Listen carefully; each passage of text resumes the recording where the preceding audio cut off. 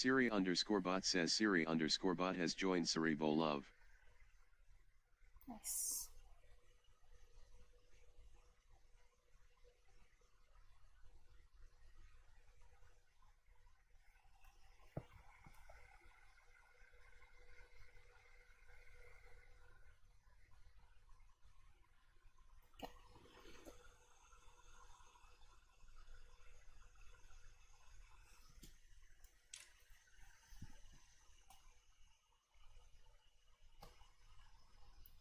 Hopefully there's no more mistakes in the Khan Academy stuff.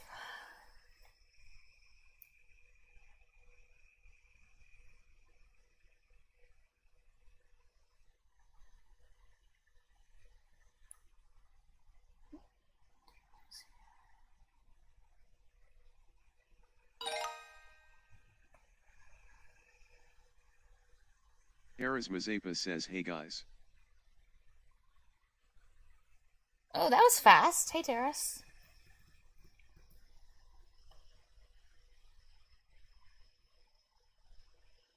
Um,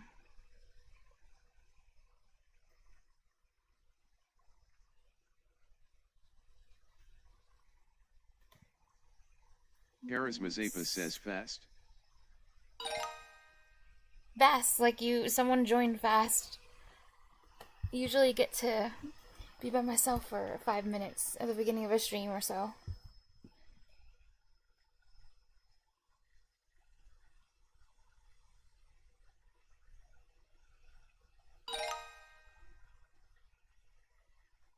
Dang, I didn't stream for like 3 days, so I probably forgot literally Eras everything. Mazapa says sorry if I violated your personal space. You didn't. You didn't Laughing violate face. my personal space. I meant it as a good thing. Like, it's like, oh, cool, someone's here.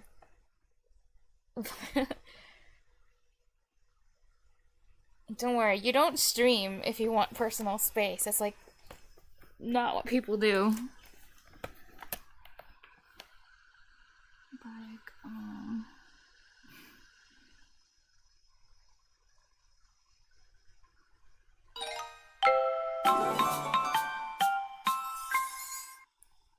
I wonder if this like music is new or if it's just for the lower grade levels, because it plays like this music every time you finish like a lesson, which is interesting.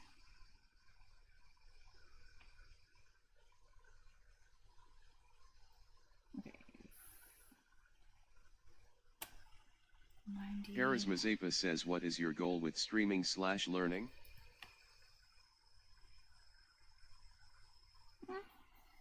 Just learning new things.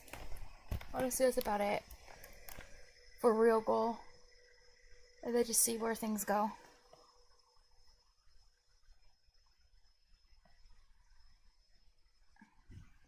I would like to stream most days, but I did miss like 3 days, but I was really busy, so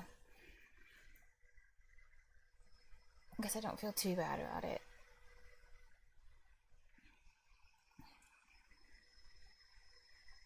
But yeah.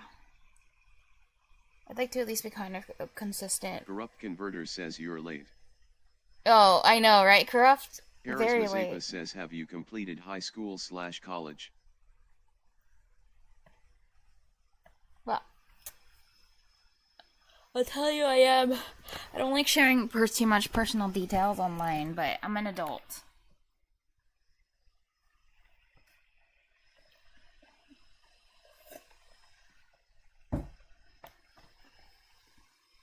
Yeah. As for the specifics, those things Eras Mazapa says sounds good. come up when they're relevant. Eras Mazapa If says and grade when. 5 math. Laughing face. Yeah, well, I'm trying to complete. Oh, you might not know this. I've told a lot of my viewers know this, but I'm trying to finish everything in Khan Academy. Like, I want to have every single math course in Khan Academy completed, so I can be like the only one who is like Corrupt crazy Converter enough. says they never graduated. He's lying. Actually, even Corrupt doesn't know.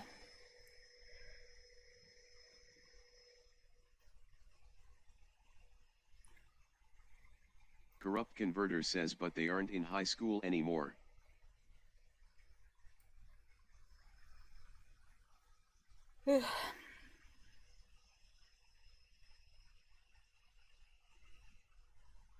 Yeah, Corrupt because Converter I went to says high school at school for them Aristotle, was that's like right. 30 or 40 years ago. But guys, anyway, who's it doing? 90. I'm trying to think where I put the decimal here. Eras Mazapa says okay, good luck, see you around.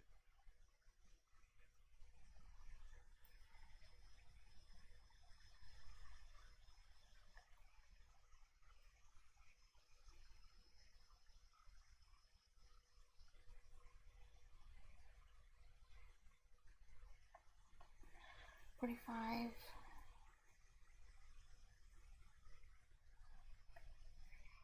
Why do you do it like this with the decimals?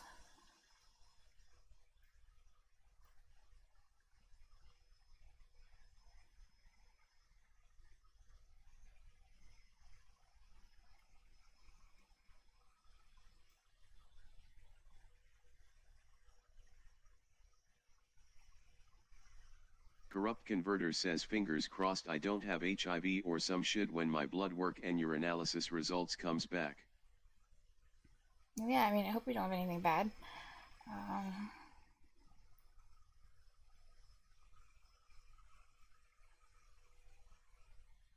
I think you just do it like this. Of course, I don't get calculators here.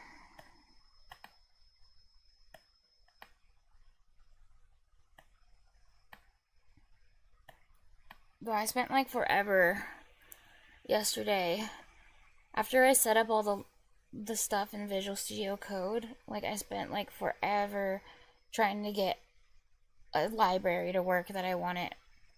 Not that I needed it, but like, damn. Wait, that was annoying. But I got it to work after like forever.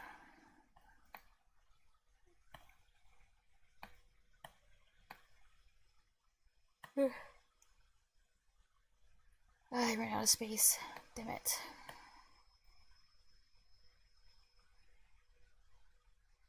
It's too hard to draw on the trackpad. Too difficult.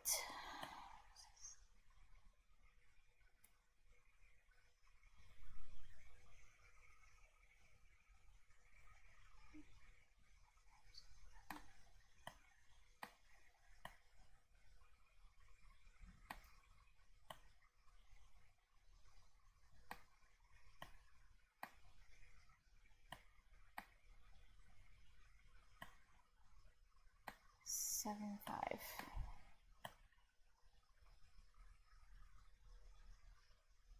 Corrupt Converter says 95 asterisk 62 slash 1000. 95 to 62 for 1000. Oh yeah, because of the the decimals. You're right. Hope I did I add these things right.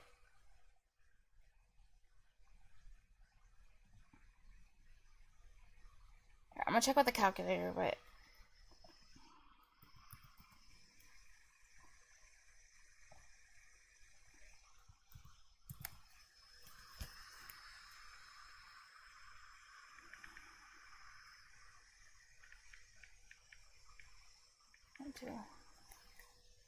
oh damn it. 0, 9. This is probably supposed to be a. I thought this was a 7, but I guess it wasn't. Corrupt Converter Actually? says 10, 620 to 62, 10, 62 halves, slash 1000 methanes. What the hell? Times 10.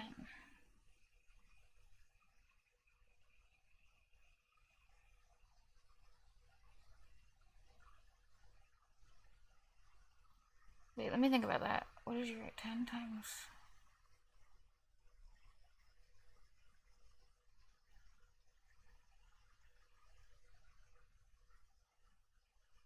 Oh, you do. Okay. Corrupt Converter says whenever I see AX multiply by 9, I do 10x, x.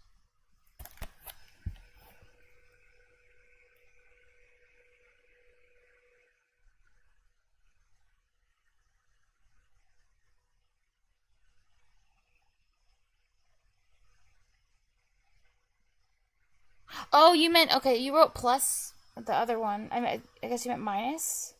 Corrupt Converter says times 10 because it's 90 and not 9.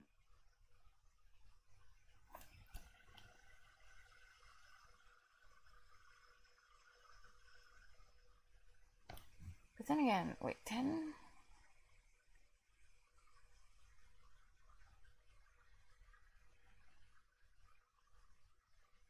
And then the 5. Where's their 5?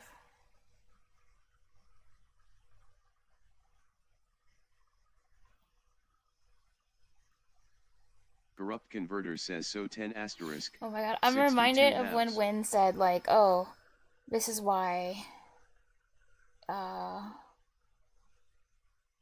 when Win said this is why math teachers use whiteboards.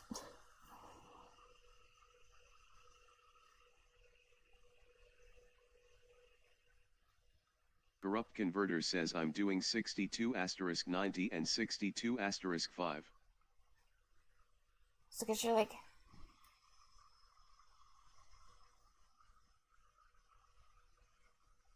90, 62 times 5. Oh wait, there was a 95? Oh yeah, there was. No, that's like more, that's like too many steps to keep track of.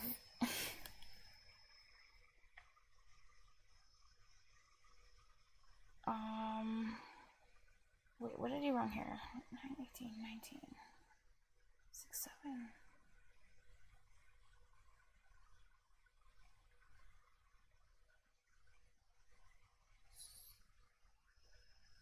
Of me says 07.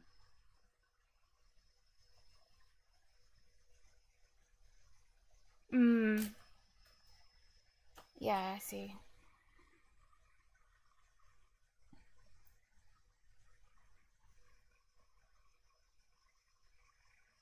Corrupt Converter says less actual thought needs to go into it.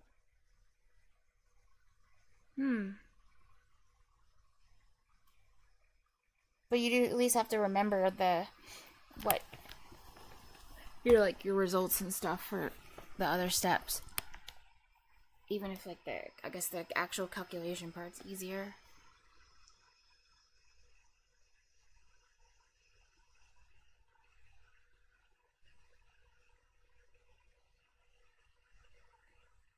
Corrupt Converter says like, if I said what's 123,456 asterisk 9, it's much easier to do.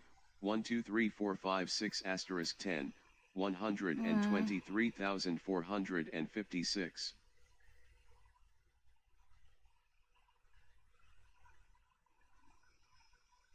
Yeah, probably. I guess. But you just have to do that subtraction thing. I don't know if the subtraction is easier necessarily than just straight up multiplying it the long way. Because, I mean, subtraction the long way is almost just as annoying.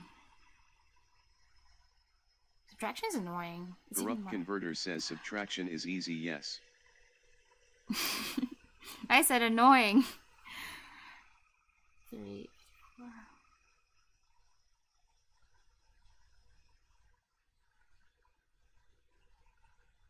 What did I... Corrupt Converter says maybe it's just a difference in how we do it. No, wait. 0. 5, 6, 12, 18, 19, 20. Maybe. They can make things worse.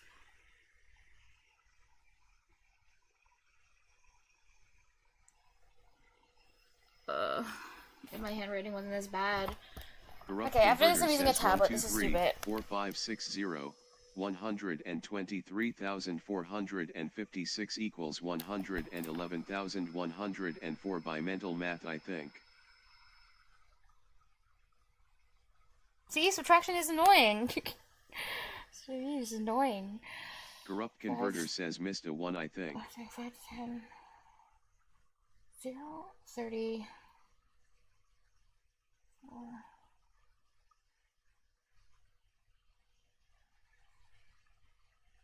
Oh, wait, that was a 7. Wait, why is it a 7?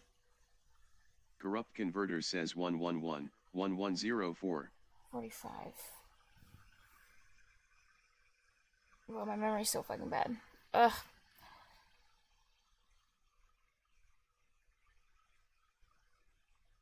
Oh yeah, it's a 5.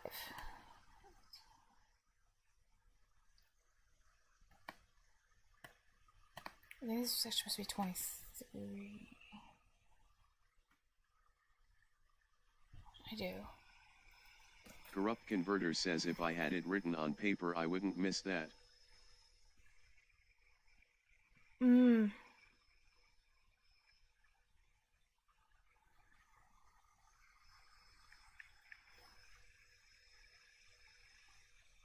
Yeah.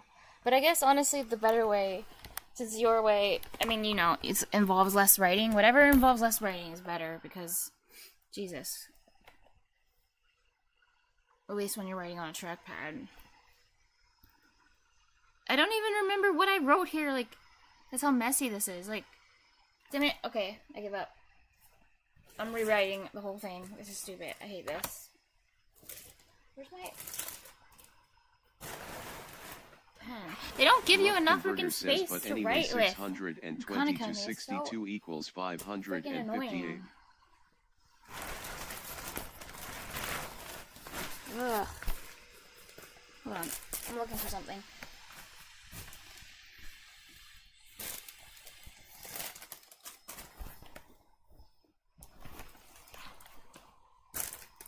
Oh, there we go. There it is.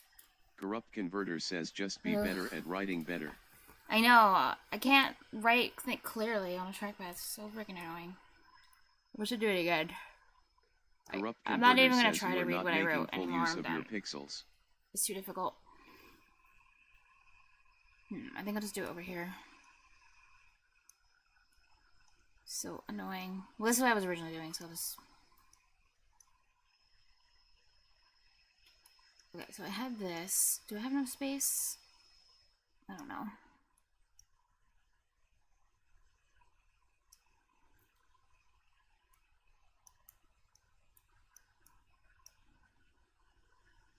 Wait, what is this? 0?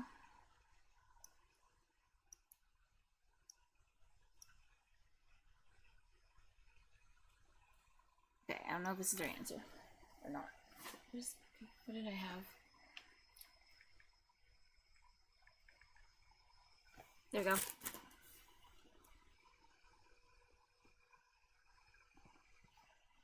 I'm not gonna try to use my trackpad ever again. That was too much. It was too much. Let's see. I don't know. If I wasn't gonna do this like the boring long way, like the way I just did earlier, what would you do? You would probably do something like 50 times 31 and 6 times 31 or something. I don't know if that's more efficient though. Corrupt Converter says so where the 1000 comes from, if you multiply 6.2 by 10, you get 62, and 0.95 by 100, you get 95, so 10 asterisk 100 equals 1000, the result will be scaled up by 1000 and needs to be scaled back down. Wait, what's a good place for a nice trick of reusing computation? What you were just talking about in the last message, so where the 1000 comes from. 6.2 by 10, you get 62. Oh yeah. And 0.95 by 100, you get 95. So 10 times 100 is 1000. Corrupt Converter says you can use the 5x equals x/2. It needs to be scaled back down. 531. Oh. That's actually really cool. Corrupt Converter says or 5 asterisk 3.1. Oh, this new one. Let's see what you're gonna do. You can use the 5x. Wait, 5 times 5x. Corrupt Converter says and then reuse that for the 6. X over 2 times 10. Wait, how did you come up with that?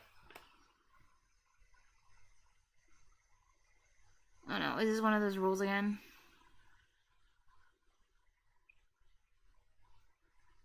What's 1/2? Corrupt Converter says what's 1/2? Maybe use it for the 6.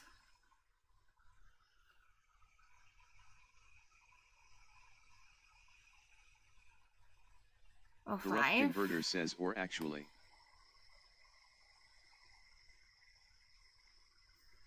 Oh, 5. Wait. Oh, okay. Because 1/2 x over 2 is 5. Corrupt Converter says 10. yep.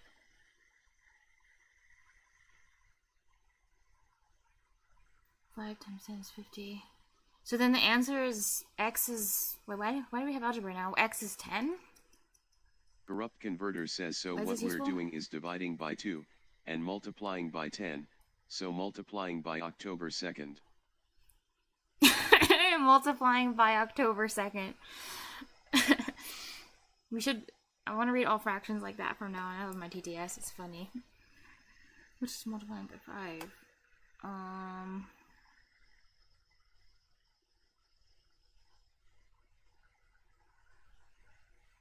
Wait a second. What?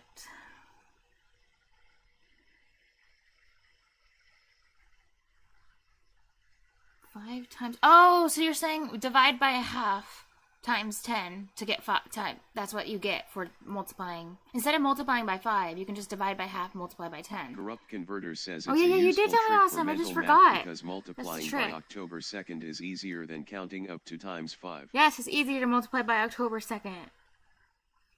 It's true. Okay. So I should try to do that. But is that really easier if I do that? 5?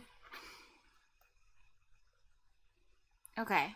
So I take 3.1 or whatever. Corrupt Converter But says 3.1 divide by 2 is really Oh, easy wait, to damn it. do quickly, and 3.1 multiplying divided by 10 is 2. just shifting a decimal point. It's like annoying. But maybe I just need to turn it into 31 divided by 2. It's like 14.5. And then it's like 1.45? Corrupt Converter Times says 10? honestly. Am I doing this right? I don't even know anymore. Would it be like 1.45? I'm trying. Corrupt Converter says 3.1 times 5 is actually just easy. Yeah. See, I could have just did it the long way instead of doing it like this, but it's just 15.5. Corrupt Converter says Oh wait, IR is yeah, just you're right. 15.5. It's true. 15.5. If it was 31, but then I guess you'd move that, so it'd be like 1.55. If it was this. Oh wait. Oh, but then you multiply by 10, so you're right. 15 point. What you said. Corrupt Converter says 5350.1 equals 15.0.5. 15.5. So this is what it would be if it was times 5. 15.5. I see. Okay. Alright, I said I wouldn't use my trackpad. I lied. So then you would just have this 0.6. Corrupt Converter says so 15.5 yes. 6. Okay. Got you. 6. 18. Corrupt Converter 1. says so that's 5x. So you would just where add... x equals 3. You could just add 15.5 and 18.6, right?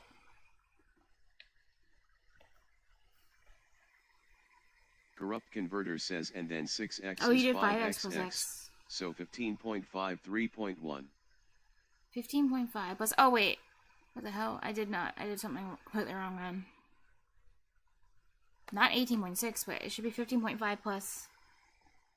Damn. What you said. Plus 3.1.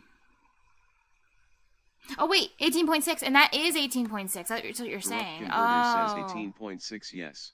Actually, you know what? I like the way you broke this problem down. That's pretty elegant.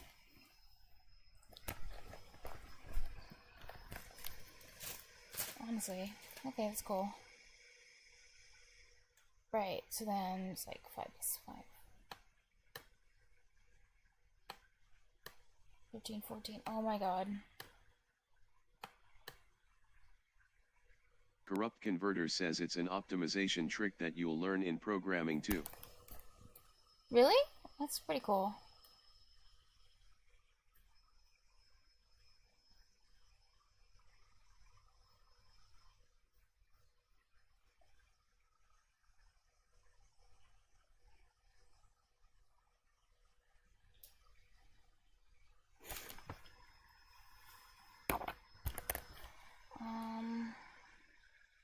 Okay, so, what are they?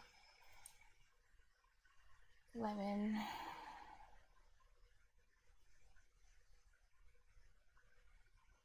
1, 2, 3.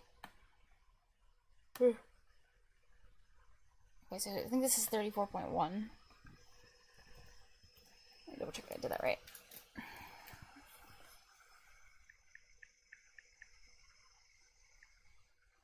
Corrupt Converter says so 15.5 Oh, 1.86. I don't know how to add numbers. Wait a second. I totally completely missed something.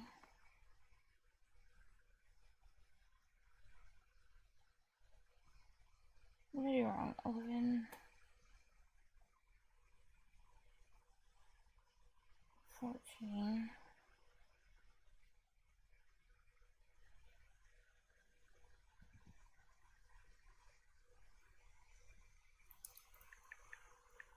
Corrupt Converter says it's not 15.5 18.6, because the first is times 5, and the second is for the times 0.6. Shoot.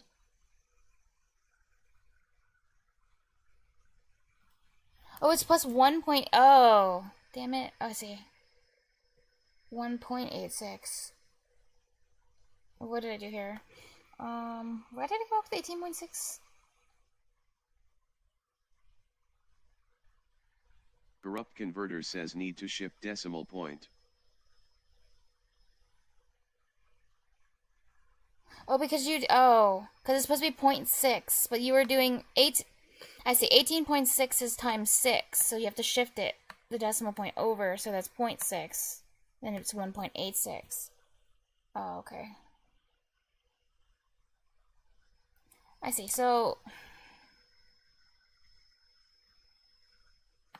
6. This decimal's over here now. 1.86. Is it just like move it over? Oh wait, why did I come up with a 3? Jesus. Yeah, my things are already looking messy. Wait a second.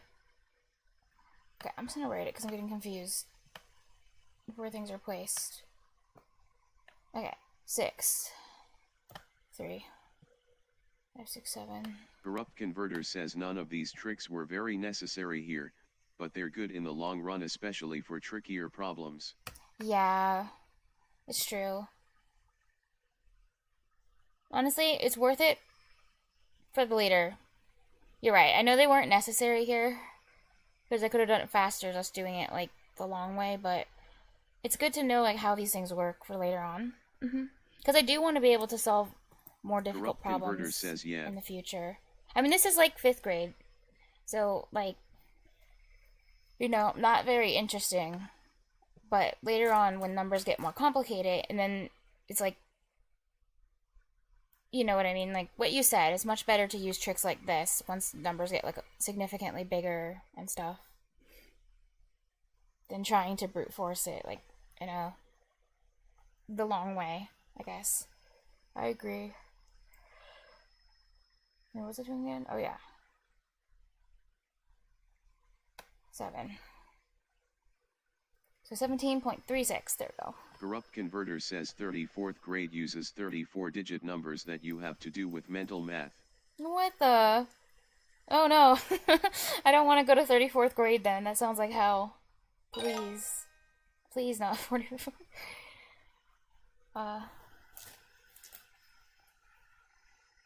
Wait, there's half. I'm gonna try. Okay, I'm gonna try something. I'm gonna do the times divide by 2 times 10, but then I'll have to shift the decimal point or something. I'll have to do something afterwards. Wait, I'm just gonna pretend this is a 5. And then, yeah, I think I have to shift the decimal point over 1 after I'm done. So, right. Divide by 2 is 45, 46 times 10, 460. Wait, this is... Wait. This doesn't seem right, though. Oh, yeah, yeah. I don't know. The decimal doesn't seem right. Shouldn't it be over here? Hmm. I think I'm not moving the decimal over enough. But then how do you do this? Maybe I have to move it over 3? Oh, yeah, because it's not 92. So 0.46? Is that what it is? Corrupt Converter says you likely missed a decimal shift somewhere. Hmm. So like here, what would you say to this? 0.46? Oh, wow! That was a lot faster Corrupt than if I had Converter done. says Well, actually, I don't know if it was 0.46 faster, yes.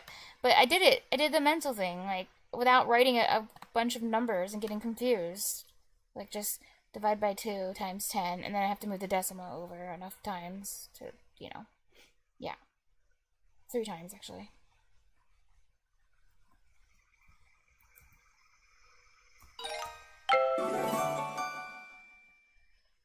Honestly, without you around, Corrupt, I would be super lazy. You're like, Corrupt Converter says the fastest way for this specific one is divide by 2 and stop there. oh, because then you can just shift the decimal over one less place. Like that's all you have to do. Because times 10, then you have to undo the times 10. So why even do the times 10 in the first place? Just you can cut out the times 10 step. I get it. That's true.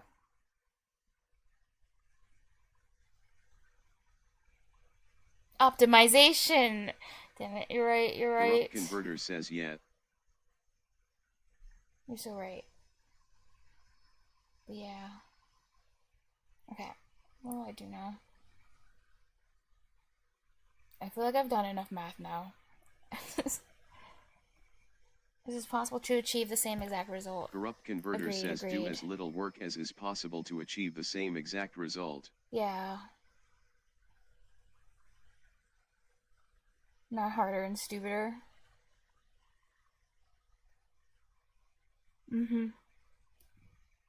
I like that. Lazier. Oh, hey, Sigrid. Hi. Sigrid Okay, I'm gonna says go the back to idiot. reading CPU Land.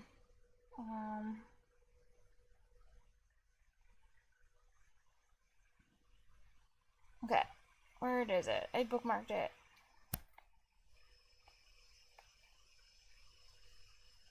Sigrid just says gonna through he. do things the easy way.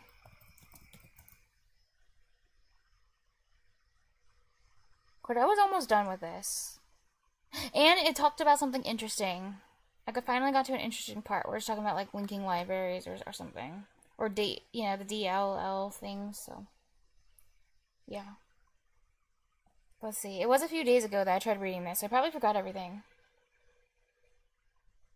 I have another Corrupt stipulation. Converter says, oh, I forgot I need to add another stipulation Oh, to the no. assembly stuff.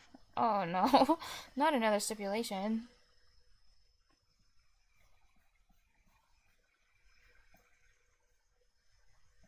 Wait, where did I leave off? I think here. Dynamic linking in the wild.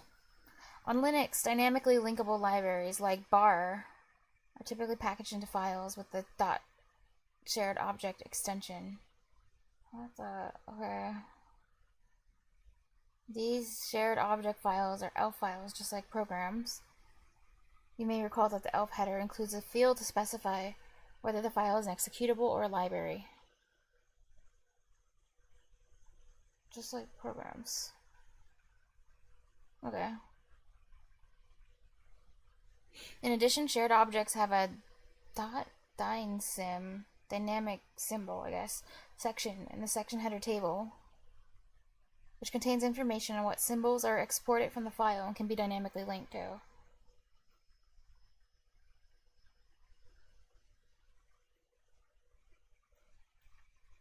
Huh. On Windows, libraries like bar are packaged into .dll, dynamic link library files. Corrupt Converter says you are not allowed to write the problems in C, or anything larger in What C the that hell? contains the solution to the problems, and use or reference their compiled Oh yeah, assembly that as is your cheating. You're solution. right. I wouldn't do that. That's because that literally is cheating. You're right. Because C gets compiled into, it turns into assembly, and if you just copy and paste that assembly, like you didn't solve it in assembly, you just copied you had the compiler do all the work for you. That's fair. I accept that. Just like macOS apps and Windows.exe files, these are formatted slightly different from ELF files, but are the same concept and technique.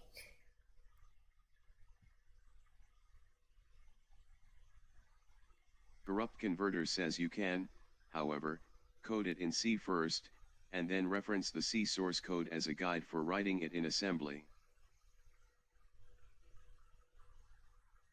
Oh, okay. Oh yeah. You mean code it in C just to see like the logic of what I'm doing in C, but just don't peek at the assembly. Yeah, of the C part. Yeah. Okay. That's fair.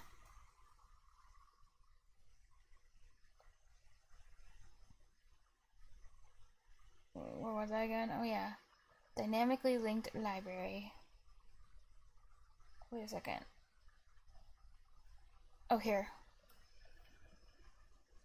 macOS uses the dynamically linked library extension, so they just name it differently. dylib. Just like macOS apps and Windows.exe files, these are formatted slightly differently from ELF files, but are the same concept and technique. Okay. An interesting distinction between the two types of linking is that with static linking, only the portions of the library that are used are included in the executable, and thus loaded into memory. Are included, oh. That's cool. With dynamic linking, the entire library is loaded into memory. That seems like a waste, doesn't it? Dynamic linking. Corrupt Converter says you may code smaller things in C to see how to do specific small things in assembly, like converting float to int, or reading a memory address, or writing an if or for statement, okay, etc. That's fair, so I can get like these little pieces. Just don't code the whole program. Because then I could just cheat and copy all of it. Reading a memory address or writing an if or for statement. Yeah. Okay. So just very, very simple little pieces. I'm allowed to look at the assembly for. Corrupt Converter says yet. Oh, cool. Isn't the, you use, what is it? You have, like, you showed me you have a program that lets you peek at assembly. But you said it was, like, difficult to use. Remember? It wasn't. Corrupt Converter says Godbolt. Godbolt, oh yeah. Because otherwise, like, oh yeah, I'd have to use, like, something like that. Or, oh yeah, or Ghidra. How do you pronounce that? Corrupt Converter says Ogidra. Ghidra? Or is it, like, Jidra? GIF or GIF? Gydra? Damn it. Corrupt Converter says Gydra. Gydra. Okay.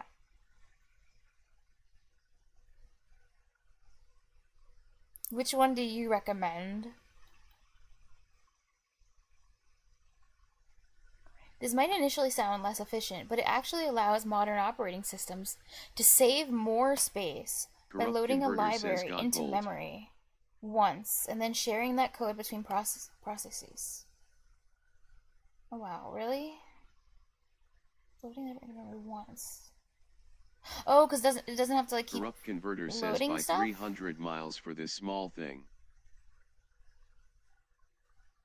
Go between processes. Oh my god. Only code can be. I think I get this. That's cool.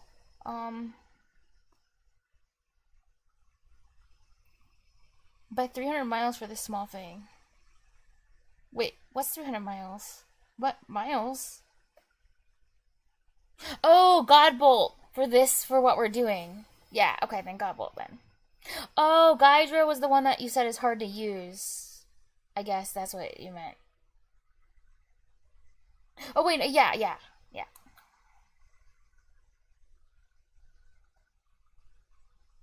Only code can be shared as a library. Needs different state for different programs. Corrupt Converter says yet it takes longer and slower to read from hard drive than it is to read from RAM. Oh, are you talking about the difference between static and linked? With your comment? Oh, because then it would have to read it from hard drive. If it's static, it has to read from hard drive, and if it's dynamic, it just puts everything into memory.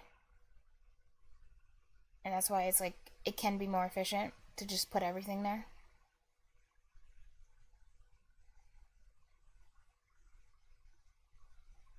Only code can be shared, as a library needs different state for different programs. But the savings can still be in the order of tens to hundreds of megabytes of RAM. Oh, 1 byte, 8 bits. Mega means 1,000? Corrupt Converter says I wasn't paying much attention, but from the 0.1% that I paid attention to, sounds like. But yeah, a megabyte is 1,000 bytes, right? So 10 to 100 times 1,000 bytes of... Oh, wait, no? Corrupt Converter million? No. That's a lot. Then, a million bytes. So then it's like 100 or hundreds times millions of bytes of RAM, which is like, seems like an ungodly amount of RAM. Code we shared with library needs different states for different programs.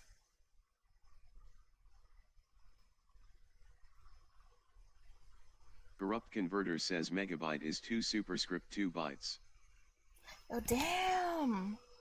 2 to the 20 bytes, about 1 million. That's a lot. Corrupt Converter says which is about 1 million. And then if a megabyte is that big, then Jesus Christ, then a gigabyte. A gigabyte's bigger than a meg. Wait, is a gigabyte bigger than a megabyte? Megabyte's bigger, right? Actually, Corrupt Converter says, but the word mega in measurement usually means million. Well, giga's 1,000 then, so mega's bigger. Oh Jesus. Okay, gigabyte's 1 billion. Corrupt Converter says gigabyte is about 1 billion. I like that the EDS calls it a gigabyte. Kilobyte's 1,000. Oh, then gigabyte. Corrupt Then Converter oh my says god. kilobyte is 1,000. So then terabyte must be like 1 billion trillion jillion gigabytes. Billion. Oh my god.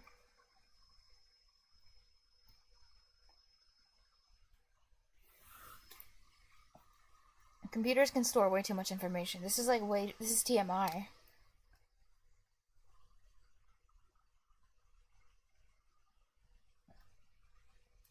Corrupt Converter says kilobyte equals Oh, God. 1024, megabyte equals 1024 superscript 2, gigabyte equals 1024 superscript 3, terabyte equals 1024. 1024.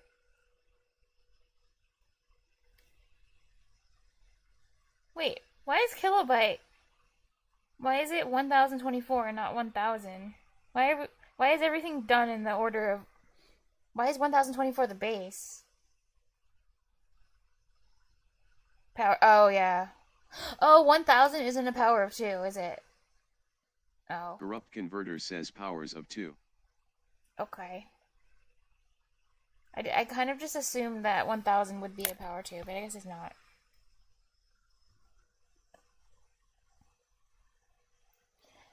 Anyway, this part though I don't understand. This part, it says the library needs different states for different purposes. Like, oh wait, I read it. Okay, no, I read it wrong. It says different state for different Converter programs. says yeah, 1000 is fucking ugly in binary. It's ugly. It really is in binary. Yeah, yeah. Code shows library needs different state for different programs. Only code can be shared. But I'm thinking in my head when I read this, only code can be shared. Like the library is only code. So like what else would you possibly share? Cuz literally the library is just code. So like what? As a library needs different state for different programs.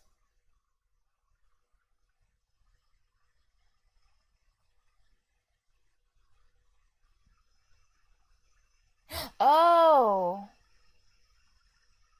Corrupt Converter says libraries can be data too. Oh, so I guess that data has to be read then. Like it can't just be loaded up. Like only the code gets loaded into the RAM or something. It's just weird. Oh yeah, because the different programs might use different data, I guess. Wait, what you said? Execution. Corrupt converter says like if you have LUTs. What's an LUT?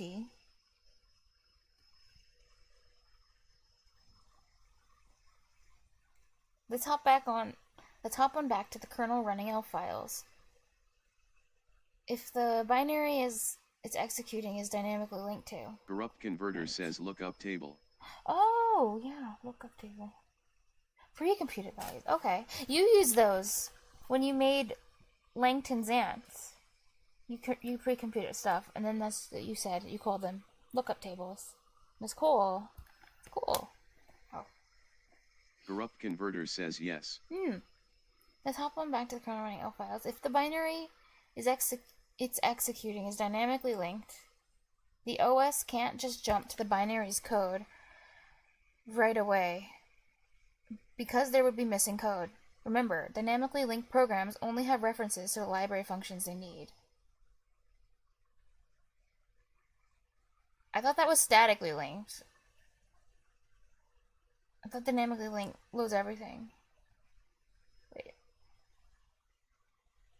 Where did it say that?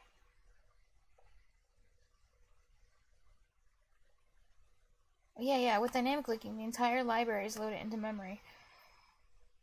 So what's it saying here? Dynamically linked programs only have references to the library functions they need. Isn't it literally saying the opposite in the sentence that they just said? Like, aren't they, like, contradicting themselves?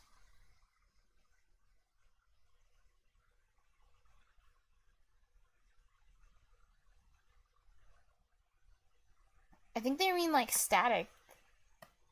And this is a mistake. I don't know.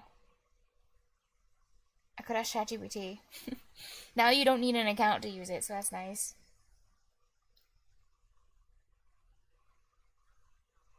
To run the binary, the OS needs to figure out what libraries are needed, load them, replace all the named pointers with actual jump instructions, and then start the actual program code. This is very complex code.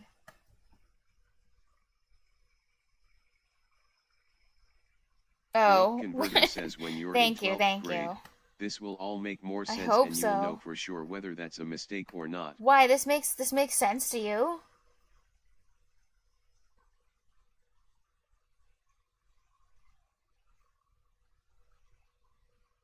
There'd be missing code. Oh, I guess I just have to like. Oh, okay. Oh no, you don't. Corrupt converter says no, I don't use libraries. But why don't you just like make your own libraries? You know, you should use libraries. Isn't it supposed to make things more convenient to keep things, organized? I guess is that what this is? I think that's what this is for. What these library things are for reusing your code. So you could like you could make a corrupt library.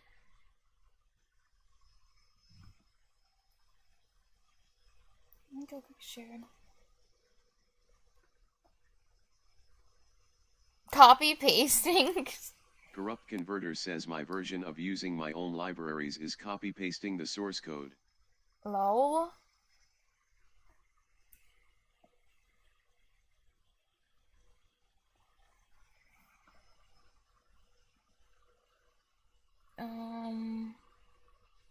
Look at this. This is very complex code that interacts deeply with the ELF format. So it's usually a standalone program rather than part of the kernel. Interesting.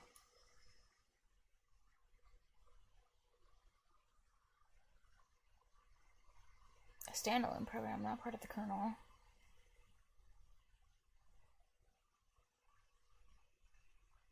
ELF files specify the path to the program they want to use. Typically something like Library 64, linking dynamic. That's why I think that stands for, I don't know, Linux 8664.so.2. What do they call the SO? Shared object in a PT interp entry in the program header table.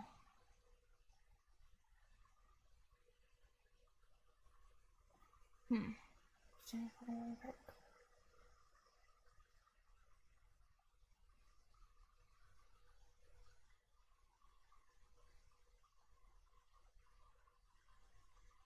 After reading the ELF header and scanning through the program header table, the kernel can set up the memory structure for the new program.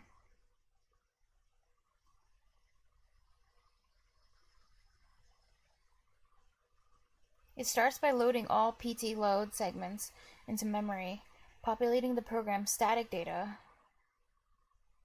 BSS space, and machine code. If the program is dynamically linked, the kernel will have to execute the ELF interpreter. So it also loads the interpreter's data, BSS encoded in memory.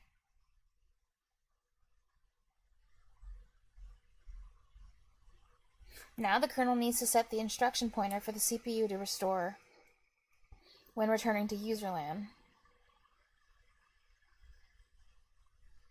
If the executable is dynamically linked, the kernel sets the instruction pointer to the start of the ELF interpreter's code in memory. Otherwise, the kernel sets it to the start of the executable. Huh.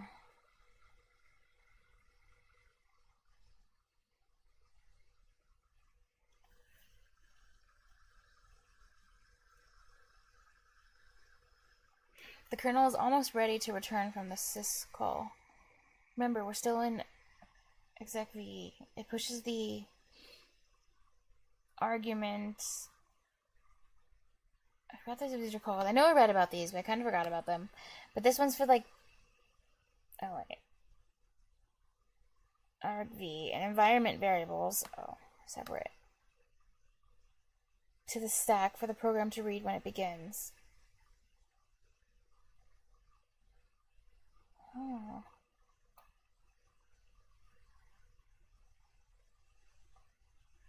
If the executable is dynamically linked.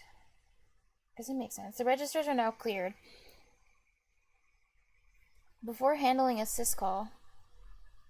When these get cleared, you said when you wait, no, never mind. Didn't you say like when you take stuff off the register in assembly, it's like the command or whatever you write is like pop? You pop them off the register? Something like that. Before handling syscall, the kernel stores the current value of registers to the stack. Pulls off the stack. But not necessarily the register. Pulls off the stack. It's for the stack, I see. To the stack to be restored when switching back to user space. Register to be restored. Okay.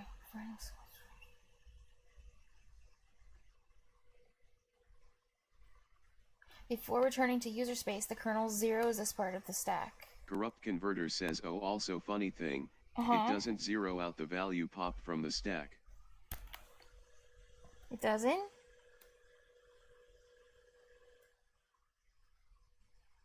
In memory.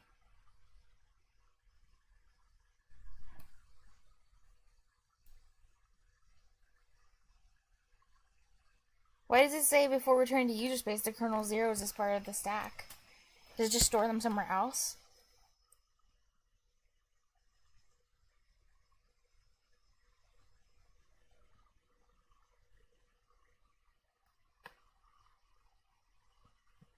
Finally, the syscall is over and the kernel returns to userland. It restores the registers, which are now zeroed, and jumps to the stored instruction pointer. Corrupt Converter says, I don't know what the article is talking about because I'm not paying attention. That instruction pointer is now the starting point of the new program, or the ELF interpreter.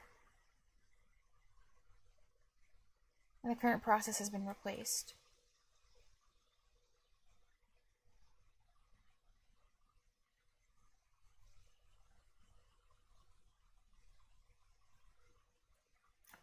To use space, kernel 0 is part of the stack.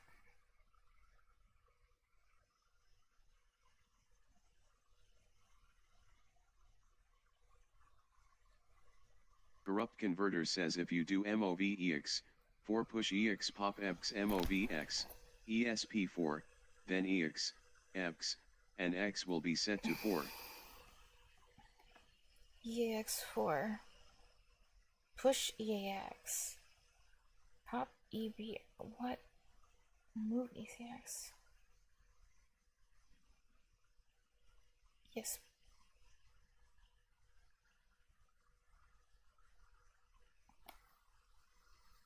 The stack. Corrupt Converter says push onto the stack. Oh, push EAX pushes whatever's in EAX to the stack. Oh, wow. Pop off the stack and store into this variable. Oh, damn! That's what... Corrupt Converter oh, says so you're yes. popping it off, taking 4, and storing it into EBX. Move ECX.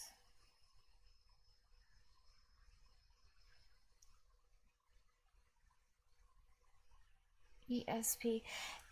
And then the ESP, you said that's like where the pointer is to read from the stack or something? Like where it is something. Corrupt Converter says where yes. it's reading from. Oh my god. From my oh god. Okay. Then EBX. Oh, you're setting everything to 4. Right, EBX is 4. Move CX. -4. Why is the ESP memory cursor thing at -4 or whatever that is? ESP moved 4 to the right. Corrupt Oh, Converter says ESP crap, I moved forgot 4 to the right, so reading from 4 to the left reads the value we just popped off. I did forget that ESP moves by itself when you're like doing stuff.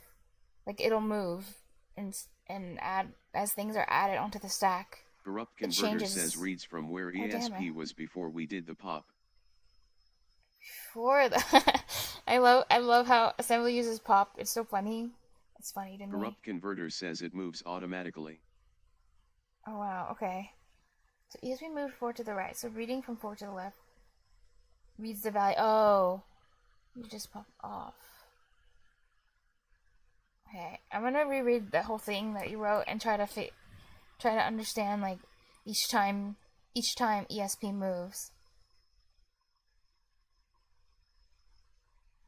So I know like when you push something. Wait.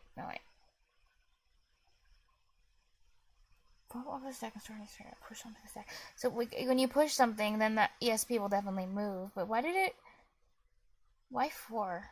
Corrupt Converter says push EX rightward arrow sub ESP, 4 MOV ESP, EX. Wait, what?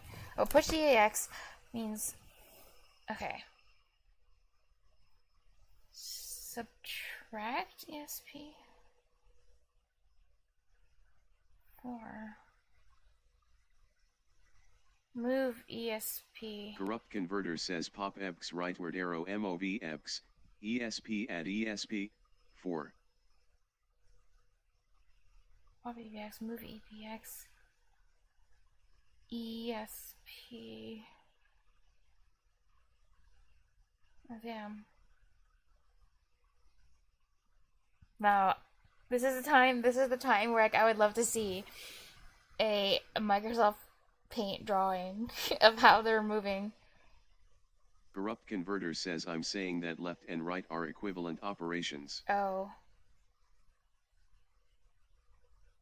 yeah, because you have an arrow saying that it's the same. Yeah, that's what I assume. You're saying push EAX is the same as do subtract ESP 4 and then move EAX to ESP or something.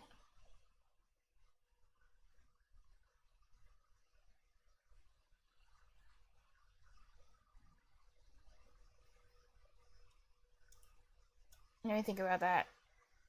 Push EAX. Subtract 4 from ESP.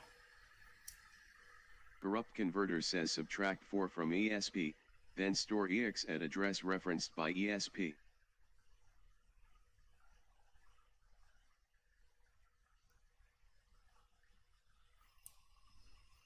Oh, and store EAX at address reference by ESP. Oh, at the average. Oh. Wherever the address is referenced by ESP.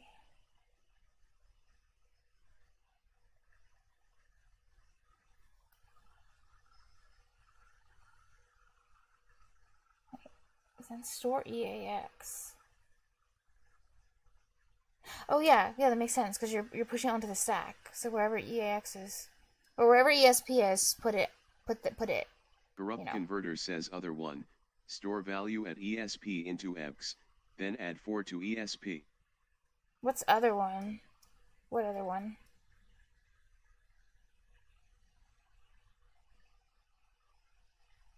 Oh, the second, the I know, the pop EBX, you're saying. That one. I just realized it right now. Okay. Corrupt converter says other one equals pop. Store value at ESP into EBX. I have to look at it. Store ESP. Where's that pop? At ESP. Oh, into EVX. And add 4 to ESP.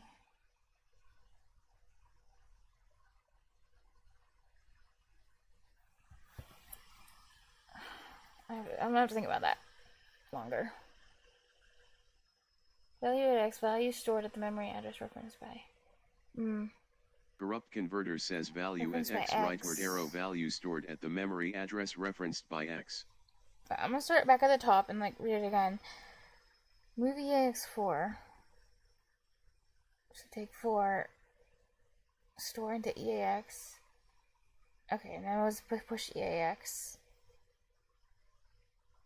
So when we're looking at this at the beginning. Corrupt converter says because I don't want to keep typing out memory address since it sucks to type. Yeah, it's true. That's fine.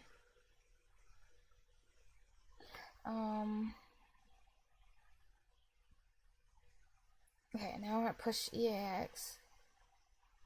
ESP. Corrupt converter says value in is not equal to value at. Subtract 4 from ESP. And store EAX. Address reference by ESP.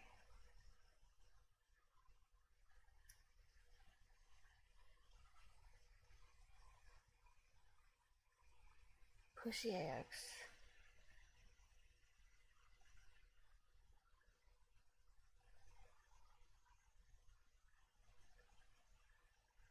Corrupt converter says visualize the blocks.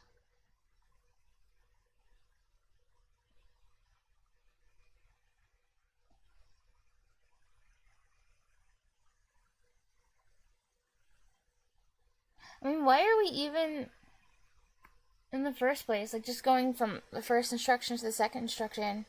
Like, why are we even subtracting 4 from ESP at all? Like, why are we moving ESP? Why do we even have to move it that far back? 4. Because we didn't, like, add 4 things onto the stack to, like, have to, like, move it, I think.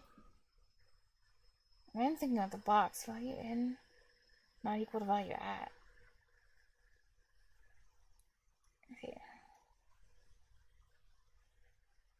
Oh, crap. Oh. Corrupt converter 4 says bytes because onto we're the popping stack? 4 bytes onto the stack, EX is a 4-byte value. Oh, that's what that means. It means 4 byte value. I thought that meant... Wait, I thought that meant literally the number 4.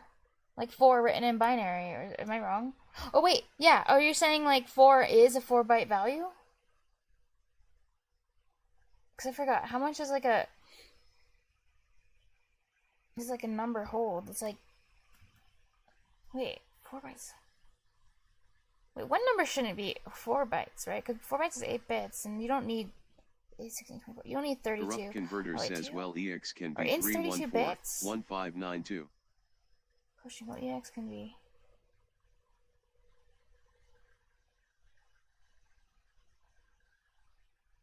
Three, 4, 5, 6, 7. Wait, 1, 2, 3, 4, 5. with 7. Wait, what? 3141592.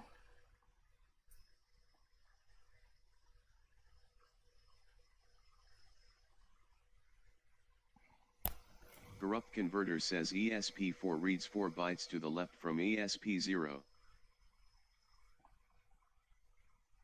So if you had said... If you had said move... What did you say at the beginning? Instead of 4, if you had said, like... I don't know, where was it? Move EAX 9, then it would be 9 bytes. And not 4 bytes? Or it's still 4 bytes? Oh, wait. It's because the... Oh. So then it's 9? Corrupt Converter says sub ESP 9. It would move by 9? What the heck? That seems weird.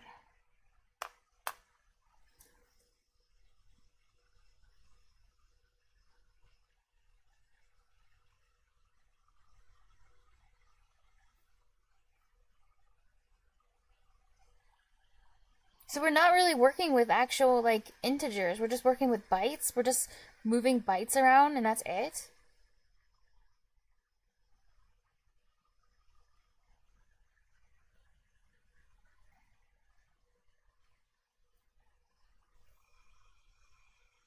I don't know.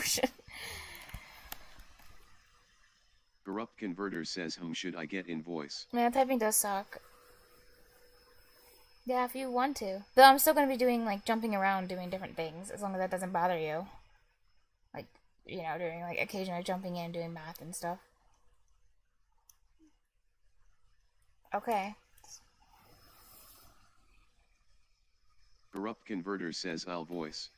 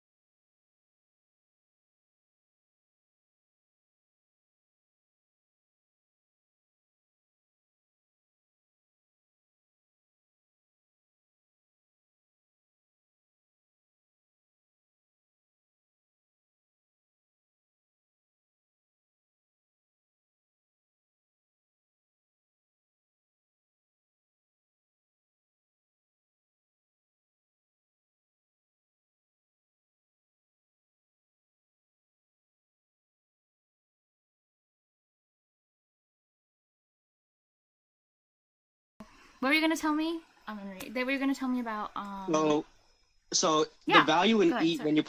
when you're pushing EAX onto the stack or popping some value off the stack, it doesn't matter what the value is stored in EAX. That's the value being pushed onto the stack. It could be 4, it could be 0, it could be negative 300,000. It doesn't matter. That's what I thought.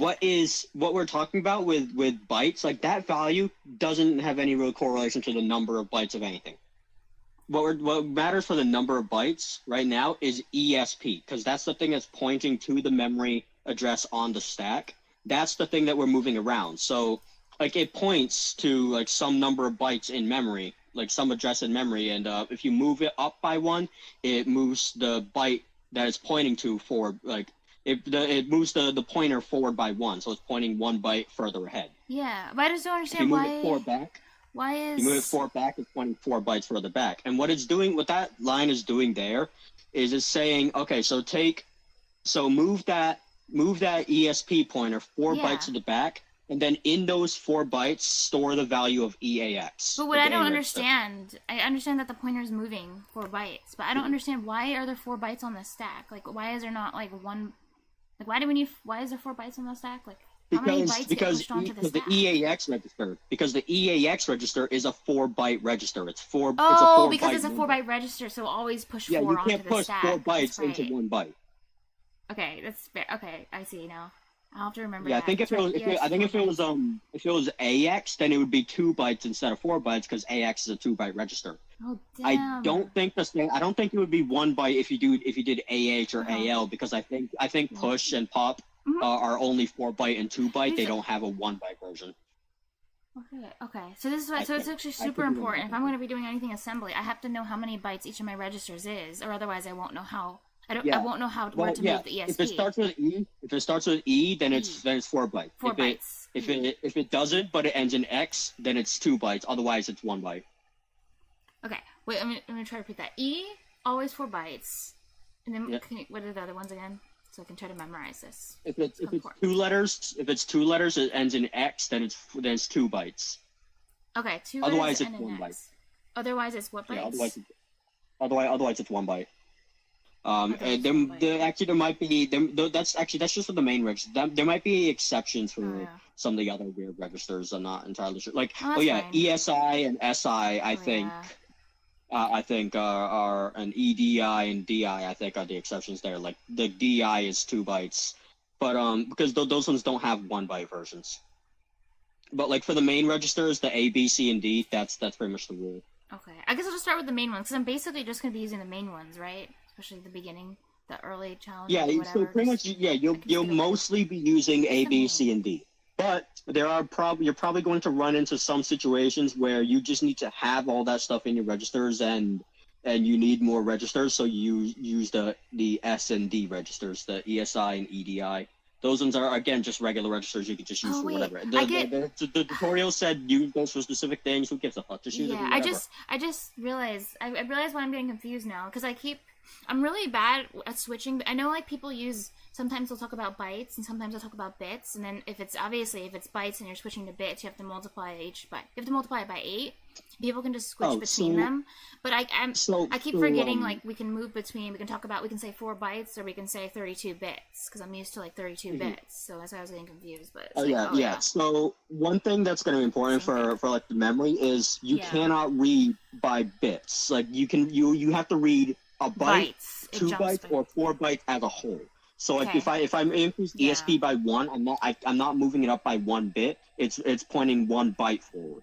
So 8 bits, because pretty much it's like an array of bytes. That's pretty much what your reading is an array of bytes. If you increase your index by 1, it moves 1 byte forward. That's basically what it is.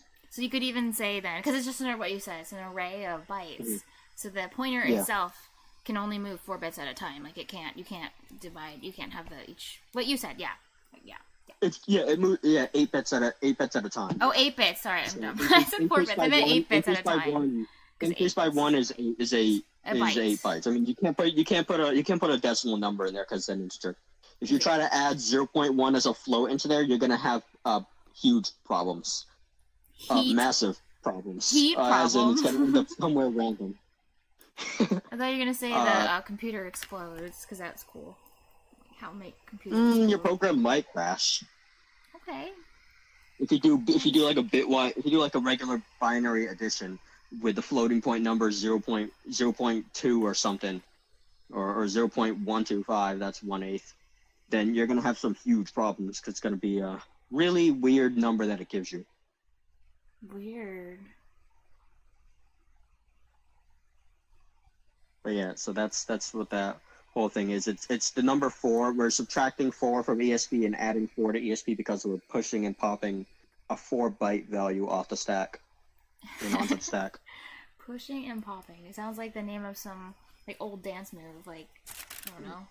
Let's do the push and pop, everyone. Also, it's gonna be another weird thing. If you try to like push, I wonder if it'll let you just push the number 4 onto the stack without specifying the size of that number. So one of the things that you might run into is if you try to push the like some constant onto the stack, it'll either assume it's a certain size or it'll give you an error saying you need to specify the size of the operand. Oh, so okay. Basically, one of the problems you can run into is, and there's also actually a better example, is if you try to store something in memory.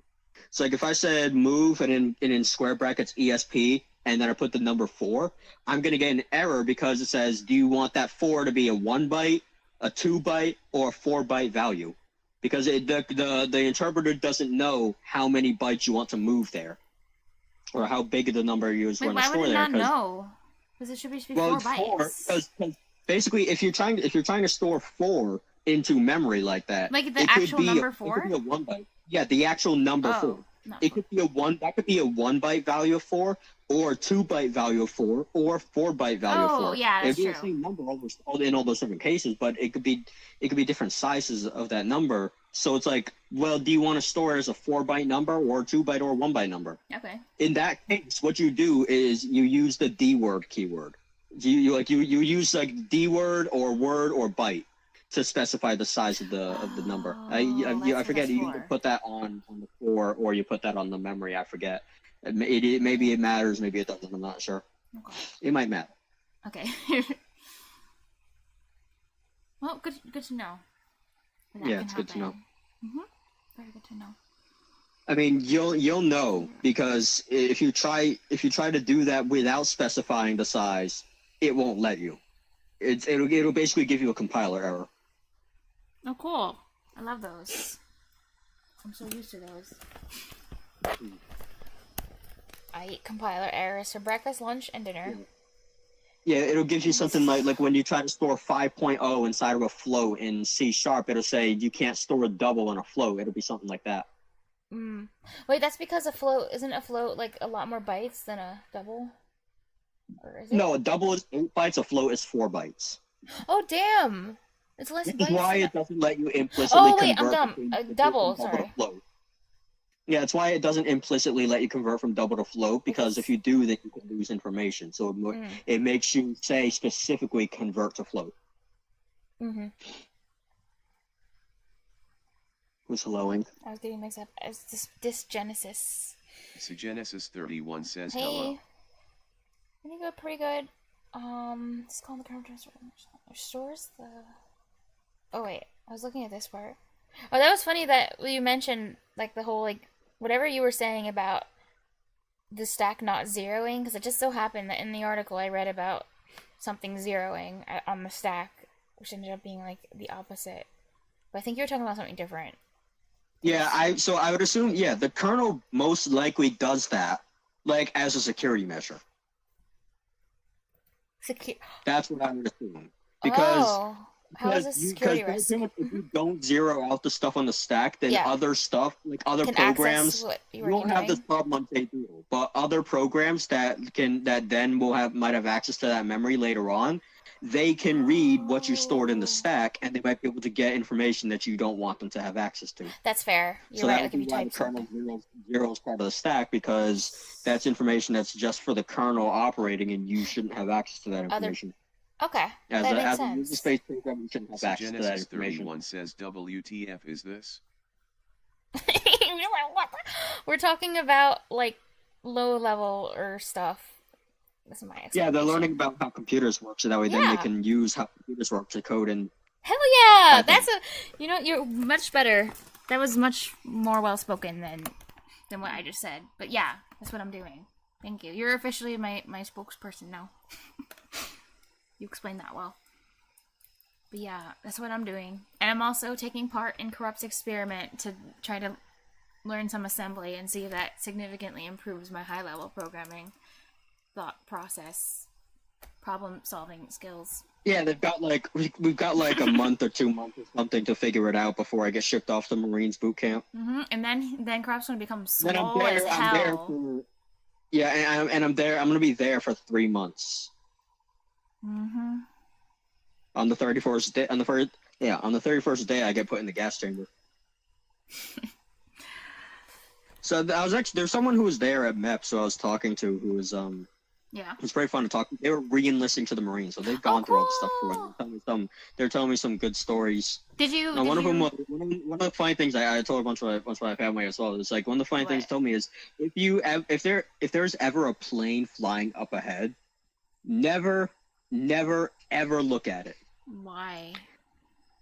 So what he said is one time when he was in boot camp, there's this guy who was right next to him who looked up at the plane as it flew by, and the drone instructor, he said, swear to God, you just spawned right next to him and just went right by his vision, right up to the recruit that looked up, and then he asked the guy, he was like, "Where's that plane going?" And they said, "This recruit does not know, sir." And the drone instructor said, "Let's go find out." So they made them chase after the plane. Oh my God. They're gone for a good couple hours. And he said you could hear their screams get quieter as they got further away. That's intense. So basically what happens is if you look up at the plane as it flies by, the drone instructors are going to make you chase after it. Okay, cool. That's like me asking a question about like, oh, what is this computer language? And it's like, well, you're going to learn it right now. And then it's like, well, damn, I wish I never asked. Like, crap. Yeah. Jesus. It's just too much. It's too intense. Oh, yeah, but your teacher's talking about Python, and then you said, "Hey, I heard about this thing called brainfuck. What's that?" And you're like, "All right, it's time to learn." Oh, now you have to learn it because you asked the question. Let's learn about brainfuck. For the next 3 weeks, you're learning about brainfuck. Mm-hmm. And instead of learning instead of learning Python, you just learned that instead. That's what you have on your resume. Like literally, it's like all I know how to use is brain. Well, if you know how to use brain, that's probably good. Well, you know what I mean. Anyway. Oh, it doesn't matter what you mean. It matters what you said. I guess you're right. I was going to ask you, did you ask the guy for his, like, contact info so that you guys can, like, stay friends? I did not. Aww. I'm sad. You should. Try to, like, make contacts with people, and so then you have, like, a good list of people you can reach out to and be friends with. It's worth it. Yeah, I should have. But also, part of it was that, like, the entire time that I saw him was pretty much during the time when we didn't have access to our phones. Oh, yeah. Well, you have a pretty good memory. I bet you could have memorized it, honestly. I'd be like, hey, I was wondering, like, do you have any socials we can... That's a good way to ask it, by the way, because it is awkward asking people that, but you can always ask, like, oh, do you use, like, any, like, you can just say, like, do you have any socials? Like, do you like to use Discord or... Yeah, Discord. Yeah, I'd be like, do you have Discord? Oh, yeah. That's the easiest way to do it. Do you have Discord, bro? Yeah, Discord. Mm-hmm. And they're also talking about this one guy who was, like, especially bad. It was, like really annoying and causing them a lot of problems, so they basically went full-on Full Metal Jacket on them and did, like, that one iconic scene from Full Metal Jacket where they covered the guy in blanket. They filled their socks with soap bars, covered the guy with a blanket, and just started beating them with the socks. Okay. And the guy I was talking to was like, you guys watch too many movies. There are so many better and funnier ways to do this, but it worked. So it did what it was supposed to do. Mm-hmm.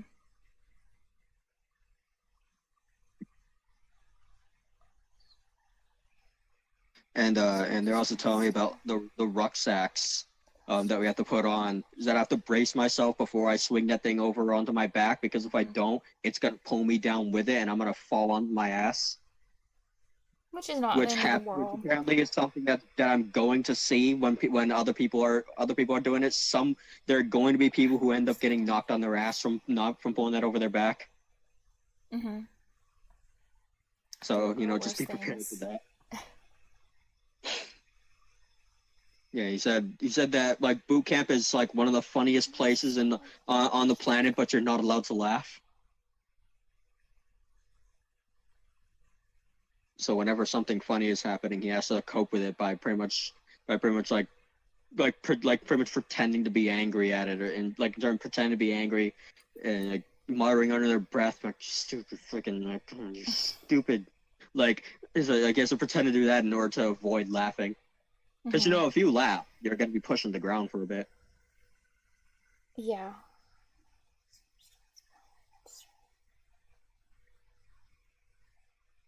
Yeah, it's fun stuff. I'm looking forward to having a lot of good memories that I can look back on and tell stories about after I graduate from boot camp. Oh, I bet you'll have a ton of great stories. Yeah, and then when I get out of boot camp, you'll be better than me at everything. No.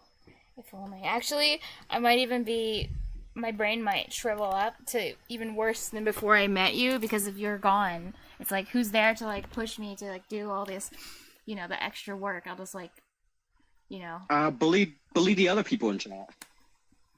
Bully the others. Make them your slaves. Make them teach you how to do things. I can't. Anyway. I'm kind of wondering though, if it does zero, it talks about, it's just weird how it says like in this part where it's like it takes the values of the registers, puts them on the stack so that it can restore them later, but then it zeroes them out. So then how does it restore them if they're all zeroed out? Like, how does it find that information? Yeah. Let me read what this says. I feel like maybe they just did a bad job explaining. Stores the current value of the registers to the stack to be restored when switching back to user space. Before this part, it restores the registers, which are now 0. To be restored when switching back to user space, and before returning to user space, the kernel zeros this part of the stack. Okay, so... So what it does is it puts them on the stack, and then does its stuff. And then it returns them to the original registers, and then after doing that, it zeros the stack.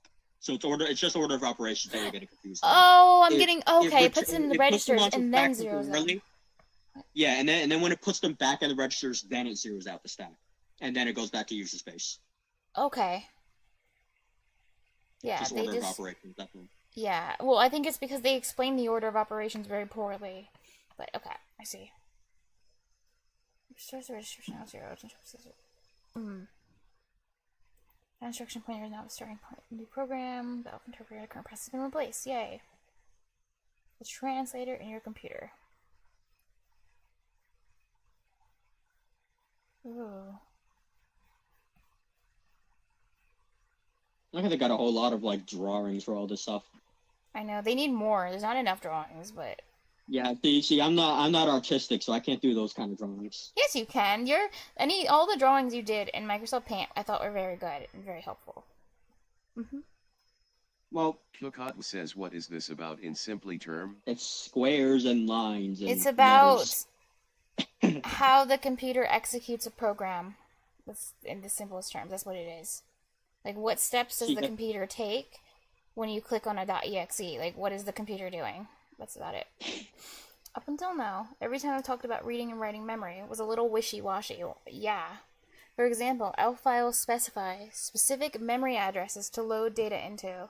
So why aren't there problems with different processes trying to use conflicting memory? Oh yeah, specific memory addresses. That's true. Why don't they fight with each other? Why does each process seem to have a different memory environment? Also, how exactly did we get here? Okay, so thinking about this, are you making having two processes read the same memory.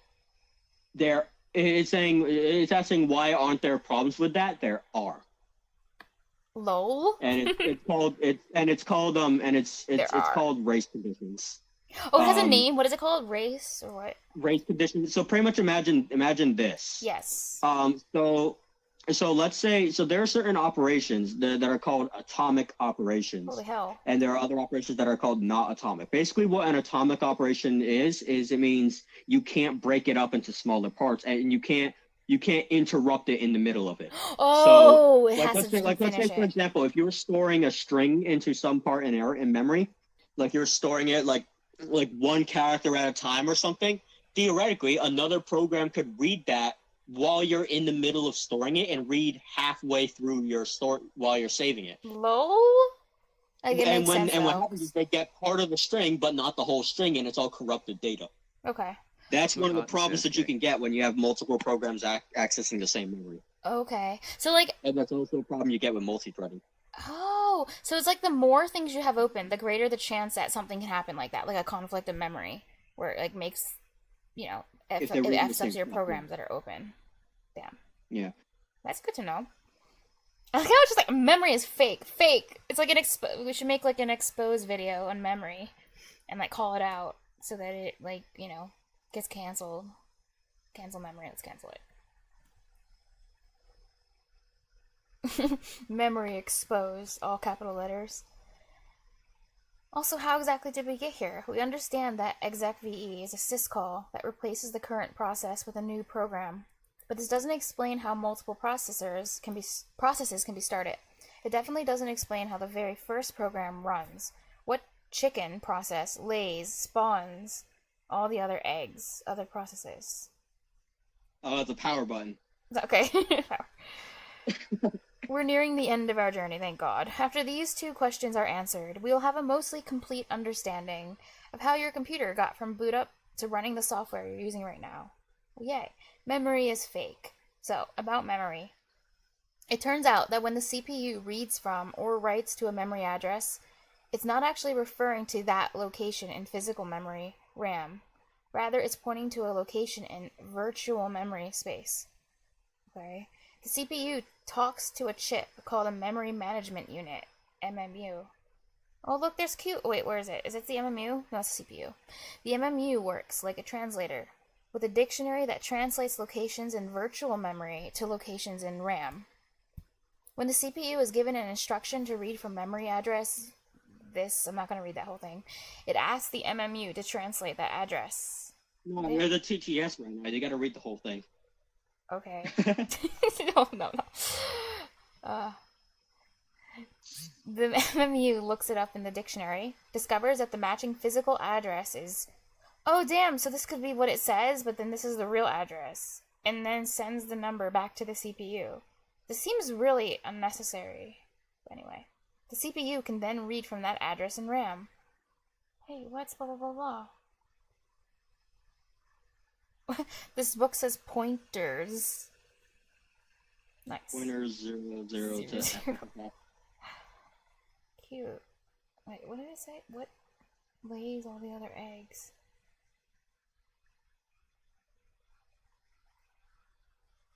Is it not? To my knowledge, the way the computer starts up is it has like a specific... I think it has like maybe like a specific chip on there that stores read-only memory. What it does, and that read-only memory is the code. Like the it's like very small amount of code that it uses to start up the rest of the code. Oh, damn.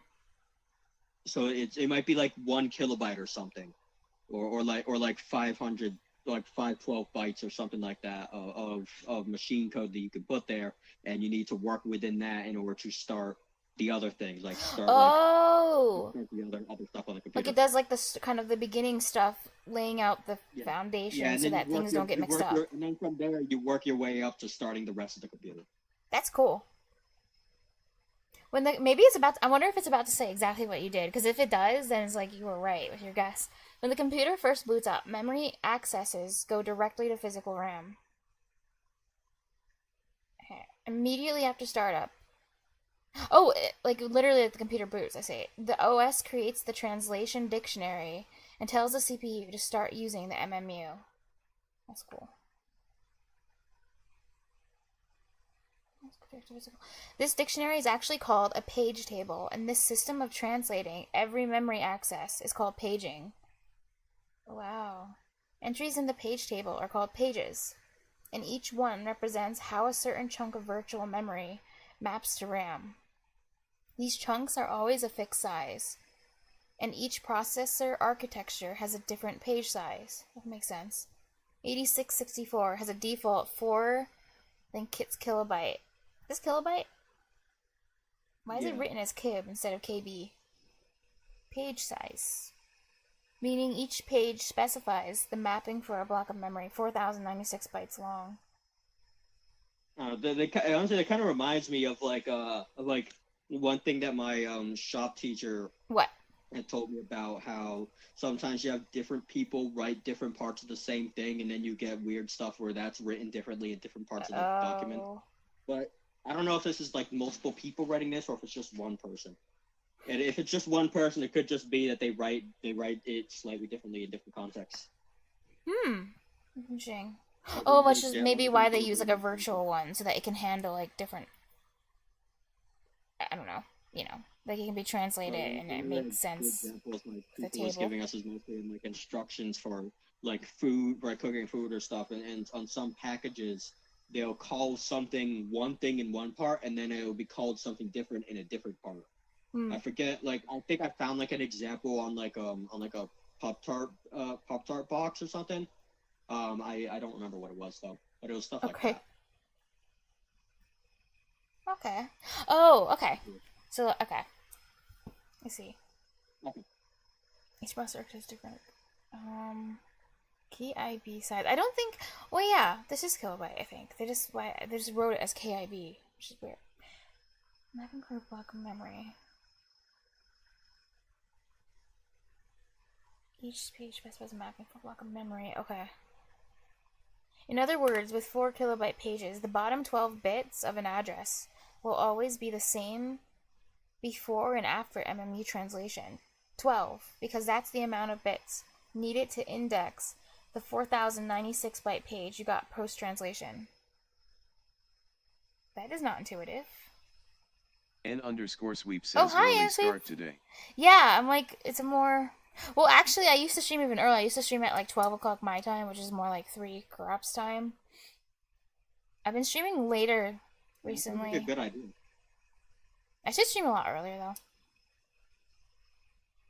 I don't know. N_sweep says still gonna be on in 9 hours when I get up. To be honest... LUL. No, to be honest, hopefully not, because previously I was kind of staying up all night.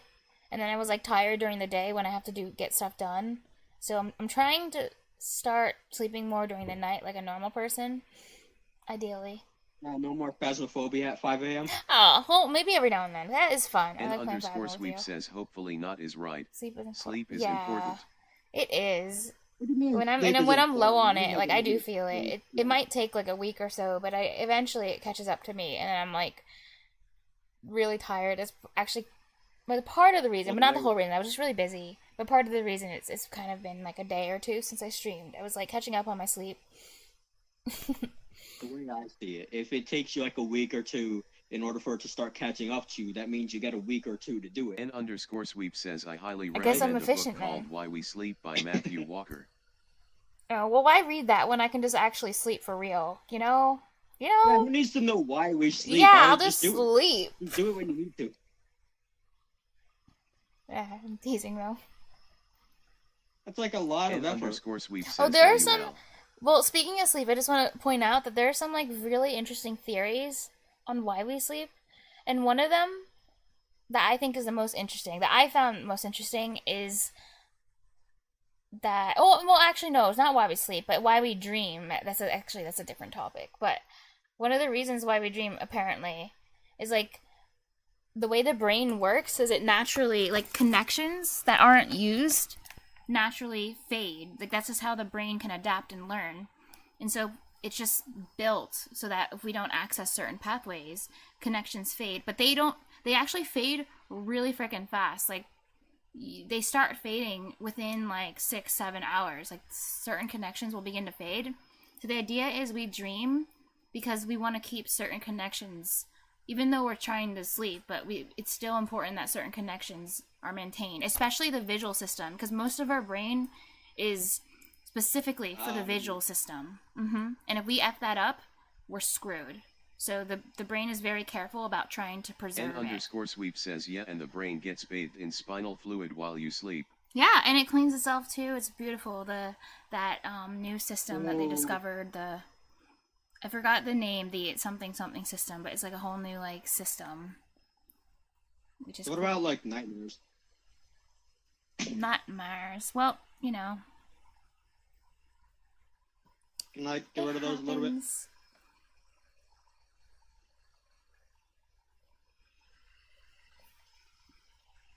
But yeah, where was I? Oh yeah, 12, because the amount of bits needed to index the 4096 byte page you get post translation. Yeah, 4096 is to 12.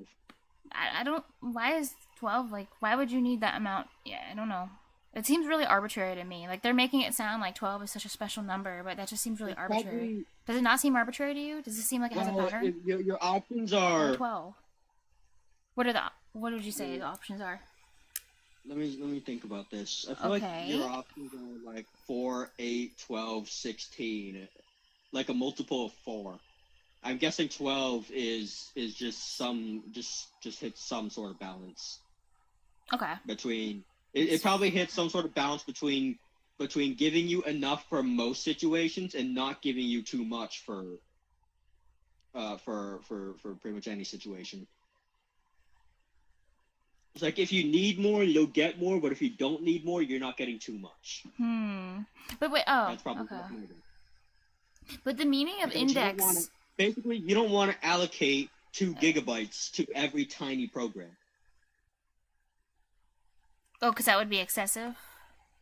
Yeah, that would be really excessive. That's what I think it is. It might be kind of arbitrary, but I think it's just to strike a balance.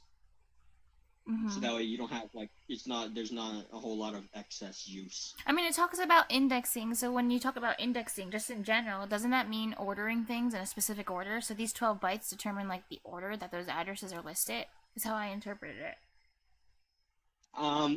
Those 12 something. Those 12 bits are pretty much those 12 bits pretty much are like your index in the page, like your index in the 4096 bytes. Oh, this part. And then the other one. But what is an index? Index in the table. So like those ones. What page it's on? It's like saying which page you're on. You're on page number 3 or page number 5. That's the index. Exactly. The numbers on the right, those index the byte inside of the page. That's my guess. And the numbers on the left index the page that you're using. The actual. That's my guess. Wait, what does that mean? Number inside of the page, though. I get the one on the left. Like it tells you the page. And the one on the right. It's like what the. Yeah, the blue ones. So like you have 4096 bytes. Those blue numbers there index one of those 4096 bytes. Where's and blue? Then the black ones index the page that the CPU is going to read. Dude, that is definitely green. I'm just saying, it's not blue. It's green. Close enough. Says okay, that's fair. It's greenish bluish. I just picked. It's neither all green or all blue. I just picked the one. No, it is like definitely green. Oh yeah, good night, night and sleep. Get good sleep. Remember, sleep's important. So yeah, get enough of it, and don't stay up all night reading while we sleep. You should just sleep. I recommend. But thanks for stopping by. I love seeing you. So, no, not aqua. It's green. Okay. Wait, but what did you say you think it is? Sorry, I got distracted by the color. If you imagine you have like this big block of 4096 bytes. Yes, I'm imagining 4096 bytes. That number in the green blue is an index of those 4096 bytes. So it just picks one of those or 4 of those or whatever, how many of those to read. And then the black is saying pretty much saying like in the dictionary which page are we reading from, and then that tells them that kind of gets translated to the RAM. Isn't it like this one on the right is saying which page are we on, and the one on the left saying which word are we looking up, which address are we going to? No, the one on the right. No, you see the lowest 12 bits indexes the page. So that's what I'm like that. That would be the 4 kilobytes of the page. The one on the so that index is inside the page. That's what that says. That's pretty much what that is. The index is inside the page. That's what it means. Okay. So it's like So, this is like, the page, the, and this is the numbers on the right. Yeah, the numbers on the right are saying where inside the page. The numbers on the left are saying what page. Oh, where? Oh, okay. Oh, so this one's more where in the page, specific. and then So what page. okay.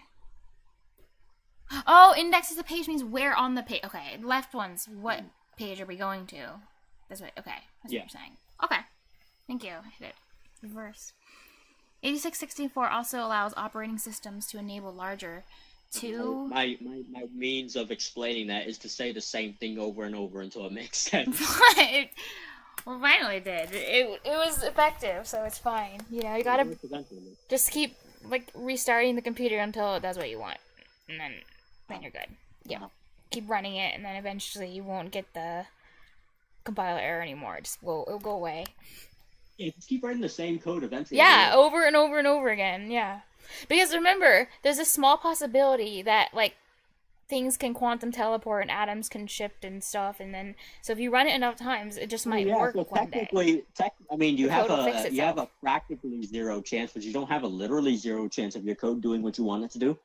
Exactly, it's practice. Just keep doing it forever and live forever and keep doing it and do it over and over again. It will work one day. I mean, my computer could be running Doom right now if the quantum waves worked in my favor. Exactly, which would be hilarious, especially if this is Doom. It's like, oh.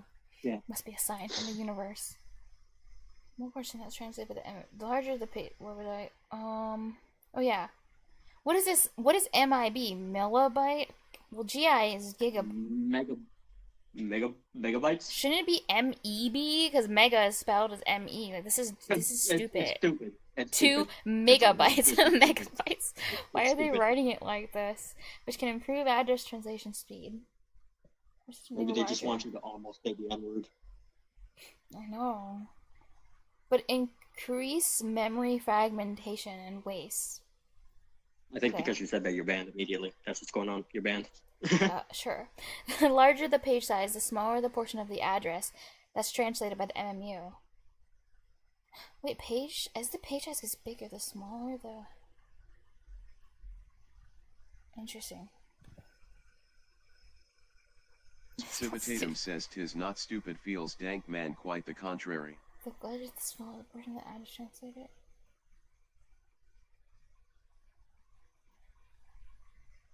The page table itself just resides in RAM. While it can contain millions of entries, oh my god, each entry's size is only on the order of a couple bytes. So the page table doesn't take up too much space. I mean, that seems like a lot of space, but whatever.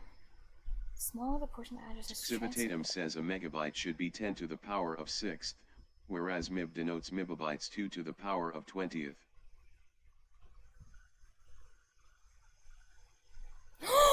Oh, it's not a megabyte. It's a MeB byte. That's so cute. MeB byte.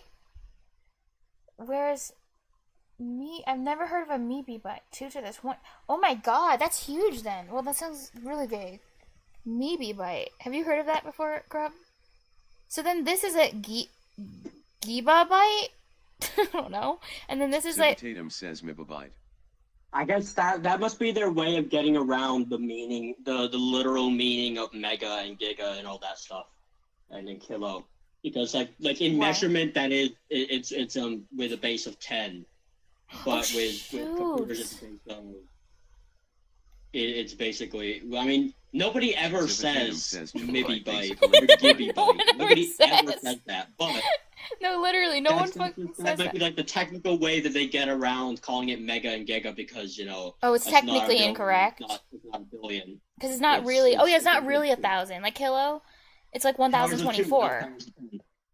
Oh, damn. We have to be technically correct. We can no longer say megabyte. We have to be like, MeB byte. That's hilarious. I wonder what these are, how I say these all. Like, Kibi byte? I don't know. Kibi byte. Kibi byte? Gibi byte? I don't know. They're so funny. Kibi byte. Gibi byte. I'm just imagining what they sound like. Gibi byte. Gibi byte. Oh, whatever. This is crazy. The page itself just resides. Okay, I heard that. Blah, blah, blah. To enable paging at boot, the kernel first constructs the page table in RAM. Then it stores the physical. So this is why, maybe part of the reason why it takes time for your computer to start up, among and other Stucky reasons. says what intarnation is going on here? Yeah. So apparently, like, the words like megabyte and kilobyte are technically inaccurate because those are for powers of 10, but we're working in bytes. So you're supposed to say, like, meB byte and GB byte. Imagine your friend says to you, your friend shows up and they're like, oh, I just downloaded a 5 GB file. You're like, what is wrong with you? Okay, anyway, I love it. Sorry. This is cool. Maybe I'll clip this. So what time am I at? Oh wait, no, you guys wrote stuff in chat, so I'll be able to find this. Never mind. To enable paging at boot, the kernel first constructs. Oh, I read that. Then it stores the physical address of the start of the page table in a register called the page table base register. Oh, this is probably one of those registers that were grayed out when I was reading about assembly, and it was like not telling me what all the names of the registers are because you're not supposed to, like, this is only for the kernel. Probably. Finally, the kernel enables paging to translate. This is grayed out. Wait, where is it grayed out? Remember? Boneless byte. When we were reading the tutorial point thing about assembly, it didn't give me the name of every register. It just gave me the name of, like, a lot of them. But there were some that it's like the names were missing because they were. I guess it wasn't important to know. That's my guess. Yeah. I'm just wondering if that's, like, actually a thing. Well, it must be. Maybe it is. What's the thing? This page table base register? I was wondering if that's, like, an actual register in the language, or if that's just, like, something added by through software. Well, it's part of the kernel, so I don't. Well, the kernel is software. Oh, so maybe then software. Oh. Yeah. Well, what is assembly then? What does that count as? Assembly is also software. Okay. That's like a register that's added through software and is not just, like, part of the CPU or anything. Oh, like, I feel like the registers are part of the CPU. I'm wondering if, like, PTBR is strictly like a software related thing. My guess. Added through software. I don't know, but my guess is yes. I think it would be part of the actual, because I think that's what we're talking about. Like we're talking about, like, pieces on the chip itself. That's why That's just what I guess is. But they didn't really explain. I don't know. Sure. Maybe it is, maybe it isn't. I don't know. Yeah. I can't be bothered to figure it out. It's too much. Me work. neither. It's not important, I guess. But yeah, finally the kernel enables paging to translate all memory accesses with the MMEO. On 8664, the top 20 bits of register 3, C control register 3 function. Register 3 function is the PTBR. So are they using a different? So wait, they're using different registers for this then. So Why it do you isn't.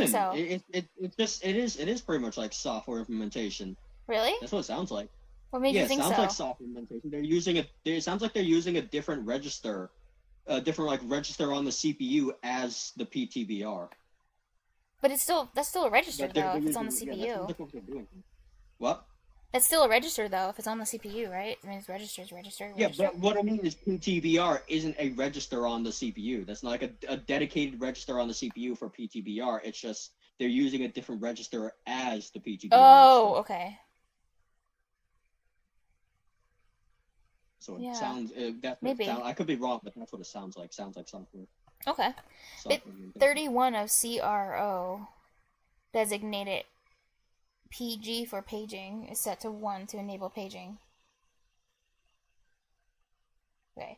The magic of the paging system is that the page table can be edited while the computer is running. This is how each process can have its own isolated memory space. When the OS switches context from one process to another, an important task is remapping the virtual memory space to a different area in physical memory. Oh crap, that's cool. So it's just I think that makes sense. Like by itself, it's automatically choosing which area it gets put in, but the program itself is actually using virtual memory. But the computer decides where do we want to put the virtual memory in the physical space. Like you're not actually you're working with virtual memory the whole time, and it's the computer's job to decide where it wants to map it, which makes sense, because then so things can't like accidentally overlap.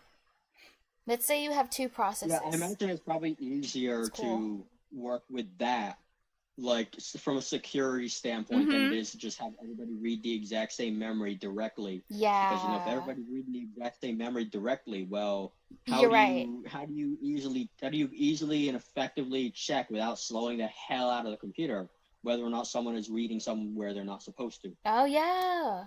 That's true. Then it would be... also, how do you manage the memory of the different programs as the programs need more memory? Because if you have a program that uses some memory somewhere and they need more memory, but the memory after is a different program, how do you break it up? That's true. Well, paging to do that. Yeah, you need to be constantly able to you're right, shrink it or grow it depending on what you're doing. All the different programs that are running at the same time. Yeah. That's cool. Yeah.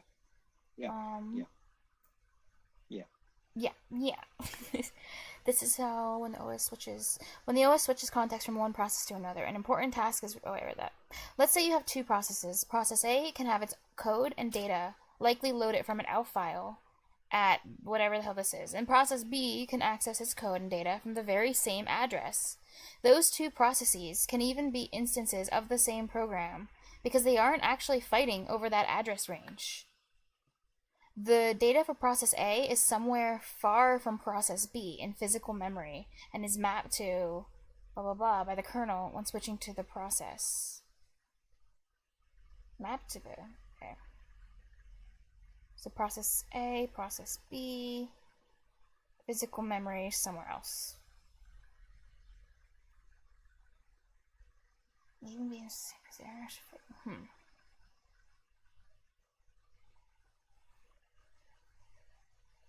Okay. Aside, cursed ELF fact. Oh no. It's gonna be cursed. In certain situations, binary format ELF has to map the first page of memory to zeros. Some programs written for Unix System 5 Release 4.0 and OS from 1988, which I'm not using, that was the first to support ELF, rely on null pointers being readable. Oh wow. And somehow, some programs still rely on that behavior. It seems like the Linux kernel development implementing this was a little disgruntled. Linux kernel dev implementing this was a little disgruntled. Why this, you ask? Well, Unix System version release 4.0 maps page 0 as read-only, and some applications depend upon this behavior. Since we do not have the power to recompile these, we emulate the release behavior. Sigh. Okay. Security with paging. Oh yeah, you mentioned this, Corrupt, that there's a security thing with this. It's probably good for security. The process isolation enabled by memory paging improves code ergonomics. Processes don't need to be aware of other processes to use memory. Okay, but it also creates a level of security. Processes cannot access memory from other processes. This half answers one of the original questions from the start of this article. If programs run directly on the CPU and the CPU can directly access RAM, why can't code access memory from other processes? Or, God forbid, the kernel? Remember that? It feels like so long ago. Kind of does. What about that kernel memory, though? First things first, the kernel obviously needs to store plenty of data of its own to keep track of all the processes running, and even the page table itself. Every time a hardware interrupt, software interrupt, or system call is triggered, and the CPU enters kernel mode, the kernel code needs to access that memory somehow. Linux solution is to always allocate the top half of the virtual memory space to the kernel, so Linux is called a higher half kernel. Windows employs a similar technique, while Mac OS is slightly more complicated, and caused my brain to ooze out of my ears reading about it. Amazing. So, yeah, Linux and Windows are more similar. Memory for executing program. Kernel space.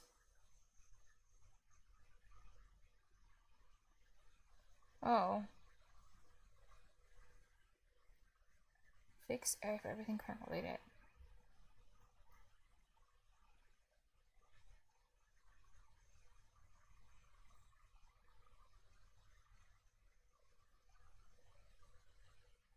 Top half to the kernel. Okay. Oh, so this must be halfway, and then this is like the max it can be. CTBF. It would be terrible for security if userland processes could read or write kernel memory, though. So paging enables a second layer of security. Each page must specify permission flags. One flag determines... Okay. One flag determines whether the region is writable or only readable. Another flag tells the CPU that only kernel mode is allowed to access the region's memory. This latter flag is used to protect the entire half kernel space. The entire kernel memory space is actually available in the virtual memory mapping for user space programs. They just don't have the permission to access it. Oh, damn.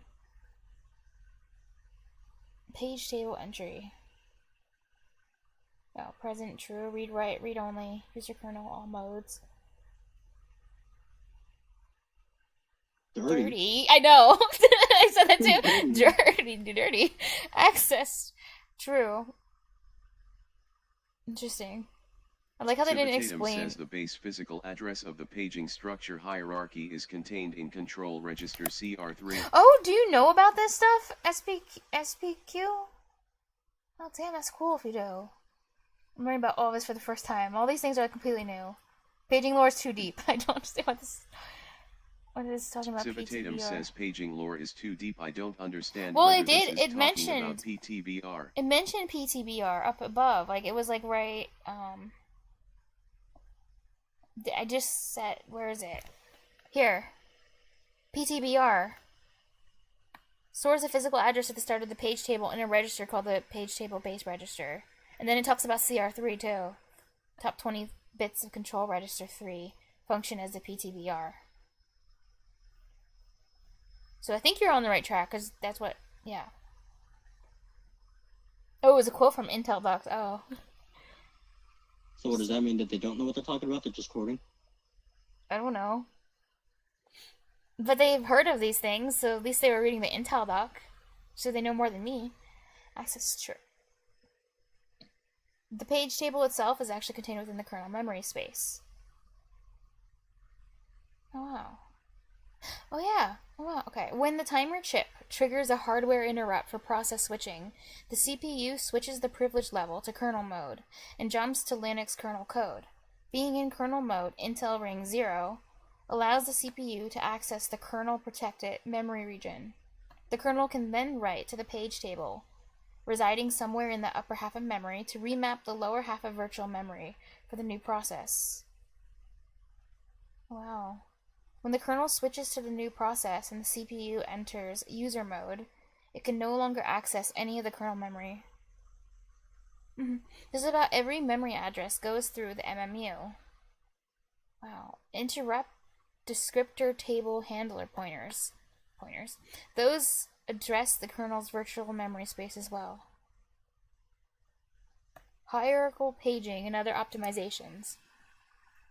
64-bit systems. Did you know this whole thing, all of this that I'm reading, did you know this was written by a high schooler? Isn't that crazy? They were in like a hack club or something, and this was their project. Like, holy hell. They were in what club? What'd you say? They were in what club? They were in some kind of like computer club, and so this was like their project they were doing for it. Like a hack club. What grade or are they something. in? I don't know. I just know like it was. Yeah, I mean that's. The author See, was. this is the sort of thing that happens when you actually have people, when you actually have school like teach, you know. Oh, like people actually go off and do their own and stuff, you know, is that what you're saying? Well, I mean, yeah, when school actually motivated. teaches, then you have people do this. You have people do this as high school students. Yeah, it's just a part of their club. But, you know, like a lot of schools now, they don't their focus isn't to teach you. Like, their focus is to get you to go to college. Yes. Oh, yeah, that mainly, yeah. And the way they get you to go to, like, they're not like to prepare you to be an adult and be prepared for the workforce or anything. That's just a segment of college. And the way they prepare you to go to college is by under-preparing you to be an adult. Hierarchical paging and their optimization. 64-bit systems have memory addresses that are 64 bits long, meaning the 64-bit virtual memory space is a whopping 16 XB bytes, because we have to use the E thing, XB bytes in size. 16. Civitatum says high schoolers have become too advanced. All I knew back then high was school, that the memory trust me, it's whatever school they went to is just really good for especially in this sort of thing. Most high schoolers, that is 99.9 with a lot of nines this wasn't for their school. They were in a club. This was just their club. You count that. I'm just saying, like, their age, like they were in high school. This isn't. I don't even think this is related to their school. If it's not a club at school, you count that as part of the school. Like, I mean. No, I didn't say it was a school club. There's a lot of clubs you can join. You don't have to be in a school. It's just like you can be in like hack clubs and not be a part. Like, there's international organizations and stuff you can join, and they were a part of something like this. Yeah, well, okay, so what I was saying about that SBQ is that, like when you're saying high school has become too advanced, this is like one person.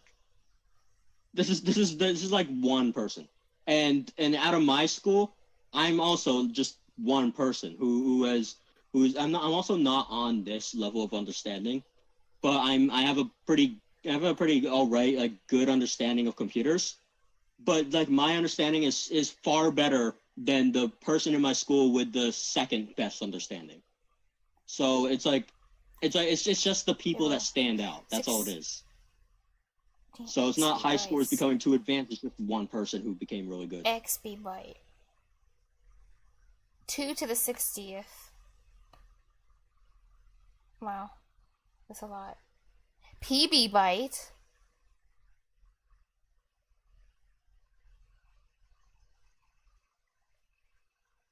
Oh wait, that's XB byte's bigger.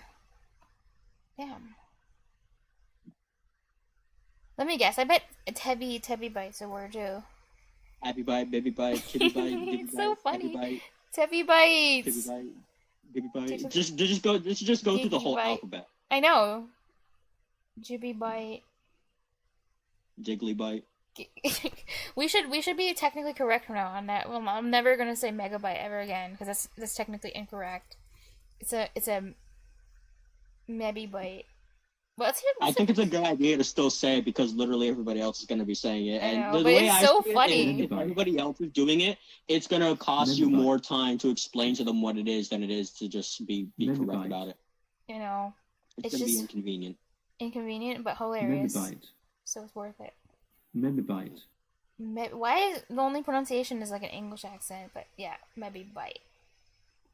What, do you want it in a Japanese accent? No, I want it in an American accent. Maybe byte.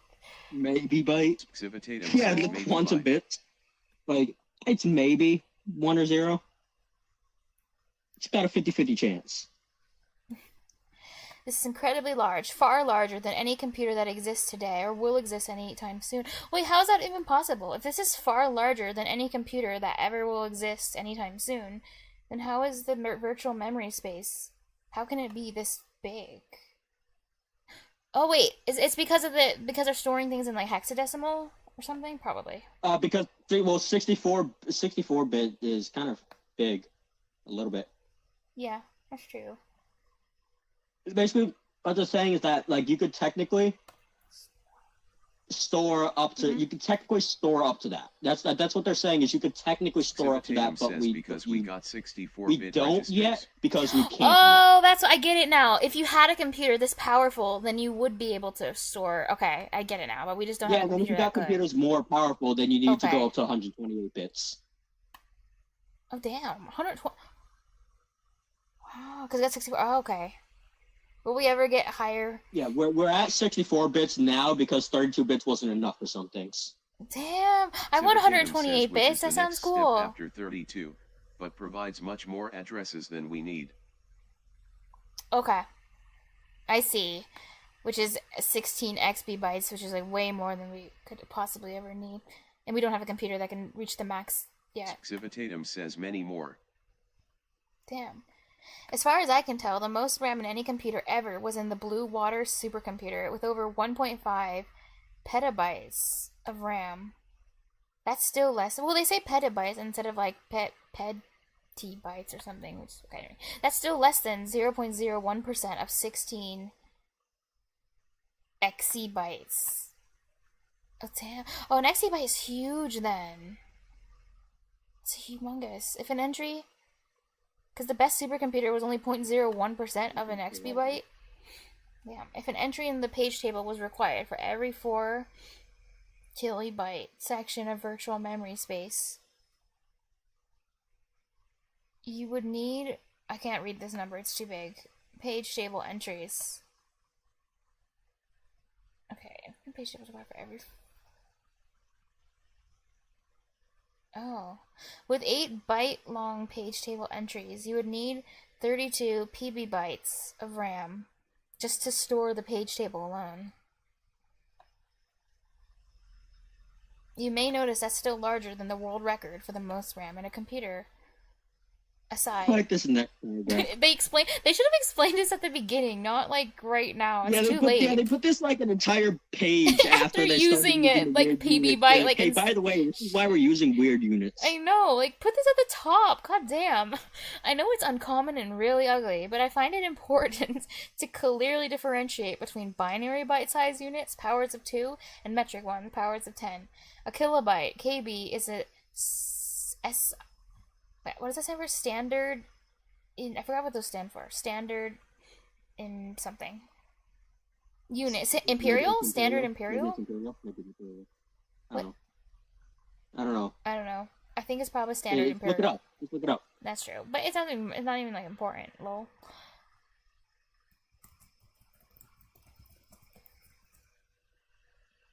International System of Units. International System of Units, okay. Okay. Standard International Unit, that means 1,000 bytes. A KB byte, KIV, is an IEC recommended unit that means 1,024 bytes. In terms of CPUs and memory addresses, byte counts are usually powers of 2, because computers are binary systems. Using KB, or worse, KB, I don't think it matters, to mean 1,024 would be more ambiguous, since it would be impossible, or at least incredibly impractical. What? Yeah, so the thing is, like, it's all powers of 2, because, like, powers of 2 are extremely easy to represent in binary. Mm-hmm. You just have 1, 1, you just have a single bit set to 1, and it's shifted somewhere left or right. Mm-hmm. So it's just a single 1 and everything else is 0. It's really easy. Yeah. Okay, since it would be impossible, or at least incredibly impractical, to have sequential page table entries for the entire possible virtual memory space, CPU architectures implement hierarchical paging. In hierarchical paging systems, there are multiple levels of page tables of increasingly small granularity. Okay. The top level entries, so it keeps like dividing them in half, I guess. That's my guess. The top level entries cover large blocks of memory and point to page tables of smaller blocks. Oh. Creating a tree structure. The individual entries for blocks of 4 kilobytes, or whatever the page size is, are the leaves of the tree. Kilobytes. I know, kilobytes. Are the leaves of the... Okay. 8664 historically uses 4-level hierarchical paging. In this system, each page table entry is found by offsetting the start of the containing table by a portion of the address. Oh my god.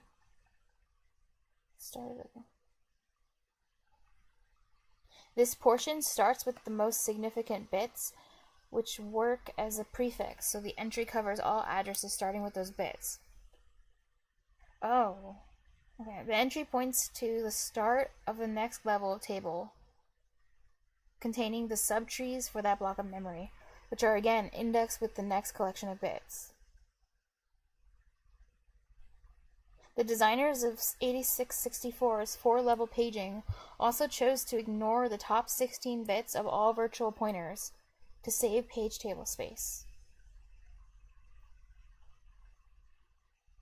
48 bits gets you a 120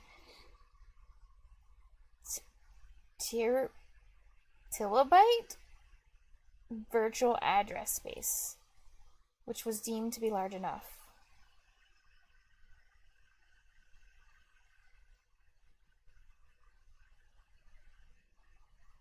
Okay. The full 64 bits would get you 16 exabytes, which is kind of a lot. Oh. Since the first 16 bits are skipped. Oh, so they're cutting out bits because it's like we don't even have like the level, what you said, like the computers. We don't even have powerful enough computers to use all 64. So it's like just skip some. You have the shit we need in order to use that. So why think about it? Exactly. That makes sense. The most significant bits for indexing the first level of the page table actually start at bit 47 rather than 63. This also means the higher half kernel diagram from earlier in this chapter was technically inaccurate. I see. The kernel space start address should have been depicted as the midpoint of an address space smaller than 64 bits. That actually makes sense. Okay, let's look at this diagram. So do we start on level 4? I think we start on level 4. We're indexing the table by adding the value. Having to go through all of the research materials in order to find all this information without like a guide like this. I know. They said it took them 4 weeks of going through like scientific papers and stuff to try to understand how all this works, and like reading 4 weeks is pretty short. I know, so they're pretty good. But they also said that they had been, before they started researching this, they already were involved with like low-level coding. It's just that they wanted to understand all the nuances, so that's why they went on this like down this rabbit hole. Because they knew how to write it in code, they just didn't know what was happening. I was going to say, like, the only way that you complete this in 4 weeks is if you already have a really good understanding of what you need to look for. Yeah, makes sense. One single top level table. One thing I don't like that I'm seeing a lot. What do you not like? I don't like when you're using a browser on laptop is it's so easy to accidentally go back a page. Yes, that's true. It's annoying. What happens?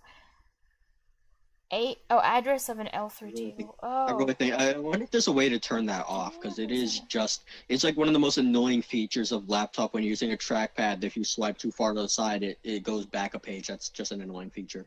Want to go like back this. a page? It's like I have a dedicated button on the laptop, and there's also a button in the corner of the screen. If I wanted to do it, I'd go click it. I'd go out of my way to click it. Yeah. Luckily, it doesn't happen that often to me in this one, which is nice, but it is annoying when it happens on laptops. Table adding the value of the bits to the base address.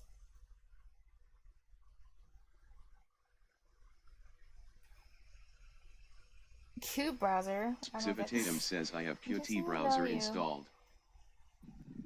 Adding the value of the bits to the base address. Wait, all addresses.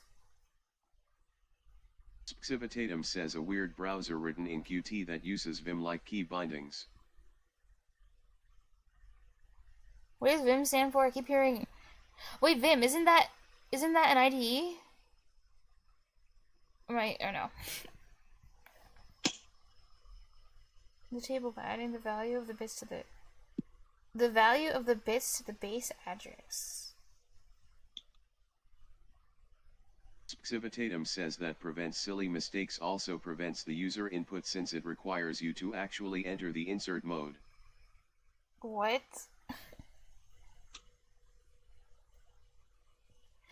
Level 3. Many different N2 level 3 tables. You should do Khan Academy on that. On what? Level? Table start address bits. Civitatum says it is I use NVim, which is basically a glorified Vim, and it is good. I don't even know what Vim is. Now just starting with XXXX. Look it up. You're so mean to me.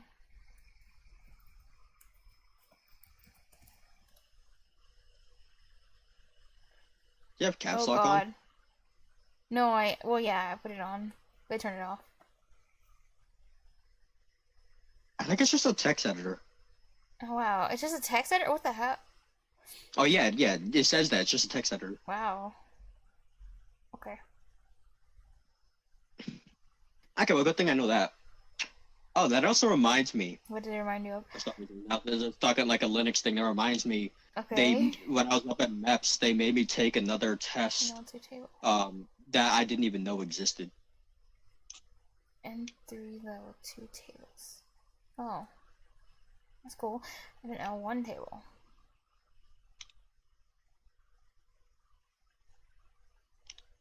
Why do you think they're using n with like powers? Like, why does that matter? Like the n3 and n to the power 4. Like, are these really powers? Like, it's not like the same in math, right? Because they're not really multiplying something by itself. It looks different. Well, n2 and 3 than that. Well, I'm assuming that n is some power of 2. In which case, if n is a power of 2, then it makes sense. It does. Yeah. How? Curious. So if you take a number in binary and you multiply it by 2, then it shifts all the bits like to the left 1. If you multiply it by 2 squared, it shifts all the bits to the left 2. 2/3, it shifts all the bits to the left 3. Oh, and because they're adding more numbers onto the end, like for the address, I'm assuming that n is some power of 2. Because otherwise, because if n isn't a power of 2, then it really just doesn't make sense. Like if n is 10, it doesn't make sense. But n is probably a power of 2. Yeah. Oh, thank you. I didn't know about that pattern. Like if you go up a higher power, if you start with a power of 2, then it just like shifts the bits. Yeah, that's binary math. If you multiply by 2, then it's basically multiplying by 2 in binary, which is base 2. It's like multiplying 10 in decimal, as you're gonna say. Decimal, which is base 10. You're right, because it's just 10 it just shifts. moves the decimal point. Oh, this is a really important point. I'm glad I asked this then, because that's important later on if I'm doing binary math. And then multiplying by 2 squared or 4 is like multiplying by 100 in decimal. Oh, or 10 squared. The 2 oh yeah, cubes is like because 10 times 10 is 100. Times 10 is 1,000. Yeah, you're doing the same thing too. Moves it all to the side even further. Oh damn, that's awesome.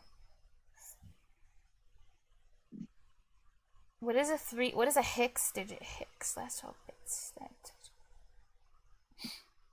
N4. Oh damn. Oh, because things are getting shipped over, so like, okay. That's probably a typo. They probably meant hex. Oh, okay, okay. Yeah. I was like looking around, I was like, where do you see hex? Yeah. To the 48th, n to the 4. Oh.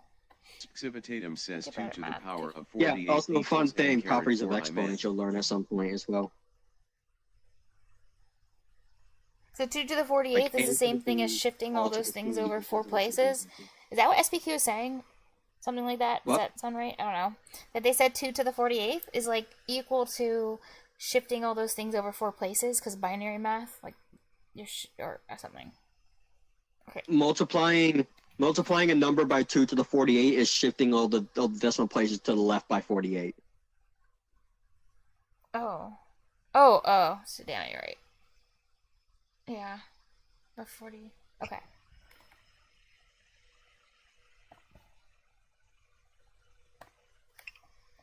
To PTE RAM address. The PTE points to the start of the 4 KB byte block in RAM. 4 killing bytes. Oh yeah, Keely. I guess it's Keely. 4 Kiwi bytes. Keely bytes. The MMU adds bits 0 to 11. Yeah. What? The MMU adds bits 0 to 11 to the address to get the final physical address. Bits 0 to 11. 12 bits equals 4,096 values equals 4. Corrupt converter says 4 Kiwi bytes. Kiwi bytes? Is that actually what it is? Kiwi bytes? Wow. That's cute.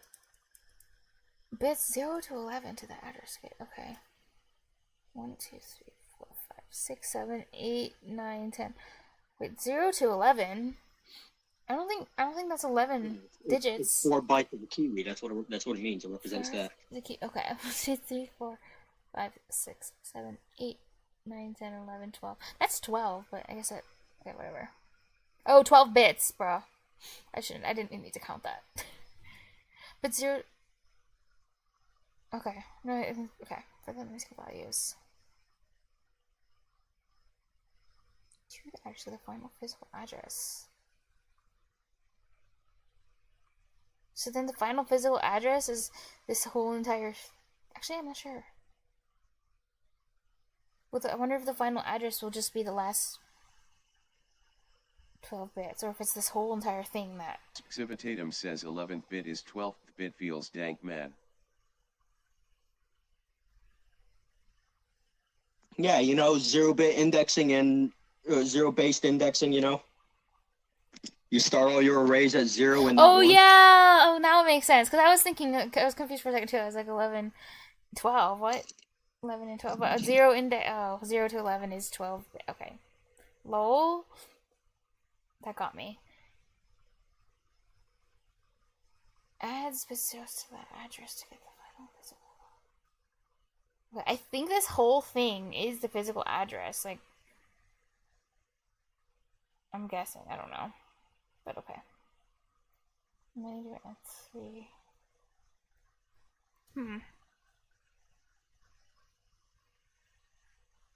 Hierarchical paging solves the space problem because at any level of the tree, the pointer to the next entry can be null. Okay. This allows entire subtrees of the page table to be elided, meaning unmapped areas of the virtual memory space don't take up any space in RAM. Really? Oh, that's smart. They're like created. Subtrees are like created when they're needed, but then it's like if you're not going to use like a lot of the subtrees like on level 1, then they won't even be like mapped to, I guess, kind of, because they'll just be null. Well, they'll be null like on a higher table, I guess. Lookups at unmapped memory addresses can fail quickly because the CPU can error as soon as it sees an empty entry higher up in the tree. Page table entries also have a presence flag that can be used to mark them as unusable, even if the address appears valid. Okay.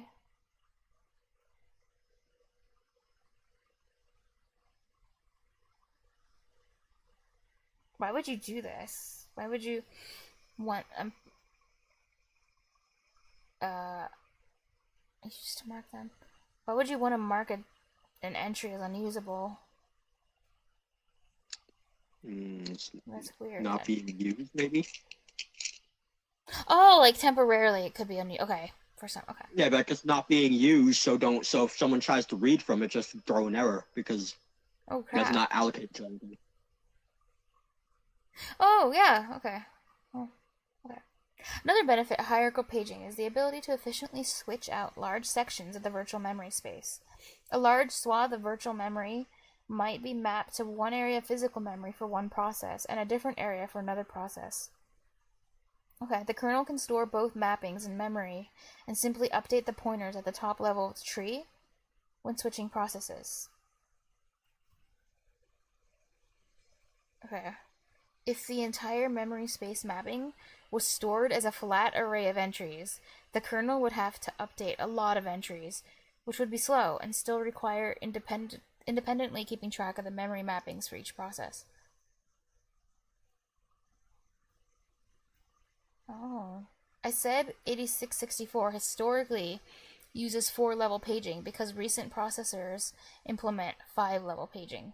5-level paging adds another level of indirection, as well as 9 more addressing bits to expand the address space to 128 PB bytes with 57-bit addresses. Okay. 5-level paging is supported by operating systems, including Linux, since 2017, as well as Windows 10 and 11 server versions.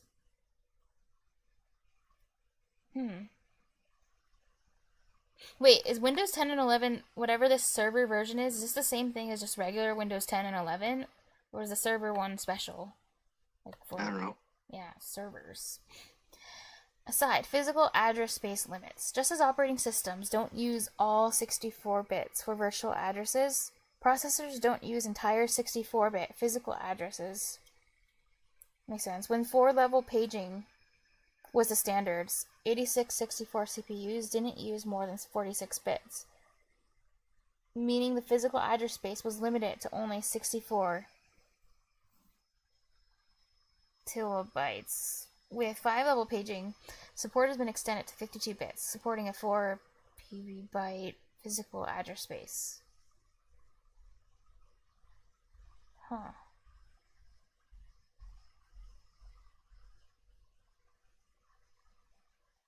On the OS level, it's advantageous for the virtual address space to be larger than the physical address space. As Linus Torvalds said, it needs to be bigger by a factor of at least 2, and that's quite frankly pushing it. And you're much better off having a factor of 10 or more. Anybody who doesn't get that is a moron. I'm a moron then. Wow. End of discussion.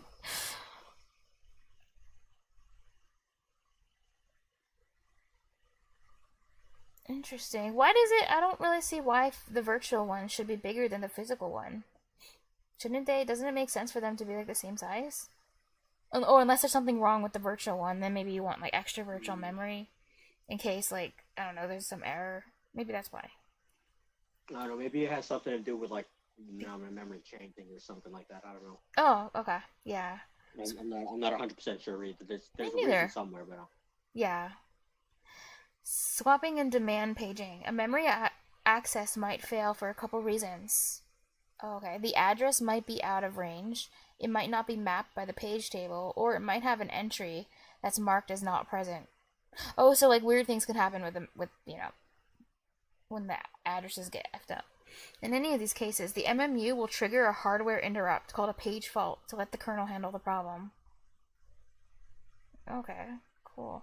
In some cases, the read was truly invalid or prohibited. In these cases, the kernel will probably terminate the program with a segmentation fault error. Oh, damn. You've had this error before, right? Segmentation fault? Or have you? I probably have. Oh, okay. I thought I saw it in a video once where someone got this error. Segmentation fault.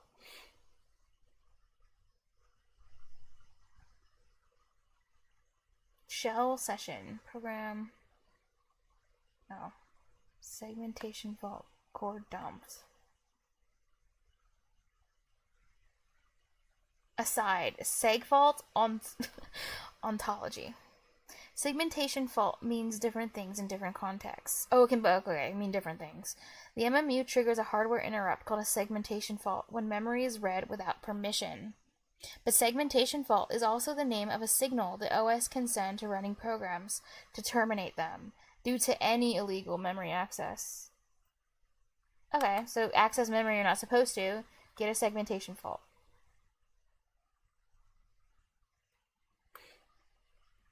In other cases, memory accesses can intentionally fail, allowing the OS to populate the memory and then hand control back to the CPU to try again.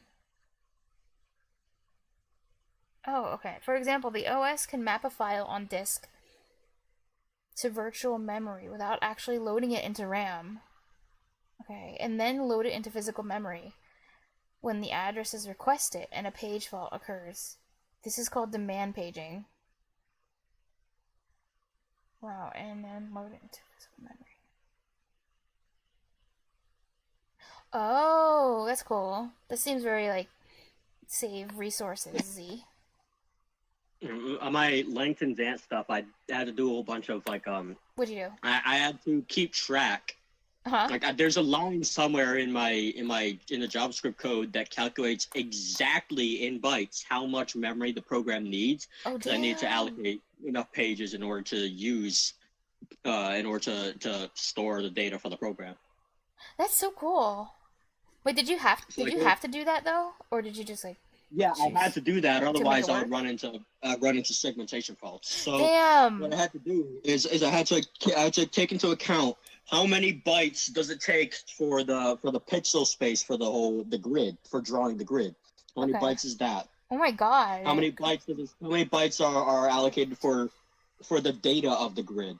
like the state of all the cells. How many bytes are allocated for the start data that are loaded in, that basically passed in. How many bytes are for the other lookup tables and all that stuff.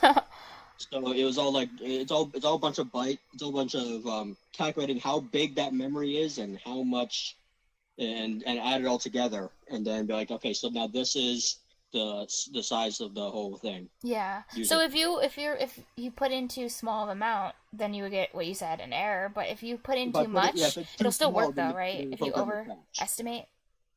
Yeah, if it was too small, then the program would crash. Oh, okay. But too big, it'll still work. It'll just be more inefficient because you're allocating extra memory. Yeah, too big, it'll work. I mean, one of the things is that I wasn't able to make it go back down, as far as I remember. So if it was too big, then, well, I just leave it there. Hmm. And the maximum that I could get it up to was 4 gigabytes. Or maybe gigabytes. That's cool, 4 gigabytes. Yes, but why did you have to do that in JavaScript? Because I thought JavaScript handles its memory all by itself. But I was using WebAssembly. Oh! I forgot you did this in okay. Assembly, that's crazy. You're crazy. You should learn about WebAssembly. I mean, it's kind of unfortunate that the website that I use doesn't exist anymore. Wait, is it just assembly but different? It's basically how you can take language. You can write code in languages like C# or C or Java or whatever, and then run that web page. And then run it. It cut out, I think. What'd you say? Yeah, you can write language. You're writing stuff like languages like Rust and C, C#, Java, Python, or whatever, and run it inside of a web page. Oh, run it inside of a web page. Yeah, like run it in your browser. Oh, damn. But what it does is it compiles it down to basically pretty much assembly, like pretty much bytecode, and then then it's loaded through special stuff in JavaScript that. So basically that's the sort of thing that you can do to get like C-like performance inside of your browser in a web page. So that's also how they're able to do things like make games, like full-on games run inside of your browser at not ridiculously slow laggy speed. And also how they can like emulate operating systems in a web page in your browser. That's like insane. You can run Windows 98 in your browser. That's crazy. That's so cool. Which is crazy, yeah. Now I know what was and then you can also do like video editing software or stuff like that, or rendering stuff in the browser as well. Oh, so basically, if I'm ever using like an application in the browser, WebAssembly is pretty much used. WebAssembly is pretty much used for like the is usually used for like the heavy intensive stuff that you need to optimize a lot. Okay. But that's. So you do it all in C. Yeah. So then that's really cool. In other cases, for example, the OS can map a file on disk to virtual memory. Oh, I read that. Demand paging. Oh yeah, pictures. Read. Page faults. Page fault handler. Loading data into RAM. Done. Return from interrupt. Oh hey, the page is present now. Here's your memory. Thanks. This is definitely what happens in the computer. I think they actually talk to each other and use English words. Because they're alive. You know I don't have that. What are you doing here? Like, shut up. Yeah. Leave me alone. Get I don't out of here. Error. Go figure it out. Figure it out. You're on your own. You did it wrong. Your math is wrong. You're bad. I don't want to talk to you. Leave me alone. Oh my god, I'm just imagining MMU saying that. You're bad. You're bad. Go away. Initiate system shutdown. How many gigabytes do you have? You have 30 gigabytes. Can I read the 40th gigabyte? No, shut up. Go away. Go away. You're back. Have a blue screen. No. Leave me alone. Okay. Here's your memory. Okay. That's cool. Page 12. For one, this allows... Zero I don't have that. This allows syscalls like mmap that lazily map entire files from disk to virtual memory to exist. Huh. If you're familiar with LLMA CPP, yes, a runtime for a leaked Facebook language model. Oh wow. Oh, oh. Wait a second. This is a real language model then, because I've heard of like Facebook has an LLM called Llama. But I wonder if it's this one. Justin Tunney recently significantly optimized it by making all the loading logic use mmap. Oh. If you haven't heard of her, oh, it's her. Damn, she's good. Oh, Justine. Well, I said Justin. I feel so sexist. Her name is Justine. If you haven't heard of her before, check her stuff out. Yeah, you can only be a guy if you want to be a coder. That's how that works. Damn. It hurts. Oh, it is Llama. It's actually Facebook's Llama. Damn. This is impressive.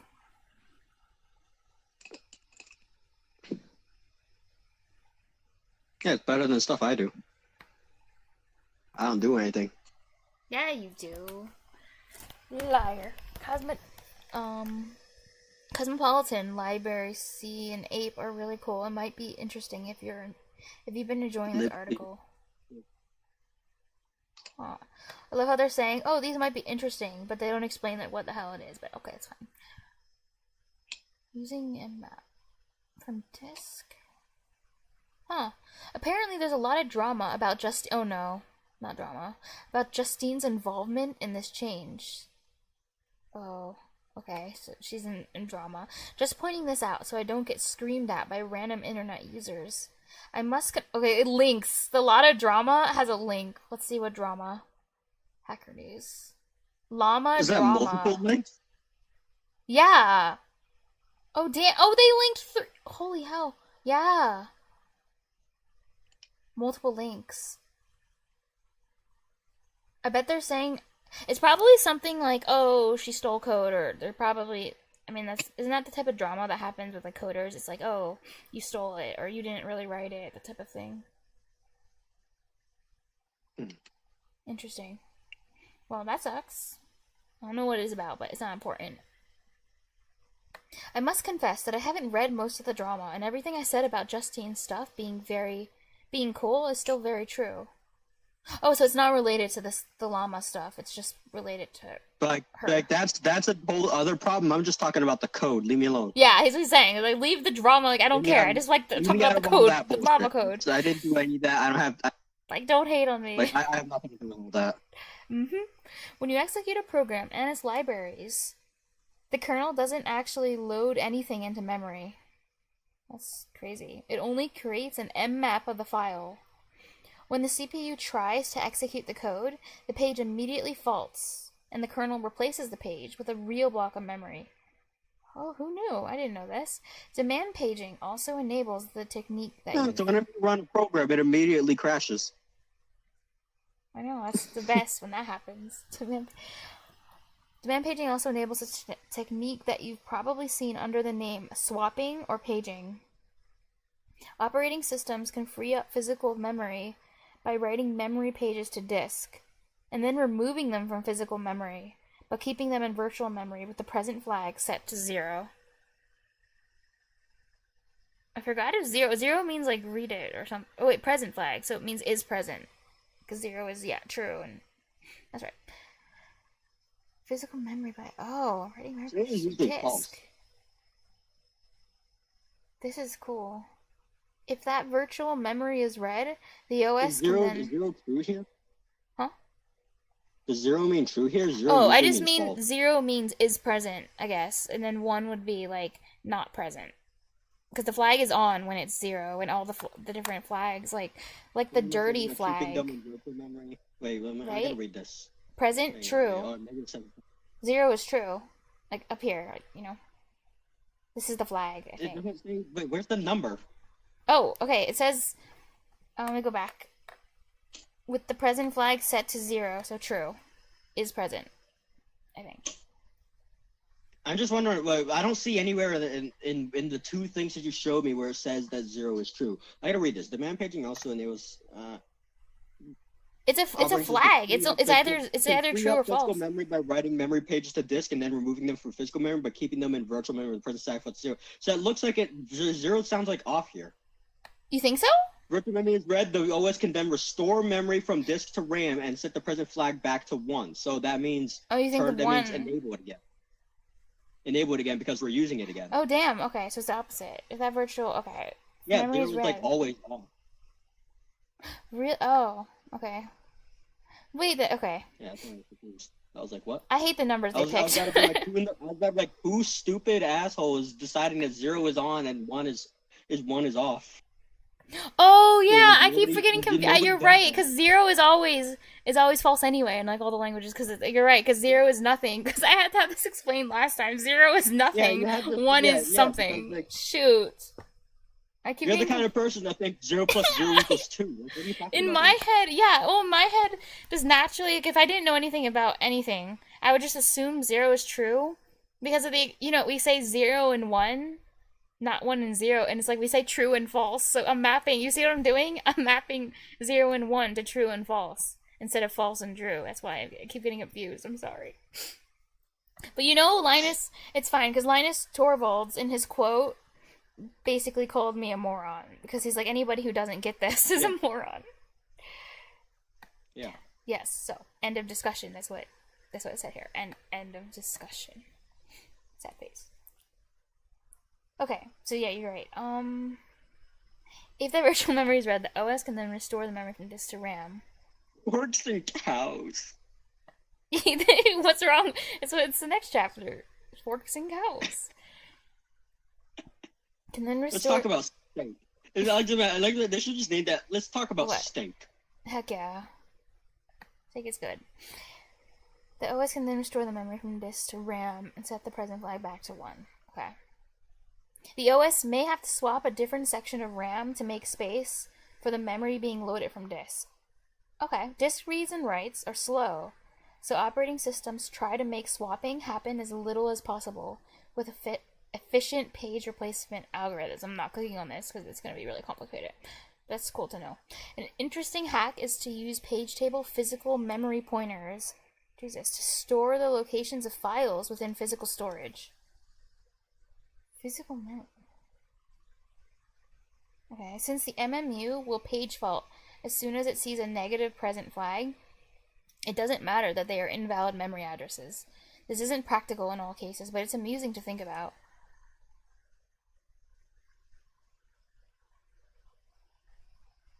Files within physical storage. Huh. Continue to chapter 6. Let's talk about forks and cows. And steak. And there will be C code. Yay.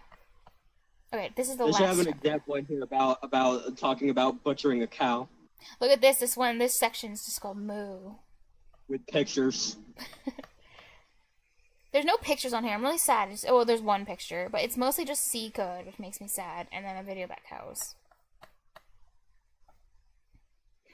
The final question, how did we get here? Where do the first processes come from? This article is almost done. We're on the final stretch, about to hit a home run.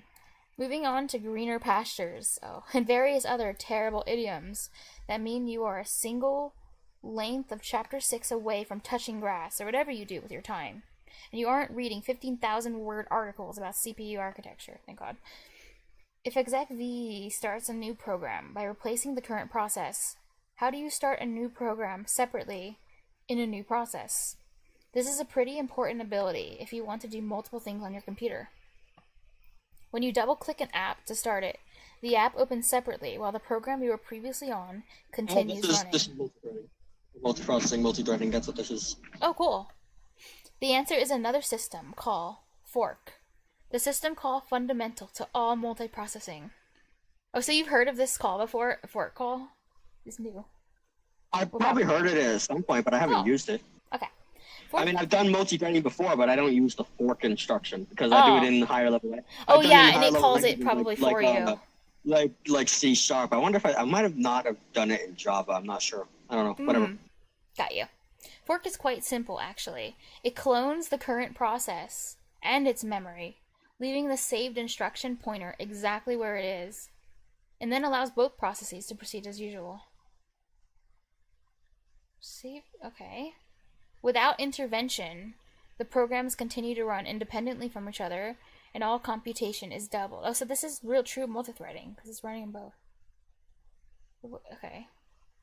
The newly running process is referred to as the child, with the process originally calling fork the parent. Oh, damn. Processes can call fork multiple times, thus having multiple children. Each child is numbered with a process ID, PID, starting with 1. Like you.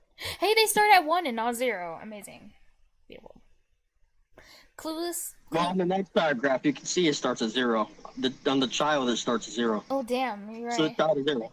Yeah. But I guess it's like 0 is like the parent then, right? Oh, wait. We're in the child. It says do some computation and feed results to the parent. Oh, it is starting. Okay, so why did they just say starting with 1 if they're starting on 0? It just doesn't make any sense. Cluelessly doubling the same code is pretty useless. So fork returns a different value on the parent versus the child. Oh, it's explaining it right here. On the parent, it returns the PID of the new child process, while on the child, it returns 0. Oh, okay. Oh, it's like saying, like, 0 means, like, child. But the PID of the new child, if you call the parent, it'll return 1, or... This is weird. This makes it possible to do different work on the new process, so that forking is actually helpful.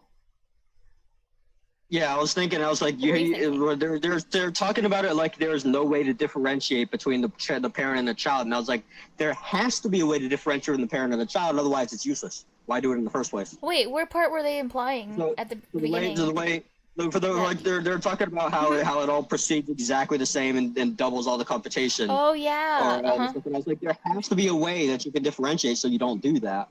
Because otherwise, if you can't tell whether you're a parent or child, then you're going to be doing the exact same things both times, but twice as often. But twice as often, it's going to be useless. That's what that is for. That's to basically say, hey, do something different when you're not the original process. Oh, cool. New child process while the child returns 0. Okay. That's cool. PID equals fork. It says code continues from this point as usual, but now across 2 identical processes. Oh, it's calling for or whatever.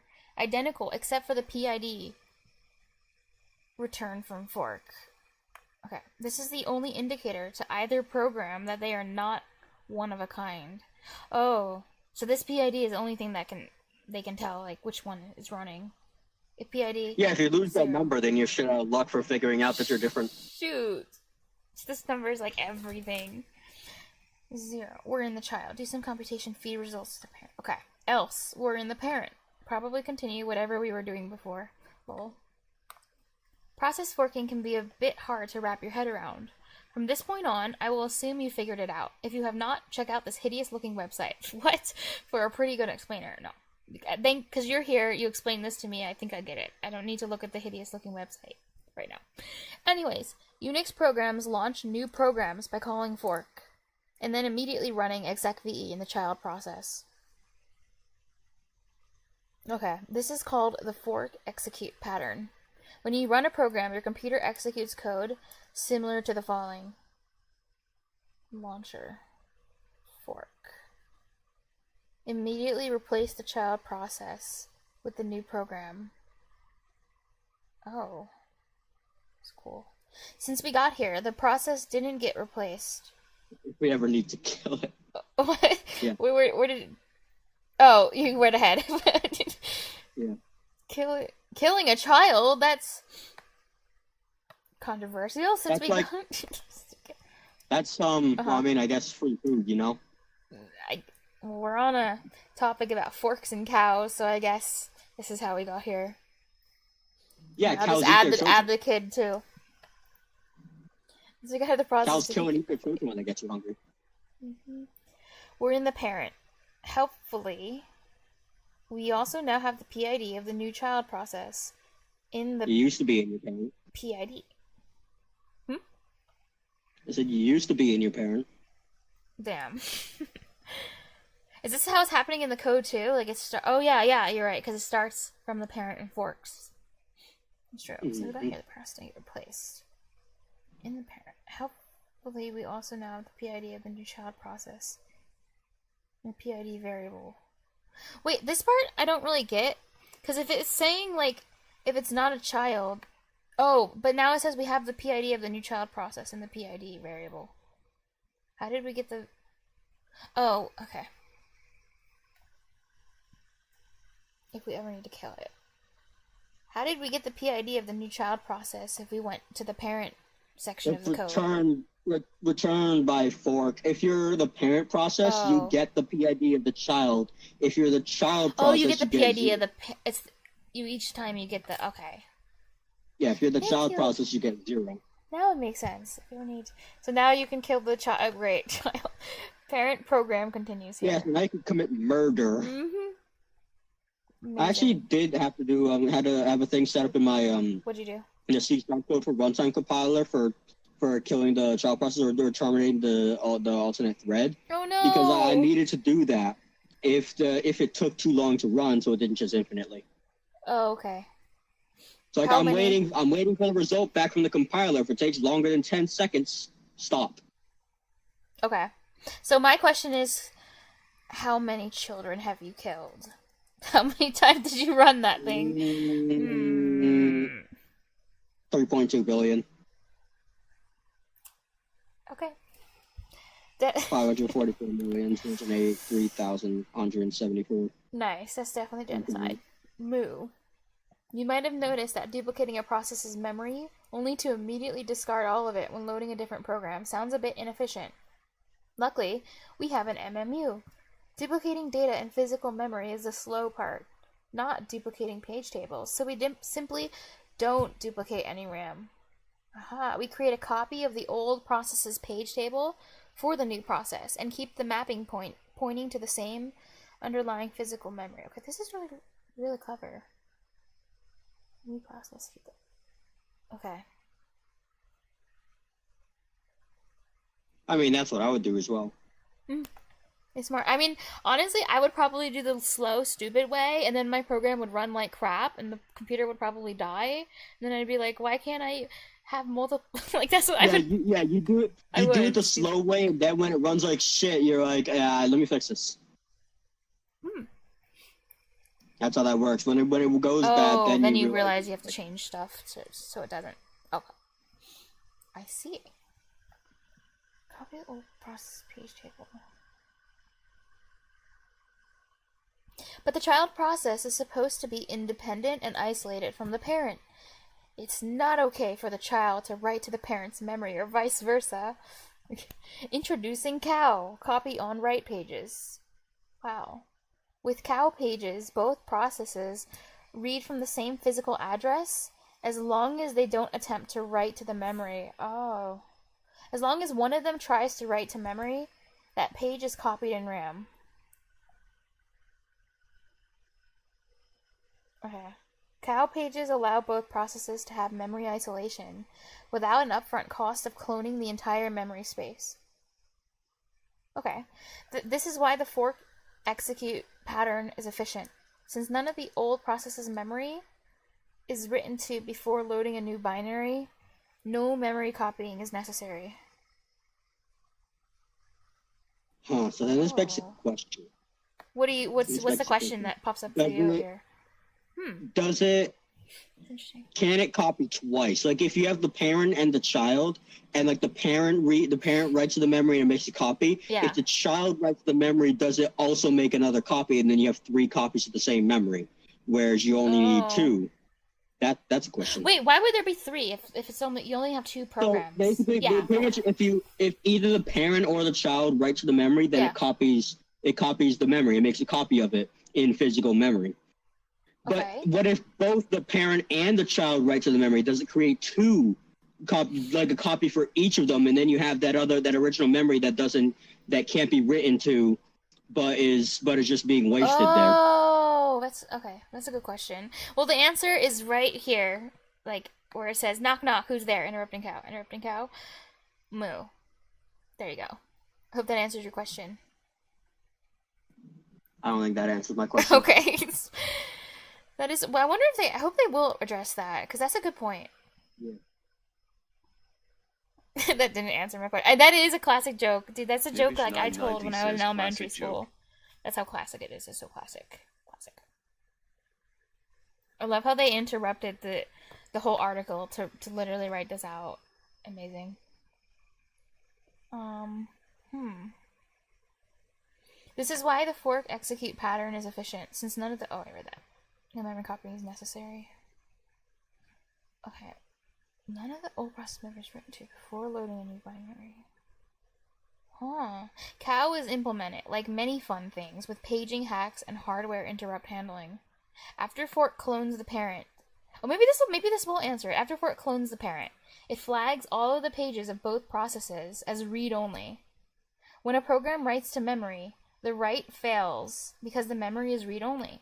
This triggers a seg fault, the hardware interrupt kind, which is handled by the kernel.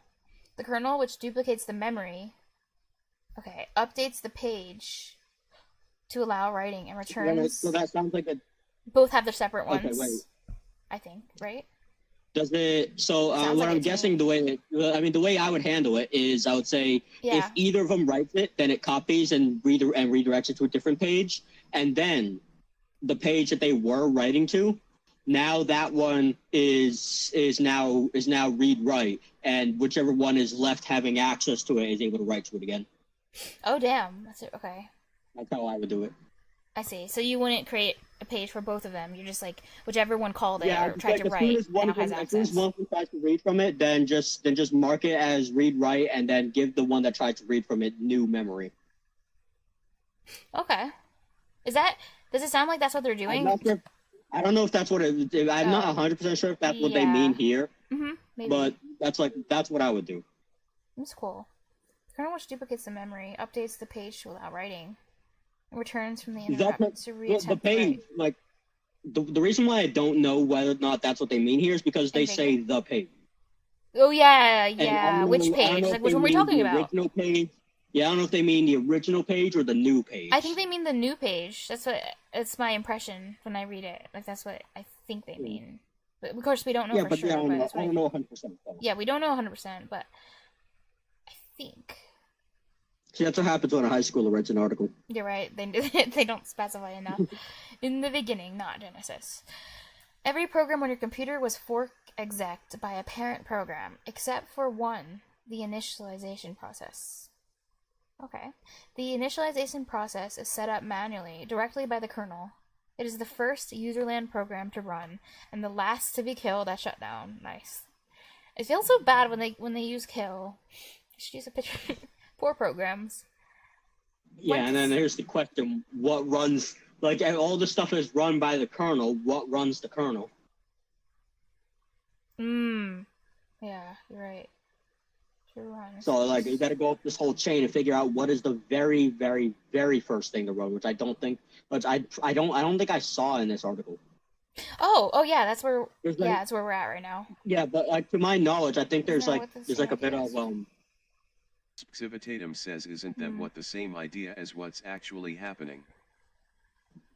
Wait, I can't believe they just said want to see a cool. I do not want to run anything like that. I know this is for Linux though. I think sudo is only Linux, but like this, why would you do this? Want to see a cool instant black screen? If you're on Mac OS or Linux, save your work, open a Nibish terminal, 990 says before the kernel is Jesus. the bootloader, right? and kill the initialization process. This is how you just like, wow, wow, amazing. Author's note. Knowledge about initialization processes, unfortunately, only applies to Unix-like systems like Mac OS and Linux. Great. Most of what you'll learn from now on will not apply to understanding Windows, which has a very you want to different kill the cows because they give you food. kernel architecture. Just like the section on execv. Okay, so Windows does it. This is specifically more for Mac. The part about like the booting stuff is more for Mac. It's good to know, I guess. Just like the section on execv, I am explicitly addressing this. I could write another entire article on the NT kernel. Oh, that's the Windows one. But I'm holding myself back from doing so. You should have! F Linux. I want to read about Windows, not Linux. Anyway. The initialization process is... The reason why I think is because Windows is very proprietary and close source. They don't have all this information about Windows because it's not available. But they did say I could write another entire article on the NT kernel. They just don't want to. So I'm sad. So they must have done some research about the NT kernel too. Yeah, I mean, I imagine it's also harder. And again, it's true. That's true. Windows users. How many Windows users are reading these articles? Fair. You're right. It's really just like the Mac people and the Linux people that are reading this. Makes me sad. The initialization process. Yeah, like in a year's time, you're not going to be using Windows anymore. You're just going to be using Linux. Damn, really? That'd be pretty cool. Like, damn, I would have to be. My brain would have to be so swole for that. Windows is bloated proprietary garbage. Damn. Bloated proprietary garbage wheels, dank man. You're gonna have a 7 head. Like you're gonna be able to fit 7 fingers on your forehead. 7. And that's gonna be your forehead is just gonna grow massively from the size of your brain. Oh my god, I hope so. I want my head to be so heavy it can't support, like my body can't support the weight anymore. Nibish990 says Windows is malware big true. They become bigger than everything else in your body. You guys are poor Windows beating down on poor Windows. But then again, I mean, think about it, correct? You don't have a search bar, and my computer shuts down every 2 days randomly, and I have to restart it. So, Windows. Yeah, if I was on Windows, if I was on Linux, I'd fix it. That fucking Windows, what the hell is that? Linux is honestly easier from the command line / admin work. I can believe that though.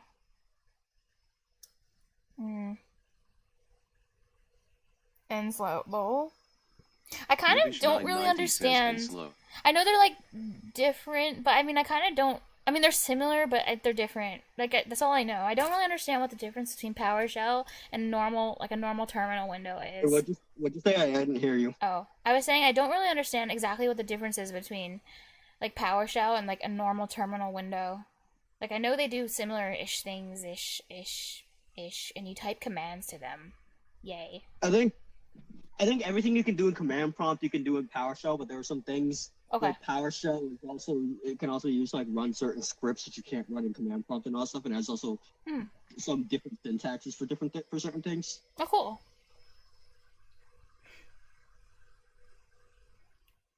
But I like the old school command prompt. You know, I just realized them showing this is really funny because if anyone asks, like, let's say you hate it Mac and you hate it Linux, and then they ask you, do you like Linux? Then all you have to say is sudo kill 1. Like that's how you answer their question. I think that'd be really funny. Yeah. The initialization process is responsible for spawning all the programs and services that make up your operating system. Many of those, in turn, spawn their own services and programs, until you have so many things open that your computer instantly crashes after you boot it. Killing the initialization process... What? You know what sudo means? It's command, right? That's how you give a command. Like you're saying, I give the administrator command to do something. Is that what it is? Super user do. What did you say? Super user do. That's what it actually stands for. Super user do. Is so locked down, and Linux has so many tools associated with it. The administrator in Linux is PowerShell, but you have to type out. Oh, super! Of course they call it super user. It's funny. PowerShell so locked down. PowerShell is fully locked down. Yeah. grep. What is grep? But you have to type it out. Select string pattern, search term path, file to search type. Oh. Oh, you're saying like that's what you have to type if you're gonna use PowerShell? You have to type that long thing? Ew. Oh, you probably mean grab. You can grab in PowerShell or something. I don't know. But you have to type it out.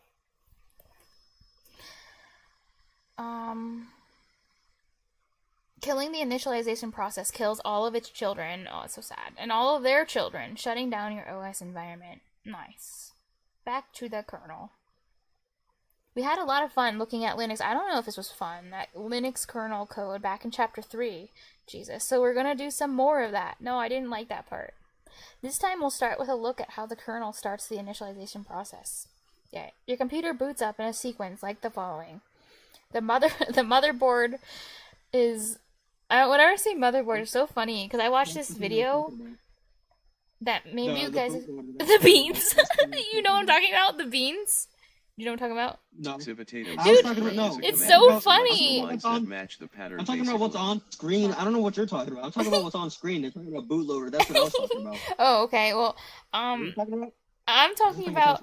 Okay, there's just you can look up yourself if you're interested, but there's just like a really funny video of this like programmer or IT guy. Says I don't know how to do that in PowerShell, but I know it's long and dumb. Long and dumb, I see. But the guy, so he does a prank where he takes, well, he opens up his computer, like on his desktop, like he literally opens up and it's really sad, but he pours tons of beans, he pours cans of beans into the computer, which like immediately like destroys it and fries it, and then he calls like an IT person to come over and figure out why his computer won't restart and turn on. And the IT guy comes to his house and he has like hidden cameras set up and opens up the computer and all these beans come out of the computer and he's like, "Oh my god, I can't believe this." And then the guy who did the prank, he points to the beans and says, with like a serious face, like he doesn't laugh at all. He's like, "Are these the motherboards?" You went silent? No, he says, "Are these the motherboards?" It's so funny. And the guy's like, "Hold on, wait, can you hear me?" What? Yeah. Again? My audio's. Oh, that's sad. You missed the best part. But yeah, he's like, "Are these the motherboards?" Like, I love that.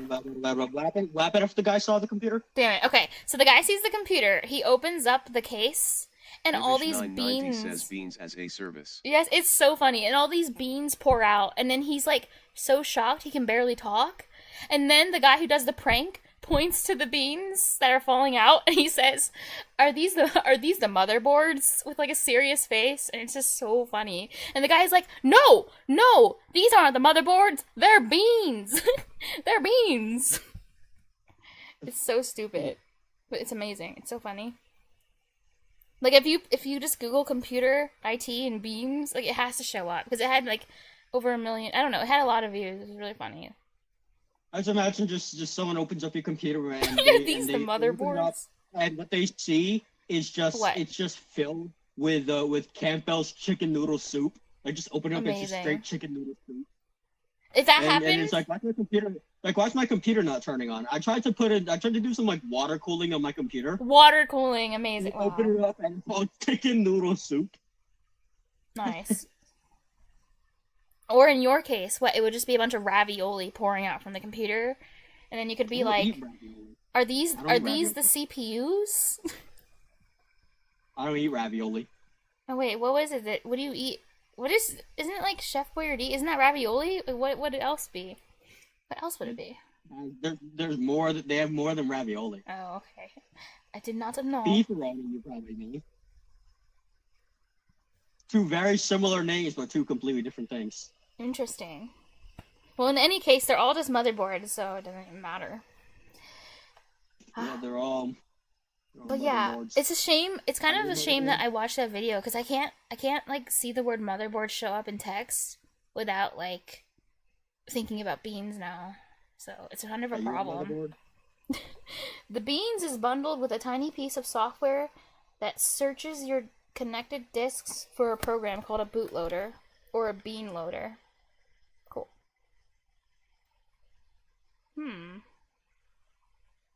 It picks a bean loader, loads its machine code into RAM, and executes it.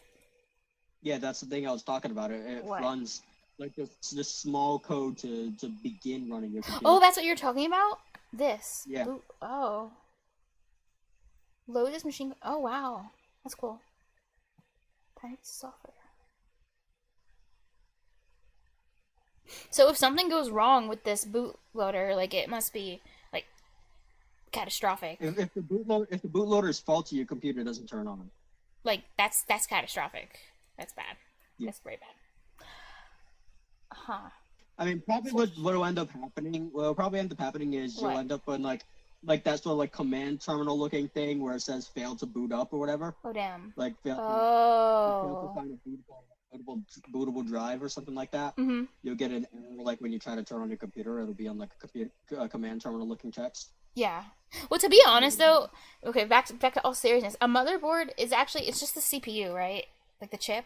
It's called a mother. No, the motherboard is the entire board. Like, look up what a motherboard is. Oh, you mean the board, and it could have multiple CPUs on it. Like, it's like the actual... Look up what a motherboard is. Okay, fine. Yeah. Civitatum says it's akin to planting a bean, and from that bean a plant would grow. It's the entire giant planting. Thing. Yes, the more bean metaphors you use, the more I understand. So it's very important. It's like, okay, you plant the bean. Oh, so the motherboard. Yeah, the motherboard is the thing that has the CPU. It's the garden. It's the bean garden. Like the actual motherboard is like the bean garden for the beans. Civitatum says the plant then branches and possibly replicates. Whoa. Yeah, it's like the entire farmland where you put all the beans. The motherboard. Nice. Yeah. Yeah, it kind of looks like a plot of farmland, Loki. Like all the different like rows are where all the different types of beans are growing. This is technically accurate. This is amazing. Motherboard. Cool. Imagine if your computer could replicate itself. Wow, then I wouldn't need more RAM. I could just keep replicating it and get more RAM. Instant download. Download free RAM. Keep in mind that we are not yet in the world. Evolving and adapting and going and doing like the whole thing, you know, it might eat you one day. Cool. Keep in mind that we are not yet in the world of a running OS. Until the OS kernel starts an initialization process, multiprocessing and syscalls don't really exist. Wow. In the pre-initialization context, executing a program means directly jumping to its machine code in RAM without expectation of return. The bootloader is responsible for finding a kernel, loading it into RAM, and executing it. Some bootloaders like Grub are configurable and /or let you select between multiple operating systems. BootX and Windows Boot Manager are the built-in bootloaders of macOS and Windows respectively. The kernel is now running and begins a large routine of initialization tasks, including setting up interrupt handlers, loading drivers, and creating the initial memory mapping. Finally, the kernel switches the privilege level to user mode and starts the initialization program. We're finally in user land, in an operating system. The initialization program begins running initialization scripts, starting services, and executing programs like the shell/UI. Cool. Initializing Linux. On Linux, the bulk of step 3, kernel initialization, occurs in the start kernel function.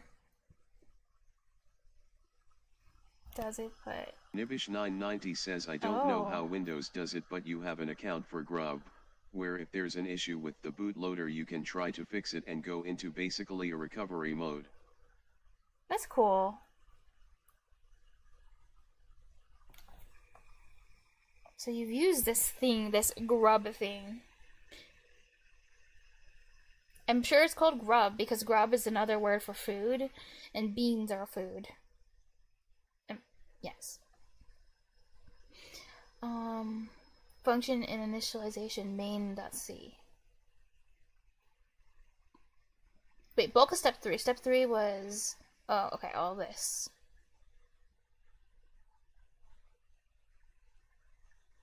Under memory mapping. This function is over 200 lines of calls to various other initialization functions. So I won't include the whole thing in this article, but I do recommend scanning through it. Hell no. At the end of start kernel, a function named archcall rest init is called. Do the rest initialization, I guess. Non-initialized. We're now alive.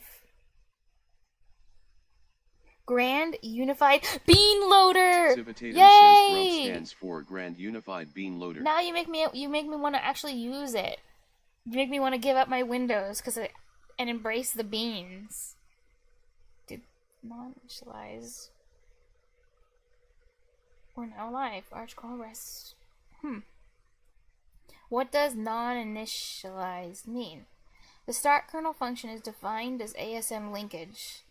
Visible void. Oh, Jesus. Initialize no sanitize address start kernel void. Amazing. The weird keywords like visible, initialize, and no sanitize address are all C preprocessor macros used in the Linux kernel. Macros, that's new. To add various code or behaviors to a function. Oh, that's what these things are? These double dash things in C are like called macros? Like giving a macro? Interesting. Macaroni. That's what they can be. The word?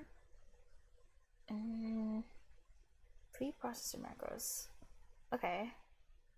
In this case, Xot_77 says Ryzen 950/950X/RX 7800 XT/32 TB DDR4/1 TB NVMe M.2 SSD. Hello, is this a good PC? Initialization is a macro that instructs the kernel to free the function and its data from memory as soon as the boot process is completed. Civitatum says better than mine, feels dank mad. As soon as the boot process is completed, simply to save space. Oh, that's cool. How does it work? Without getting too deep into the weeds in the garden, the bean garden, the Linux kernel is itself packaged as an ELF file. Wow. The initialization macro expands to section initialization.txt, which is a compiler directive to place the code Texot_77 says yummers in a section called .initialization.txt. Yummers. Instead of the usual .txt section. Wait. Section is a compiler directive to place the code. Oh. .txt section. That's cool. Other macros allow data and constants to be placed in special initialization sections. Oh, as well, such as initialization data that expands to section initialization.data. Okay.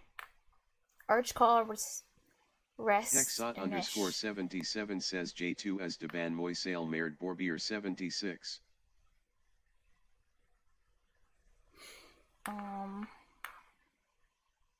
Is nothing but a wrapper function. Void init weak. Archcall resist rest init void. Rest init.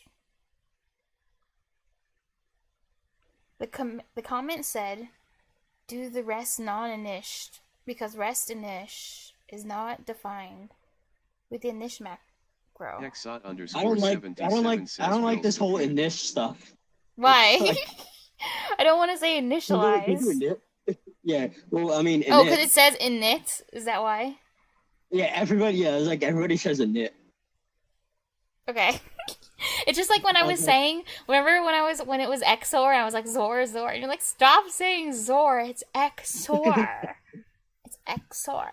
Yeah, just read the text that's there. Don't worry about. Oh yeah, and you said, okay, wait, you were actually right because when I was watching the CS50 C course, he called the word.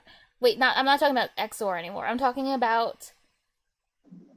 What's that data type? It's a data type. Like in high level languages. Like, what is it? He calls it char. He says char, not care. I'm the only one who says care. Yeah. It's char. Damn it. Yeah.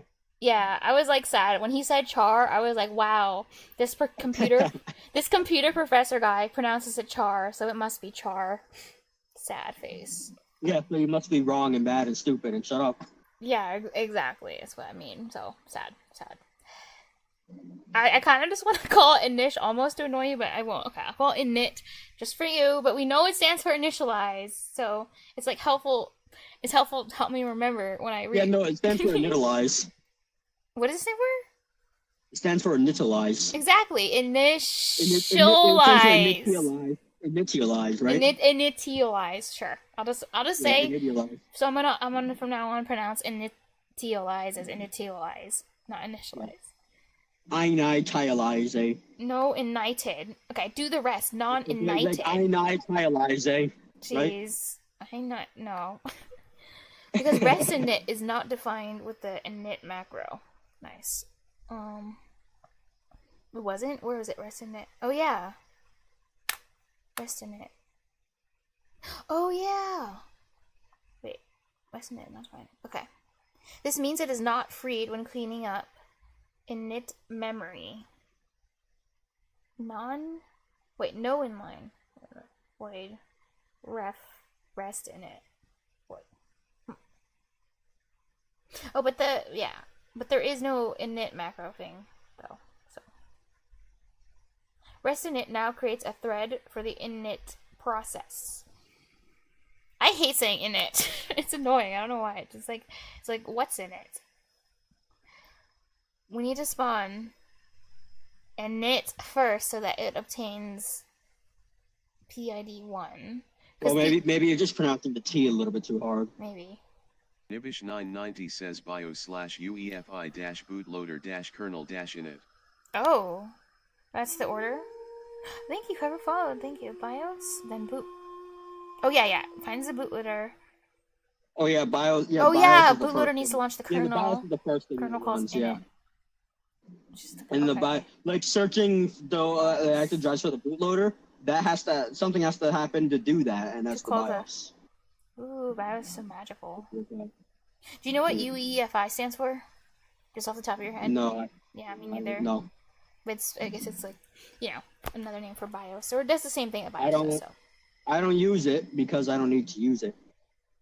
Oh. Like I learn the stuff that I need to use, but I don't learn the stuff that I don't need to use or don't need to learn.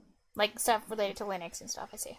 Yeah, like even like assembly, I probably wouldn't have learned assembly if I didn't think that I needed to learn assembly in order to do the thing that I needed. Specifically trying to do at the time. Yeah. Yeah, I was learning it for something specific. Yeah. Mhm. Makes sense. But I didn't end up doing that something specific, but it was good anyway. Yeah. That's good. That's good though.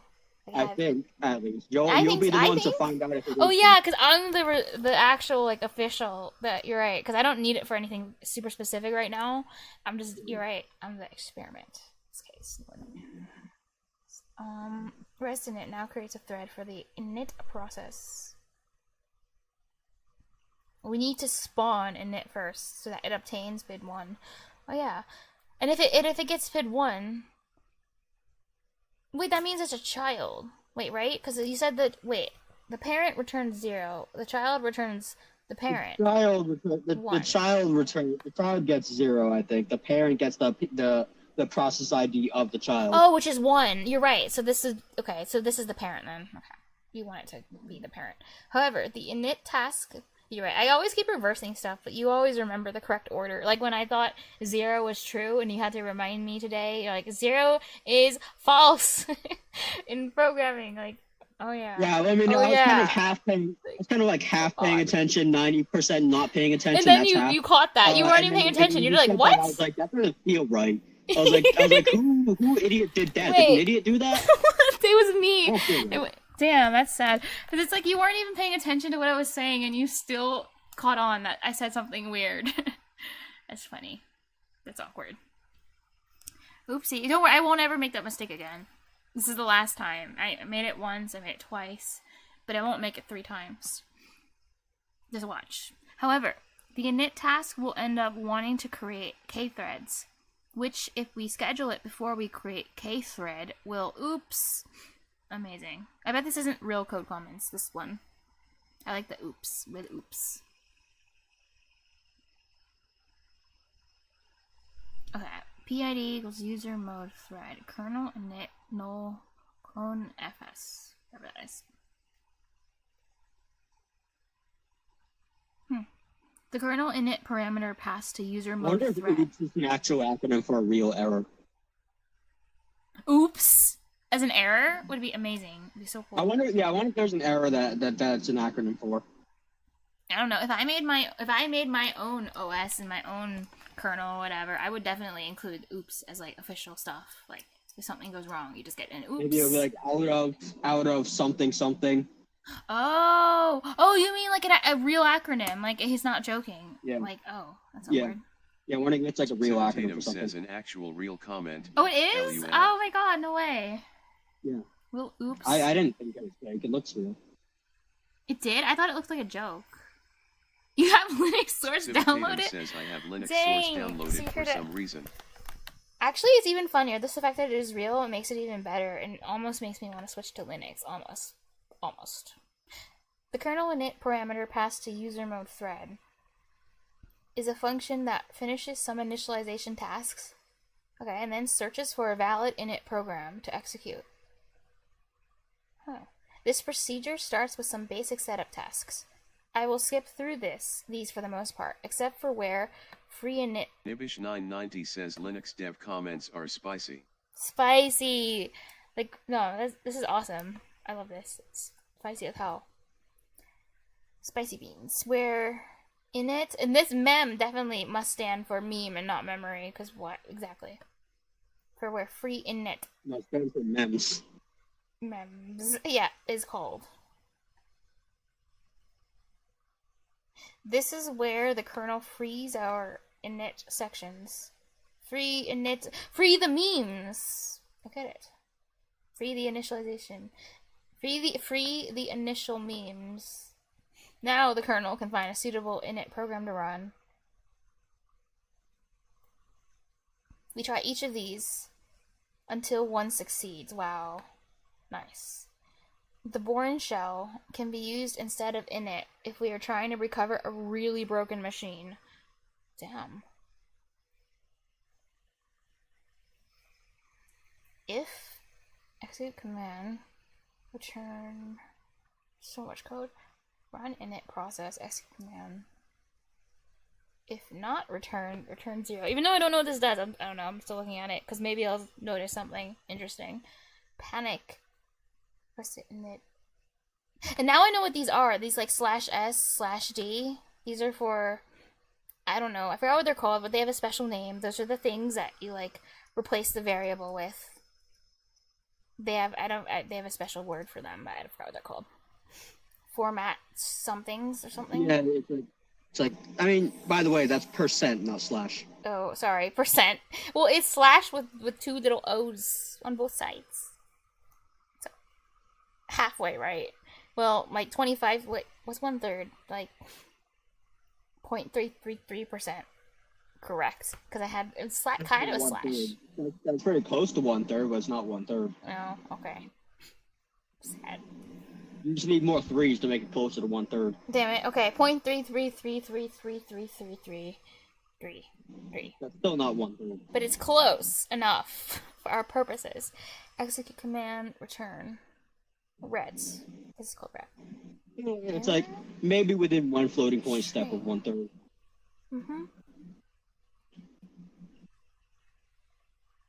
I forgot. I think the D's for, I don't know. I was like trying to remember which one's which. Like D's decimal, but no, maybe not.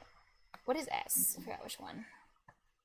All I remember is C. This is all stuff that I couldn't be bothered to try and remember. I know C is constant. That's it. No, I think D is decimal. Like I think it's used for floats and double. No, D's double. Constant. Wait, why would they have? What? Wait, they have one for constant.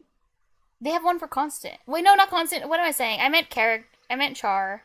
Sorry. Oh. That's what I was about to be like, how do you... Wait, they don't have that constant. Bro, I don't know what I'm saying. No, I meant char.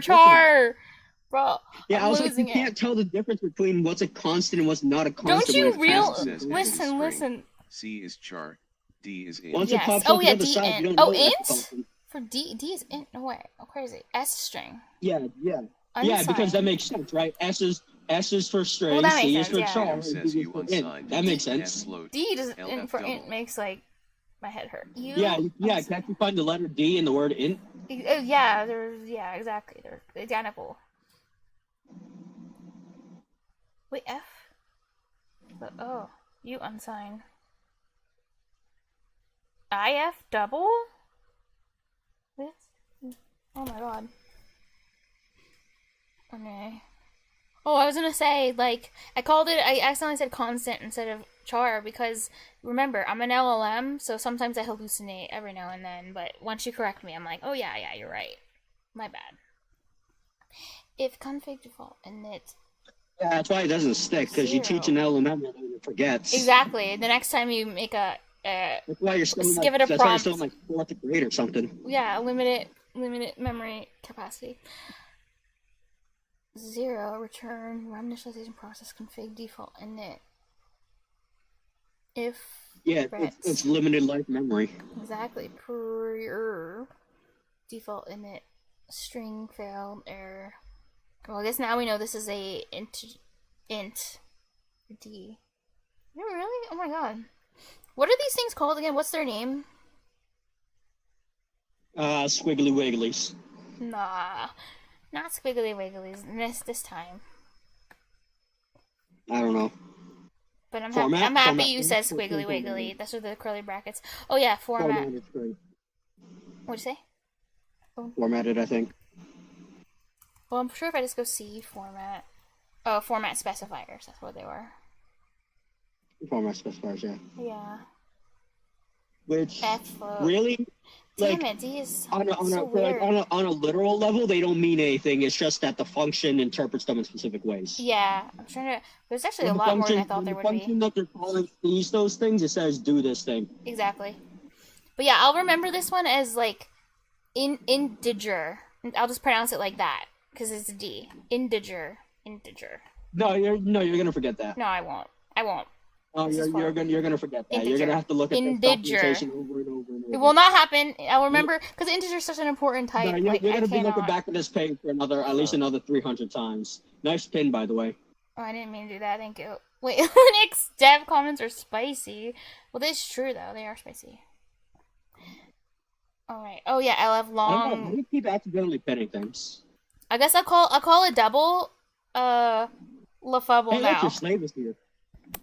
What? Why do you have so many ads? What's happening to your ad block? Oh yeah. Oh, that's burn your eyes. Damn. Oh, listen, wind. You showed up at a great time because we've just been talking about Linux nonstop, and then I've been talking about the beans. Like, remember, like, are those the motherboards? Like, I shared that with everyone because it's awesome, and I'll never forget it. And I'll turn off the ads now. Don't you want some Tylenol? Don't you need some Tylenol? I'm sure you do. Your slave doesn't need Tylenol. They're fine. Damn. They're not my slave. I'm like your slave, if anything. So, even that mark next to their name and stat, they're obviously the slave. Okay, hold on. That's the mark of a slave. Give me a second. I'm turning on my ad block so that wind eyes don't burn because I care about everyone. Your eyes, I care. So they say. I do. Mm-hmm.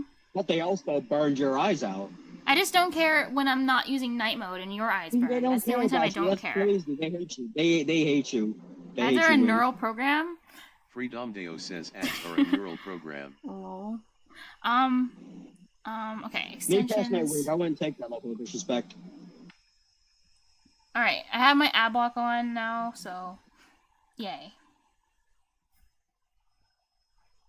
That's crazy. I know. You're welcome. Hello? What? Oh, what the fuck? What? Why does this shit suck? We don't need this page anymore. But I'll just call these the doubles. I keep getting disconnected from the call. Well, that's a skill issue. So. Yeah. Mm-hmm. So I'm gonna start calling doubles Lafubbles now, so I can remember it's %LF for double. So we have integers and Lafubbles. Nice. Default init return else return 0. By the way, if you're here, Win, this is like part of the startup for Linux. This is like part of the No, not format strings. The code itself, like, is part of the startup for Linux. Says format strings. And look at this code comment here. That function's called panic. Nice. Oh, wait, where? With the format string. Where'd you say that? Panic? I don't see it. I'm like, what? Oh. I don't see anything. It's on like it's like the 10th line in that big block. Which 10th line? Oh, it is called Panic. Amazing, good name. But look at this, Wind. This is an actual code comment in like the actual Linux code. It says will oops, which is I think is amazing. Like will oops, it's like you wrote this code. Anyway, default. They're calling you unprofessional when they say that, Wind. I'm not. Oh wait, no, I'm not saying that. I'm saying Wind is awesome and Linux. Oh wait, the coders are awesome. That's no. Pre-RR default init. Oh yeah. String, this one integer, config default init, return, ret, whatever. Indigenous. Else return 0. If not, try to run init process. Yeah, okay, indigenous, indoctrination. Ors, return 0. Industry.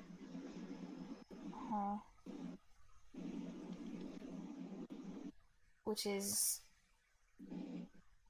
Oh yeah, and also... Well, never mind. No, I won't say this right now. I was just gonna say that I forgot that... I was gonna tell Win that I forgot 0 means... Give me a second. That it means false, and I thought it meant true again, but then I had to be reminded by you that it was like... That's wrong. Yeah, they were stupid. Tatum says it happened again. Integer as opposed to integer or an integer. Exactly, integer. Decimal oh, okay. Oh, it's a decimal integer. As opposed to what integer or integer. Oh no, there's more types of integers. I'm sad now. Integer, integer. Yeah, what about the integer? Oh no. The integer. What are these other ones? My head. I need that Tylenol in the ad. I need the Tylenol. I think return 0 and this one is no error. 137 says I think return 0 in this context means no error. Yes. Yes. It does. What they're talking about is there was a whole thing before about page files, and they said that 0 means like active or whatever, like allow write, and then 1 means don't allow. And that's like, that doesn't make sense. Tatum says an integer does not exist. Feels dank, man, I think. Integer. Oh my god. Panic. No working init found. Try passing init equals option to kernel. See Linux documentation. Oh god, admin guide. Because I'm sure this will be, whatever this is linking to is going to be really easy to read and fun. RST for guidance. Screw that. On Linux, the init program is it's almost always located at or symbolic linked to sbin init. Oh yeah, isn't that? This is one of the things being passed to this thingy. Try to run init, not try to run init process. Common inits include systemd, which has an abnormally good website. What the? OpenRC and run it. Wind137 says, are you learning about Linux now? No, it's just part of this. It's just part of it, so I'm reading about it. Learning about CPUs. It's about, like, I'll show you the website's real name is, it's CPU Land, putting the U in CPU. It's just chapter 6, so I have to read the Linux stuff, okay? Says, I think I pronounce it systemd. Systemd, oh, okay, I'll call it that, systemd. But yeah, it's just... Yeah, oh, I guess it does say how Linux loads executables, so I'm kind of stuck with it, but... Well, too late now, you wasted your time. No, it still learns something about how a computer does. I mean, Linux is still a computer, so... Linux is not a computer. Yeah, well, it's part of a computer, so it has computer-related things, so... Yeah, I'm sure not... My computer does not have Linux. Well, because you're lame. Like me. So, common is, oh yeah, good, OpenRC, run it. Kernel init will default to bin sh if it can't find anything else. Oh. You can run Windows. This is the last one it checks, or does whatever this is. If you really want to, you can run Windows 10 in Unity. For a moment. I would not want to do that. Linux is in fact new/Linux. Oh yeah. Or as I've recently taken to call it, new plus Linux. Oh, okay. Yeah, that. Linux is new not plus an operating system unto it's itself, the kernel, right? But rather another free component of a fully functioning GNU system made useful by the GNU core libs, shell utilities, and vital system components comprising a full OS as defined by POSIX. Oh, it says me. Oh, you like copy? I was like, no way, did you just like write all that? That sounds like ChatGPT. When I'm like, what is Linux? And it sends me that. So that's okay. Okay. New plus Linux. To learn computing started at the beginning, go way back in time, 1940s, and World War II, and the Enigma, yeah, being cracked. That's a movie called The Imitation. Oh, really? There's a movie all about that? Then I'll have to watch that sometime. I wish I could watch it on stream, but I feel like that would not be good. Yeah, you get sued instantly. If I want a clean record, or as clean as I can. You're going to be $100 million in debt. It's very funny. The bot reads the whole copy pasta, and she has to just listen or talk over it. I do. I'm used to it, but yeah, there are times where every now and then, it doesn't happen too often, but every now and then I will mute it when it like annoys me enough. Corrupt knows that. Like if I get annoyed enough, I will mute it for like a limited period of time, so I can actually like collect my thoughts. But yeah, lol. If I can't find anything else, and I can't find BNSH, something is terribly wrong. Damn. Mac OS has an init program too. Says, hey guys, did you know that? What was I? It's called LaunchD and is located at SBIN launched. Okay, try running that in a terminal to get yelled at. To get yelled at for not being a kernel. Hey, everyone should try this then, so they can get yelled at for not being a kernel. That's cool. Oh, I thought this was funny too, when, wait, where is it? I like this. Says I started in 2022 with Python, then in 2023 I did IBM Quantum, and in 2024 I made this program that scans for gold using quantum computers, and it discover about 35M so far in the past 24 hours. Just don't take no when they tell you it ain't possible. What? I'm like not even sure if it's like, is that real? Is this real? Is it corrupt? Is it? What do you think?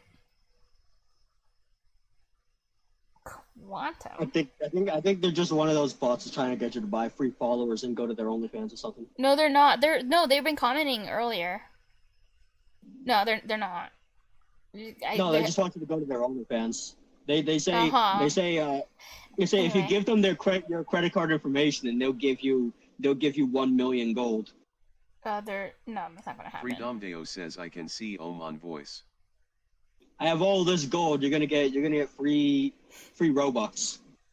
But anyway, it's a scam. Don't trust it. Yeah, maybe sometime Freedom, but for one, well, Corrupt's here because he's helping me with assembly. That's why he's here right now. Say hi, Corrupt. But you're here. Yeah, he's helping me with assembly. That's why he's here.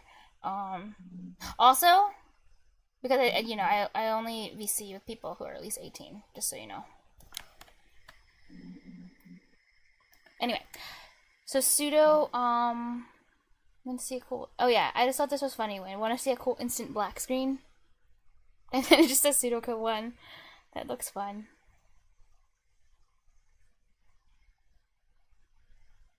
Okay, I'm almost at the bottom, so it's almost over. The pain, the suffering, it's almost over. Yeah, what are you doing after you finish reading this?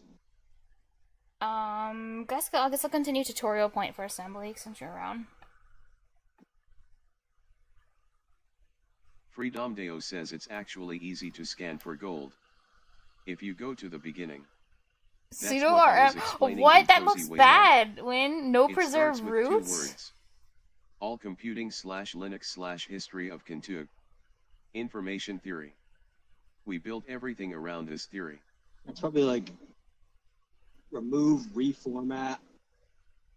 Is it probably like don't just delete everything and then you'll never get it back? Is that I don't know. It looks bad. No preserved root looks real bad. The slash on Linux is the root folder, so the very top of your computer, and basically just saying delete the entire computer.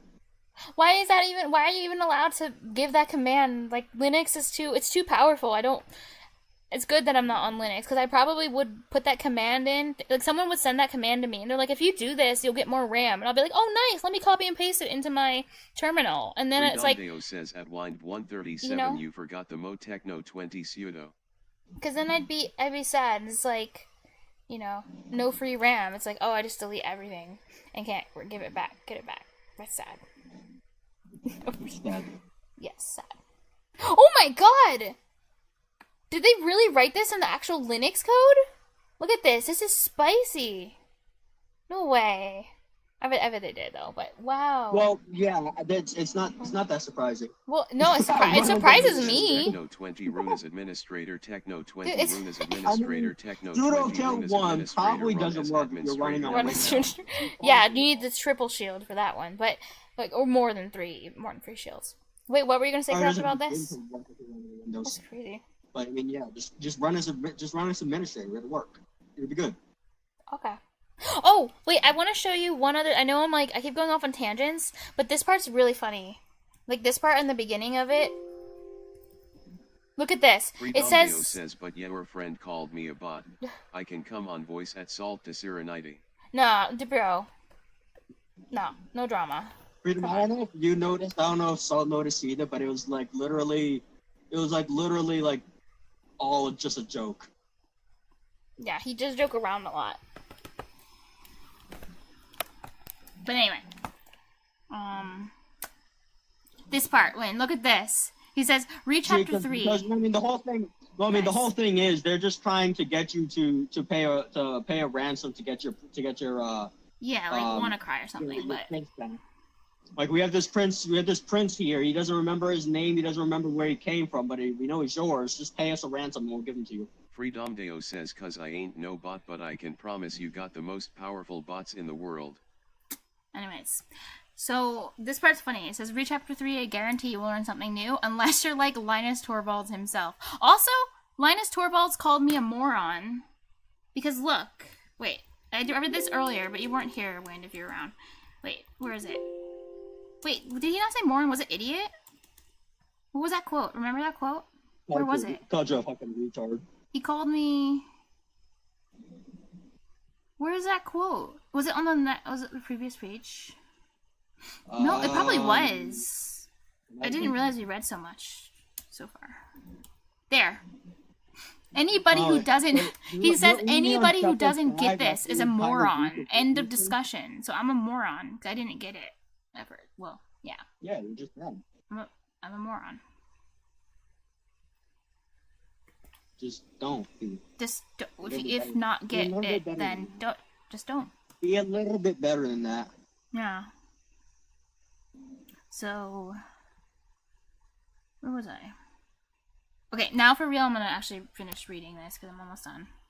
Except I'm gonna skip this word. So.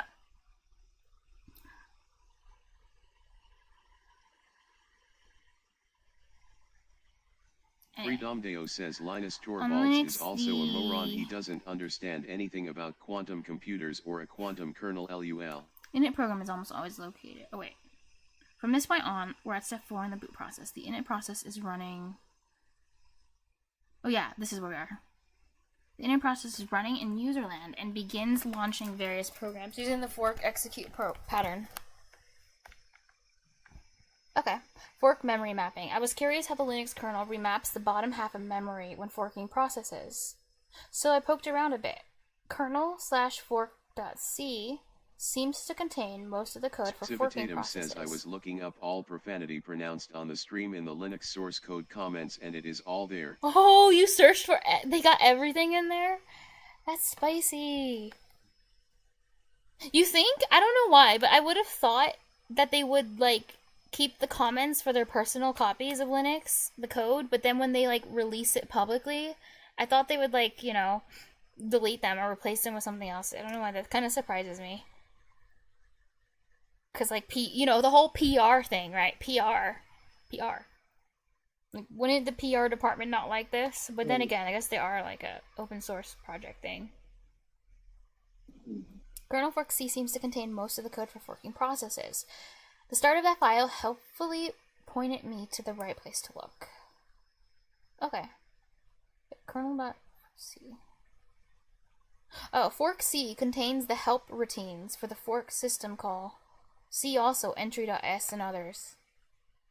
Fork is rather... Freedomdeo says we have no PR department, that's why our code is actually good and our systems actually work. Yeah, that's a good point. Fork is rather simple once you get the hang of it. But the memory management can be a B. Oh, CMM/memory.c. Salt here has a PR department, so that that they have to worry about. That's why their code is bad, and that's why they can't say these things. Wait, what? Copy page range.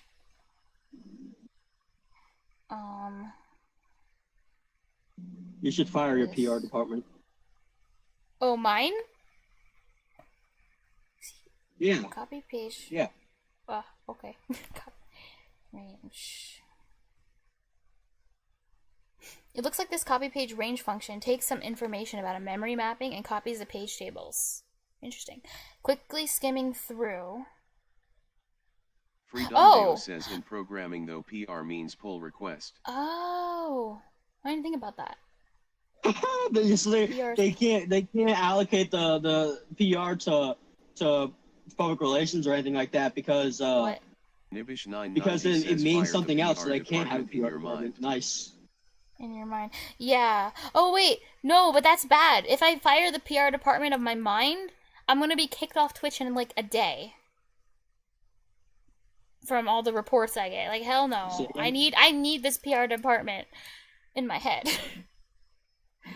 So, no, just fire the PR department. No! That's bad. The PR department does good work. What do they do? Stop me from getting banned. Instantly. They 90 days for you? That's great. You don't get banned for saying that. Well, if you fire your PR department, you get banned for... You know, you can't say anything you want. That's why you need the PR department. Trade the PR department for a new department called Chill Stream Department. Freedomdeo says trade the PR department for a new department. I mean, it's very simple. Yeah, but if you know, it's simple. It's simple. If you modify, if you go low level and mess with like kernel code, mine kernel code, you might f up, and then brain.x might not reboot ever. You know what I'm saying? Like, don't mess with. You don't mess with the PR department. Don't mess with stuff there. I tried that before. It was really hard to break it that badly. I couldn't do it. Yeah. I did. Looks like quickly skimming through the functions it calls. This is also where pages are set to be read-only to make them cow pages. Twitch generally don't ban streamers unless they dangerous acting or something like that's why I don't stream when I have psychotic episodes. I stop. Ah. See. Skimming through. Yeah, I mean... It checks whether it should do this by calling a function called isCowMapping.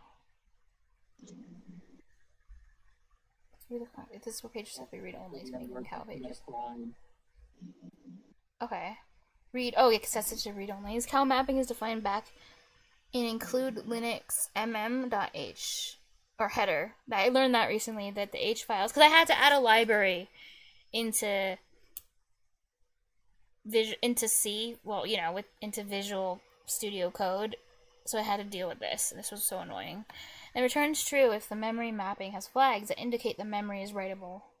And the flag returns 0. Wait, it's 0 if it's not writable, right? 1 if it is writable, because 0 is false.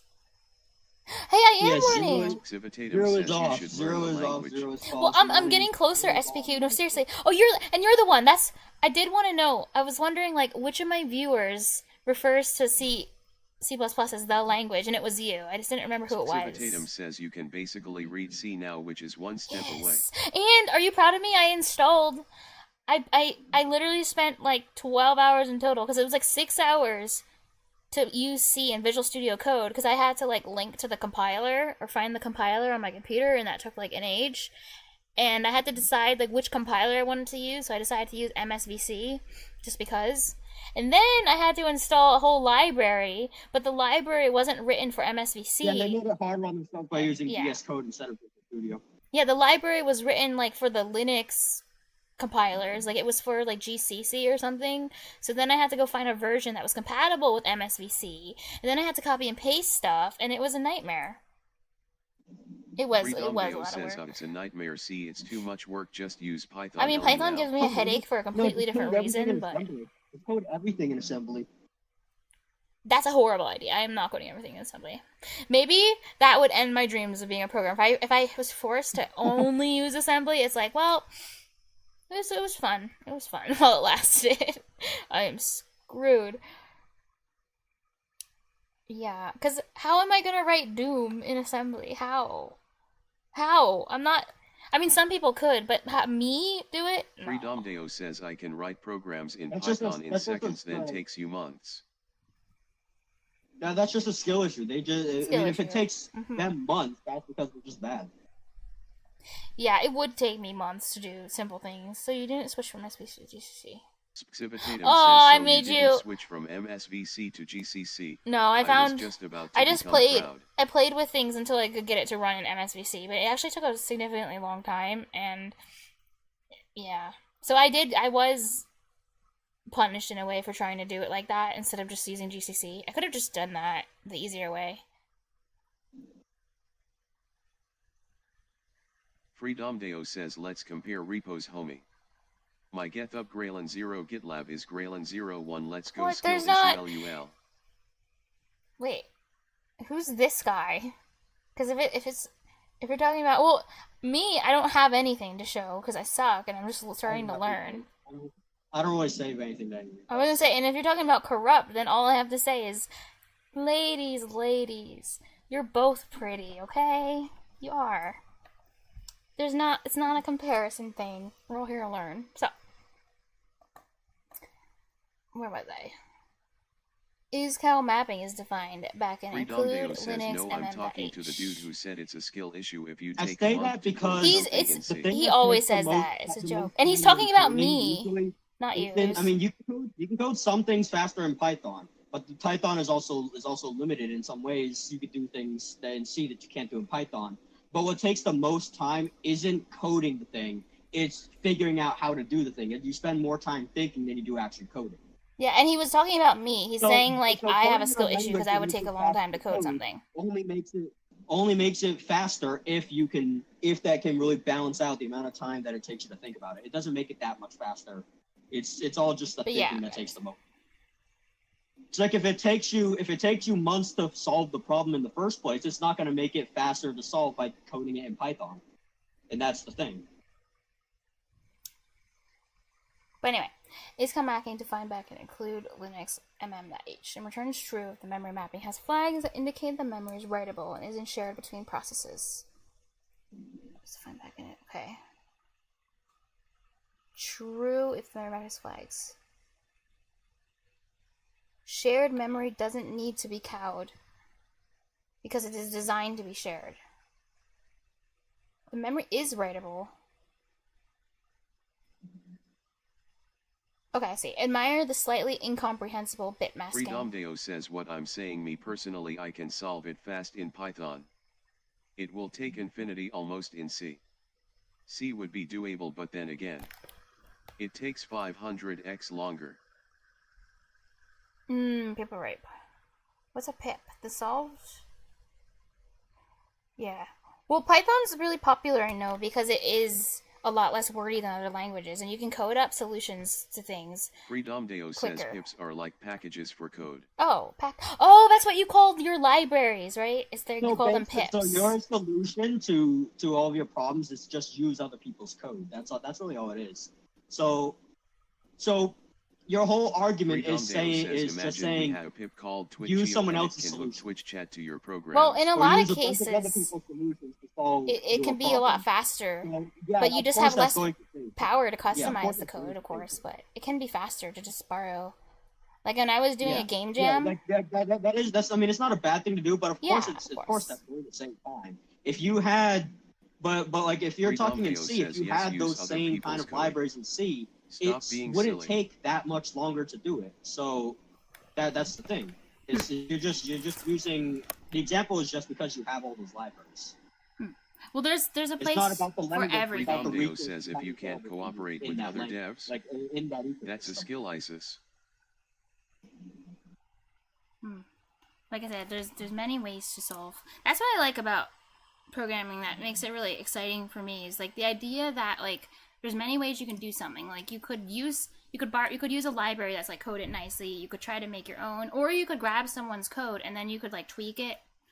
And the sky is the limit. If the computer runs it, it's a possibility, even if it's not efficient. Like it's exciting. I think that you can just try things and see if they work. Like, that's what excites me about computer programming, is like, maybe it'll work, and maybe it won't. Maybe it's a good solution, maybe it's not. But because everyone comes up with their own solutions, it's fun, like, learning what every person's solution is. Because then I get to learn about how other people solve problems, and it's usually much more efficient than the way I solve problems. That's what's fun. I have a challenge for you, Freedom. Write a LangChain XAMPP program as fast as you possibly can. Wait, what? What is it? Freedom, make a LangChain XAMPP program and make it run as fast as you possibly can. Make it run, right, what?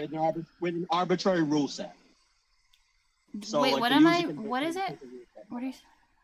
Freedomdeo says, in no way am I saying to not code C or C.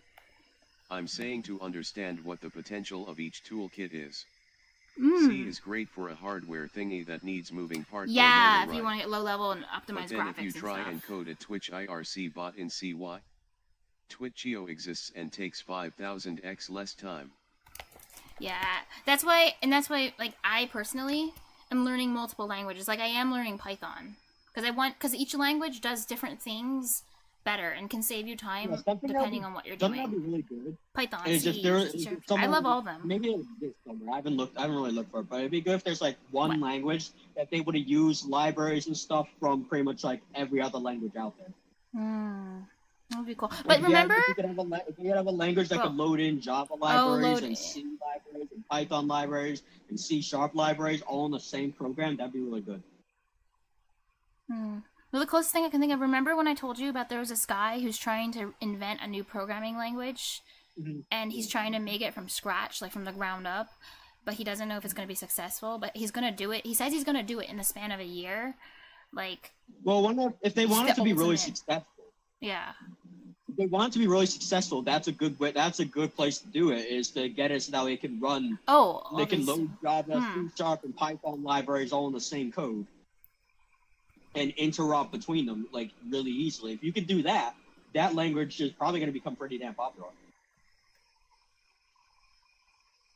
Freedomdeo says, yeah, exactly. I'm doing I exorcism. think you are doing L33T code at Salt to Serenity, not to be harpy on complain. With me, it's all a series of questions to engineer anything. Ask the questions in the right way. I think then ITLL do amazing things. Well, I know I'm filled with questions. Just keep very asking. Little answers, which makes then me a you little keep sad. building upon the shoulders of giants. Oh man, the way that line showed up in, like, I'm thinking of like a song where that like line, that exact line showed up. Okay, so alright, I'm almost done. I'm so close to finishing this thing, and then I don't have to read about Linux again. Shared memory doesn't need to be cowed because it is designed to be shared. Right. Admire the slightly incorporated bit masking. Have you ever heard of this term before, bit masking? Because this is my first time seeing it. Oh, what is bit masking? Just curious, like, what would you say it is? Bit masking is related to binary operations, so like bitwise AND, bitwise OR, and all that. Okay. Which is what they're doing. They're doing bit stuff. Cool. Static inline bool is cal mapping VM flags to flags. Interesting. Okay.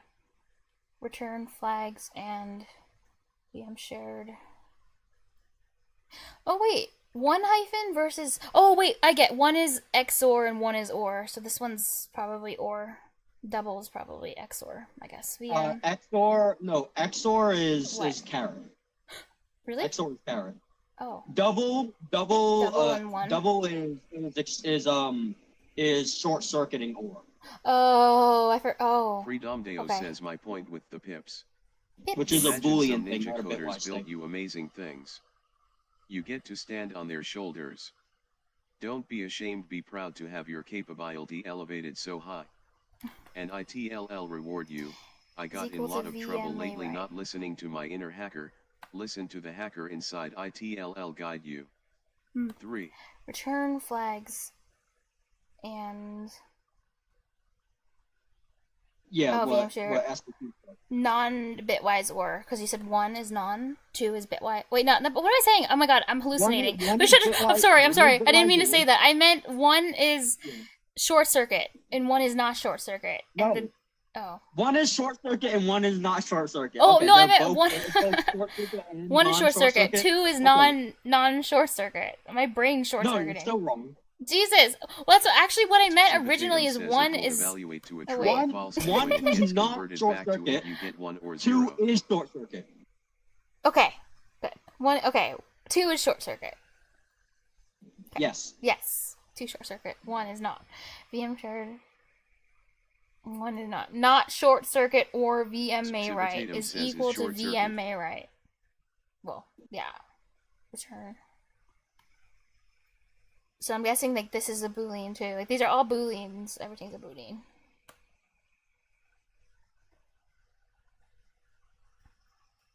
Wait. Short. Why? What are you saying? Wait. Why? What is going on here? What is what going on? Wait. Why is VM shared? Wait. Oh, you're looking at the code? I'm looking at this and I'm like, what's weird VM about it? shared doesn't need to be there. I don't understand. I mean, unless What? well, maybe VM flags is Uh-huh. something else. Maybe that's not just like an integer or something. But if these are all just integers, VM shared doesn't add anything to like whatever you could make VM shared literally anything. It doesn't change the result. I thought these were all booleans. Like I thought flags. Well, I don't know. I thought everything is a boolean. Like this is a boolean, and I don't really know though. Oh wait, no, never mind. It would. It does. No, never okay. mind. I understand.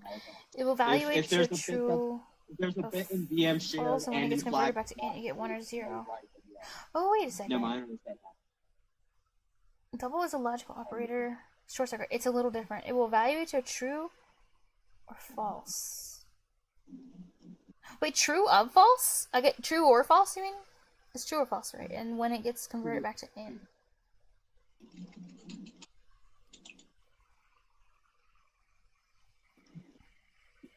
I'm thinking, evaluate your true or false.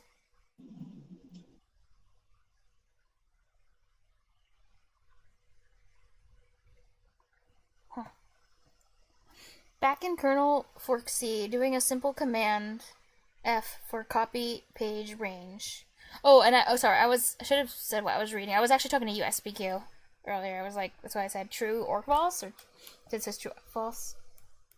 Anyway, back in kernel fork C, doing a simple command F for copy page range yields 1 call from the dup map function, which is in turn called by dupmm, which is called by copymm, oh god, which is finally called by the massive copy process function.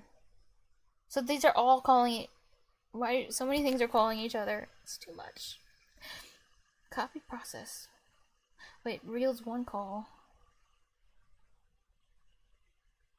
from that, which is in turn called by, Jesus, which is called by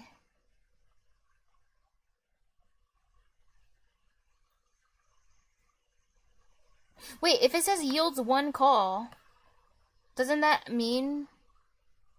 Does that mean it returns? Wait, what is that? Does that mean the function's just inside of it somewhere? That's what I thought it means. It's just like dup map is just a function inside somewhere here. The dup map calls copy page range once. Oh, this calls... Okay, thank you. This calls that. Let's see. Just called in turn, I see, the English was just really confusing to me, which is called by which is finally called by the massive copy process function. Copy process is the core of the fork function, and in a way, the center point of how Unix systems execute programs. Always copying and editing a template created for the first process at startup. Oh, okay. Cows. This is such an old YouTube video. In summary, so how do programs run? Nice, just a summary. So this part's easy, because no code. On the lowest level, processors are dumb, like me. They have a pointer into memory and execute instructions in a row, unless they reach an instruction that tells them to jump somewhere else. Yes. Besides jump instructions, hardware and software interrupts can also break the sequence of execution by jumping to a preset location that can then choose where to jump to. Processor cores can't run multiple programs at once, but this can be simulated by using a timer to repeatedly trigger interrupts and allowing kernel code to switch between different code pointers. Programs are tricked into believing they're running as a coherent, isolated unit. Direct access to system resources is prevented in user mode. Memory space is isolated using paging, and system calls are designed to allow generic input-output access without too much knowledge about the true execution context. That's really cool. System calls are instructions that ask the CPU to run some kernel code, the location of which is configured by the kernel at startup.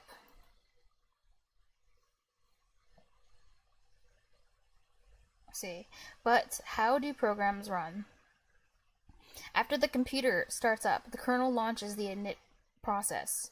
This is the first program running at the higher level of abstraction, where its machine code doesn't have to worry about many specific system details. The init program launches the programs that render your computer's graphical environment and are responsible for launching other software.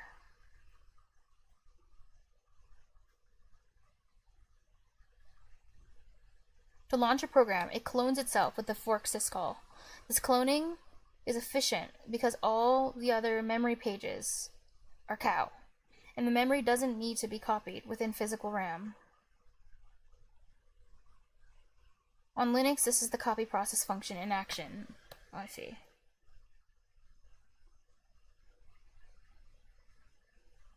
Both processes check if they're the forked process. If they are, they use an execute syscall to ask the kernel to replace the current process with a new program.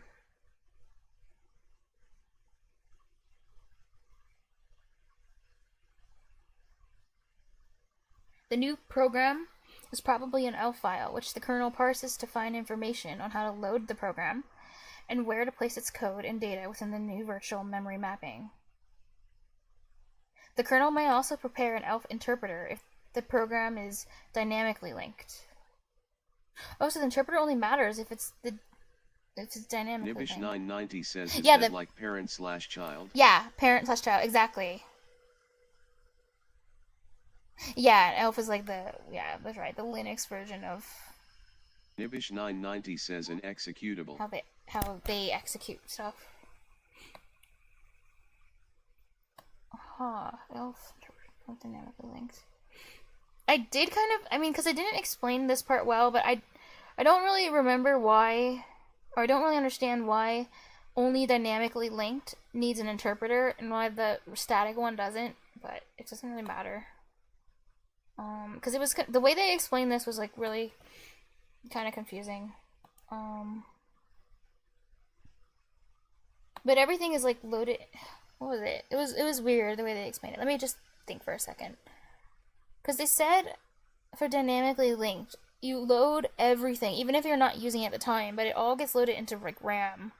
For statically linked, you only load the parts that are written in the code or something. But then they said something weird like that for dynamically linked. Pieces that are missing have to be grabbed, and that didn't make any sense to me because it's like... My guess is that if you want to... What do you think? To load new things into the program, like in C#, how you can load other libraries in as code. Oh yeah, it was saying that. It's true. Mm-hmm. Like at runtime, my guess is that it's something like that. If you want to load more stuff in at runtime, it'll accept it even at runtime. Then it needs to be able to interpret it. Well, that's what they should have said. That's CPU Land should have literally wrote exactly what you said, because that makes sense. It matches what they said, but their explanation wasn't very. I didn't think it was very good. But okay, I get. I mean, that's cool. It could be like what I said could be wrong, but that's what I would guess. But it makes more sense than like I can't come up with anything better than that. So, yay. The kernel can then load the program's virtual memory mapping, and return to user land with the program running, which really means setting the CPU's instruction pointer. Says it will open a dynamic library at runtime and look up the symbols. Ooh.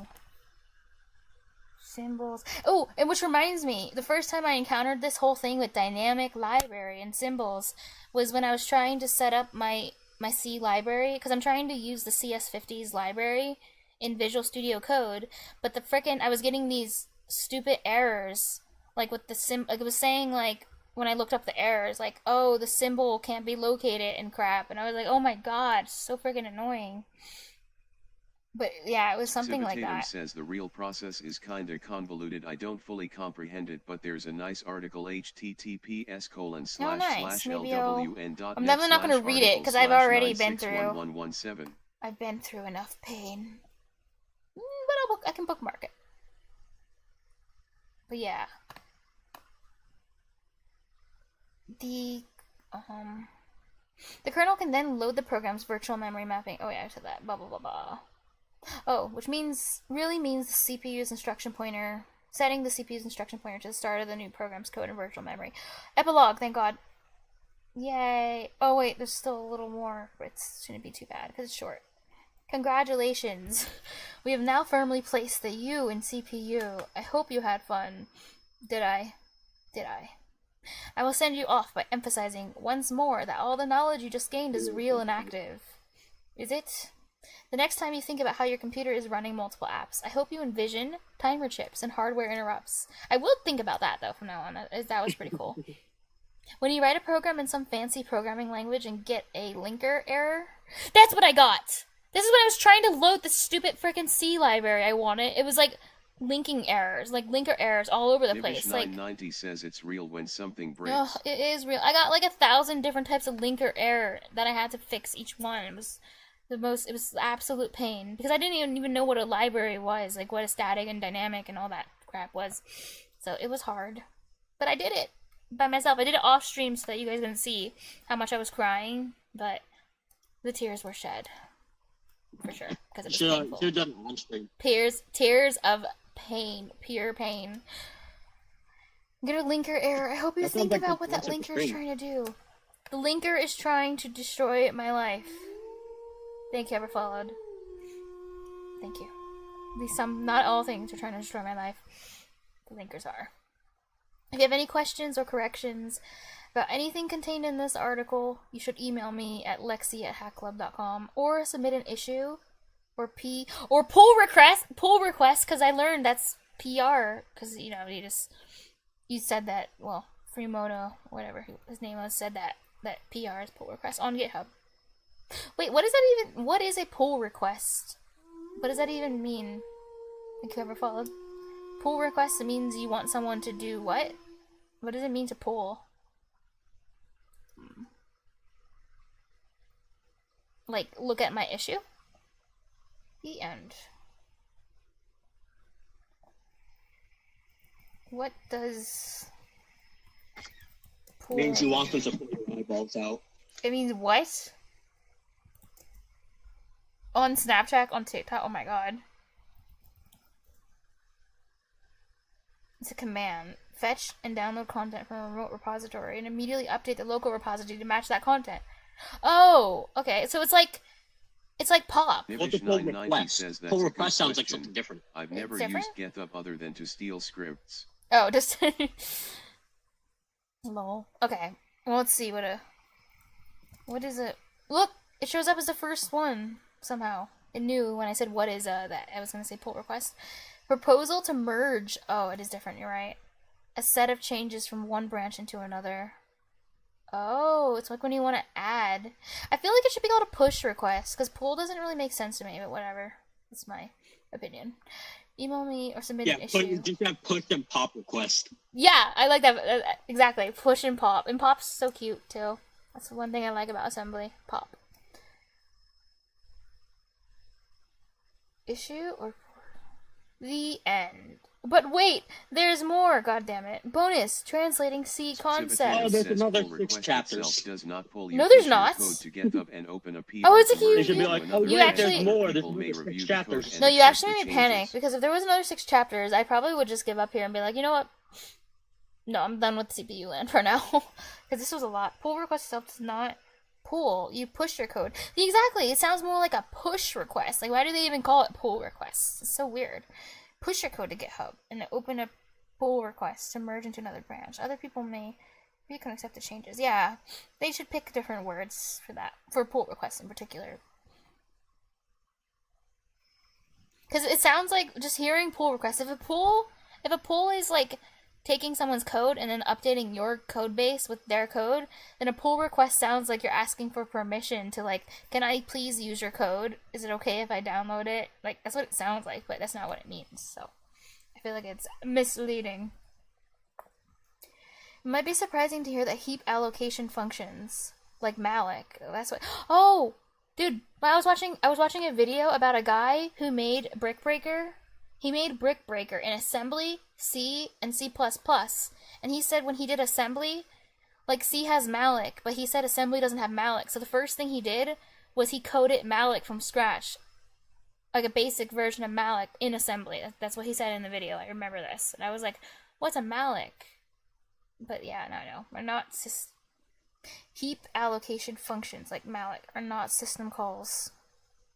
Instead, heap memory management is provided by the library C implementation. Malloc, free, etc. are complex procedures. The library C keeps track of memory mapping details itself. Oh. So malloc does something for the heap. I like how with init you were saying init just because you didn't want to say initializer, but then for here with libc you're saying library C. You're like the other one you wanted to shorten it, and this one you want to expand it out. No, I didn't. I didn't want to say init. You made me say it. No, I was talking about init. You were saying init because you didn't want to say initializer. Oh yeah, but at least it's closer.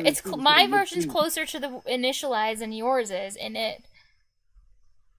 I mean, I should call this then. What I'm talking about is how you want to shorten it for the other one, now you want to expand it for this one. I didn't really want to shorten it. Well, I just don't like, yeah. At least my versions are closer, so. I could say memory allocation here too, because now I know what malloc is probably memory allocation.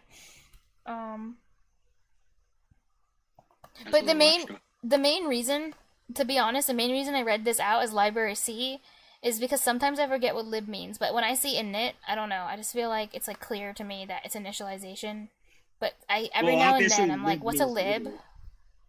So it's kind of more of a reminder to myself, like, hey, don't forget library. Lib means library, that type of thing. Obviously lib means liberal.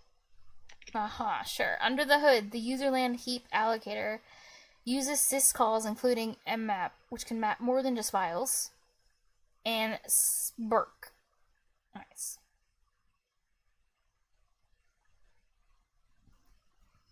Oh, this is a syscall. mmap and okay. Heap. That's so complicated. Bonus tidbits. I couldn't find anywhere coherent to put these, but found them amusing, so here you go. I did not ask for this. I'm not going to understand these jokes. Most Linux users probably have a sufficiently interesting life. Wow, that they spend little time imagining how page tables are represented in the kernel.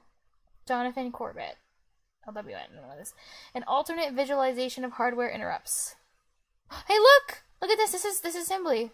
Move racks, RBX. I guess RBX into racks. Add racks. Hello, it's me, the keyboard. I have an important message. E? What? I don't understand this. Do you get this joke? Keyboard interrupts. Oh, because you're pushing E? That's what it... That's all. Oh, because I thought... Okay, I was confused who's talking. When you press something on a keyboard, it stops all the other code and says, hey, do this. E! That's cute. A note that some system calls use a technique called VDSOs instead of jumping into kernel space. I didn't have time to talk about this, but it's quite interesting, and I recommend reading into it. I'm not going to do that. Oh my god, it's another 3 links. Boomer memes feels dank mad. Boomer memes? I thought this was pretty hip. I thought it was the bee's knees. What are you talking about? I thought it was cool.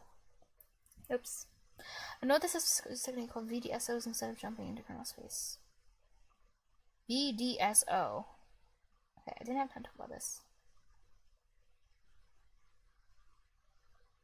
And finally, addressing the Unix allegations. Allegations? I do feel bad that a lot of the execution-specific stuff is very Unix-specific. Actually, yeah, everything was like Unix, Unix this, Unix that. Like, give me more Windows. If you're a Mac OS or Linux user, this is fine, but it won't bring you too much closer to how Windows executes programs. Well, that sucks. Or handle system calls, although the CPU architecture stuff is all the same. In the future, I would love to write an article that covers the Windows world. Please do, because I feel very left out and disregarded. When was this written? Not. I don't think it was that long ago, because I saw. Oh, yeah, 2023. Oh, I was hoping it was going to be a lot longer. Why? I thought it was going to be a lot longer ago because if it was a long time ago. Why not? I mean, why? I mean, maybe they've done it. I don't know. But it was like, if it's a long time ago, then maybe they've written the Windows one already. Oh, yeah. No, but then it'd be more sad, because I checked, and there wasn't anything more than this, and if it was a long time ago, then that means I gave up. So that Tatum says you can map syscalls to the user space because this way it is more performant or STH. Oh, wait a second. Is that what you're saying? Is the, what is it called? A VDSO is mapping syscalls to the user space? Okay. That's cool. Understanding those. Well, that provided. Yeah. Tatum says some thank common you. ones are mapped by default. At least that's how my limited understanding Okay, goes. thank you. I appreciate you saying that because now I understand what it kind of is without having to open up all 3 of those really long articles because they're probably going to be really long and dense and difficult to read, and I can get a nice like little, you know. Well, you don't know that. They might just be Reddit posts. No, sometimes Reddit posts go on forever. Like, oh my god. Acknowledgements. I talked to GPT 3.5 and GPT 4 a decent amount while writing this article. Nice. So hopefully they didn't make any mistakes or, you know, there's no hallucinations that I just committed to memory because that would be pretty sad. Oh wait, while they lied to me a lot and most of the information was useless, oh god, they were sometimes very helpful for working through problems. LLM assistants can be net positive if you're aware of their limitations and are extremely skeptical of everything they say. That's true. That said, they're terrible at writing. Don't let them write for you. More importantly, thank you to all the humans. This is what they was. They're in a hack club. I told you, I said that to you. Hack Club Slack. I don't think it's related to their school though. It's just called Hack Club. See, it's a national organization called Hack Club. You have to be under 18 to join, so I'm not allowed. CIA. It's for kids only. You have to be like under 18. CIA? What? It's the feds? It's not the the feds. No, but this organization has like an age limit. Wait, the feds are recruiting children now? That's crazy. Oh, well, lol. I don't think... Anyway. They said they're... Oh, wait. More importantly, thank you to all the humans who proofread me, encouraged me, and helped me brainstorm. I'm not going to read these names. Who drew the wonderful elf in Chapter 4. I don't think that drawing was that good, but it's okay. They tried. And my lovely parents. If you are a teenager and you like computers and you are not already in the Hack Club Slack, you should join right now. Well, I'm not a teenager, so I'm not invited. I would not have written this article if I didn't have a community of awesome people to share my thoughts and progress with. If you are not a teenager, you should give us money. Are you serious? No. No. No. No. All of this mediocre art in this article was drawn in Figma. I used Obsidian for editing and sometimes Veil for linting. What's linting? What does Veil do? Oh, it's like something with style? Linting.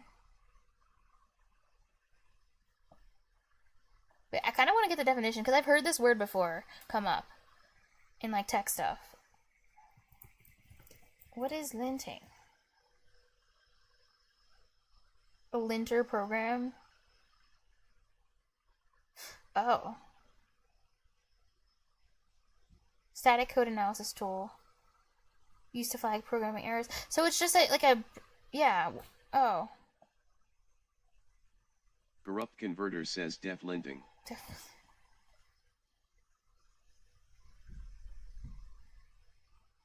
Oh wait, isn't just debugger a better word for this? Like, I prefer that to lint. Lint's weird.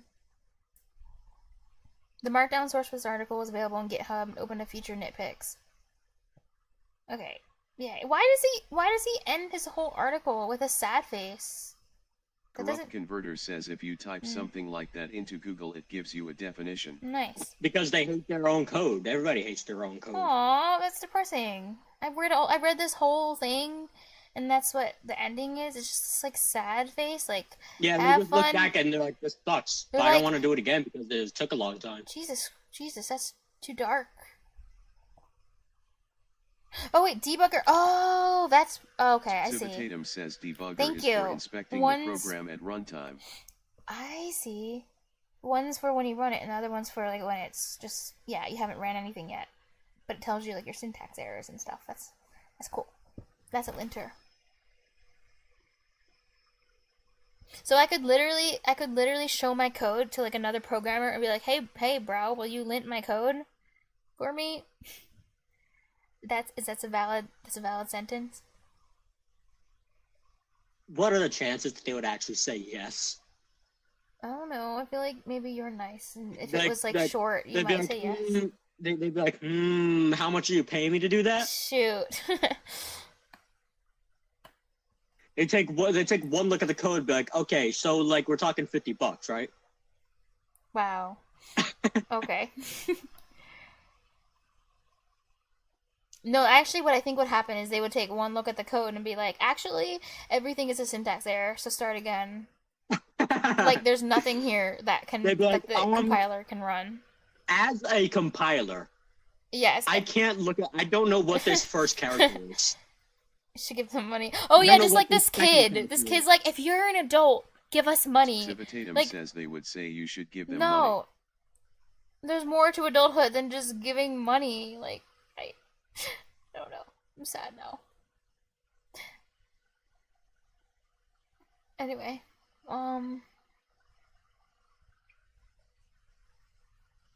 Hey, it's time to learn about complex numbers. No, it's not. You lie. Imagine this actually there was like a coding error and the next lesson said like complex numbers. I'd be like, screw this. No, it'd be fun. Not at all. Oh, speaking of which... well, then again, it's Khan Academy. It might not be as fun. Wait. I just want to say to you that when you said like these problems are like kind of annoying, like there was this one, I think it was this one here. This one, every single answer to every question is mapped to the wrong, like the questions are mapped to the wrong answers. So I literally had to write them down in a text file, the questions and answer key, because they were all wrong.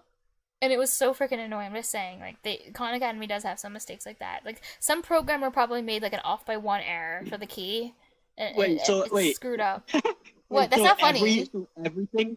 So all the answers were all wrong? Every answer was wrong. And so they were in total... how'd you get through? Was it, like, shifted down one or something? I copied and pasted every question in the wrong answer so that I would have all the wrong answers. You went through all of them. And I brute forced it so I could get my goddamn crown. Give me my crown. That's not funny. That's sad. What if you were just really bad? And what if you were just really bad the whole time? I'm not. I'm serious. It was just subtraction. Everything was wrong, and I also double checked with a calculator for the first three ones. You weren't off by one error. What? What if you weren't off by one error? No, I didn't code it, but if I did, then every single lesson would have this same exact problem, so thank God. What if your computer had a bug in it? Or, yeah. No, I can't, because I'm loading the website through a web browser, like, it's not being run on my machine. Or what is the version of dyslexic for numbers? I forget. What if you were just that? I forgot the name of that, you're right. It's called Dyscalculia, I remember now. Dyscalculia, because I looked it up and I was like, what if you were just dyscalculia? I literally am so bad at numbers. I literally Googled one day, I was like, do I have dyscalculia? Because that's how much I suck.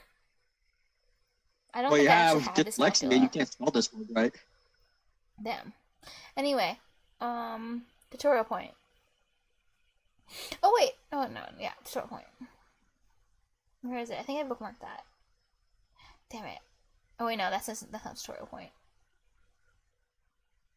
I can tell when you're in a different window because when you hover over text, your cursor doesn't change. Wait, what is that? When I hover over it? I can tell when you're in a different window because it doesn't show like when you're in other windows, but I can tell because the cursor doesn't turn into like the selecting text cursor when you hover over text. So you can still see my cursor when I'm moving it, even though I'm in a different window. Oh, that's cool. Yeah. Wow. Okay, so where is it? I have too many things bookmarked. I think I'm literally okay. I'm just gonna Google it. It's taking too long. See, if you keep closing your tabs, then you're gonna keep having this problem. I didn't close the tab. My computer shut down again, and I lost all my tabs. Leave me alone. Well, did you try Control Shift T or something as soon as you open up Chrome? Because that sometimes works. Oh, I should try that. But it's just an incognito window, so I lose everything anyway. Yeah, that's also going to be a problem. I know. So anyway. If you get a different browser, just use that one. Oh yeah, you did mention that, but I'm loyal, I guess, to Chrome. I don't know why. Doesn't make any sense. Well, about being loyal to Chrome, I think they maybe not have just made it so that way. Like, are you on the latest version of Chrome right now? No, I didn't update it for a long time. I'm loyal to this version, whatever I'm using. I was gonna say, because like if you had, then your ad block would not be working right now. Well, that's sad. They made it so that they made a change to it that is probably very much targeted towards breaking ad blockers. Sad. So is that what you want to be loyal to? I mean, the company that you're being loyal to just got sued for being a monopoly. I'm joking. That's why I said for some reason. But I'm just lazy and don't like switching. That's all. As long as something works until it breaks. If it breaks, I switch, and that's about it. That's how lazy I am. Well, it already did break. You lost all your tabs.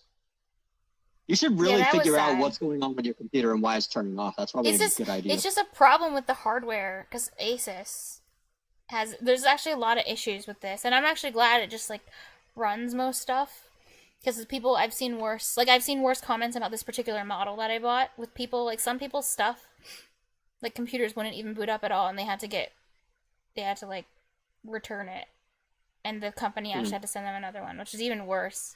But for me, it's just the Wi-Fi card doesn't work. The Wi-Fi card came busted, and then the operating, like the heart, it just, I don't know. Every few days, like overloads. Yeah, just get another computer. Yeah. Well, no, money. Just steal some money from someone. Like you probably have neighbors or something. Just steal their money or steal their computer. No, because prison. Well, prison if you get caught. Just don't get caught. Wow, you think I wouldn't get caught? That's funny. If I. Okay. I mean, you're not a criminal if you don't get caught. What?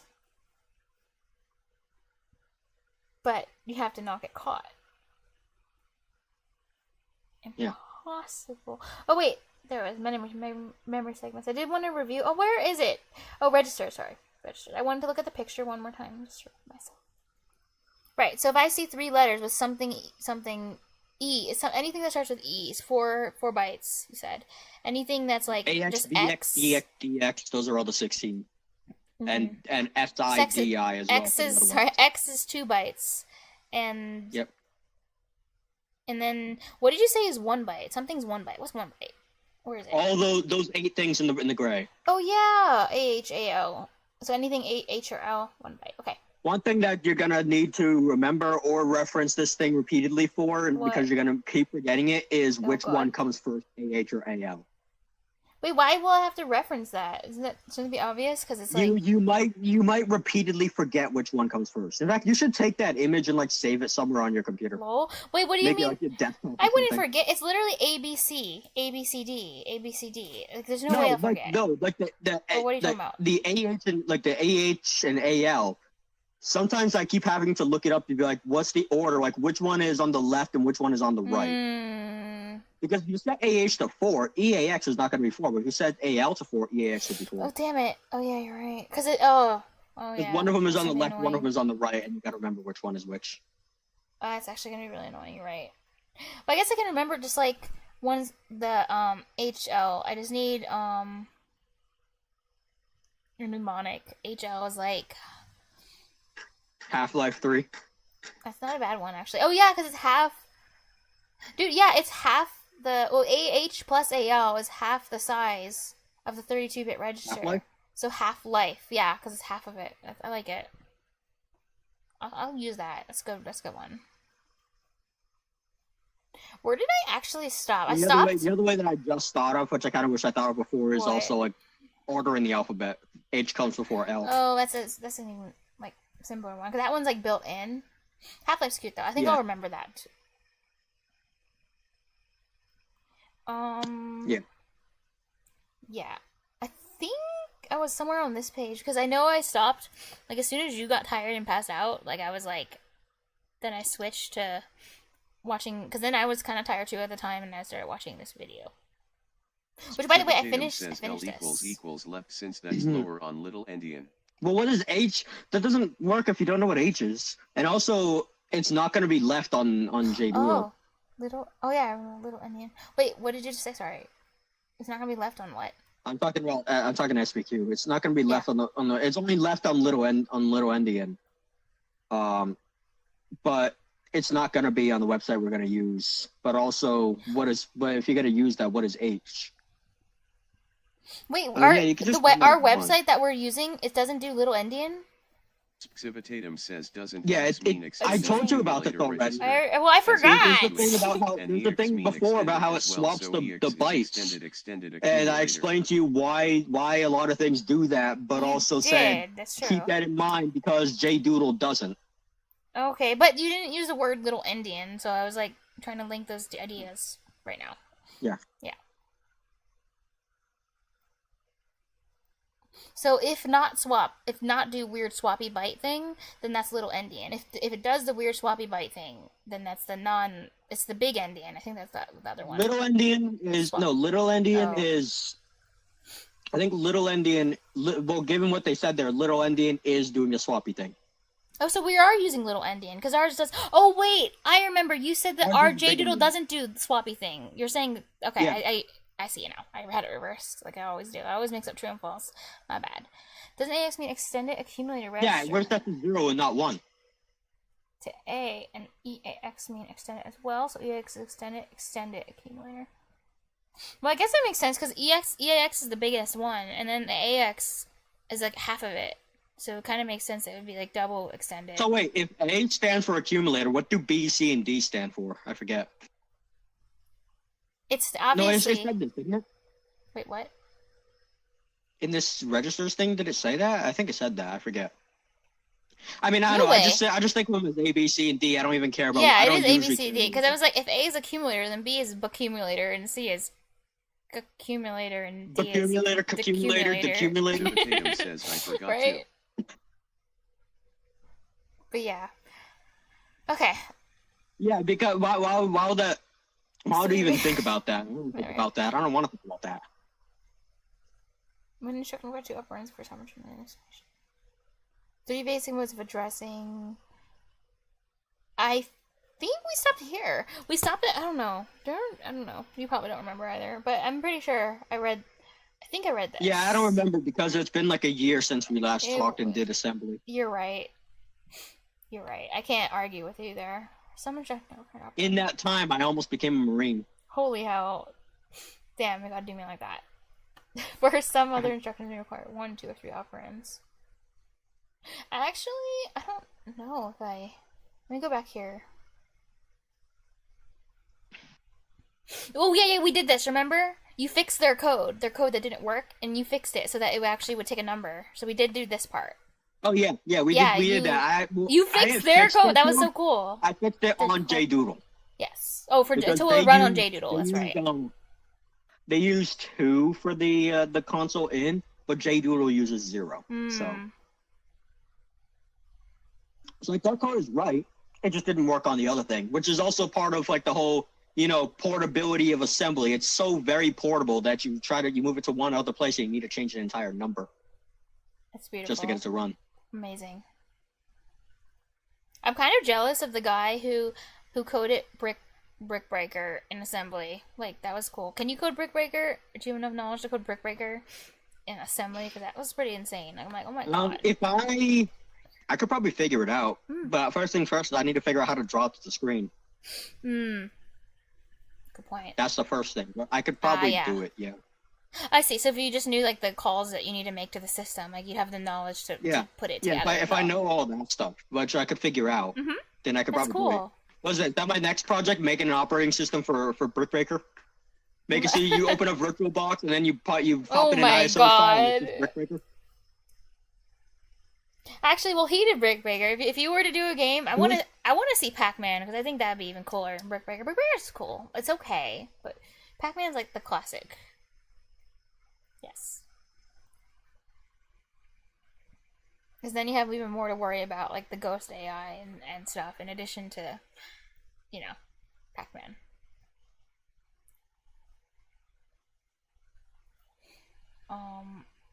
Anyway. Most assembly language instructions require operands to be processed. Is an operands are like the command, like move and stuff, right? Like move and pop and push. I think. An operand address provides the location where the data to be processed is stored. Keep disconnecting. What'd you say? Oh, hi. I said, it said most assembly language instructions require operands to be processed, and I said, is an operand like an instruction, like move and stuff and push? An operand is a parameter. It's the like when you do move, EAX, EBX, EAX, and EBX are the operands. Thank you. They're just the things that come after the instruction. Got you. Thank you. Now I remember. There are some. Now that you said that, I actually remember we'd read this small section, so I'm gonna skip it because I asked you the exact same question, and I remember asking this exact same question, so that's good. I remember answering that question before. I do. Because then I asked you, I got really confused about the whole order thing, and I asked you about this for like 10 minutes, and made you explain this for like 10 minutes. It was really unnecessary that I like kept asking that. That's why I forgot about it. But if you forgot about it, that's good, because I kind of put you through hell there, but yeah. Just don't think about it. Oh, does that mean I need to spend another 10 minutes explaining it to you again? No, I understand the answer now, but at the time I need it. I was like confused by the answer you were giving at the time. I think. Oh, wait. Register memory, second operand source. Source contains the data to be delivered. Actually, maybe I'm thinking of a different part. I'm just gonna keep reading this. But don't worry, I'm not gonna ask any crazy questions on this section, I think. An operand address provides a location where the data to be processed is stored. Okay. Some instructions do not require an operand, whereas some other instructions may require 1, 2, or 3 operands. Okay, when an instruction requires 2 operands, the first operand is generally the destination, which contains data in a register or memory location. Yeah, and the second operand is the source. Source contains either the data to be delivered, immediate addressing, or the address in register or memory of the data. Ah.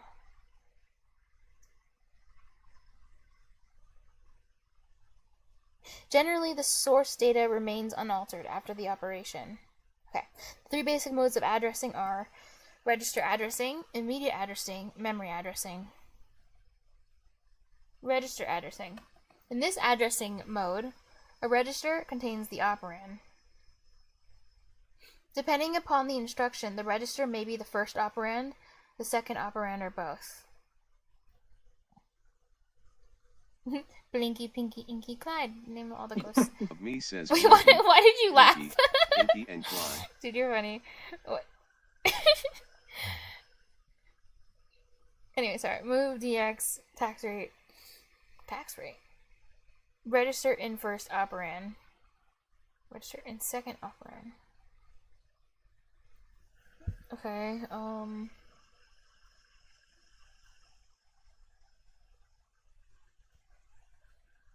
Move, DX, tax rate. Wait, so even though it says count... Hey, what the fuck? What? This is one of the registers? How are they moving CX into count here? Yeah, that's what that's what I was about to ask. Like, this is how are they doing? How is that second line happening? I don't know. I was like, about to ask you. It's not in square. Like, it's not in square brackets or anything. So it's not like a label. It should be like a label, right?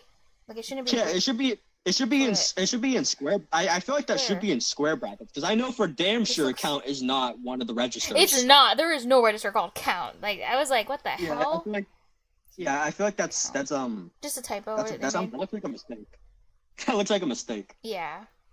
Thank you. Good to know. Because I was like, what the hell? Move EBX, EAX. I mean, the first line makes sense. The second line does not. That's true. But maybe someone with more assembly experience can explain that if there is a reason, but I feel like that's just wrong. Yeah, it seems weird. Second operand, both operands and registers. Why for the third line does it say both the operands are in registers? Like this line, this doesn't seem like it has anything to do with the registers, like the operands in the registers, like these two. They are both EAX and EBX are both registers. Civitatum says technically this is still an operand field. Yeah, but give me a second. I'll be right back. The audio's fucked up. Oh, okay. There's still an operand. Just syntax error. Ah. I'm back. Hello. So in the first one, the register is the first thing. On the second one, the register is in the second thing. Like DX is in the first one. On the second line, CX is in the second, and on the third line, both of them are registers. So that's what it's talking about. Well, I mean, I was thinking. Oh, okay. Okay, I guess it makes sense because DX is inside EAX, so it's in the DX. Like all the smaller things, those are all registers too. Yeah. SPQ. That second line seems wrong, right? Seems like they made an error there. Mm-hmm. I mean, it could just be to, like for explanation purposes, but I definitely do think that line is wrong. I'm also gonna. So don't do that. Don't do what they did there. It seems weird, like that. If DX is inside EAX, oh wait, I'm already thinking. Okay. DX is inside EBX. Oh, wait, DX is inside EBX. Oh no. EDX. DX. Yeah. Same letter. That's part of the D register. Oh, you're right. So it would be EDX. Okay, I see.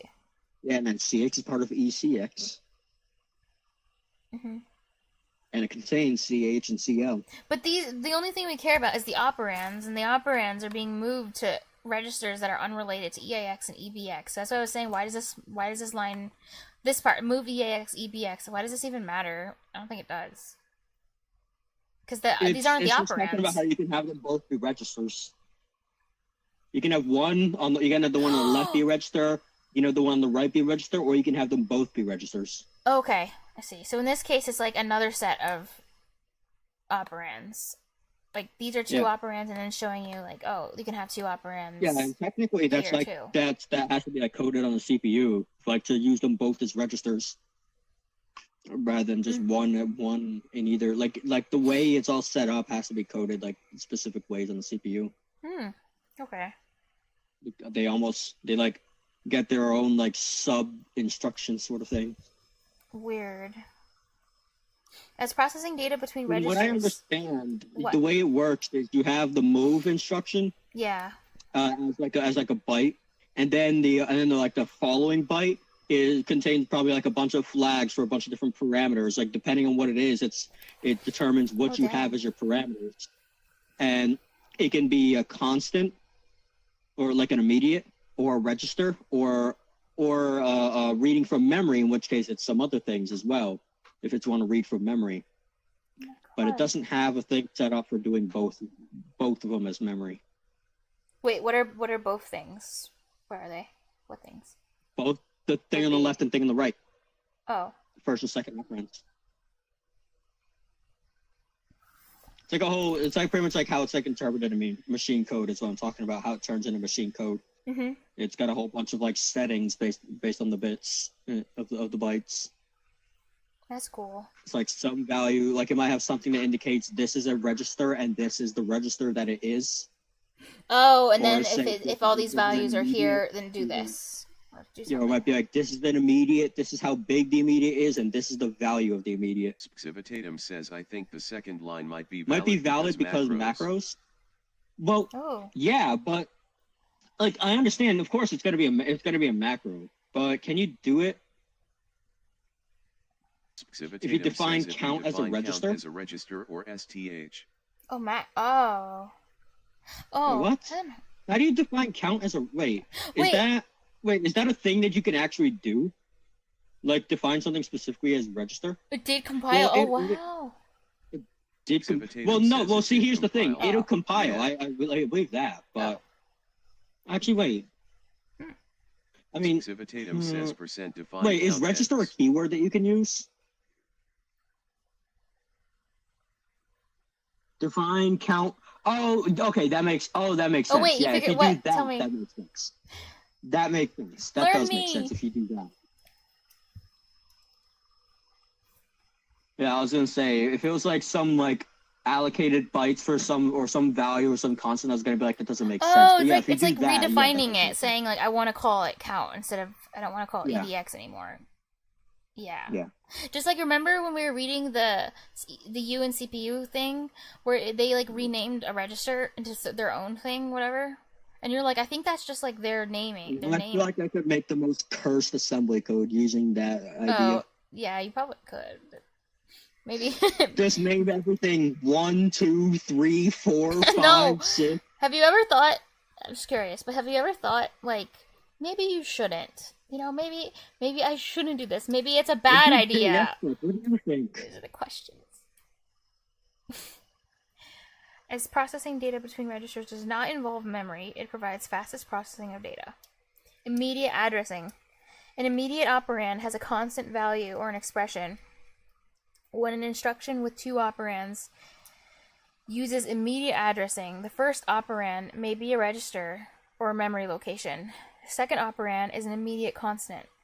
Okay. The first operand defines the length of the data. Oh. Alessio Rev says BS viewers on 777hotels.com/mg. Annoying. Anyway. For example, byte value DB150. A byte value is defined.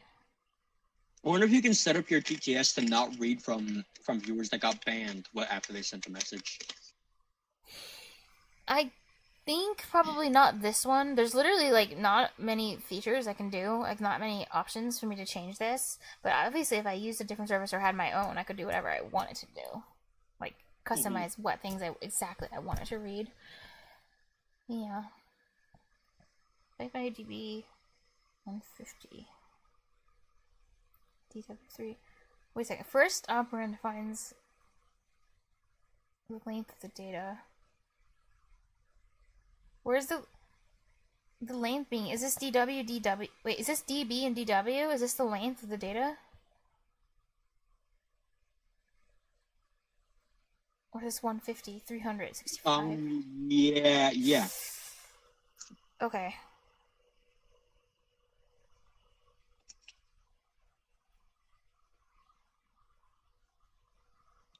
Wait a second. It just said the first.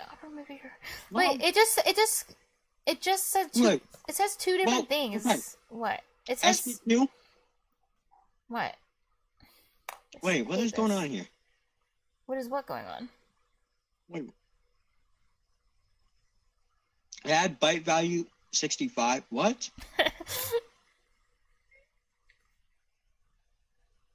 SPQ, explain this. Yes. This can't be valid assembly, right? Civitatum says this does not work now. Oh. Yeah, I was like, there's no way this works. I was like, wait, what in what's the going world? on here? Yeah, what is this? Why? Like, how are you doing that? Like, how are you doing that third line? How are you doing that? It's like trying to set 3. It's like trying to write 3 equals 4 in C#. Like, how are you doing 4. that? Like, this is weird.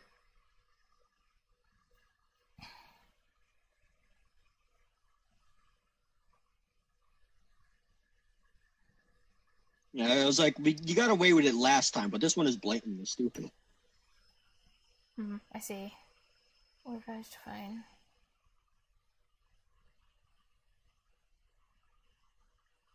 Constant 45H. Okay. I won't think too hard about this because they made some oopsies. Could say.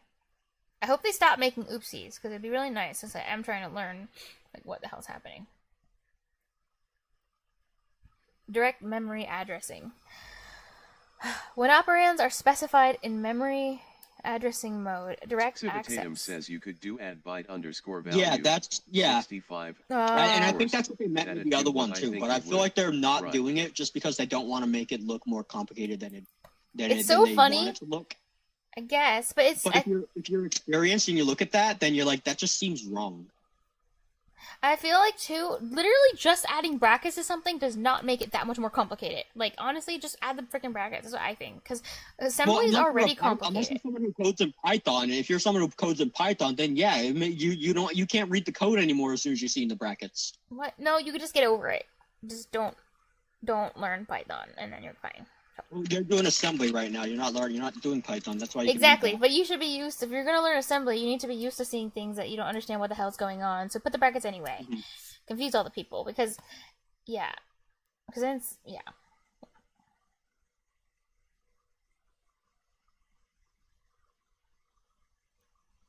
But what the hell is it? Okay, this is confusing. With the word byte value DB, like.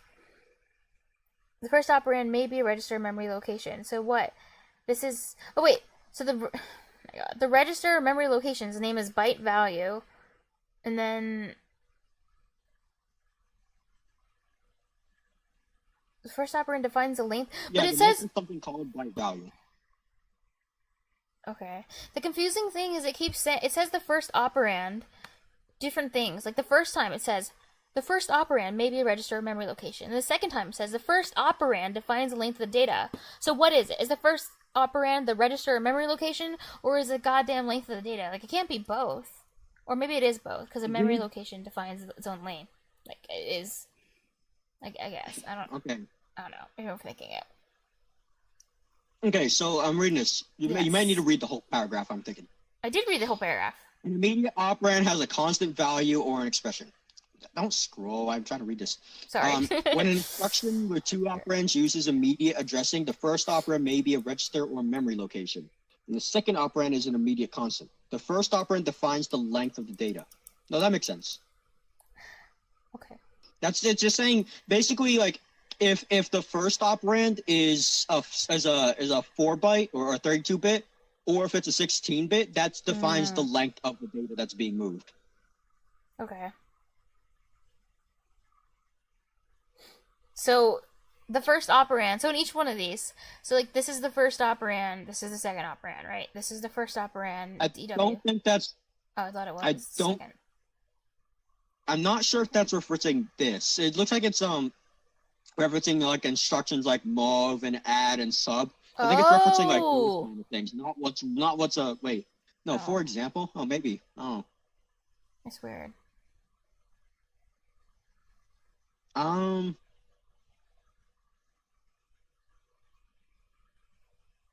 no, I think that is what they're trying to... No, that is what they're trying to do here. They're talking about the line 3 and 4 on there, but also line 3 and 4 are Oh, it's only really line 3 and 4 that we need to pay attention to? I think they're talking about line 3 and 4, but also line 3 and 4 are a little bit scuffed, but yeah, I think that's what they're talking about here. Okay. Byte values. I can tell you for damn sure there is no CPU instruction called byte value. Okay, that's good.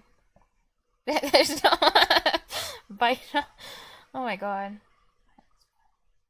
So like, what even is then? What it says? It's like some kind of definition. Like, what even is this? What is the 150 and 300 at all? Random numbers, arbitrary numbers. They don't mean anything.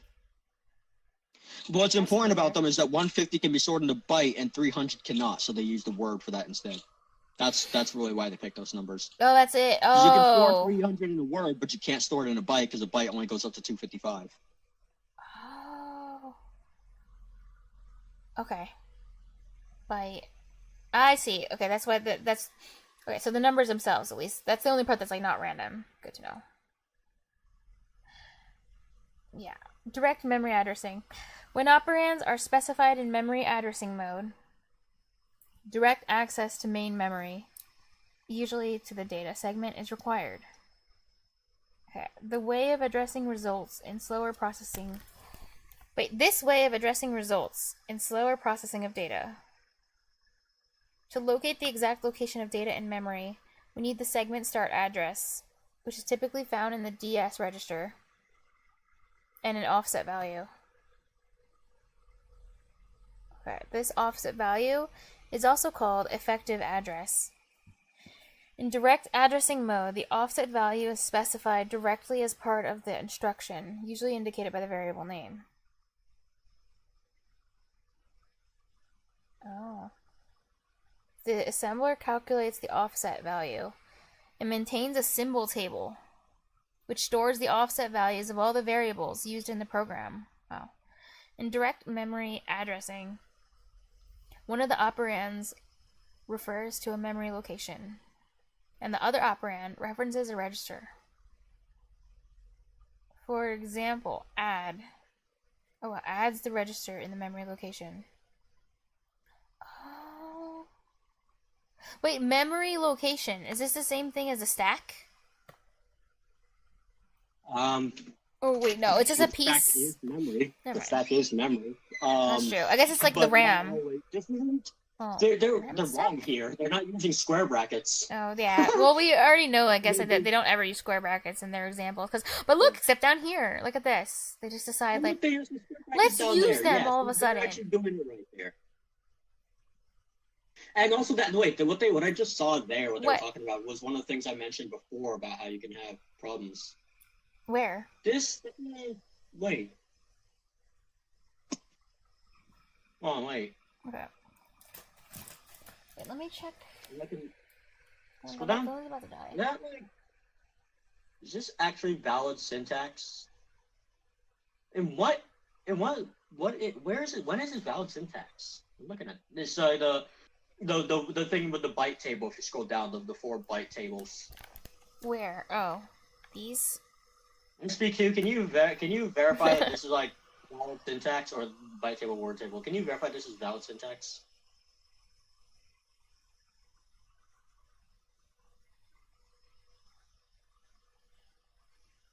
Like this actually does these things? Because I didn't know that was a thing. It does indeed compile and works. Huh. Nice. Interesting. Civitatum says it does I didn't know indeed that's a thing you compile. could do. Oh, okay.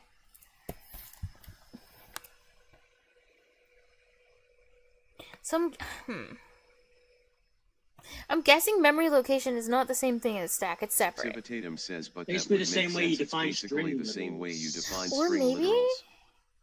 I don't What know. do you mean? Is a memory location part? Because I was under the impression that if you wanted to reference anything in memory, you always had to put it in square brackets. But I guess that's not true. But so that's not the stack, right? It's something else. What? The memory Well- location is not the same thing as a stack, right? They're two different things, pieces of places, information. BSF. I think they're talking about BSS here, which is different from the stack. Oh, okay. BSS. That's what's true. Add the register. As far as I know, I could be wrong about that, but I'm pretty sure it's different from the stack. Okay, adds it to the BSS section. Yeah. Wait, why could you just like not? Couldn't you just like only use the BSS? Like, why do you even have to use a stack? Can't you just like exclusively use? maybe You that- could. Oh. Yeah, you could. Oh, cool. That's kind of cool. But Mm-hmm. you But- will run into a problem, like if you want to call the same function twice at different Oh. points. Uh-huh. Like you call function or like if you call a function, that function calls itself. Oh. Okay. Because guess what? What? Guess what memory both of those functions are using? The same memory. If you use the stack, then they all use different memory. I'm gonna add the stipulation. I wanna add that Okay. stipulation just so you don't take the easy path. I'm gonna add a stipulation. You must only What? use the stack. So I can Do not cheat? use Wait, BSS. that sounds fun. I want to cheat and just use BSS for everything that doesn't call I itself. like that stipulation. Do not use only the stack. Wait. How about let's pretend we go back in time and I never asked that question. So that it doesn't, I didn't ask that.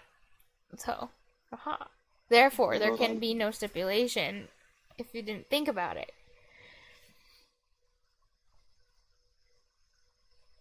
Yeah. VX word operand from the memories added to register.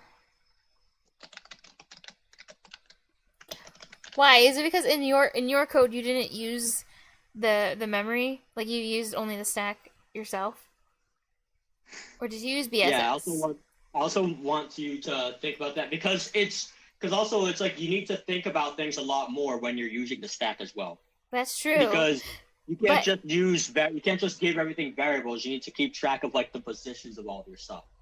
and make sure that that you're not overlapping things. You need to arrange things in a very structured way. Yeah. Whereas if you're using BSS, then all you need to do is give everything a name, and then it arranges. Yeah, it's more like it's closer to a high level language. But what did you do? Did you use BSS? No. Oh, damn. No. Okay, fine. If I used BSS at all, I don't think I did. But if I used it at all, it was just to define. It was just to make a floating point number. Okay, because, so I'm allowed. I couldn't use floating point constants in dot text. Okay. But I don't think I even did that. I'm pretty sure what I did to get floating point numbers is I used, I would like convert 10 into a float, and then do like 1 divided by 10, or they may probably have that as a constant as well, and like do like 1 over that, like take reciprocal of that thing to get like 0.1, and then work from there and all that stuff. Convert from ints to floats and just work with those. Mm-hmm. Okay, well, anywhere you used, if you did at all, then I can use BSS wherever you might have, guess. At least. Because it has to be even. It has to. Add to register. Direct offset addressing. This addressing mode uses the arithmetic operators to modify an address. For example, look at the following definitions that define tables of data. Table. Oh, byte word. 134.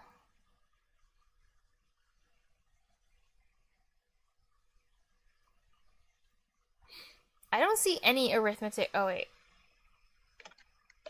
Oh, these are just tables of data. Never mind. The following operations access data from the tables in the memory into registers.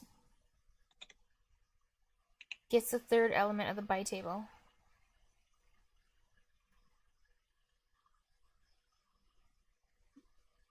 Third element of the byte table. It's the fourth element of the word table. Fourth element of the word table. Best viewers on 777hotels.com/MJPO. Why are you reading? Why is that like 777hotels.com that they're trying to get you to click on? They're trying to have you go to hotels.com for viewers on Twitch. Exactly, but yeah. That's crazy. Mm-hmm. Indirect memory addressing. Scroll down. How many sections? How do you know that they're the best viewers? Like, surely there are better viewers than that. True. You're gonna get sued for false advertising. The addressing mode utilizes the computer's ability of segment offset addressing. Generally, the base registers EBX, EBP. I just said EBP for a second. I was like, what? What? EBP. That's one of the pointers, right? Like ESP and EBP. Like those are related, right? If I remember right. Everything can be used as a pointer pretty much. But usually you use ESP and ESP and EBP. Yeah, usually. Okay, yeah, they're related to that part. Good. Or BX. Yeah, EP. EBP, you keep in one spot. ESP moves all over the place. Mm-hmm. And the index register, DISI. Didn't you bring DI and SI up like earlier too? You like mentioned DISI. They're just like extra ones for you. DSI, EDI. Yeah. And the DI and the SI and DI. Those are the 16-bit versions of the other ones. Yeah, but didn't you say they're just basically extra registers that I can use if I want to? Yeah. Okay, good. Yeah. But they don't have 8-bit versions. They don't have the 1-byte versions. They only have 4-byte and 2-byte. Oh, that's right. They just don't have the little tiny ones in them. Yeah, good. Index registers coded within square brackets for memory references are used for this purpose. Coded within square. Did you like what I sent you on Discord? What did you send me?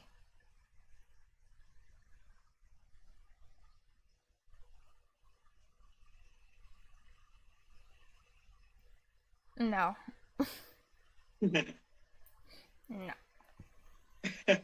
What? No. I mean, indirect memory addressing. Oh yeah, right. Indirect addressing is generally used for variables containing several elements, like arrays. Starting address of the array is stored in, say, the EBX register. The following code snippet shows how to access different elements of the variable. My table times allocates 10 words. 2 bytes. Each initialized to 0.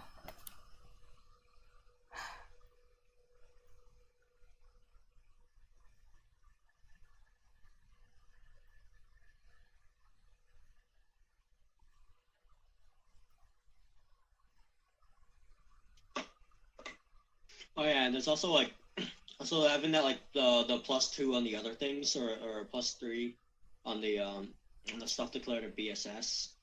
I'm looking at that and I'm thinking that reminds me of the stuff that I didn't like with C, where if you take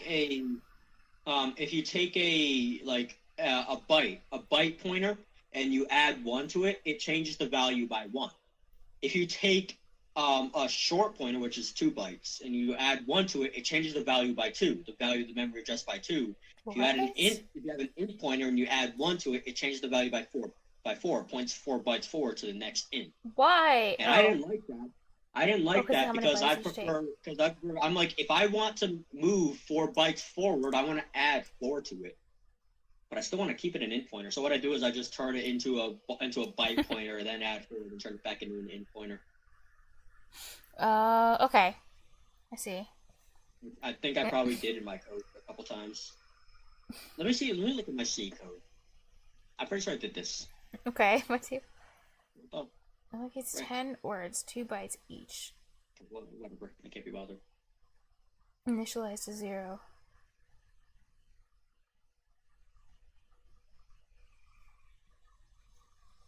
Relative address of my table in EBX.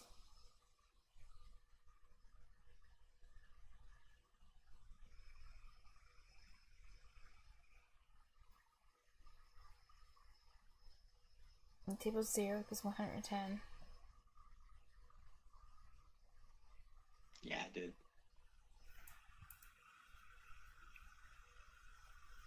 Like, I understand why it does that, but I just don't like it. Add EBX to EBX equals EBX plus 2.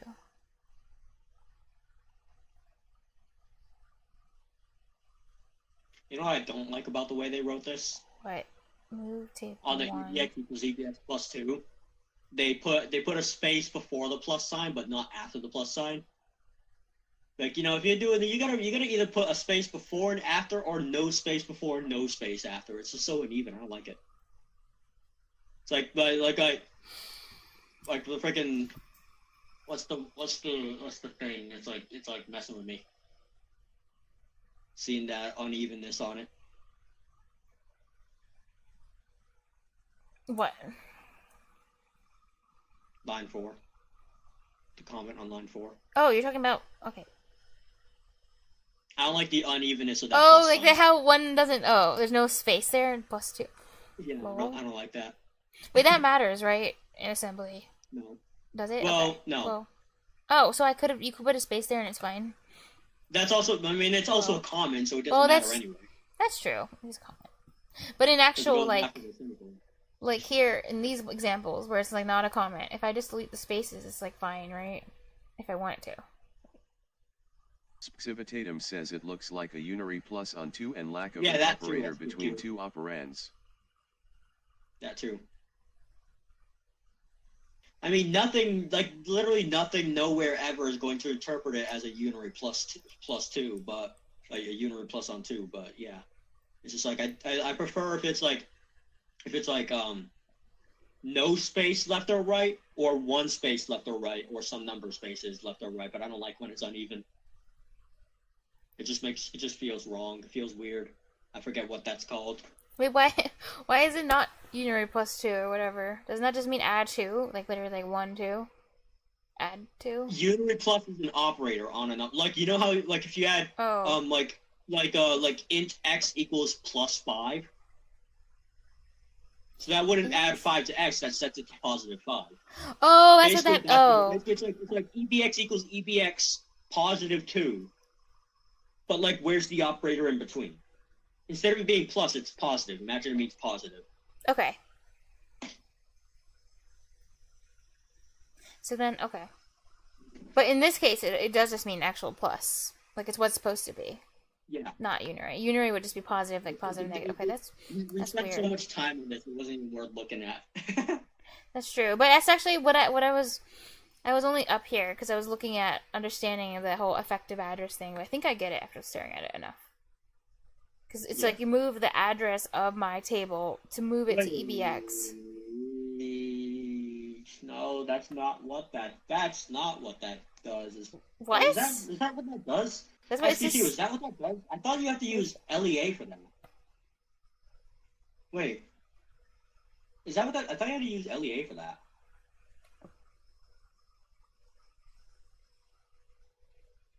I mean, I could be stupid, but I thought you had to use Leah for that. The Leah instruction.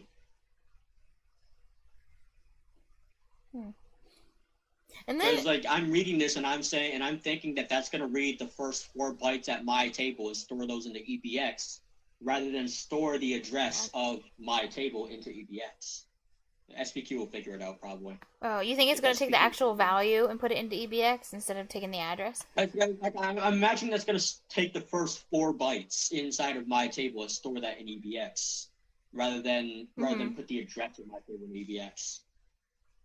I thought it would move 0 into EBX too, does it not? Oh, but it says it's special. Says, though it would move 0 into X. It was well, the paragraph says EBX is special. It's different than the other registers. EBX is used for this memory thing. No, well, that's what it says. Generally, the base registers. No, it's not, and it doesn't. SPQ, does it move 0 or does it not move 0?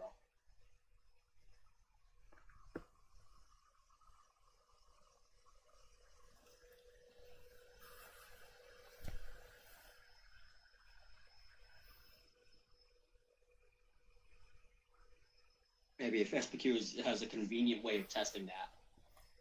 It actually, I mean, that might be very inconvenient to test, by the way. That might be, but I'm not 100% sure. Okay, you know what? I have an assembly program that does that. Let me test it. I'll test it. Actually test. What the fuck? Civitatum says maybe with inline assembly. Let's see. Inline assembly. Okay, I'm gonna test it. Okay. I need to log in now.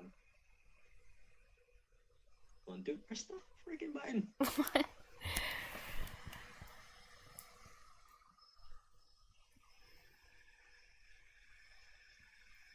Oh, this is just massively lagging is all.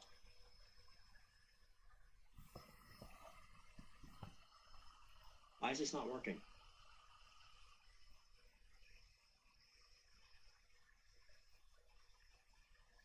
Okay, that one, do that. Bing, bang, boom.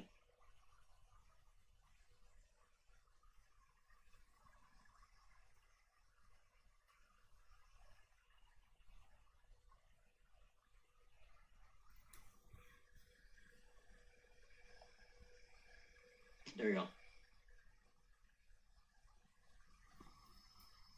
Wait, it has to be an array, though. It says something like the starting address.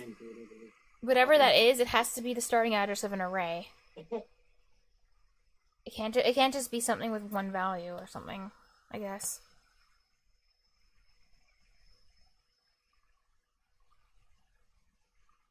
Wait, that makes sense to me because if this is an array, then it's not just going to copy one value. Like, why would it do that? It should copy the memory address because it's an array. It makes it'd be reading from that though. It is. I'll test it to see what it does. Okay. That'd be weird. Section.text. Section .bss. Okay, I'm gonna keep reading so I can stay ahead. We've already used the move instruction that is used for moving data from one storage space to another. Can you scroll up to the lines so I can copy it?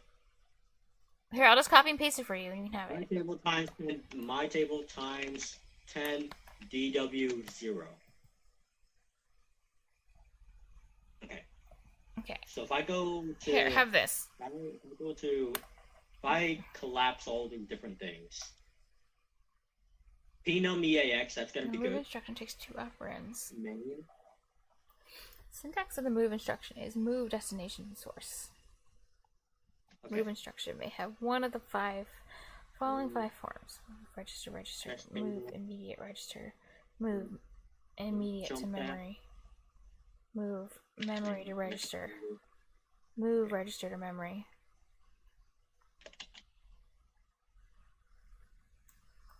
Please note that both the operands and move operations should be of the same size. Wait, this makes sense to me because it says both need to be. It said both have to be the same size, but in this example, it's not the same size, so that's why it would store the address because the array is too big. Yeah, it does store 0. Wait, what the hell is this? Wait, make your array super big. I don't know.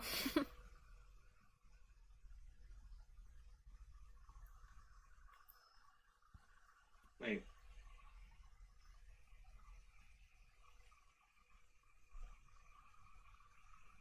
Wait, why is it complaining here? Do I need to put it at the bottom? Maybe. Okay, well, let me just move that. What this is telling me right now is that it does just move 0 there, but I could just be doing this wrong, so I'm gonna move this to the bottom of my code and see if it gets rid of this error that it's trying to give me. Oh, okay. I was gonna say, can a memory address also be 0, so it's like coincidental? Is it possible? Yeah, but your program might crash. It doesn't really like to let you do that. Why is it not letting me do that? Oh, okay. What's wrong with this? Why is it not like that? Oh, segment. Do I need to put segment? Segment.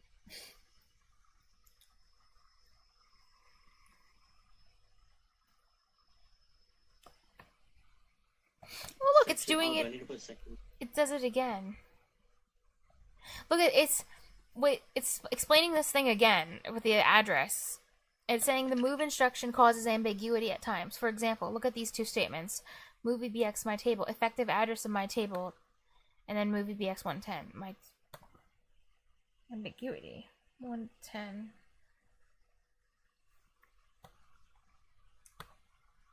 It is not clear whether you want to move a byte equivalent or word equivalent of the number 110. Whatever the case, what I'm getting is that it doesn't move the address of the thing into the thing, it moves 0. So they are supposed to be using the Leah instruction, but they're not.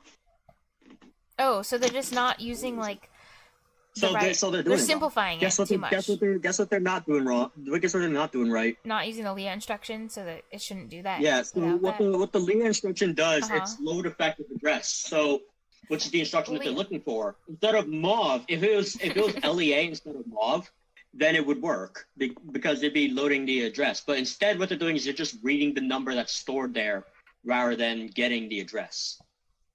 Okay, so if it's an array, they're just going to read whatever the first byte or whatever in the array is, and then they're just they're using this wrong. They're literally just using this wrong. This is wrong. Okay. It's like the brackets thing, but worse. I'll do a couple more tests to see if I'm wrong, but I think that's just what that is. I don't know. Well, you said they didn't want to use brackets because it's too complicated, so maybe they don't want to use Leah because it'll make it look too complicated. Yeah. So they just pretend like it. Yeah, they're using it well, but the code that they're giving you is wrong. So I don't know would you prefer it be T-byte? Wait, is T-byte a thing? Wait, what? I've never heard of T-byte before. Wait, T-byte. I've never heard T-byte. of T-byte before. What the hell is T-byte? I've never heard of that before. It doesn't, like, I typed that into JDoodle. It doesn't even change colors. Damn. What was Google T-byte? It must be real. Like, no way they just made that up. That would be so silly. Wait.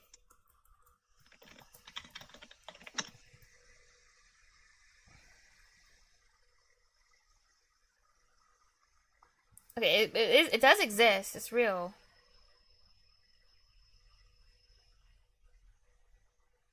The art of The hell? assembly. What the frick is this shit? What'd you find? I'm trying to figure out, like I can understand how you could do it, but I'm wondering if that's an actual, like, keyword in assembly. Keyboard director will allocates 10 bytes of storage. 10-byte variables use the table data type because there's not the use of 80-bit non-floating point constants. You may not associate and initialize it with this data type. However, if you wish to reserve storage for an 80-bit variable, you may use this data type to do so. This website looks so freaking old. I guess. So, but yeah, with the examples that they're giving, there's absolutely no way that they're doing it right. Okay. Damn. This guy, I'm gonna bookmark this. This is a whole book. This is a whole book called The Art of Assembly. Hell yeah. Yeah, I found... That's probably literally the thing that I had just found as well. You just found this? Oh, could you look up T-Byte like me? I saw The Art of Assembly a couple of times when I was looking up the videos. Oh, you've had this show up as a resource before? That's cool. Yeah, thank you whoever followed, by the way. Sorry for the delay. I'm just very, like... Yeah, you don't get T-byte sized registers or anything. Let's save this. So I don't even know. Like, is there really anything that you can use T-byte for? F-word. What the hell is F? What the hell is an F-word size thing? F-word is a word thou shalt never say. Well, fuck. Damn it.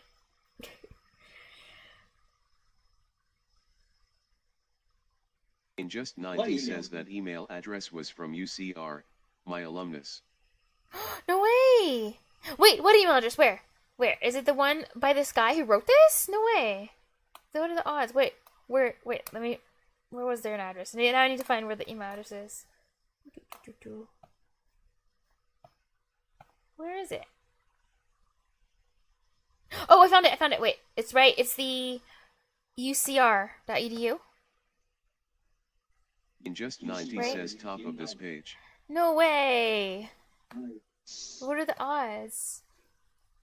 What's LES? I'm guessing it's this one, right? cs.ucr. That's crazy. I just found this website too.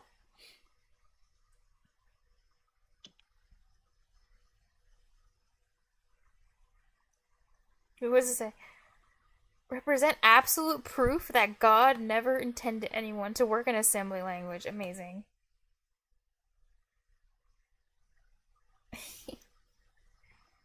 think that hexadecimal 1% absolute. Nice. Yeah, that's what it says. Many think that hexadecimal never proof. Oh my God. In just 90 says I graduated with business though.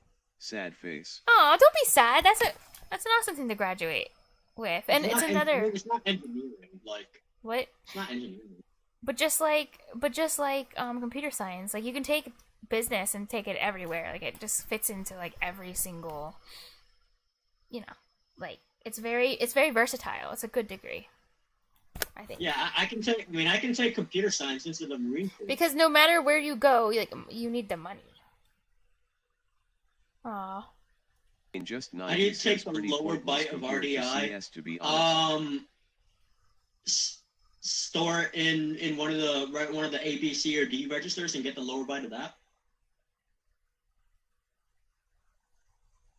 Because to my, unless that's the 64-bit, so maybe the 64-bit has it, but to my knowledge, at least in the 32-bit, like EDI, you can get the lower 16 bits, so the lower 2 bytes, but to get the lower 1 byte, you're going to need to copy it into the A, B, C, or D registers and get the low byte that way.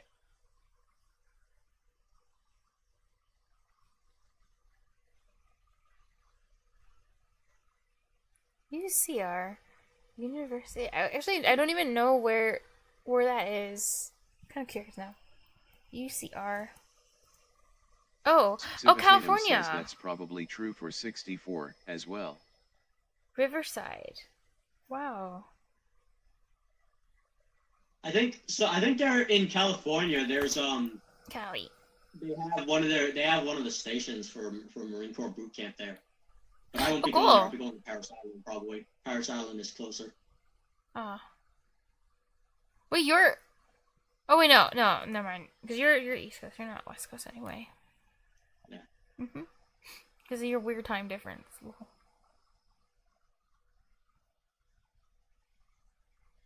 Why would anyone learn this stuff? Amazing. You're actually reading this. That puts you into one of 3 categories. A student who's being forced to read this stuff for a class. Or I am being forced to read this stuff for corrupts class. Someone who picked up this book by accident. Probably because you have yet to be indoctrinated by the world at large. Damn. It's brutal. Or one of the few who actually have an interest in learning assembly language. Egads. What kind of book begins this way?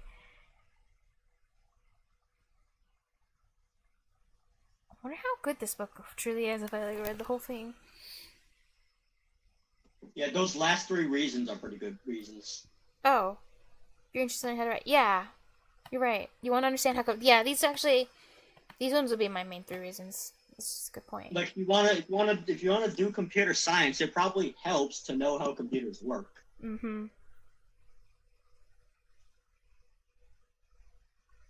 That's true. Yeah, and then whenever you do things in like higher level languages, you're gonna start thinking about how many assembly instructions it takes. Oh, like what each thing might look like in assembly. And then, like, you do things, and you're gonna be like, well, if I do it this way, then that'll take less assembly instructions, therefore it's faster. I think one of the most exciting things about learning code is being able to like read other people's code. Like I'm really excited to start reading other people's stuff. Of course, you're not gonna get 1-to-1. You're never really gonna get. You're not gonna get 1-to-1. I sometimes think about the assembly when I'm doing things in C#, and that's never really gonna be 1-to-1 with assembly.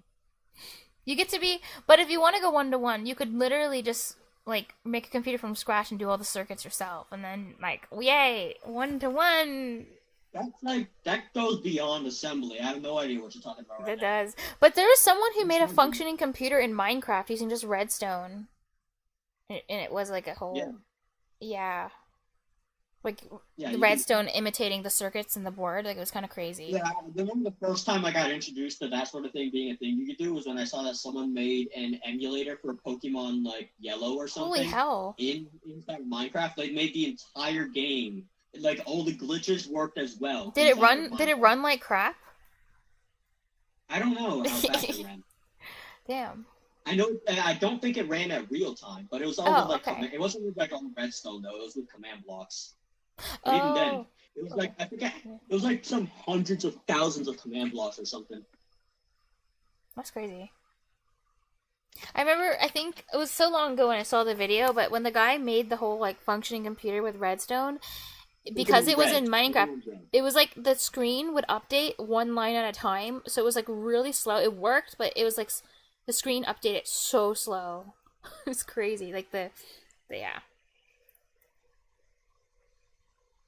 Command blocks and a resource pack? Yeah, that makes sense. How many command blocks did it take to do that?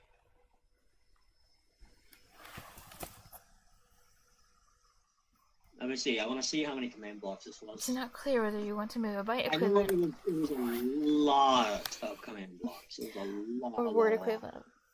Number was had. In such cases, why 357,000 command blocks. Nice. Following table shows some of the. I thought it'd be more. Some of the common type specifiers.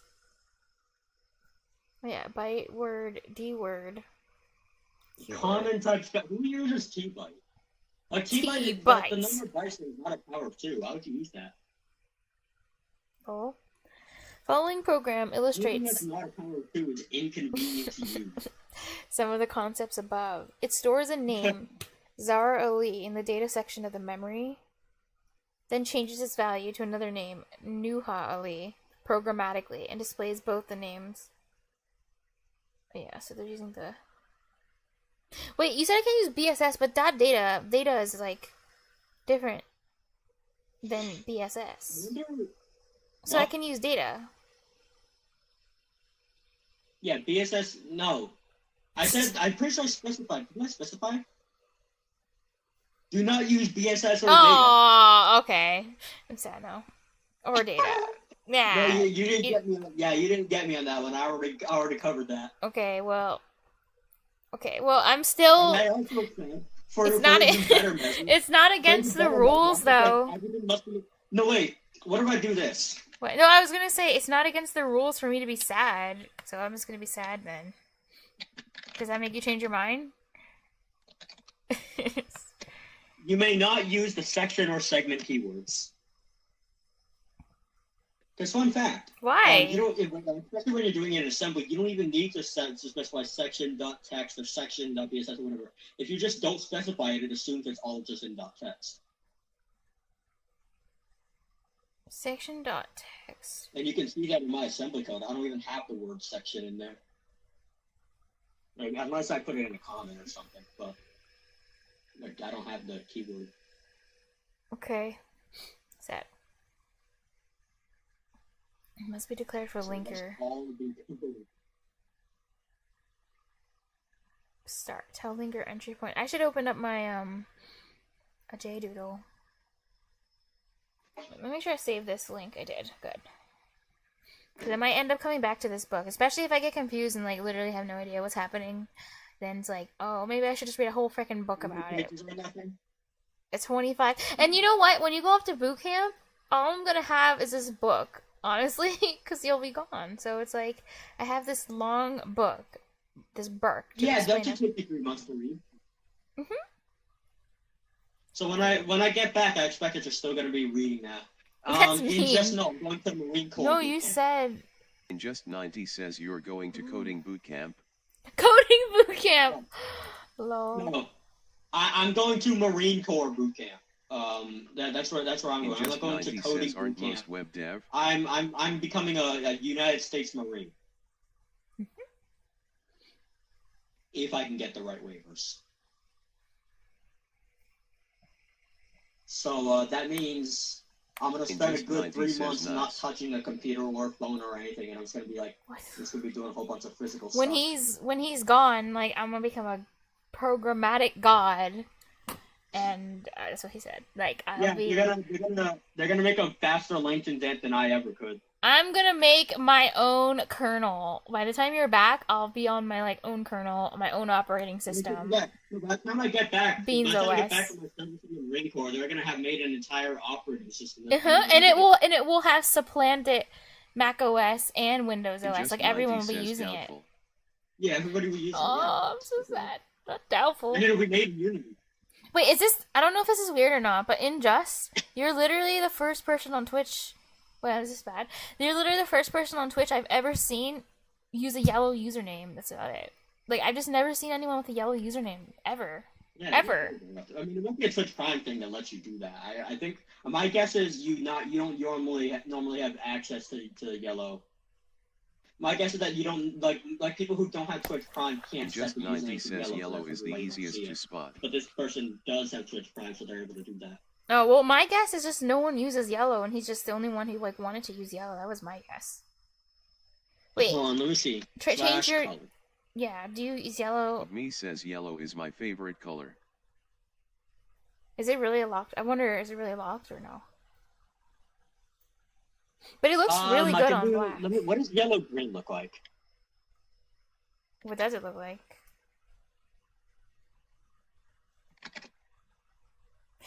Oh wow, it just looks like a sadder version of green. Converter says why is it not showing up on my end? I see your message, but where's... Wait, let's see your yellow. Why it's not showing up on my end? Okay.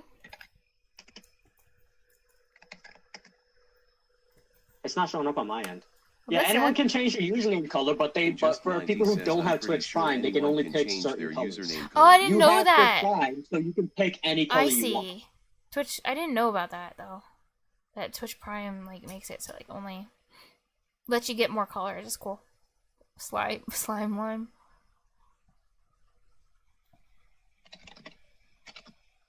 But I don't like from the color that I'm seeing in there. I don't like it. I want spring green, black. Spring. No, I like your other green. It was cool. It was nicer. It popped better. In just 90 says yeah, yellow is obnoxiously stand out, and I want my messages to be red. Aw, no. Oh, that's why. I like it. It's cute. It's a nice color. Corrupt Converter says yes. Yeah, and it looks very nice against the black because I use like a black background. I said shut up because I thought you were telling me to stick with the color that I had just changed it to. No, I like your old. I meant your old green was like popular. Yeah, your original green, yeah, it's good. But yeah, and just you can set it to yellow because you have Twitch Prime. I don't have that yellow as an option because I don't have Twitch Prime. We all learned something. Color. It doesn't let me.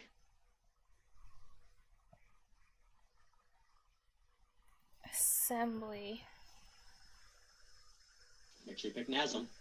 I know. I need to get NASM. Wait, why did it go? Why did it disappear? Why did my menu? Wait, you see that? The menu just like when I tried to click on it, went away. I'm like, what the hell?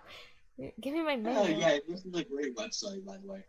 I know. Jank Doodle. Oh, this again. What is it? Bikaikalis. Wait, why did it? What? Oh my god! I have to keep clicking on them. It's a whole mini game. Wait, there's no Bikaikles anymore. I'm sad. Like, what am I supposed to click on? There's none. Verify. Oh wait. That's it. That was annoying. Yeah, you have to keep clicking until there aren't any more. Until time ends. Until the heat death of the universe. Civitatum says color test. She's the same color. Color test. Okay. Good. Copy paste all this goodness. Gimme. Corrupt converter says squid. Give me your code. Give me your Coke. Okay, let's see. Will it run? Will it blend? It will run. Okay. Let me see if I can understand what's happening here. Tell link your entry point. Blah blah blah. Writing the name Zara Ali. Move EDX. Okay, they're starting with DX, not just from the A register. 9. Message length. Move. I have a great naming system for all of my images. Do you know? You know what? I want to look. ECX. I want to look at my hard drive because I had a great naming system for the like my Photoshop files in school. Wait. So one letter.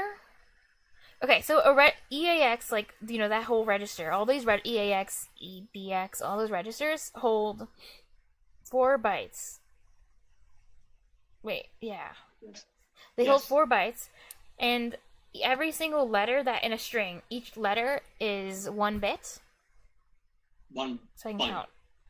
Oh, each letter's 1 byte? You can't store like 100 things in a single bit. Wait, that's stupid. Wait, yeah, you're right. That's stupid. Because a bit is like 0, 1. Okay, wait, never mind. You're right. Yeah. Well, okay, fine. Fair. Touche. I concede. 1, 2, 3, 4, 5, 6, 7, 8. Okay, so this should be 8 bytes. But this register only holds 4 bytes, and this is 8 bytes. So how can it hold this in the register if it's only... How is that possible? See what I mean? What?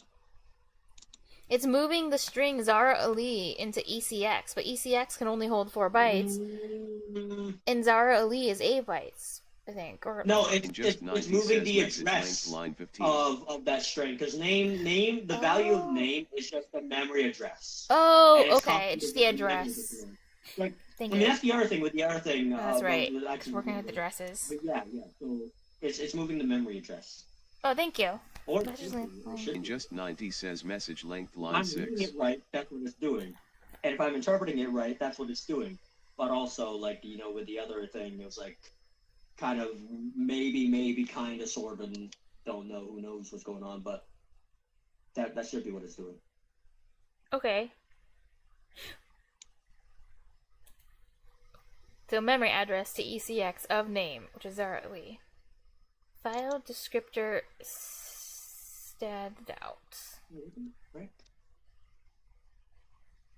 Oh yeah. These are the arguments for the syscall. In just 90 says read 1, the 4. comments. This is for printing. Print out the name. This makes sense now. I'm nice. It's nice that I can finally sort of follow what's happening. It is literally telling you. Yeah. But I'm also trying to like remember what these things are before I read what it says.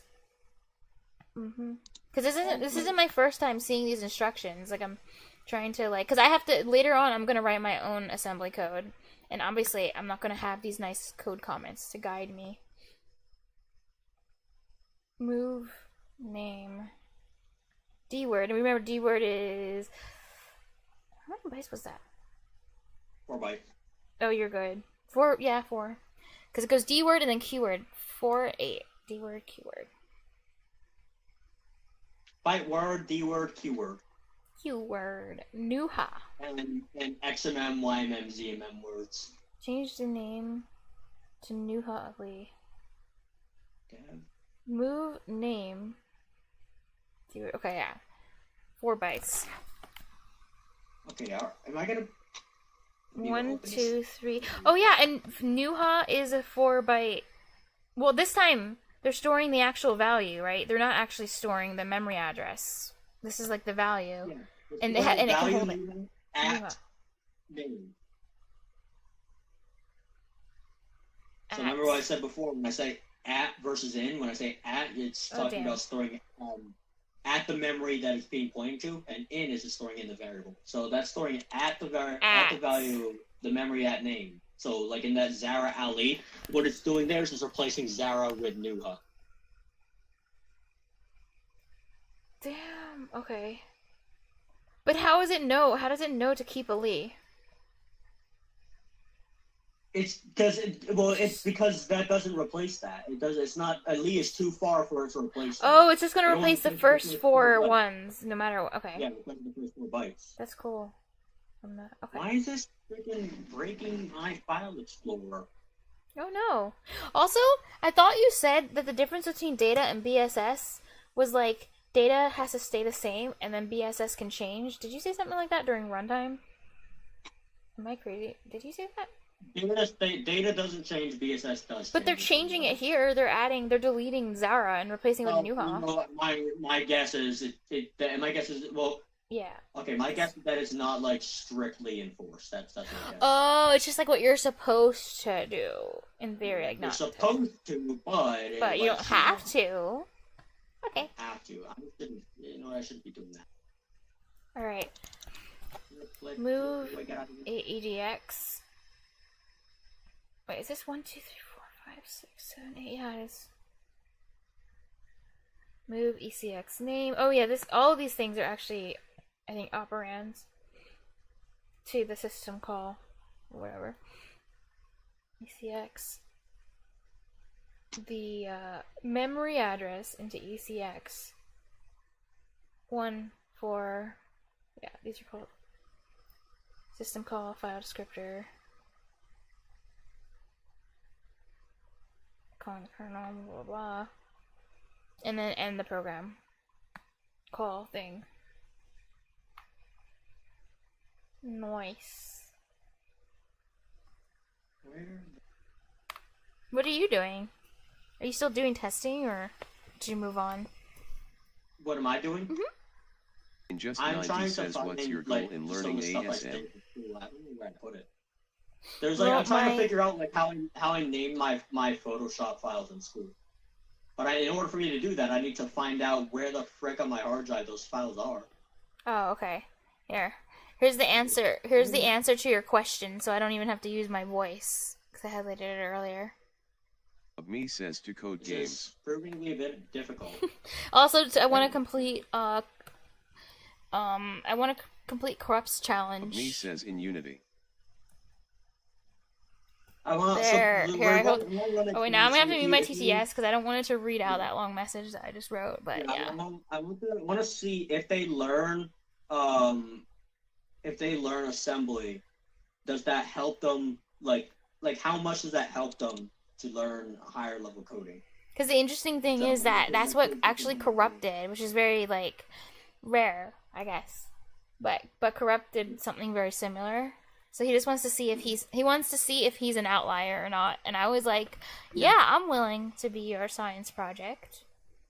Yeah, they were the first person out of like 17 people that was actually willing to try this. Wait, you actually have asked other people and they denied you? No freaking way. Did they say no? Yeah, my classmates. They said, no way, but that you literally handed them a golden opportunity on a golden plate and they denied you? Because it's not easy to find someone who will teach you assembly. Like, damn, I can't believe they refused. Like, that's the type of thing you pay money for. I'm just saying. Like, it's funny to me. Yeah. There's no way I could possibly say no, because it's like... Of me says I don't want to learn assembler. Like that's assembler? Right there. See, there you go. Tisk. Why the frick does this, like, not open? Can I open this in, like, something else that maybe has, like, less lag opening this? Open archive? Your computer's lagging? Oh, damn it. Right. I had to have these files somewhere else that's, like, less laggy than this, surely. Oh, that's what these DD thing are. Like, now they explain it, but they waited all the way to this chapter before they introduced that. And I was like, what the hell are these things? Alright, assembly variables. I thought there weren't variables in assembly, but I guess not. NASM provides various define directives I really thought I had. for reserving storage space for variables. The define assembler directive is used for allocation of storage space. Ooh, it does say assembler. It can be used to reserve as well as initialize one or more bytes. Okay. Allocating storage space for initialized data. The syntax for storage allocation statement for initialized data. And it's what you said. You do need the brackets before you do the thingy.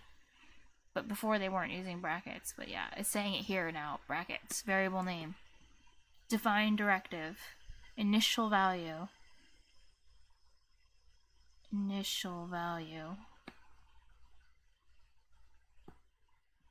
Hey, corrupt. Why do you think, why is this initial value in brackets, but then the one next to it's not in brackets? Like, is it saying, like, you can use either one, it doesn't matter? Like, I'm guessing it's like an or, you can do this or this? For the... It's an array. I think that what they're saying is it's an array. Oh, okay, thank you. Like you just do like you do like initial value or something, and then you do a bunch of other values. Like yeah, this. like 3, 4, 5, 6, whatever. Probably giving examples like immediately after. Oh, that's You see, what are they give like an example of like that thing there? I don't No, know. but they didn't give an example of an array, which is sad. But yeah, now I see array. Yeah, like, what I imagine it is that when someone puts like a string and then they do comma something else. Comma, yeah. Civitatum says assembler directive must be a correct term. Assembly refers to the language.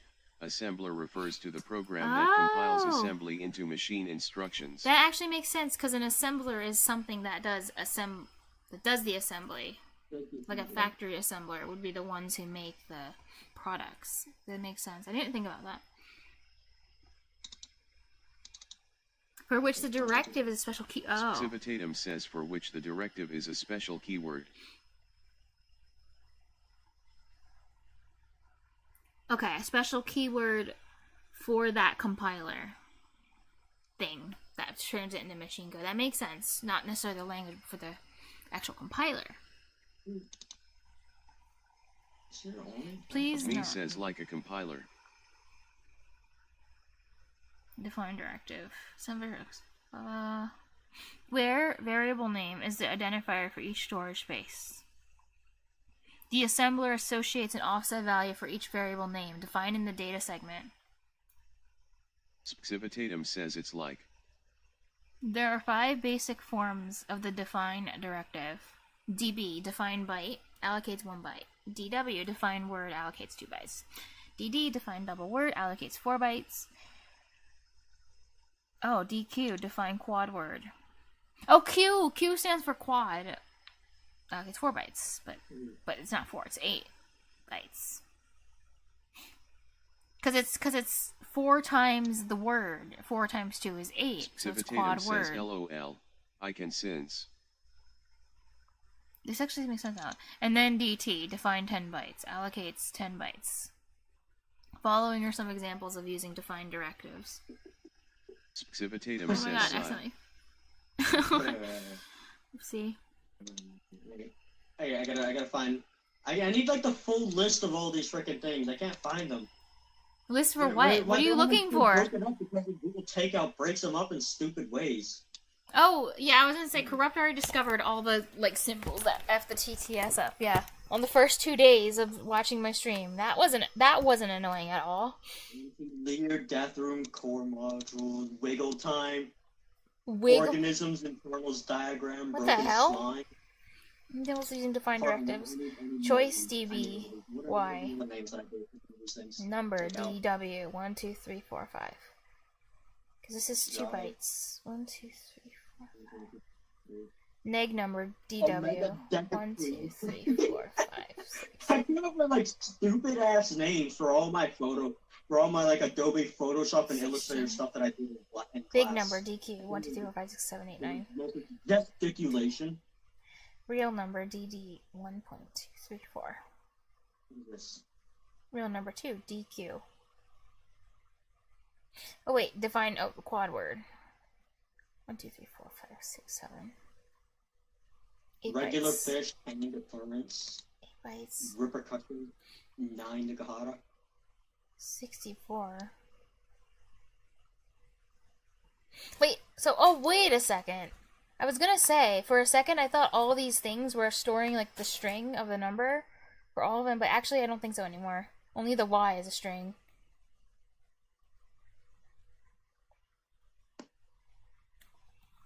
So, I'm kind of curious. Well, do you know this off the top of your head, Corrupt? This number, for example, 123.456. How many bytes does this actually take up? Like, to store it? It's saying to store that as a quad word, so it's storing that as 8 bytes. Well, I mean, how many... If you use the minimum amount of bytes possible, what I meant is not how big is the quad word that's stored in, because, you know, you can have a bigger storage case than you need. Like, how much size does it actually take up? Like, if you had minimum to store it exactly, like minimum to store it exactly within like those 6 would be used frequently by those who need long doubles. Probably 3 bytes minimum. If you wanted to be able to store that. Oh, you think 3 bytes for this length? 1, 2, 3. 4, but they would probably just go with 4 bytes instead. But even then, you still have other problems. Okay. For a 4 byte float. Oh, and okay. It depends on how you want to store it and the way you want to store it. Because technically, you could store that in different ways. You could probably store that in 1 byte, but you just like you could have that value be represented in 1 byte. It just depends on how you handle that byte. You just wouldn't be able to do a whole lot with it. Okay. But, well, what is it? Like the less bytes you use, the less you can do with it. Yeah. And the less things you can represent. That's all it means. Okay. What does it look like? If you did store in 1 byte, then what is it? What does each bit look value like? Of 1 byte. Basically, what I mean is you pick any arbitrary value of 1. You could pick like 50 and say that's 123.456. Means absolutely nothing. You could pick 50? 50 what? Bytes? You can just pick 50, you can pick 100, you can pick 30, you can pick whatever, and just say that means that number. Oh, you saying like pick any number? Like it's not like you wouldn't be able to do anything with it. Like you wouldn't be able to like add 1, subtract 1, multiply or whatever. You wouldn't be able to do a whole lot with it. It would just be pretty meaningless. But you could define it that way if you wanted to. That's basically what I'm saying. Is your question is like kind of doesn't make a whole lot of sense. No, I'm asking you because I want to understand how the float is stored. That's why I asked it specifically. Because floats are weird. That's literally why I asked. If you stored usually is either 4 or 8 bytes. So that one would be stored like minimum you'd store it in 4 bytes. But this is saying specifically to store it in 8 bytes, so it's storing it as a double precision. Okay, got you. So minimum, no matter what the size of my float is, I'll always use 4 bytes for a float. Like if it's also need long doubles. SPQ, are long doubles like? Hold on, are long doubles actually handled like by the CPU, or do you need to make like a software implementation to do long doubles? Oh damn. Do you need like a software implementation of floating point arithmetic on long? Wait, SPQ, you code in assembly? Oh, but then again, you do know the language, and the language fits nicely in with assembly. Like, can you use like the floating point arithmetic instructions on a 10-byte float? You're not sure? Okay. Long double to be 10 bytes. Civitatum says I'm not sure. 10 bytes. That is a what was it called again? Oh yeah, they said tera. Didn't they say terabyte? Civitatum says let me check what does the language produce. T-byte. What does the language produce? The language. It is the language. The language. Your colors. I was like, your color is different. I'm pretty sure. Yeah, your color was red before. SPQ's name? No, it wasn't. It was always purple, I think. Actually, maybe in the past it was, but like, how far in the past? You mean today it was blue, purple the whole time? I'm rolling up. Their name was red when I scrolled up. It's not for me. Oh, it must be a bug on your screen. Their name's not red at all, ever. They Seriously. Their color changed when they said color test. So when they did color tests, they're purple on my screen. To blue some minutes ago. Oh, okay. Well, it never changed for me. I'm saying they're red when I scrolled up to further. Yeah, what they're saying. They're red when I scroll up further up in chat. Yeah, so but when they said color test, their name is still purple, so their color never changed on my screen. That's all. If I didn't know. No, I'm talking before that. Yeah, before that, they have no red. Like there is. Look at it. It's like a bug on my screen. The colors didn't change at all. The only color that changed was your name. That's it. I don't know why. Well, look at that. I sent you it. Sent what? You're wrong. You're bad. You're dumb. You're stupid. Shut up. I'm not, because my screen effed up. Maybe with inline assembly. Here, now I have to freaking screenshot it. But I can practice my alt print, whatever the hell you taught me. Alt print crap. Alt print. Just grab the screen. Well, for things that are not entire windows, you use Windows Shift S. Really? Oh, that's new for me. Windows Shift S, and then it grabs just the one window or something. And then you can drag across the screen to select an area to copy to. Oh, but it will go to my clipboard, right? Windows Shift S. Yeah. Oh, cool. Well, and then if you click on the thing that shows up on the bottom right corner of your screen, the notification, then you can save it as a file. Oh, wait. What am I saying? I know Windows Shift S. I know I've used that before, but I never. Okay. Wait, you're telling me you've used a computer before? That's crazy. I know, but I've used Windows Shift S, but I don't know why. The way you said it made it sound like something completely new. I'm like, oh wait, Windows Shift S, duh. I use it all the time. I use it like once a day. Okay, maybe not as that much, but I use it a lot.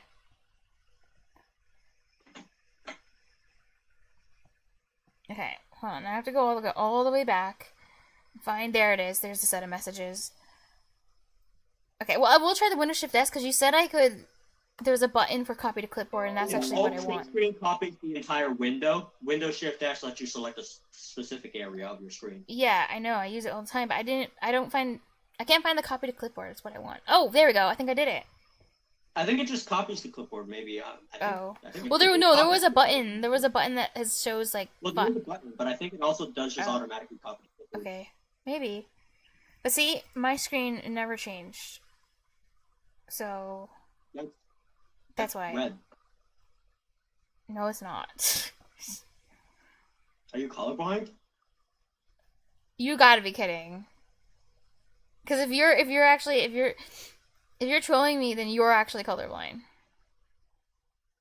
No, I think you're like actually colorblind. That's red. No, it's not.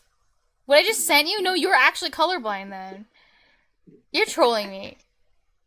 You're trolling. You're so mean. Like, stop messing with me. Stop it. Just stop. Anyway, okay.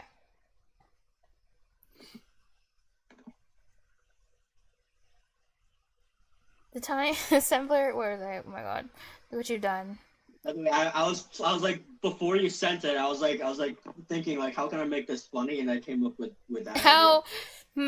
So this is how you define funny. Hey, look at this. I could have made it dark mode the whole time, but I didn't. How do you feel about that? You see? Lights? I don't like the bright orange that they use on that thing there. Like, for dark mode, that orange is not great. They have... Good. Okay, they're dark mode on here, so... Okay, good to dark know. mode would probably be a better dark mode. I wonder.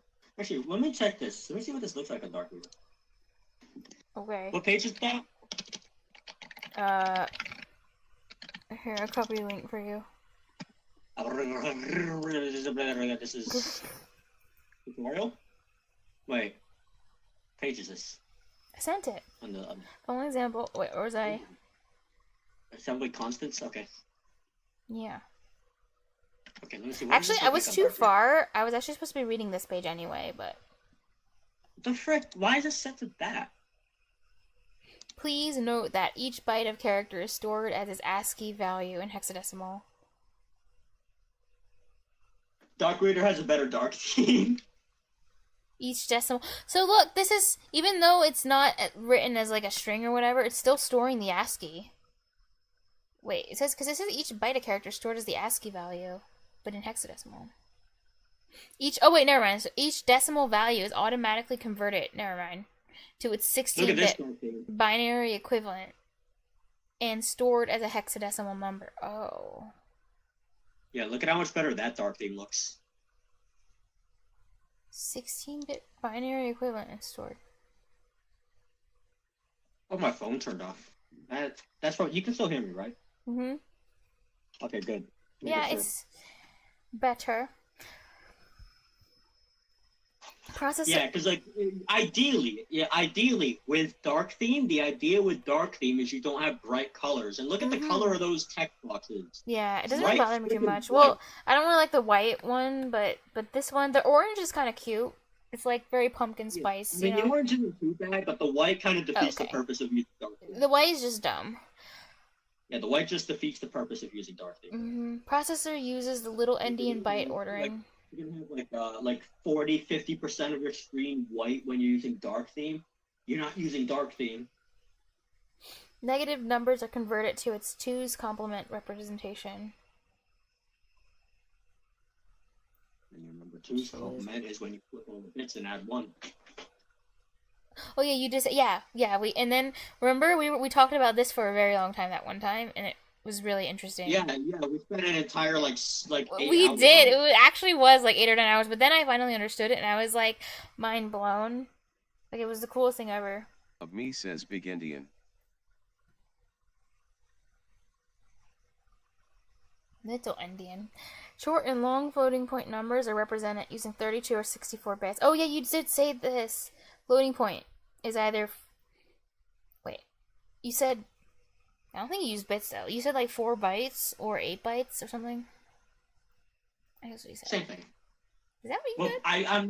I'm like stopping myself from saying like 32 or 64 bit because you were saying that's confusing you.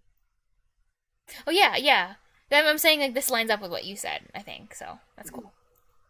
Respectively, yeah. I like the bytes more than the bits. To be honest.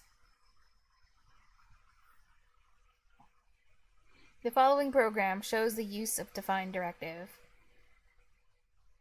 Global start must linger. But I mean, at some point, as you get some ways in, I'm just gonna start intermixing 32-bit, 64-bit with 4-byte, 8-byte, just whichever one is more correct to say at the point in time. Okay. And I'm gonna be like, I don't care. Okay. Okay. So, tell linker entry point. Message lane 1. Sense. Question. Message to write choice. What do you think of my project naming scheme? 40x80. I don't know. So I've got __ name segment _ junior .psd. I've got organism internals diagram. I've got broken slime. Gesticulation. Okay, what are the good things here? Allocating storage space for uninitialized data. Wiggle time. Reserve directives are used for reserving space for uninitialized data. Space directives take a single operand that specifies the number of units of space to be reserved. Each defined directive has a related reserve directive. Pythagoras and shake moves. 5 basic forms of the reserve directive. The thing is, I have absolutely no idea what these projects are. Then it's probably not a great naming scheme. Reserve a word. Reserve a double word. I'm pretty sure I named it that way specifically so that way nobody would understand what it is unless they opened it, just because like I just came up with random stuff. Wow, that's terrible. Reserve 10 bytes. Explore latest online... Oh, wait, no. That's an advertisement. Multiple definitions. You can have multiple data definition statements in a program. For example, choice DBY, SKY, 79H, number 1 DW, 1, 2, 3, 4, 5. Oh wait, I shouldn't read off the letters. I need to like say what they are so I remember what they are. Choice define byte Y. There. Oh yeah, stored as ASCII. Number 1. Define word. 1, 2, 3, 4,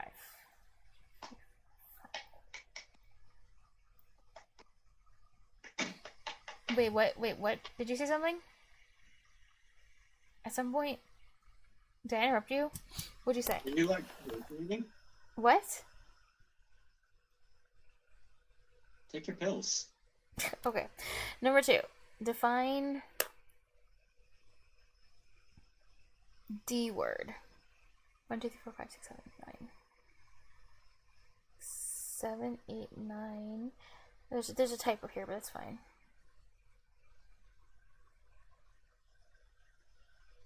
Huh. Oh yeah, there is a typo. Yeah, you see it, like the D here equals. Wait, I feel like you were about to make fun of me, and then you're like, wait, there is one. No, I was like, is there a typo? There is a typo. Typo. BCB. They also have that weird extra space on that line for some reason. Where? On yeah. The DD. Oh wait. D. I very much don't like the. You mean after ASCII?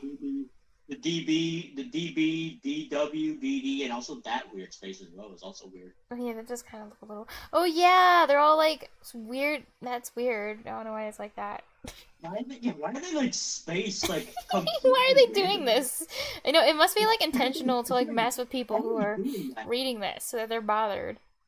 Of course, it's because they wanted to bother you in particular. That's why they did this like this. Well, I think this would not just bother me. This would bother a lot of people who care about formatting and code. Damn. Well, they want to bother many most people when they look at a lot of people who write code for a long time are gonna look at that are gonna be like, that's like the worst formatting I've ever seen in my life. Wow. But me personally, I'm not gonna say it's the worst formatting I've seen in my life. You wanna know why?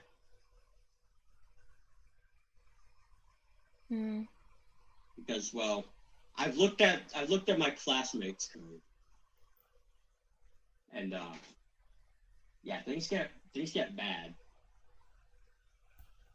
I see. Things get quite bad. Quite bad. The assembler allocates contiguous memory for multiple variable definitions. Okay. Multiple initializations.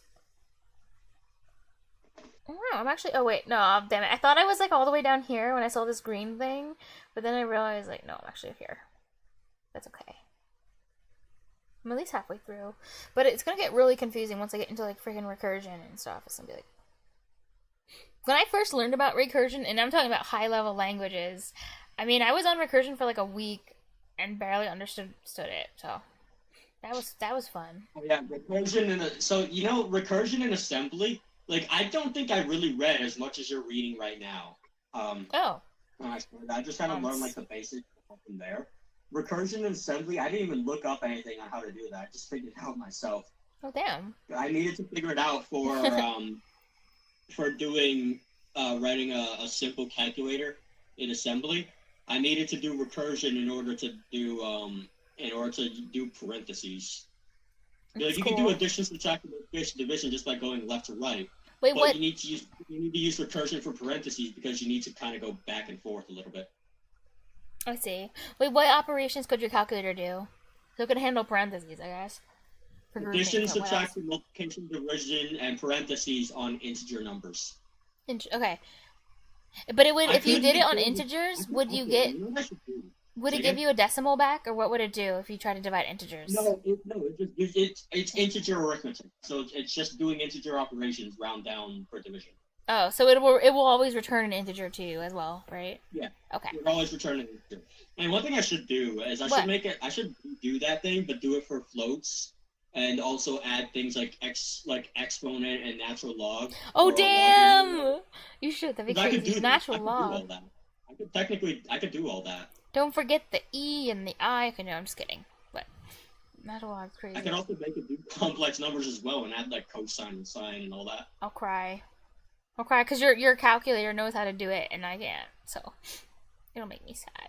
I'll make a and here's the deal. Right? Once I figure out how to do it in assembly, I'm gonna add that to the list of things you need to do in assembly. Okay, but it gets added to part 2. Like you have to divide it at least. So it's like calculator part 1, calculator part 2. That's all. Calculator part 1 is so I can do the easier one. Wait, no, but I'm not even going to be able to do it for a while. And that's just the truth, because I don't even understand how to do it in like plain English. I still don't completely understand complex numbers. And I haven't reached that point, so I'll have to reach the prerequisite level of math before I try coding it, obviously. Well, you'll figure it out. What the hell? Oh. It'll make sense. It won't make sense. It'll make no sense. So, I mean, it's actually really simple, because it'll make sense because by that point, when you get to that, you'll have learned how to break down problems into very tiny parts. And what you'll realize when you look at that is you're breaking it down into reading a number and then reading up until you find an operator, and then depending on what that character is, whether it's like a plus, minus, asterisk, or slash, then you go and do different things for like addition, subtraction, multiplication, and division.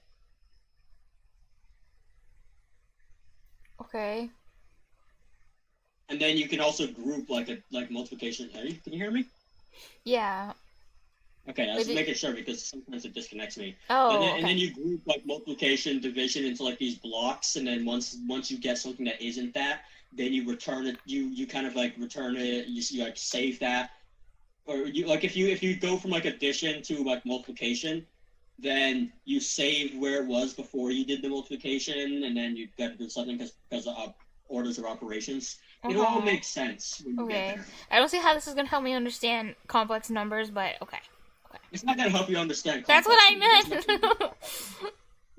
I wasn't talking about the process of coding it. I was talking about what its like actual meaning is. Like that's different. Lol. It's not gonna help you understand complex numbers. There's nothing to do with complex numbers. I know. The assembler. Civitatum says GCC is using weird ST registers there are instructions that are to work with them. floating point registers, and there The are hell? instructions to work with them. Oh god. Interesting. Weird ST registers. I find it kind of weird that they actually have dedicated CPU instructions for that when like nobody uses it. No. Like I didn't even know that existed, like at all. I didn't even know that existed. That's Nobody why you knows should that only existed. use MSVC forever. What? I said that's why MSVC should always be used because that's the other compiler. That's the Microsoft's version for C and C++ compilation. I used MSVC for my license AMP program when I was doing it in Unity. Oh hell yeah! You used it? MSVC? Yay. Yeah. Okay, well, I used it for Unity. respect. And can you imagine that? For when you're writing code for Unity, making a Unity game, you use C. You need C# when you can use C. Nice. You still need C#. I did a lot of C# on it as well for setting up all the memory.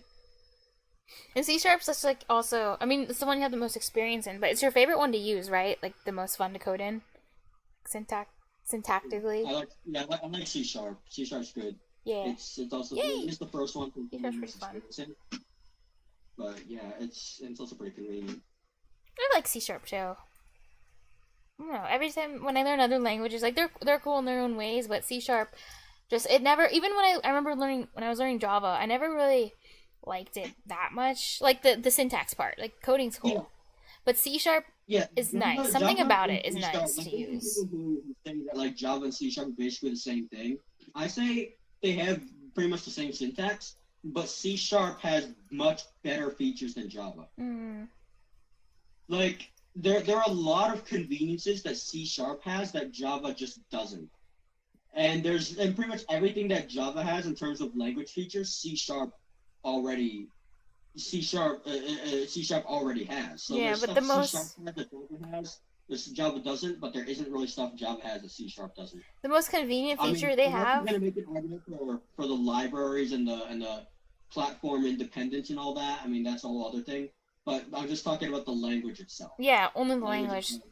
My favorite feature of C Sharp is the documentation is actually pretty nice to read. Compared to other types of programming documentation, it's fairly user-friendly. In comparison, like, I do appreciate... And then they have these little code snippets throughout the documentation. Unless you're trying to find out what the hell make ref value... Oh, yeah, well, we ignore... Yeah, if it's like normal... Yeah. You can only find whispers... You can't find anything. Yeah, well, we don't talk about that part. The only way, like... As a regular, like, C Sharp programmer, the only way that you'd ever even really find out that those things exist is if you, like, decompiled the Microsoft stuff and looked at, like, their keywords, and, like, you managed to find their keywords list, and you found that in the keyword list. You'd be like, what the hell is this? Like, what the hell are these things? I've never seen these keywords before, and these don't look normal. These don't look normal. You find out what they are, but like, figuring out how to use them is, like, really difficult. Yeah. Even has, like, this whole type reference that is super hard to use and pass into things or something. Like it doesn't even act like a normal C Sharp type. It's weird. Damn. Like, it's like you can't set things to it, make things that type or something or whatever. It's really inconvenient. I didn't like the things that I couldn't do to it. Multiple initialization. The times directive allows multiple initializations to the same value. Oh my god.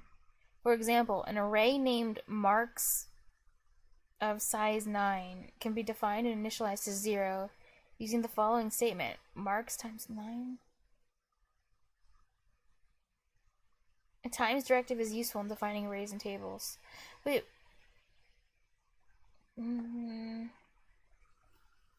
So you're basically saying there's like an array that you can add 9 values to before something gets overwritten or something weird? You're allocating 9 bytes per array. Oh yeah. Good point. You're right. 9-byte array. The following program displays 9 asterisks on the screen. Okay, global stars. Play for linker, tell linker entry point, blah blah. 9 stars, ECX. Oh, message array. Okay, so stars is times 9 dB star. Wait. Also, another funny thing about this is it's like assembly isn't really case sensitive. A lot. So like you see in some parts of this code they do DB uppercase and other parts. Oh they do yeah, DB that's why I was confused. You're right, because up here, you're right. There's DB, and there down here it's like DB. I think it's not case sensitive. I don't know if like variable names like stars or whatever are case sensitive, but I know like mauve and DB and all that stuff are not. I wonder if it's just fully case insensitive or if it's just like, let me test this. Wait, I was gonna say that's easy to test. You just change the caps and see if it breaks. Not change the capitalization of one letter here. 3, 5. Change the capitalization of one letter here. X4 times 9. Divided by. Yeah, it doesn't. I changed the capitalization of one letter here instead of the whole thing, and it does the same thing. So, but I don't know. But like I said, I don't know if that applies for. You know what? I can test that too. Why don't I test that? Okay. Because. Well, do you want to know something that surprises me about this code? Even though I understand what's happening, but want to know what was surprising? Because something did surprise me. Because I know this prints 9. This puts 9. There's 9 stars. In stars, well, yeah. Yeah. But I'm surprised, it didn't just put 1 star and then the other 8 bytes are empty. That surprised me. Why it didn't do that. Because that's what I thought would have happened. I thought it would put, 1 star at the beginning and then 8 bytes empty. What this is saying is... Yeah. It's not... Well, the times 9 is not saying allocate 9 bytes. Oh, that's what I thought it meant. Allocate 9 bytes and then put... It's not allocating 9 bytes. It's saying whatever you're doing, whatever you're allocating, allocate it 9 times. Oh, okay. Okay. So, like, let's say if that was 3 stars, we would allocate 3 stars 9 times, and you'd get 27 stars. Okay, so that's what multiple initializations mean. It means put it in, or do whatever your operation you're doing this many times. 9 times. So the variable, so those Star. names like stars there, that is case sensitive. If you put uppercase stars somewhere else, it wouldn't. Like move and stuff, it doesn't matter. But if you put uppercase stars somewhere else, it wouldn't. But like registers and instructions and pretty much everything else is case insensitive. That's good to know. That's cool. HR interview questions. Oh my god. Sorry. Oh, thank you. I bet one of the HR interview questions is like, is 0 true or false in most programming language? And I'd fail that question. And... Is 0 true or false? About 70% of our applicants get fired, get rejected on this question. Oh damn, that's pretty bad. Hopefully that's not true. That doesn't happen, because that would be pretty bad. Like, why are you even applying if you can't answer that question? Sniff. No, they say that only to you. Oh. I guess it would make me feel a little better that I'm not. If they said something like, if they said this instead, they don't want you to feel too bad about yeah, it wrong. You know what? The sad thing would be this: if I got it wrong, and then they said to me, "Wow, we're really shocked because not a single applicant has ever gotten this question wrong. Like, that's how bad you are." Like, what? They say like, this is really easy. Everybody gets this right, and then you get it wrong. Oh yeah, and then they say, "Here, let's start off with an easy one, like an obvious one. Like, no one. It's impossible to get it wrong, and then you get it wrong." Yeah, you get it wrong. You're like, But you know what I would do in that situation? Honestly, that's when you use... I'm sorry, the position has already been filled. No, what you do... Listen, what you do if you get it wrong is you use your social skills to say, bruh, I was just kidding. I obviously wouldn't have gotten that question wrong. I'm pulling your leg. Like, then you use your social skills to pull... So what they do is they have, like, their computer screen there, and then you just see their face turn a solid red from the screen of the computer, and then a trap door opens beneath you, and there's a grinder underneath there. You just get turned into soup, and then when lunch menu the next day for the company, it's soup. No. By the way, that's a story. That whole sequence of events is kind of like what we were coming up with before we graduated. We're like, if you don't graduate, that's what happens. You get turned into soup. The students that don't graduate, they get turned into soup. Wow. And that's why all the soup happens. That's all the soup comes from. Wow. There's several directives provided by NASM that define constants. We've already used... That's what my friend group does. What?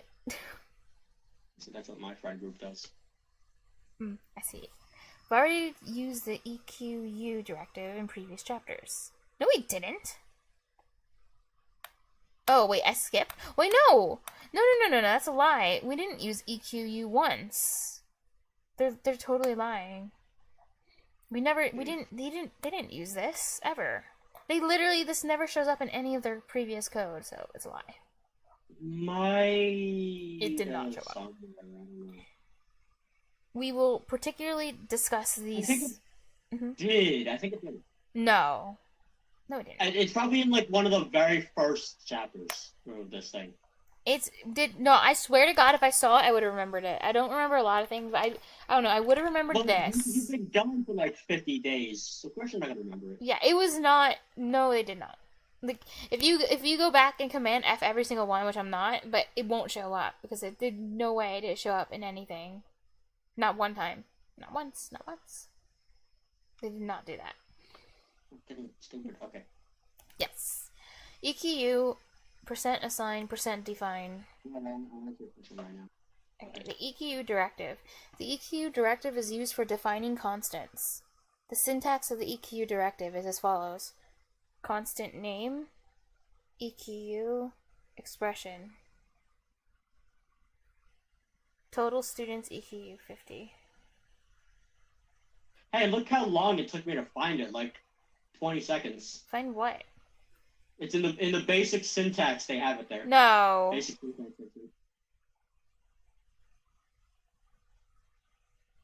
Dude, this is the page I'm on. You can't. This is the page I just started reading. No, that you're not on. You're on the constant section. I'm talking basic syntax. It's the fourth. Oh, thing. what? Why did you send me a picture of Constance? I didn't. I haven't sent you a picture of the thing. Yeah, you did. You sent me a picture of Constance, not this. That was like freaking 5 hours ago. Really? No way. That was like 20 minutes ago. You're right. I thought you just sent it to me right now. You're like, was that It wasn't 5 hours ago, bro. It was just like a little while ago. It wasn't 5 hours. Hey, look right there. It's Echo. Right there on the message. Okay. Well, this is. My stream disconnected. Sad face. Did your internet just die or something? Yeah, it died. Is it back? I noticed. You know, I was like, I heard you like kind of glitch out a little bit, and then I see stream buffering. Amazing. Because I was like, wait. Yeah. Oh, there's a. Oh no! Oh no! It's not. It's still gone. It says you know, like it dropped. Like it still dropped. But wait a second. But you know what? It's working. Like obviously you can hear me on Discord, so obviously it's not. Something's wrong with OBS right now. You just had a random stutter in your internet. Maybe you just got hacked. Maybe your computer's about to turn off. No, that has never happened. Not like this. But it's not reconnecting back right now. I don't know why. There was a network error. I'm clicking reload player. Oh, I got. Okay, we reconnected back. That was weird as hell. Anyway, where were we? Make sure you have set the path. What the frick is going on? You said it was in basic syntax. Now I'm like, yeah. What the frick is? EQU was used. What's going on? What's going on? Aw, damn, that shouldn't. Okay, fine. I guess you're right. EQU was used down here. What is this? What is this fucking shit? What's wrong? Why are you freaking out now? What the fuck is this? What the hell just happened to my computer? What happened to your computer? I had this bright white screen that said, "Please wait." Please wait? Are you? Wait, you asked me if I'm getting hacked. Are you getting hacked? Yeah, am I getting time if I do that?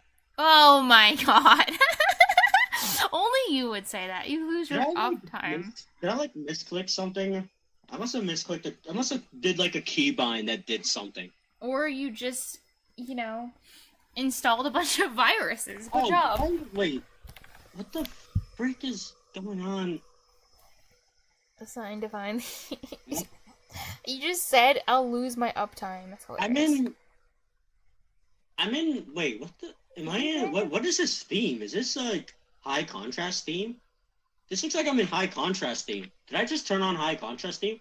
What is going on? What the frick is going on? Yes. Okay. EQ expression. Display. You can then use the constant values in your code, like move ECX total students, move EAX. Ease of access. CMP, okay. EX, I turned on high contrast. Oh, that's what I did. Okay, good job. What is? You know what? That explains why. Okay. What is CMP? I found the key combo for turning on high contrast. Uh-huh. Wait, I wish I knew that key combo existed in school. I would have fucked around with people with it so much. It would have been so funny. Well, damn. I could see you doing that. What is CMP? What does that command do? Or whatever? Compare. What? Compare. Oh, compare. Oh, compare. Bitwise operation. Yes. That's right. See? Wait, right? Yeah. Not necessarily. I don't think compare is a bitwise compare. Oh! I see. Okay. And it's mostly an integer compare, pretty much. Okay. It's compare this thing less than or greater than or equal to. Oh, yeah, and then it sets all those different flags, and you have to return a specific flag or whatever, you have to check the flag you're interested in. That's what you said, I think. That fucked the shit up of my computer. That was crazy how that did that. Well, you fixed it pretty fast, that's good. But I fixed it. I figured it out. Nice. I figured out when I saw my taskbar was all black, I was like, that's Looks like high contrast. Luckily, I knew that was high contrast because I've seen that before. I see. Tell linker entry point. Move EAX. I did not know that was a key combo. Syswrite EAX. Oh wait, Syswrite's on here. Wait a second. I was trying to take a screenshot of the stream, and it was doing the whole not like this blue background thing. Beautiful. And then I turned on high contrast because apparently that's a key combo that exists. Lol. Wait, what were you screenshotting? Were you screenshotting the EQU thing? I was trying to screenshot your stream. What the frick key combo was that? No, I said what were you trying to screenshot? Like which part? Your stream that was down. Oh, so you could. Oh yeah, the one so you could show me that it was down. Nice. Yeah. Wait, what is so Syswrite must be special? What is Syswrite? Because Syswrite's getting moved to EAX, but like, what is that?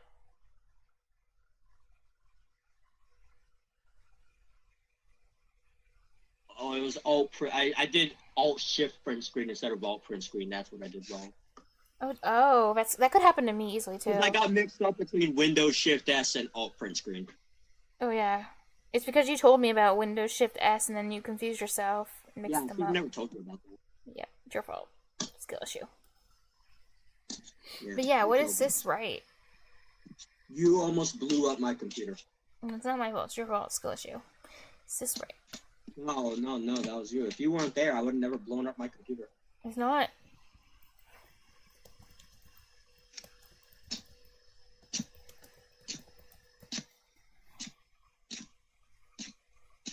Writing into the screen, exiting from the... Writing into the screen. Syswrite is writing to... Basically, like, what it means there is writing... It's talking about, like, writing to console, pretty much. Like, Syswrite is 4. Like, EAX 4. They have this stuff probably defined somewhere else. Oh, yeah, because I'm like... That's what I was looking. I was like, where's the definitions? And I couldn't find the definition for Syswrite. This defined somewhere. Okay. I mean, is it in this code? Is it not in this code? No. Oh, it's at the top! I'm blind. I skipped it. I just went right down here. Syswrite. Constant 4. Are you okay? Yeah, it's there. You need your pills, need your meds. So Syswrite is 4. Yeah. Okay. What did you say? I was asking if you need to take your meds. Wait, what the fuck? Here they have standard in as 0, but in the other code they had it as 2. Does that bother you? They did that? Because they're inconsistent. They are. Why are they inconsistent? Yes. Because that was one of the problems that that was the problem that we had before, where we had to change the number in order to get it to work. Oh, yeah. Now they're using... Why do they have a 0 here, but 2 in the other code on the same tutorial? Wait, did you? And the one you fixed, you had to change the 2 into a 0, right? Isn't that what you did? Yeah. To it. Oh yeah. Now they're like, yeah, that's weird. It's probably a typo. I bet it's a typo. Like they were supposed to put 0 the whole time, but they effed up and put 2, and just broke their own code. Yeah, I don't know. Yeah. ST out. Oh, standard output equal 1. Yeah, the STDs go out and the STDs go in. Wow. Okay. Well, very accurate. Damn it. AVX. Okay. Now I can't stop seeing that. Stop it. Why did you do that? Standard output. Move ECM. That's mean. This is stupid. That's not what that means.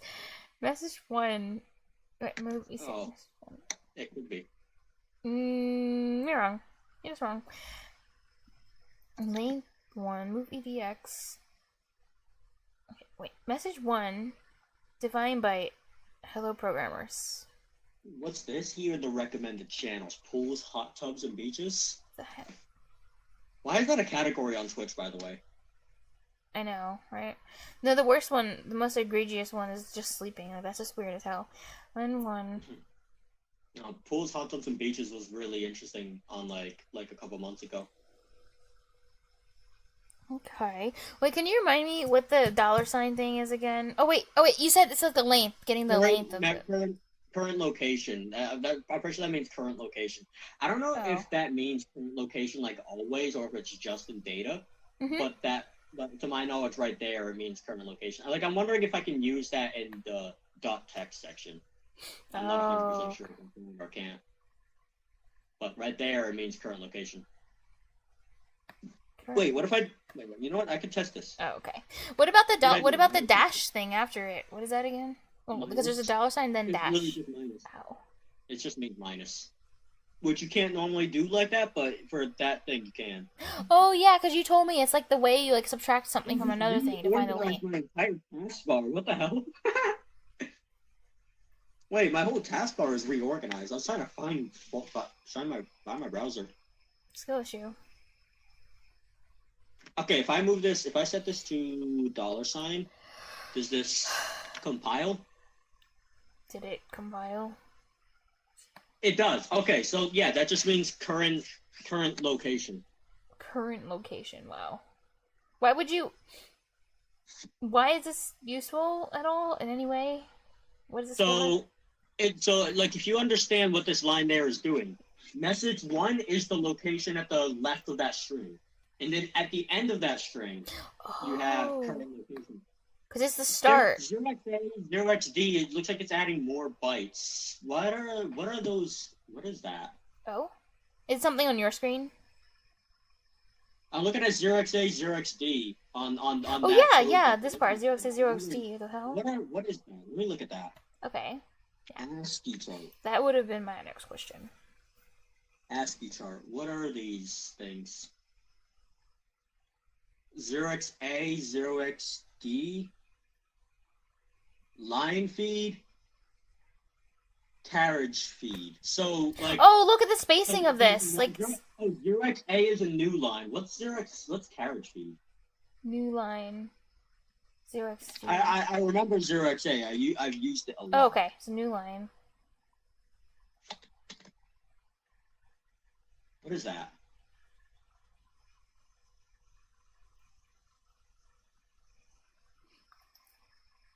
Return to the beginning of the current line without advancing downwards. Without advancing downwards? What the hell? Why does it need both of those? I was gonna say, if you delete it, I bet it won't do anything. Or does it? It must not matter? It goes down to the next line, and then goes to the beginning of the next line, which is... which it already is at. Why does it do that? I know. The name comes from a printer's carriage, as monitors were rare when the name was coined. This is commonly escaped as /R. Okay, so... What'd you learn? That they didn't need to put that there. Oh, which is unnecessary. So the 0xA is a new line. Yeah. So welcome to the world of, and then it's going to follow that with a new line. And then a carriage feed for some reason. And then the dollar sign is... So imagine that there are 2 extra characters at the end of that string, right? Which string? The dollar sign is pointing to current location. And at that point in the code, the current location points to the end of that string. Because you allocated those bytes to the string, and now it's pointing to, like, at the end of that. Current location is at the end of that string. Okay. And then message 1 is the start of that string. So the length is right minus left. We talked about this before. I see. Okay. I'm dumb because I actually thought in my head... Oh, wait, no. Oh, wait, okay, never mind. What I was going to say doesn't make sense. Because I was going to say left minus right, but it actually should be right minus left. My bad. Yeah, right minus left. Yeah. Entire length plus the start string.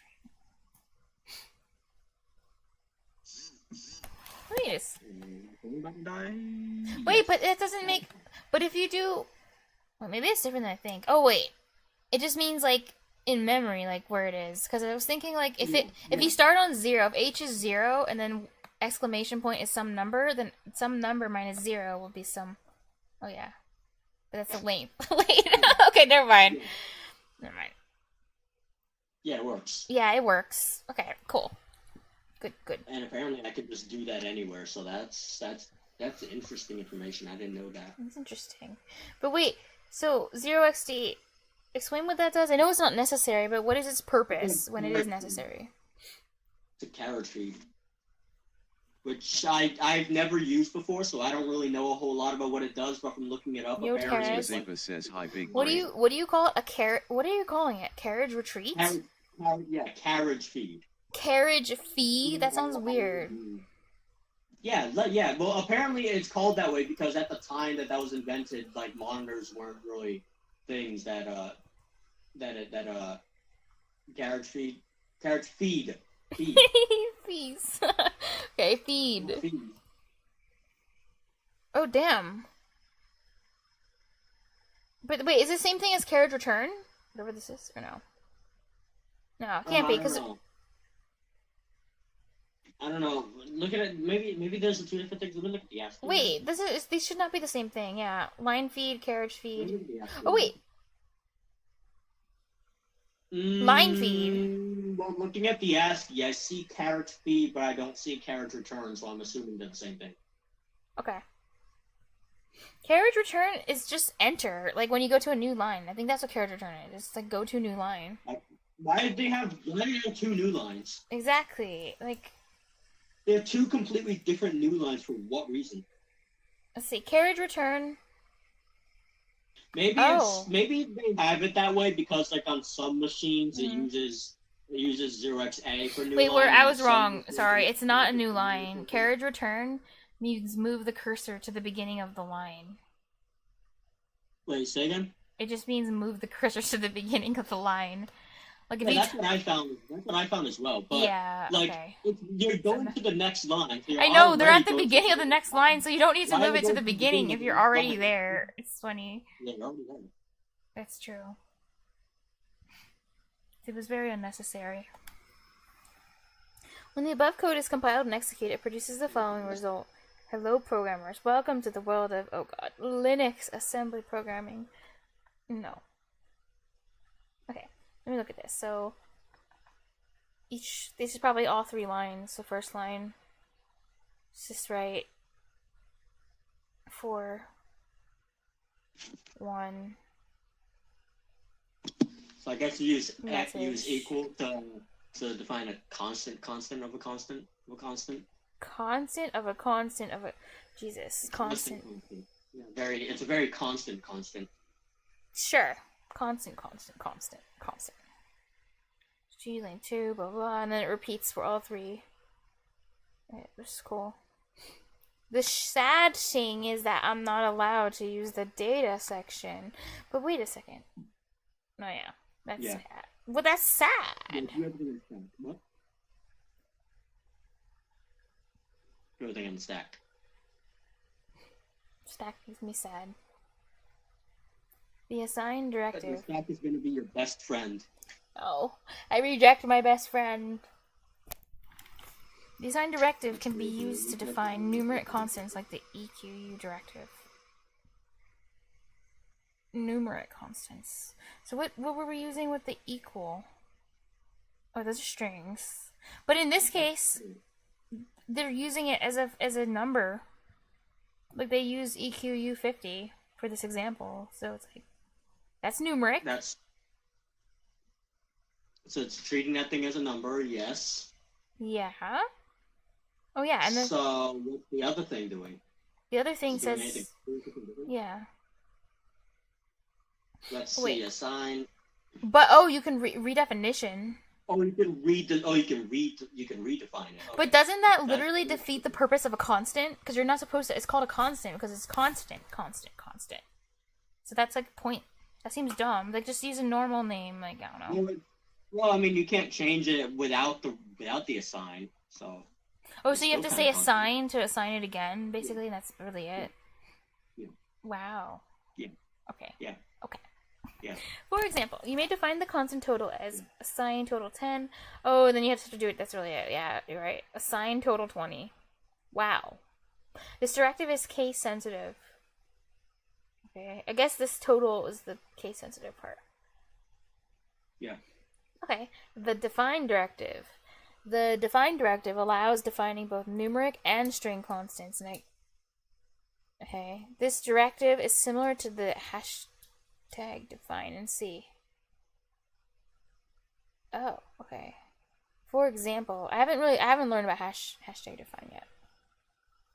For example, you may define the constant PTR as define PTR EBP plus 4.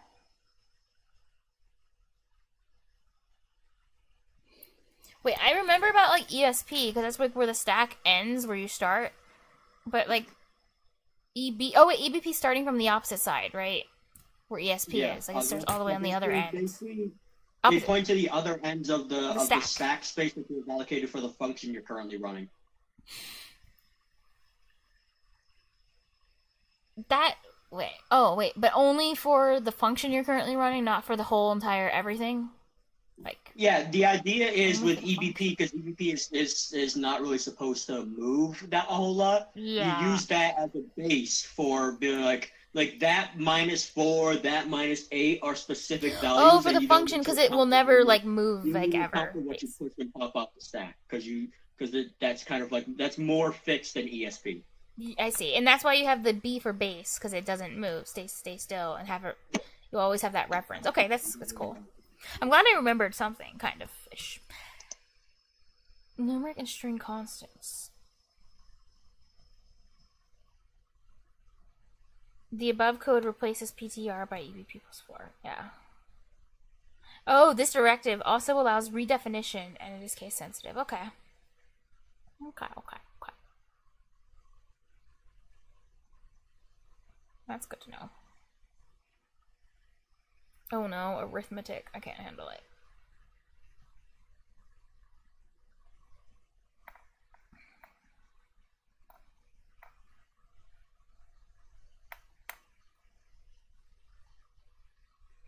Arithmetic instructions. The INC instruction. The INC instruction is used for incrementing an operand by 1.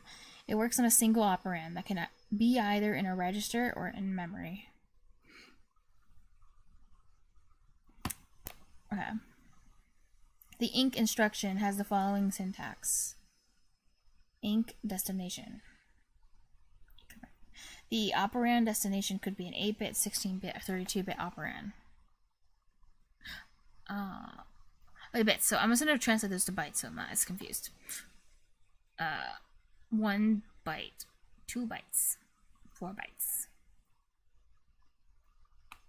INC EBX increments 32-bit register. INC DL increments 8-bit register. So if EBX, let's say EBX was holding a memory address, then if you increment it, then you're just changing the memory address, incrementing it by 1, right? If it did? Yeah. Okay.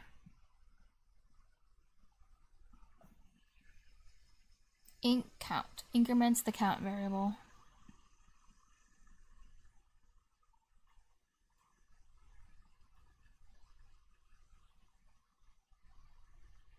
DEC instruction.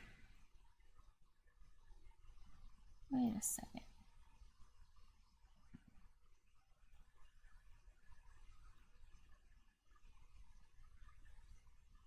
Oh, so for these variables, these have to be defined in segment data to be using them, I guess. Yeah, pretty much everything that isn't a register or an instruction or something like that has to be defined as like that thing in like data. Okay. Like makes that. Sense. And then you have what's this down here? But basically, when you get to do assembly, you won't see words like count and value. I won't, because I'm not allowed to use this section. Yeah, it's all gonna be numbers, and there's gonna be no English. Okay. Move EBX count. Just think about the numbers, visualize it. Keep it all in your head as you're trying to solve these problems. Otherwise, it's too easy. I don't think this is easy, even with the added data section. I don't think this is easy at all. Okay. No, I'm not saying it'll be easy. I'm saying it'll be too easy. I don't think it's too easy with that. But okay. Import EP. Okay, so when here with this one, I know I scroll down ahead, but like it's also like good like balance to make sure that there isn't like other factors like you did it too significantly different from the way that I did it, so that way I can see if you're right, because it's an experiment. If the same way that I did it, is it still good? That's true. Okay, so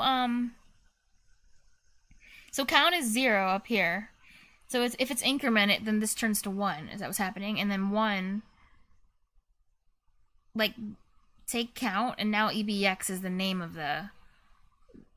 It points to the memory address of count. It's going to be 1. Like, if you printed this, EBX, it'd be 1. Can you say that again? I misclicked the wrong button. Okay. So here in this, like, sample code, count is 0. It's a D word. That's 0. Storing the value 0 at count. Yep. Yeah, you increment it, so then it becomes 1 at this location. Like, well, 1, and then you move this. Yeah. Okay. Decrement value. Decrement the value at count. Increment the value at count. Decrement the value at value. Well, I was just gonna say at this point in the code. Wait, at here, when it says move, yep. EBX is gonna be 1, right? At this point in the code. No, damn it. Because count isn't in square brackets. Okay, so instead it has what? The memory location of count instead? It's not. It doesn't hold 1. It just holds the memory of count. Is that yeah. it then? Oh. Yeah. Okay. Oh my god. So if it was in square brackets, then it would have taken the actual value. But because it's not, it's just that. Oh my god. Wow. Okay. Good. Good to know. Thank you. I just wanted to clarify. Mm-hmm. So I'm not. Yeah. Okay. Cool. So then. I can't wait for you to figure out what you can and can't put in the square brackets. Oh, yeah. So here, because they're actually using the value, not the memory address, now it's incremented, so now it's 2. And isn't... ESI, this is this special extra one you can use, isn't it? Or no? Or is this actually the one with the pointer? It's one of the extras, yeah. Just the extra one, okay. So move 15. But this... Wait, why is this value blue, but count is not blue? Shouldn't they all be blue? Because they're all variables. Like, it seems kind of inconsistent. I can't even think that there's a... let me get closer. Here, see? This one's blue, and this one's not. Like, that seems unnecessary. Because, like, I couldn't see because of, like, stream quality. I'm sorry. Sorry. Yeah, one's blue, and that's weird. It's blue because I guess whatever they're using is interpreting the word value as some sort of keyword, but it's not supposed to be blue. Okay. It's not supposed to be blue. Got you. So the syntax highlight is just wrong here. It's fine. Yeah, the syntax highlight is just wrong with the word value. Okay. So this was decremented, so then it's 14 right now. 14 gets moved to ESI. And then decrements. 14 is not being set to ESI. ESI is not being set to 14. Really? It's being set to the address at the well, no, I mean, no, not ESI. I meant value is going down to 14, because here it's value goes to 14, yeah. You're right. And then the memory location of value goes to ESI. And then ESI. Oh, okay. So then that... You know what that does? Decrements ESI. Well, it decrements value because ESI is pointing to the memory location of value, so it's going to decrement the value. Yeah, so then value becomes 13. Yeah, but why does it have to specify that it's a byte when we already said it's a byte up here? Like that's. Oh, you have to do it here, like inc word. You just have to, like, I guess. Like, can't you just delete byte and say dec ESI? Oh, this is actually a fun thing. What? Oh no! Wait, no, never mind. Because that is a byte. I was about to say if it wasn't a byte, then this would actually give different behavior depending on whether you're doing little endian or big endian. But it's a byte, so don't worry about it. Oh wow. Okay, that's forget crazy. that it exists. Okay, I didn't hear anything. I didn't hear you say anything. You didn't say anything. Yeah. So it said you have to specify byte because otherwise the assembly interpreter doesn't know whether you're trying to decrement a byte, word, or D word. Okay, I'm thinking about it. Okay. Byte. So it doesn't know like where to and which part of the number to decrement. Yeah, it doesn't know how big of a value you're trying to read and decrement. Oh my god. Because if if you say word, then it's gonna do a different thing than if you said D word or if you said byte. Wow. Basically, it matters. It's ambiguous if you don't put it. Okay. See, all these little luxuries like that are available in like higher level languages are gone. You have to tell it everything. Stop you from. It doesn't assume which one you want, because if it assumes, it has like a 1 in 3 chance of massively screwing you over and making it ridiculously difficult for you to figure out why it's wrong. Okay, this is fair. So, like, that's the sort of thing where it's like you appreciate that it stops you from doing that, because otherwise, big problems can happen. That's okay. Good point. You're right. It's not worth the big problems. It's not worth the debugging pain. Not in assembly. Like, damn. The ADD and sub instructions. The add and sub instructions are used for performing simple addition/subtraction of binary data in byte, word, and double word size. I.e., for adding or subtracting 8-bit, 16-bit, or 32-bit operands, or aka 1 byte, 2 bytes, 4 bytes operand, respectively. The add and subtract instructions have the following syntax: add, subtract, destination, source destination. The add subtract instruction can take place between. Oh my god! If I ever add destination source or sub destination source. Oh yeah, source destination. If I ever took an assembly class in the future, if I ever did, I would be like, oh my god, I already am familiar with assembly. Like, everyone else in the class is screwed, but not me. That's what it would be like. I'd feel good. Register to register. Memory. So they have you doing AT&T syntax, and then it's like, what are these freaking symbols? No.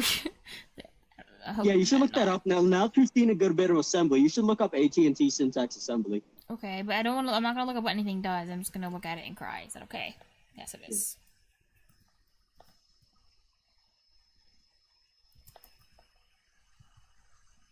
Just Stadium, AT&T Stadium. Oh my god. Syntax.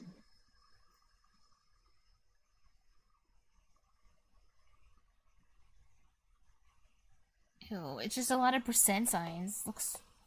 Yeah. Like, why? I don't understand why they have all these percent signs everywhere. Like, damn. Yeah, the bottom code is just so much cleaner. Why there's so many unnecessary symbols in the top code? Lol. And just in general, like more letters and stuff. Like they just add. It's just more. It's more text. Yeah. I don't like it. Yeah. I would say it would be fine if it served a purpose. But the thing is, I really don't believe it serves a purpose. Well, they gotta have more symbols because look. Explanation for you. Because look, they're A-T and T, so they gotta put those symbols in there for brand, they gotta like... I mean, maybe it's like some sort of thing where you can just write it without any... You can have all of your code without spaces or something like that. I don't know. Brand recognition. Brand recognition. Or everything can be on one line. But... Yeah, but the syntax sucks. JDoodle has that on one of the things. I forget which one it is, but... Fun. Register to memory. On one of the other assembly options on JDoodle, you can use AT&T syntax. Mm-hmm. Register to constant data. Memory to constant data. Okay. However, like other instructions, memory to memory operations are not possible using add, subtract instructions. Oh yeah, and you told me about that before. No memory to memory. Yeah, no memory to memory. Mm-hmm. In add or subtract operation, sets or clears the overflow and carry flags. Sets or clears, like... Oh wait, no, it makes sense, because depending on how much you add, it'll flip. It just depends on, like, the amount. It makes sense. The following example will ask 2 digits from the user. If it doesn't overflow, then it clears it. If it does overflow, then it sets it. Okay. So it's like, did I overflow or did I not overflow? It's like, that's what the flag says. Clears overflow. Wait, is there text there? If there's an example that is not there if you don't highlight it? In the, black area? Oh yeah, this is bad. You're right. You didn't notice that. I saw that for a split second, and I was like, "What the hell?" I didn't even notice that. You noticed that, like something, like a hidden. Yeah, I saw the text completely disappear, and I was like, "What?" What? No, seriously, it's like it's welcome to the game. It's like, where's the hidden code? Oh, there it is. Hidden There text. it is. Damn. Hold on a second. I think this is a higher level secret. Mm-hmm. We found the Easter egg. It's called Example. Nice. Yeah, you're very observant. More observant than me. Like, I would miss one of these things if you didn't point them out. I'm just sad that it just says example. It's not like some secret code or like bank account number for me. Nope, just example. Well, it's probably a side effect of using dark theme. They probably missed like whatever that tag is in changing the colors. Yeah, they definitely did. Okay, there's probably this is a syntax. I've been missing them. I didn't know these exist syntax. Yeah, like the H1s or whatever, Example, or syntax. the H2s, I guess. I think those are H2s, not H1s, but those are missing. So it's these HTML, tags. Hey, look at all this text that you didn't read. Wow. Cool. Well, I just read it, so it's good. It's all good. It's so incredibly important. Incredibly important. Oh, this code's a lot longer than the other ones. Yay. I guess. Is it that long? I don't think it's that long. I mean, compared to my code, my 1,000 lines of assembly. I guess compared to that whatever that is, the hell that you coded. Alright, the following example asks 2 digits from the user. Store the digits in the EAX and EBX register, respectively. Add the values. Did the digits... Oh, wait, no, okay, never mind. I didn't say anything. Respectively, add the values. Store the result in a memory location, res, and finally display the result. Okay. Let me look at the data. Oh, wait. It starts with the data. Cool. 1 says read, 3 says write, 4. Now they're using from now on. What? I should try and see if I can write a string to int and int to string functions without typing a single number. Without typing a single number? I feel like I could do it. How? I can't even figure out because you need int, so it needs to be a. Yeah, like, I feel like to type a number. It might be possible. Like, I mean, there are a lot of things you can do without typing numbers in like higher level languages. I'm wondering if I can accomplish everything the same way in assembly. Yeah, but in like higher level languages, I can see it because it's higher level and you have. But lower level sounds like your options are so limited. Yeah.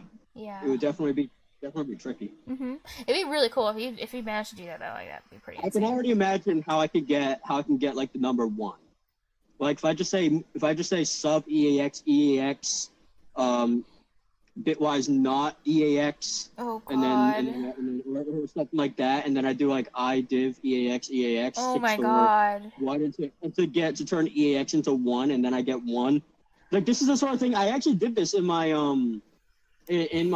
applied science class. One of the projects or a couple of the projects, I wrote them without typing a single number in the code. Nice. I would hate to freaking grade that though. So like doing a thing like playing Neon Cat on the speakers without using a single number in the code. Like stuff like that. Wow. Wait, did you actually do that? It was play the song? Yeah, I did that. That one I did. I did that one. Neon Cat on the piezo speaker without typing any numbers in the Arduino source code. Oh, wait, did you have to... Oh, wait, was this handled by, like, library stuff? Or did you actually have to, like, create, like, how the audio is being, like, stored and everything? Like, all the, I had... So, in order to interface with the piezo speaker, I had to... I used some library things. Okay, yeah. Just the prepackaged stuff. The stuff that just comes with working on an Arduino. Okay. So like the stuff I don't really import any new libraries or anything like that. I just use the stuff that are. But you use like default libraries at whatever they give you. Okay, so they probably had some like audio thing there, like something. But yeah, so I did that, and I didn't type like if you did Control F and check the numbers 0 through 9, you wouldn't find them. Nice. Where's? Well, I need to put my phone in because it's like 1%. Yeah, if you take a bitwise not of 0 and bitwise not of 0 and you divide them, you get 1. I was thinking that's okay. Bitwise not of 0. Because then when it's not, then if they're... That is negative 2,147,483,648 for an integer, a 32-bit integer. And then that divided by itself is 1. Wait, say again. Bitwise not of 0. What do you get at the beginning when you do it? Well, the first step. What is the result?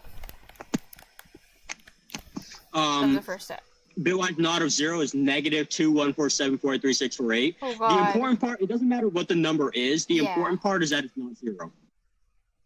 Because 0 divided by 0 would give you an error, but anything that's not 0, if anything not divided by 0 gives you is fine. Mm-hmm. Wait, the original byte, the one you're doing, whatever you're doing in bitwise not, wait, you're doing it on, like, what? Like a byte, or you're doing it on, like, a bit, or what? Maybe it doesn't matter, but still, just curious. Because 0 should be a byte, right? Because a byte, one number is 1 byte. Or maybe not.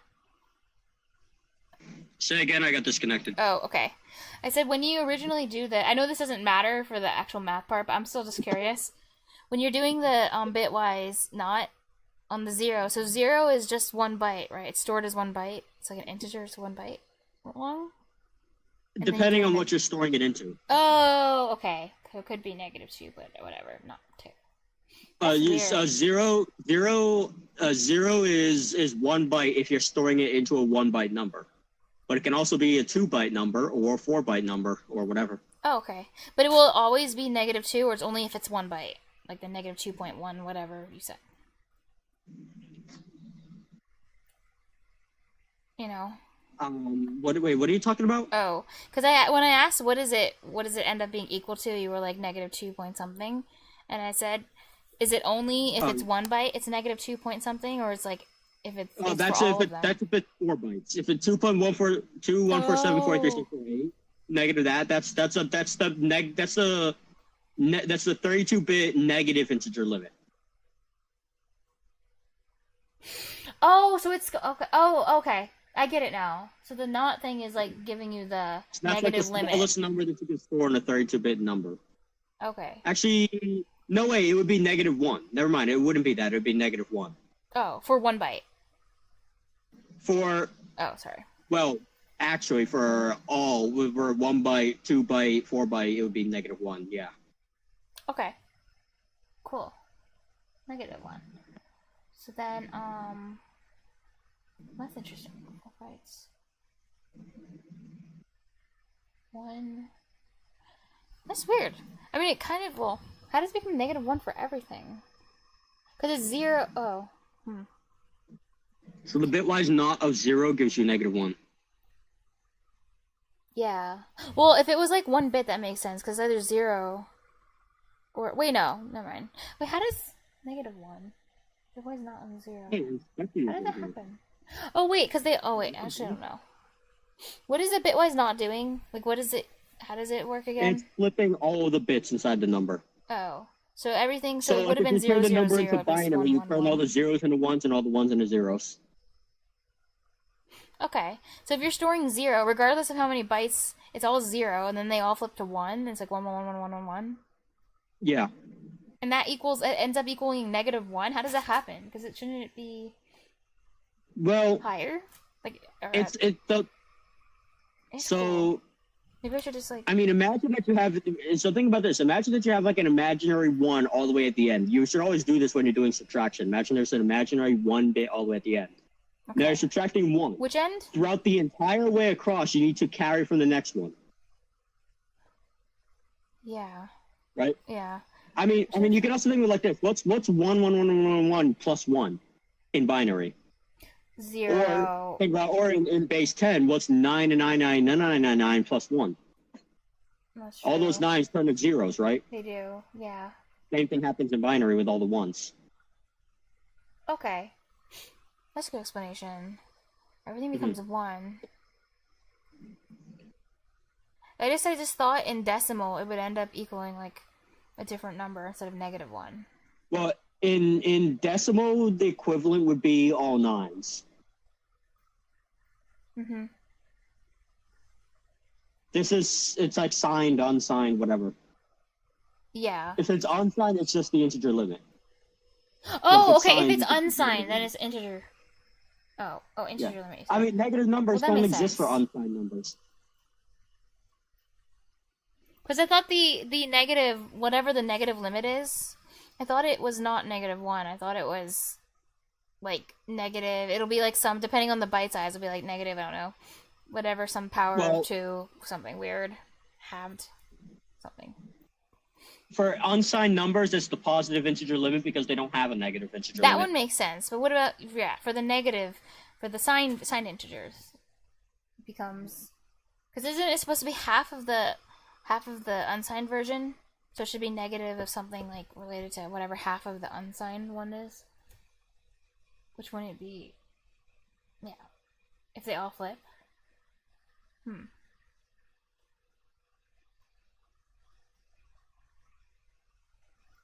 Hope that makes sense. Yeah.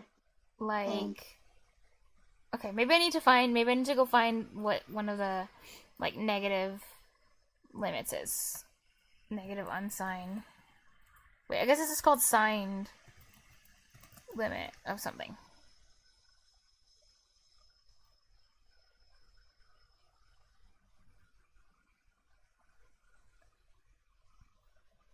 What's the smallest one I can use? Byte?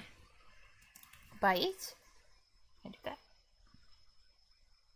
Oh, okay. -128 to 127. Yeah, I thought if all the ones flip, so it's like 1 byte. If you start at 1, if you start at 0. 3 byte one. Right. Yeah. 3 byte literally does not exist and has never existed for any numbers you can work with. How do they give that number? I do not know. But yeah, I thought if it was all 0 and then you do the bitwise not, I thought it would become -128. Yeah, I was thinking that too, but then I realized that you get that by going. But then when I thought about like positive integer limit and then adding 1 and that's how you get there, I was like, wait, no, that's wrong. Really? And then I remember, oh yeah, it's -1, not that. That seems so weird. So I feel a little better knowing that you thought it was this initially before you thought about it more, but this is what I think. Like, it's weird. Yeah, I wasn't thinking right enough. Yeah. But yeah, it's -1, which you get even if you do like the binary arithmetic of how to do like bitwise subtraction. Oh, like you add the numbers and it will end up being -1. Yeah. Which you do is you subtract 1 from 0, which gives you 1 and carry from the next digit. Okay. And the next digit is 0, so carrying from that gives you 1 and carry. Oh wait, from the I want next to try digit doing that. So I'll just use three digits because it's easier. So you subtract. Yeah. Where do you start subtracting from? Like, does it even matter? From the right. From the right. Okay, subtract 1, and then it flips to 1, right? It's just like we're just supposed to become 1, 1, 1. Carry from the next digit. Okay, so you subtract 1, and then it becomes 1. But then don't you just do this over and over again? And then it's 1, 1, 1. Yep. Yeah, but that's not -1. Or if it was 8 bits. That is -1. It is. That is -1.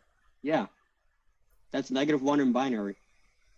We went over this. That's how you represent like negative numbers. When the number all the way on the left is 1, that's how you represent negative numbers. That there is -1.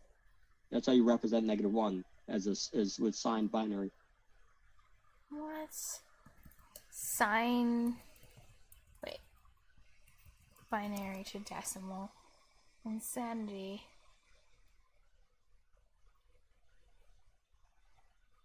I don't remember which one I was using last time, but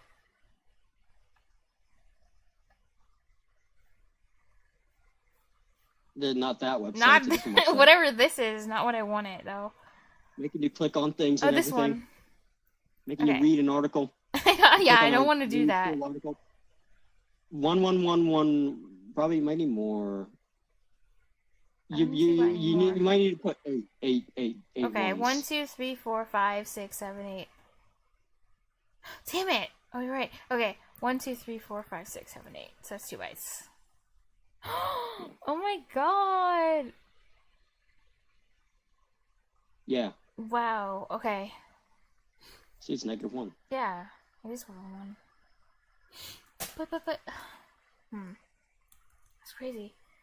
2, 3, 4, 5, 6, 7. I'm gonna look at the unsigned. I want to look at the unsigned one. Don't. 255. Wait, I'm trying. I'm like thinking about how this would make sense on the clock. Remember the clock? Yeah. Because you're going back, so 255. So it should be on this, like, you're going back just a little bit. Subtracting 1. Well, I mean, if you add 0 and you go back, you end up at 255. Because you have to Oh! Yeah, because the negative high number is on the opposite side of the clock, so it would be like at 6 o'clock down here, like the one that's like. Yeah. I mean, the way I kind of imagine it in my head is I kind of imagine like portals. Yeah. You have like a portal at 0 and at the integer limit, which here is 256. So when you hit 256, you're back at 0. When you go below 0, you go to 255. Below 0, go to. It's like you kind of like cross a portal out to the other side. Oh, yeah, and you start counting negative. Okay. I mean, yeah, and in that sense, I kind of interpret it as like a movement rather than a number. I interpret it as like a movement in that direction. And when you go through the portal in that direction, you come out the other side. Yeah. Now I see what you mean. So all you have to do is bitwise not, and then you get a -1, right? Because that's all you need to do to grab a -1. Okay, maybe it is possible then to do what you said. Use assembly and make a calculator without typing in numbers. Pretty crazy. It's funny. Is going to be, how am I going to store and access all these numbers? Do I have enough registers to do that? That's going to be the challenge. Yeah, but then you have to do the weird thing where, like, you remember how sometimes you have to give the pointer, like, like you have to tell the pointer where to go, like -4, like move it around to grab what you're looking for? You can't do that because you have to type a number. I feel like, I can't like shift the memory addresses with numbers like that. Yeah. Like I can't do like ESP +4, ESP exactly. But don't you need that? I could do like ESP plus EBX or I can't do ESP minus EBX. So. No. But I could achieve that if I can make EBX minus. Wait, why can't you do minus? If you can do plus, shouldn't you be able to do minus? It's not enough. Yeah, this is going to be the fun thing you're going to find out is that you can do plus, but you can't do minus. That's stupid. I think. I could be wrong about that, but I think you can't do minus. Well, I want to revolt. Well, I mean, they only have so many options for things that you can do in the binary, in the bytecode. I guess, but they should have been more consistent when they created this language, I think. With what you can and can't do. Yeah. Yes. Well, I mean, it is very consistent. I don't know. It works. It does the same thing. Yeah, but that part's not very consistent. Sad. But you did kind of tell me you can do subtraction with addition, but it's still annoying to me. It's still annoying. You can do addition with subtraction. Oh, wait. So you can't. But you can. Shouldn't you be able to do addition with Shouldn't you be able to do subtraction with addition as well? If you can do addition with subtraction. Let me tell you this. Yeah. You have the number +1. How do you get -1 for using only addition? If you don't have negative numbers, how do you get to the negative numbers? Wait, I'm supposed to be allowed to, but then you have negative numbers, then it's fine. Yeah, that's where the problem comes. I mean, with binary, technically, yeah, you can get to the negative numbers because you can. The signed unsigned crap. Yeah, because you can just loop back around the integer limit, and that's how you get to the negative numbers. You can do that actually. But that'd work. But if you wanted to do that, you might have to put like 255. Well, yeah, you should be able to do that with subtraction too. It's the opposite. You just loop back around the clock by subtracting enough until you go positive. Like go to the positive. Well, with subtraction, you just subtract a negative number from 0, and then you get a positive number. Just 0. Oh, sorry, I meant addition. I was talking about addition. With addition, you can just add until you overflow into the negative. Yeah, addition you have to overflow in order to get the negative numbers. With the negative numbers, you don't. You can just do 0 minus the negative number, and you get the positive number. 0. minus. But yeah, you're I doing. See if I can do it. But you're still doing a negative number anyway. Like you said, you can't use negative numbers, and you're doing minus negative. So I should be allowed to do plus negative too. You have 0 minus 0 subtract 1. Subtract positive 1 gives you negative 1. And then 0 subtract that negative 1 gives you positive 1. So you can just alternate between them. You have access to the subtract out. I'm talking about if you're trying to do addition using subtraction, that's how you would do it. Uh-huh. But like subtraction using addition, you need to go over the integer limit and do all that crap. Oh yeah, but it's possible. It's just like it's maybe more annoying. But you like to do things in the most annoying way. Then so. the other question is of course, can you do that? Like, can you, if you have an unknown number, can you turn it into a negative number? Like, is that possible? I mean, maybe. What does that even mean? If you have an unknown number, like how would you do that? Oh, maybe if you just like it's like if you just subtract half the integer limit or something like that. I was gonna say there has to be like an or like add half the.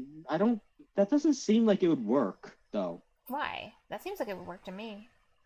Well, because I don't think that would work, like subtracting a constant amount, because you have a variable distance between those two values. Like with like negative 1, the distance between them is 2. Negative 2 and 2, the distance between them is 4. So the amount that you have to add or subtract changes depending on what the number is. So it's not you can't just use a constant. I don't think it would work. Yeah. Well, you just need to know what you said, like how big your limit is that you're working with before you find halfway point. I think that's why like subtract is Turing complete, but addition isn't. Subtraction isn't considered. Subtraction is considered Turing complete, but addition's actually not considered Turing complete. I think it's subtraction, or if it was some other variant of the subtraction operation that is fully complete, like you could do everything on your computer with it. Okay, but maybe. Addition, you can't really, like you can't even turn like x. Like if x is a number from 1 to 127, you can't consistently turn it into a negative number, I don't think, using only addition. Oh, because you're just saying, like, because you consistent, you just mean you won't know how much to add to get there. Because it will be different depending on... Okay, that's what you mean. But subtraction is always subtract 1, you'll go where to that point. Yeah. Okay. What's the subtract point? Yeah, and of course that's assuming you don't have access to instructions like jump or anything, or compare or jump. You only have the add instruction. You can't. Okay. Like whatever you do to get 127 to be negative 127, you can't do the same to turn 48 into negative 48 or negative 48 into positive 48. Got you. It's gonna be, you're gonna do specific numbers. Yeah, it won't work. By the way, once I get to the bottom of this page, you want to do like Phasmo and play like 2 rounds or so, and then we can go to bed? If you're not dead by the time I get here, depending on how long it takes me to finish the page, of course, but yeah, if I do. Okay. Yay. Okay. So it was. Right. Sysexit. One thing I'm enjoying about assembly is every time I do ask you like the same question or a similar question and then you explain something, it makes more sense. Like the next time you explain it, I'm like, oh yeah. Like it just like more things click, which is cool. That's fun for me. Yeah, it's always gonna start making sense. Yeah. Okay. So sysexit 1, and now from now on for standard input they're always doing 0, so it definitely was a mistake when they did 2 that one time. They screwed up. Probably. Sysspeed 3. I mean, I wouldn't be surprised if it wasn't, but you know. Syswrite constant. Because I'm sure like in the kernel you could probably have it be 2 instead of 0.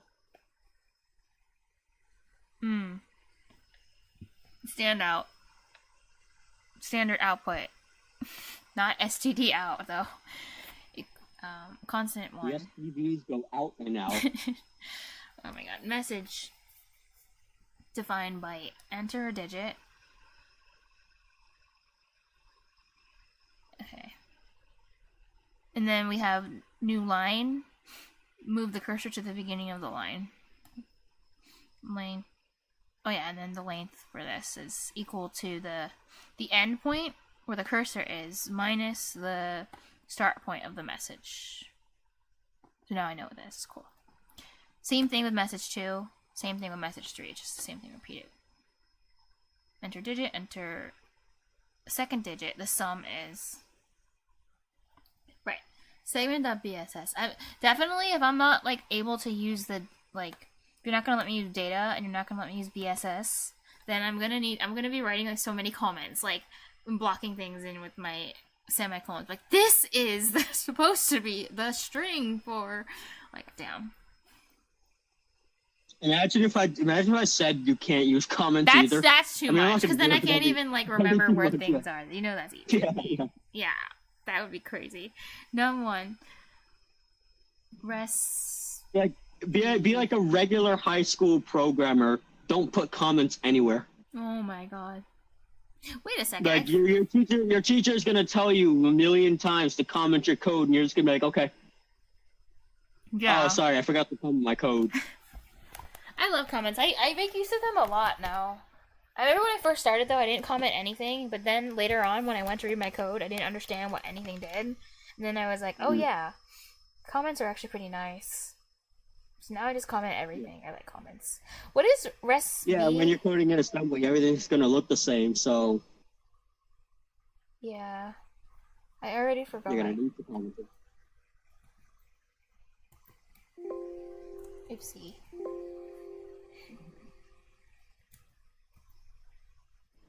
Oh, reserve. I forgot about the reserve thing.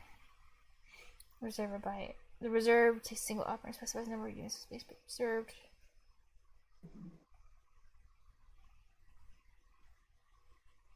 Oh yeah, and the reason I didn't remember what this does, I didn't remember it because they didn't give an example. Like, they showed the chart, but they didn't, like, most of these they're giving you a code snippet, but this time they didn't. That's why I forgot. Reserve byte.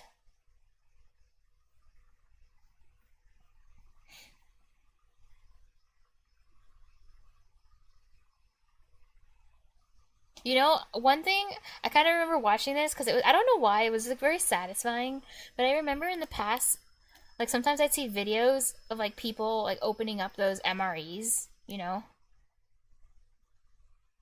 You know what those are, right? Yeah. Well, yeah. Imagine if I didn't. But, okay, exactly, that's what I mean, like, okay, good. But anyway, they're really satisfying to watch people, like, open them up and, like, make the stuff inside, and some of the stuff actually looked really good. I was just... Like, surprisingly, it was really satisfying. Chef Boyardee is an MRE.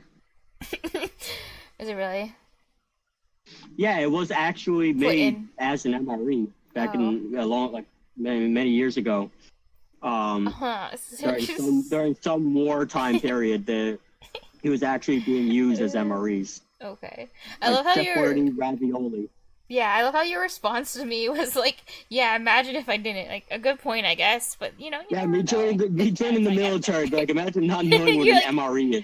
That actually reminds me, there was this one, the guy who was sitting next to me on the bus to MEPS was telling me about how, like, one of his friends joined the Navy, and pretty much... They almost didn't get through. They almost, like, completely broke down because their parents had told them that, like, in the military, they're going to treat you right, they're going to be nice to you and all that. And then once they got there to boot camp, they just tore his frickin' asshole open. And it's like, sad. And it's like they were not nice to him at all, so he almost just completely broke down because his parents lied to him about what it was going to be like. That's actually pretty horrible for someone to do that. Because you should go in with expectations, knowing what you're going to expect. Like, I feel bad for him. Yeah, like, expect it to be hell. Mm-hmm. It's good that you have those types of expectations. It's good. Because I really want you to be successful. Mm-hmm. Yeah.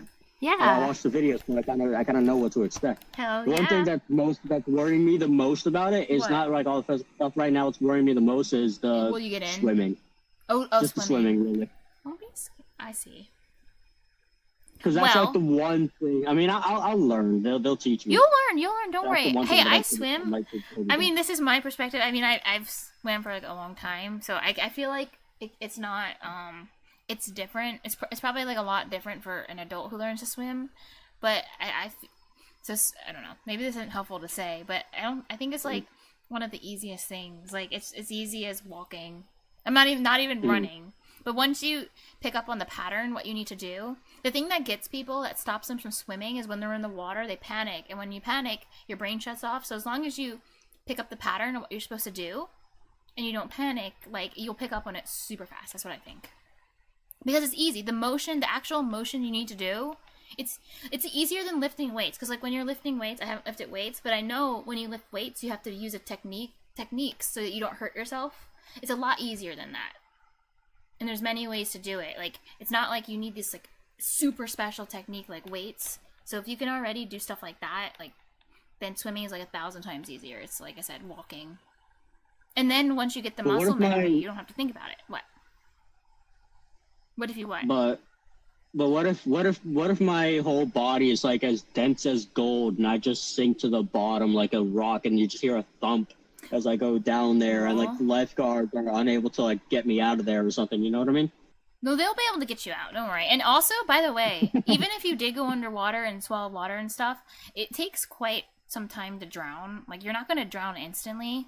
It'll just be a very uncomfortable experience. You're not really in any danger as long as you're not by yourself. Like, literally, you have like 0% chance of dying from drowning, so don't worry about that. But you probably, if something like that happened and you went underwater, let's say you swallowed a huge mouthful of water, like you inhaled a bunch of water, it's going to be very uncomfortable. Like, because you're probably going to vomit, you're probably going to be like, feel like you can't breathe. Like, it's not going to be pleasant, but you're not going to die. So, you don't have to worry about that, dying. Yeah, it'll be fine. They'll help me. They will. They'll scream at me for being stupid, but, you know. They might, but don't listen to them. That's just what they do in the military. Don't take it to heart if that. Yeah. One thing I will say, though, is it can be a little harder if you don't have a lot of body fat. Because body fat, like, makes you float better. If you have a lot of, if you just are like muscle mass, you sink more. So you do have to apply a bit more energy to stay up. But like I said, you'll learn how to do it. It's not. So I weigh 108 pounds at 64 inches, 5'4" height. Well, it doesn't necessarily matter how much you weigh. It matters what's the ratio. It's the ratio of your body fat. Yeah, I don't have body fat. I don't have like any body fat. That just means you literally have to put in energy. It's not that hard. Once you learn the technique, all I'm saying is it means you have to move your legs. No, clearly that means I'll just sink. That's why, but literally anyone, regardless of how much body fat you have or don't have, if you don't move your body, you will just end up going like face down or floating the way you don't want to. So regardless, you'll still have to learn swimming technique. It just means like, you just need to put more energy, but I think you'll be fine with that because by that point, when you're in the military, I mean, they're going to be working you really hard. You're going to be running like courses. You're going to be jumping things. Like, damn, like I would die if I even tried it like for a minute. So you'll have enough fitness to do it just fine. Swimming will be. I wouldn't be surprised if you come back from the military and you say to me, like, guess what? Swimming was the easiest part. The hardest part was the other crap, like the gas and stuff. Like, trust me, that would not surprise me at all. Well, I mean, the gas is probably going to be good for the rest of the time in boot camp. It's going to be like I'm never sick again after that. But yeah, or just the thing. Honestly, the part that looks really intense is like the whole. Like sometimes they'll push you if they see, just they want you to find what your limits are. So sometimes they push you really hard, even more than. Just to get so everyone has that experience of getting pushed. So but you know this, like the idea that they'll run you until you might collapse. Like they'll have you run laps over and over and over again. It's like, oh, good job, you ran the lap. Now do it 5 more times. Like that stuff is actually really freaking intense. So you're much more than swimming. So yeah, he said they might, like they will. Yeah. There's no might about it. But yeah, like I said, I think you'll be good with the water. Keep a positive attitude about it. Keeping a positive attitude about it is what screwed over the other guy. Well, I didn't say unrealistic. I said positive, as in, like, look forward to learning something new. It might be hard, but that's what I mean by positive. Like, I look forward to being stabbed with a pugil stick. Okay, that's what I'm talking about. Because I look forward to being crushed by assembly syntax, as I already am getting, like, destroyed. But that's not where my mind... The follow-up to that was not where my mind was going. Okay. Anyway, segment BSS. That's right. Reserve byte 1, reserve byte 2. So 2 bytes, 1 byte. Res. I know, res it looks messed up. This is like reserve. This is where they're gonna store the result of the addition. It's gonna go. They're gonna put it in res in the end. Section.text start must be declared. Oh, now they're using GC. Oh, they called it something different. Well, they said linker, but I guess linker is part of GCC. Wait, GCC is used to compile. Oh, this is used for C and C++, so I guess it makes sense that you can also use it to compile assembly into bytecode or machine code, whatever. Maybe I really should download GCC as a compiler so that so then I could, like, code in assembly, not through JDoodle, but, like, on VS Code.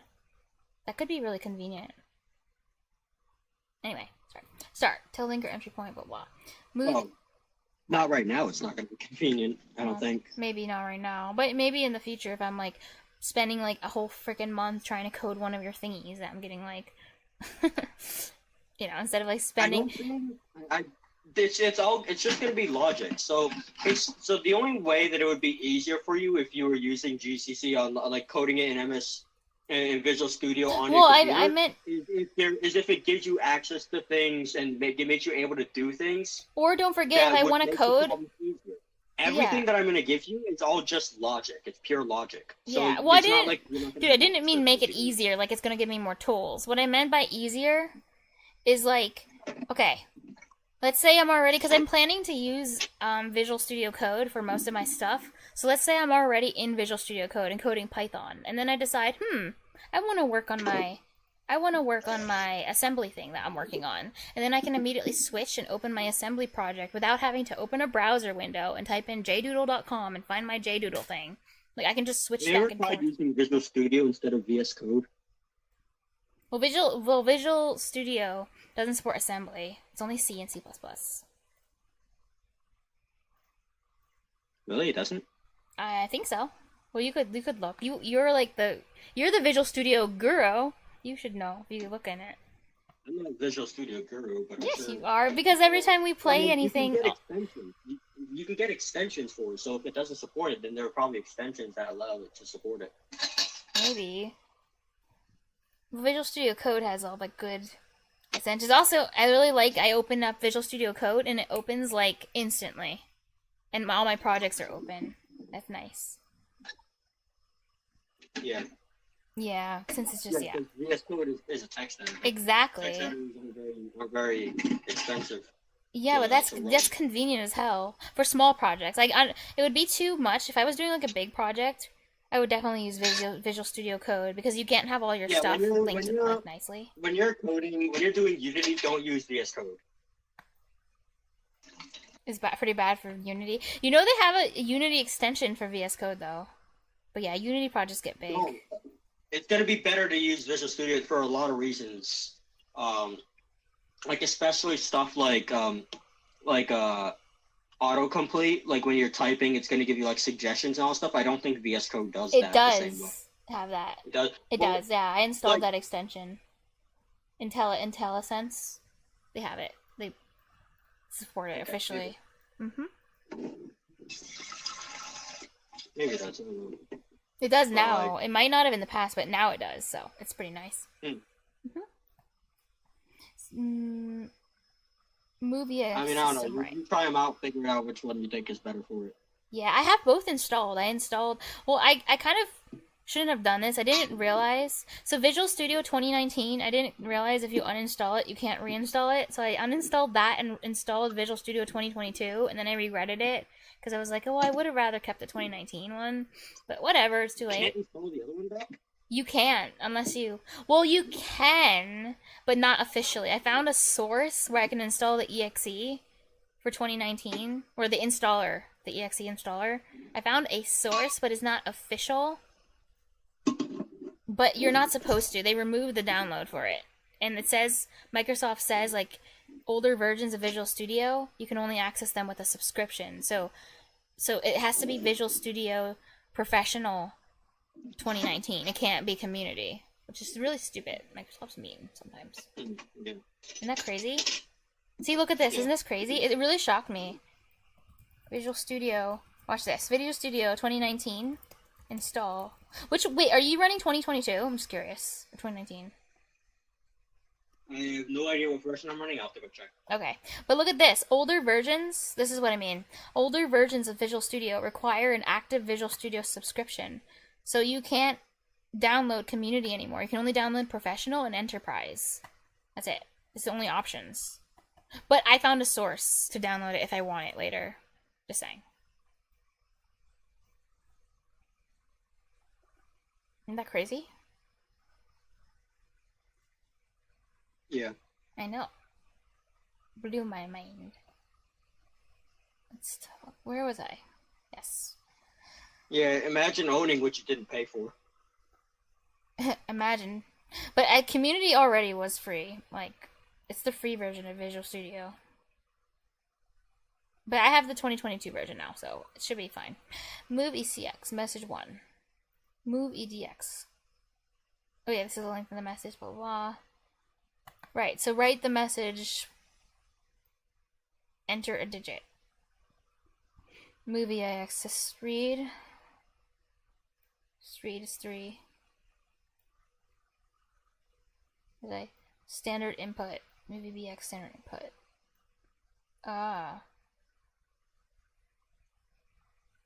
Equals 0. Move ECX number 1. Where was number 1 defined? Oh yeah, reserve byte 2. So 2 bytes for the number they input. Move EDX2.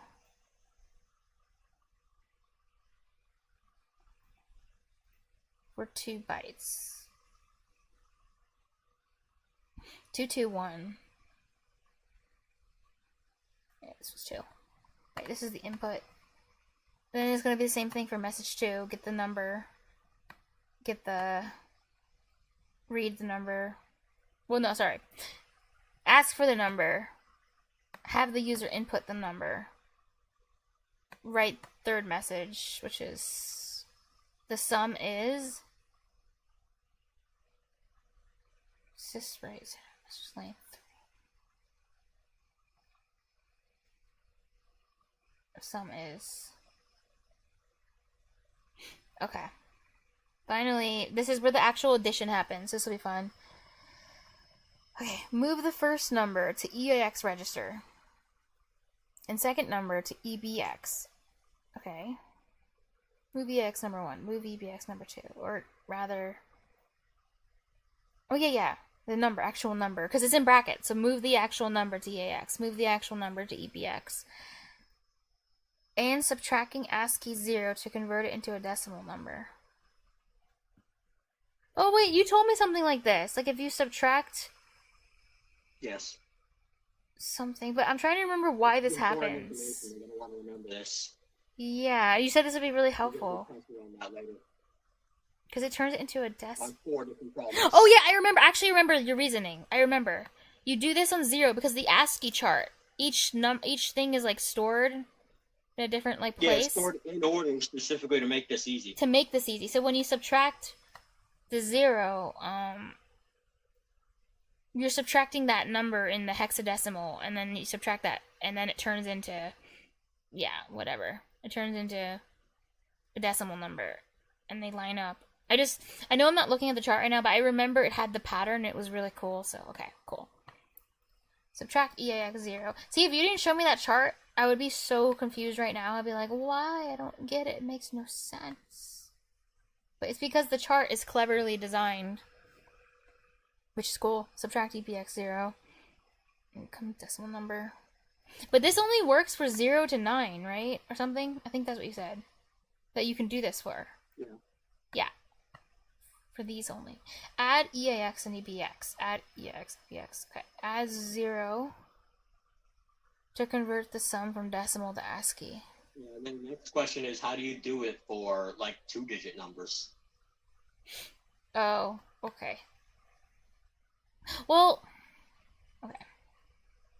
It's probably something like for, I don't know. I don't know what it is. I would have to like think about it, but it's probably something like you subtract 0, but you like add a certain number to it for the 2 digits to get it to loop back. Actually, I don't know.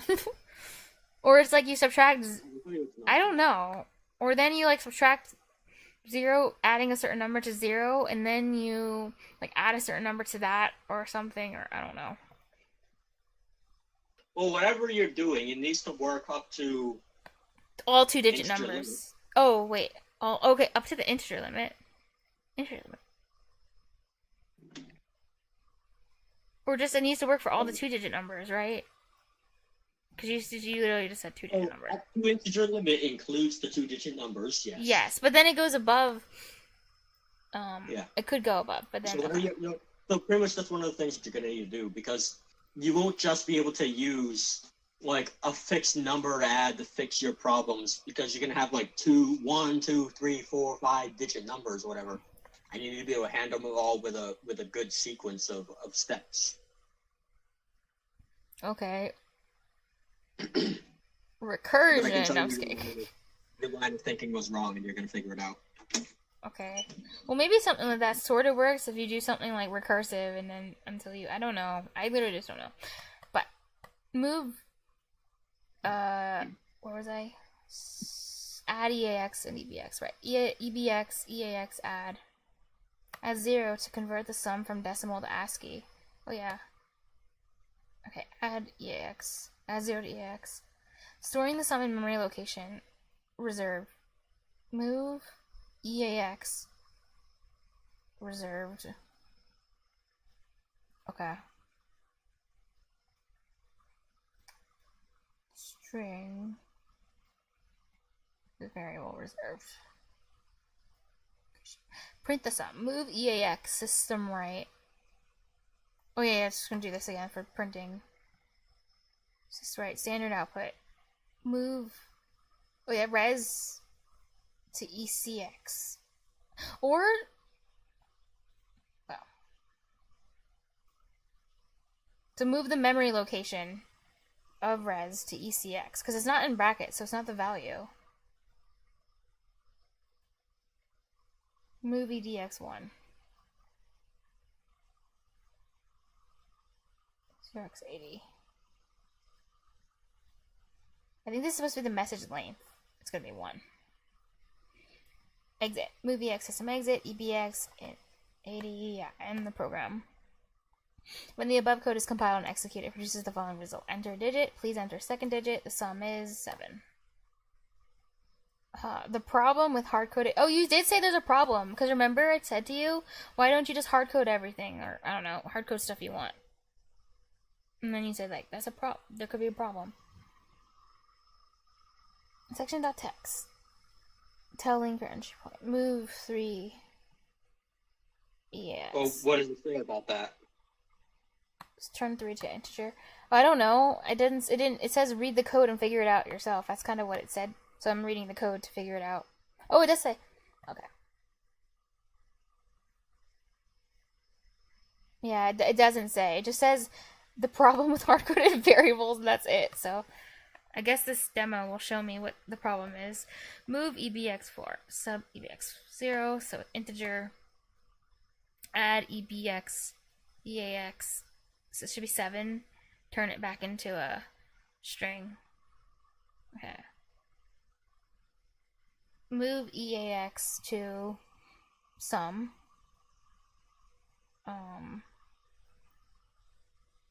Yeah, as the value into this memory address. Move EAX sum 7. Sum is now 7. Wait. Sum? Was this defined? Oh, sum reserved byte 1. Yes. Message defined byte. The sum is new line, cursor beginning, length, constant, end of message minus the start of message. Move message ECX. Or memory location of message, move it to ECX. Memory on the, oh yeah. Move length EDX. Length message. Move EBX. Wait, one EBX file descriptor. Or EAX. Okay, so print. Is this right to stand out? Call kernel.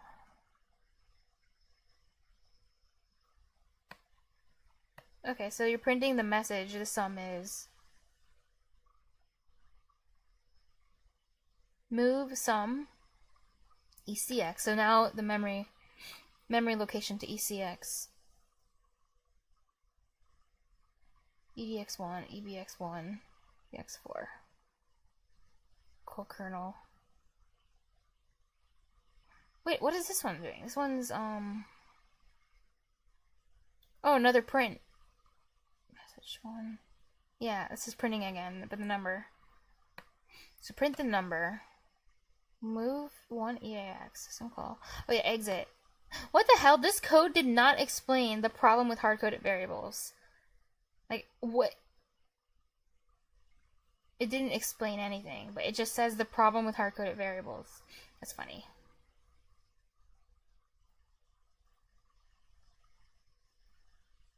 Yeah, I don't know. I'm not looking at it right now, so I can't tell you what the problem is. Yeah, well, there's no problem with this code. This code looks fine. So it's just fun. It's just funny they titled it the problem. When they're saying the problem with hard-coded variables, it probably means that it's probably not like it doesn't compile sort of problems. Like, no, the code is going to be valid, but there's probably something else like more obscure, some more obscure problem that you can't see. Maybe, but there is. Look, I'm gonna put this in. Like we're talking like like user input variables versus hard-coded things. One thing I'll tell you for sure, like there's an example of the other thing, like let's say it's like 3 plus 4 gives you 7 or something like that. Like you hard code 3 and 4.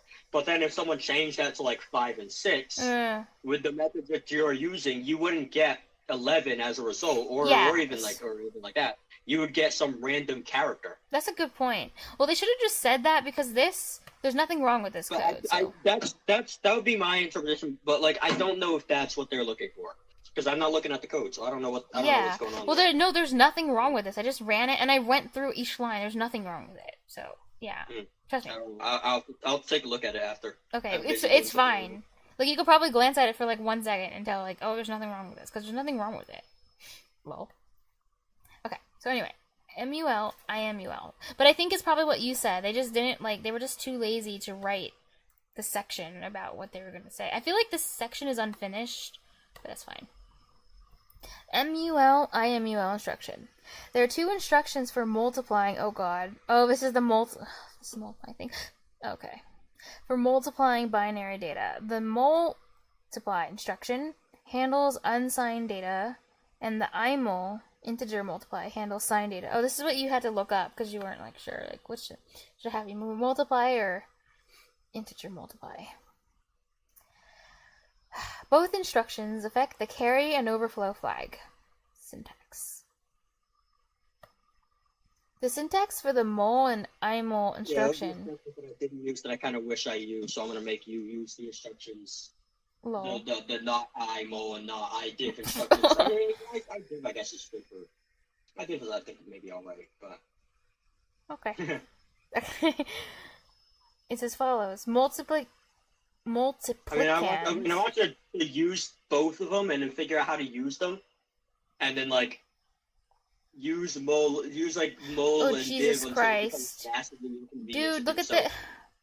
I'm sad because if you look at this part, it's probably not going to be super well explained, but this is math stuff. They're literally showing diagrams of math stuff.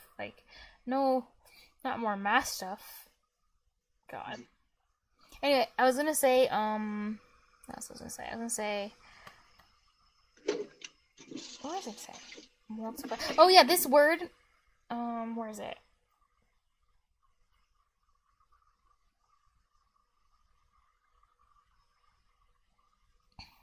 Oh wait, I scrolled down too far, that's what happened. Oh yeah, multiplican. I've never heard it before. It's my first time hearing the word multiplican. That's all. Does that just mean like one of the numbers being multiplied is a multiplican? Probably. Well, in both cases will be an accumulator, depending upon the size of the multiplican and the multiplier. Okay. Operand. Of me says So the operand. multiplicator is the thing on the left, the multiplier is the thing on the right. Okay. Depending upon the size of the multiplicand and the multiplier, and the generated product is also stored in 2 registers, depending on the size of the operands. Okay, you did say this, I remember, in your cheat sheet. Depending on the size, store it in a... Yeah, 2 registers. Following section explains multiply instructions with 3 different cases. Okay.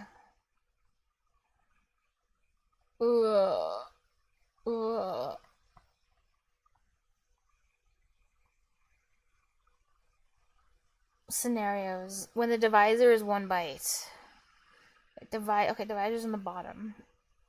I guess dividend's top. Dividend is assumed to be in the AX register, 16 bits. Wait. Sorry, I'm supposed to be multiplying. The multiplicand. Okay, scenarios. When 2 bytes are multiplied, the multiplicand is in the AL register, and the multiplier is a byte in the memory or in another register. Okay. AL. So it goes HL because half-life. So L is the last half because half-life is my mnemonic. And the multiplier is a byte in the memory or in another register. The product is an AX. And then AX is the whole half of the, thingy. AX is the 2 byte one. And AL is 1 byte. Wait, no. AX is 4 bytes. Wait, no. Yeah, AX is 2 byte. AL is 1 byte. 2 bytes. 3. Okay, I'm counting in my head. That is correct. That sounds right. AX 2 byte. One of the things you said is probably right. Okay, let me think. EAX is 4 bytes. So AX is 2 bytes. I think so. AL is 1 byte. No, EAX is 7 bytes and AX is 3 bytes. AH and AL are -1 bytes. No. -1 bytes? Bro, that would be funny.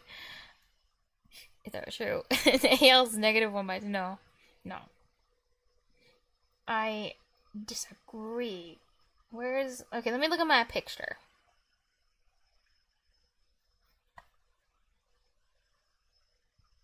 EAX is 4 bytes. AX is 2 bytes. Yeah, AH, AL are 1 byte. 2, 3, 4. Not -1. The product is an AX.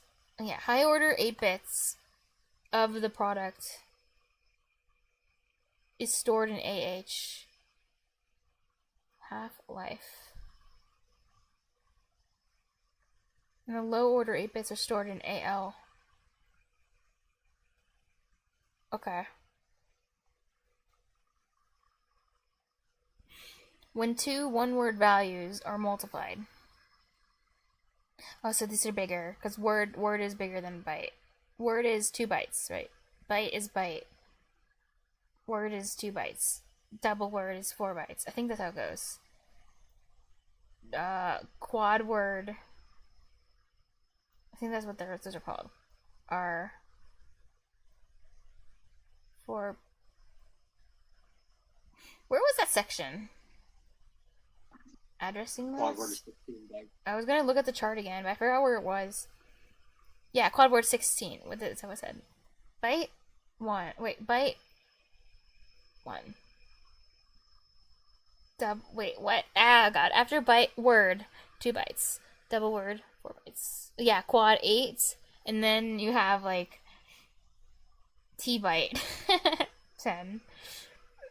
The best one. Which is the one the funniest one. 10 is the weirdest one out of all. 10 is the funniest one. It makes me laugh. Because you were like, what the hell is a T byte? Like, why 10?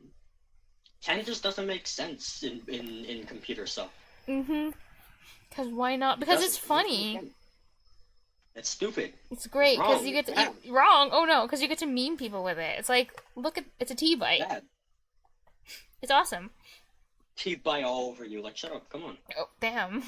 When 2 one-word values. Oh yeah. So the multiplicand should be in the AX register. So this one was this was the AL. So AX because it needs to be it's a double word, so it needs to be bigger. So it starts. I get it. It starts in the AX this time.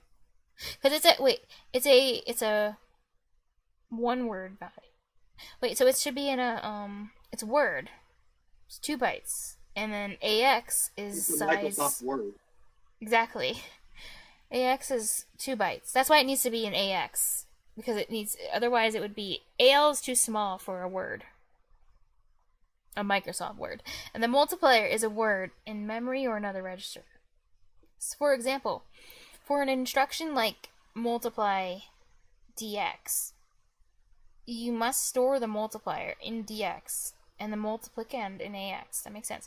The resultant product is double word, nice, which will need 2 registers.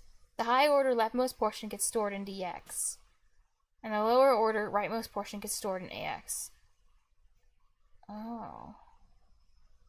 Wait, I'm kind of curious. In this example, is it stored in dx only because the what did they call it? The multiplier was already in dx, or is it stored in dx? Like, let's say the multiplier was not in dx. It was in, I don't know, ax. Wait, not ax. We're using ax. Okay, it was in cx. Okay, if the multiplier was in cx, does the result still get stored in dx? Or does the result get stored it would be stored in AX and DX. Even if even if one of them was whatever you're using, it's stored in AX and DX. Always. Good. That's good. Okay. When 2 double word values are multiplied. Oh god. So we can go all the way up into double word, which is 4 bytes. Wait. Yeah. Wait, no, double word. Wait. Word 2 bytes. 4 bytes. Double word. Wait, no, quad word is 8 bytes then. That's right. When 2 double word values multiplied.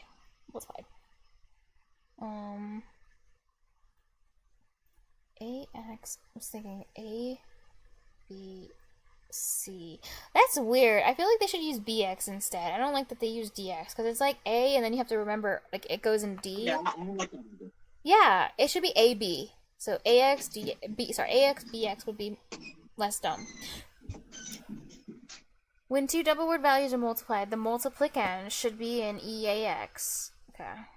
And the multiplier is a double word value stored in memory or in another register. The product generated is stored in the EDX, EAX, registers.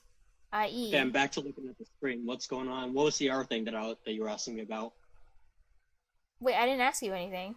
Oh yeah, the problem with constants or something. Constants? Or like whatever the thing you were asking me about before, like what you didn't see the problem and I didn't. There know wasn't. the problem was Oh yeah, but because there wasn't a problem. There's nothing wrong with this code. This is not a problem.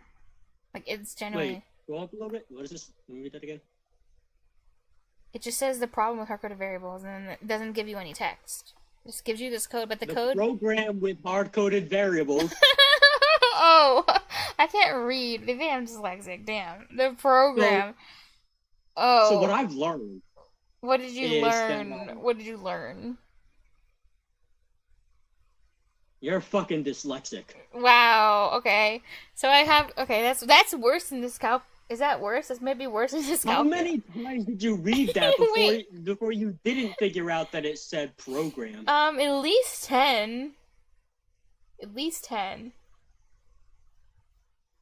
So, where was I? That's going in a clip. I'm. You're so mean to me. The high order 32 bits get stored in the EDX register, and the low order 32 bits are stored in the EAX register. Oh yeah, so it breaks it up into like parts, which is kind of cool. Right. So here's my example. Move AL10. Move 10 to AL. Move 25 DL. Mult DL ... Corrupt Converter says the problem with hard-coded No, variables. the program with hard-coded variables. Program. Multiply DL. This is move DL 0 FFH.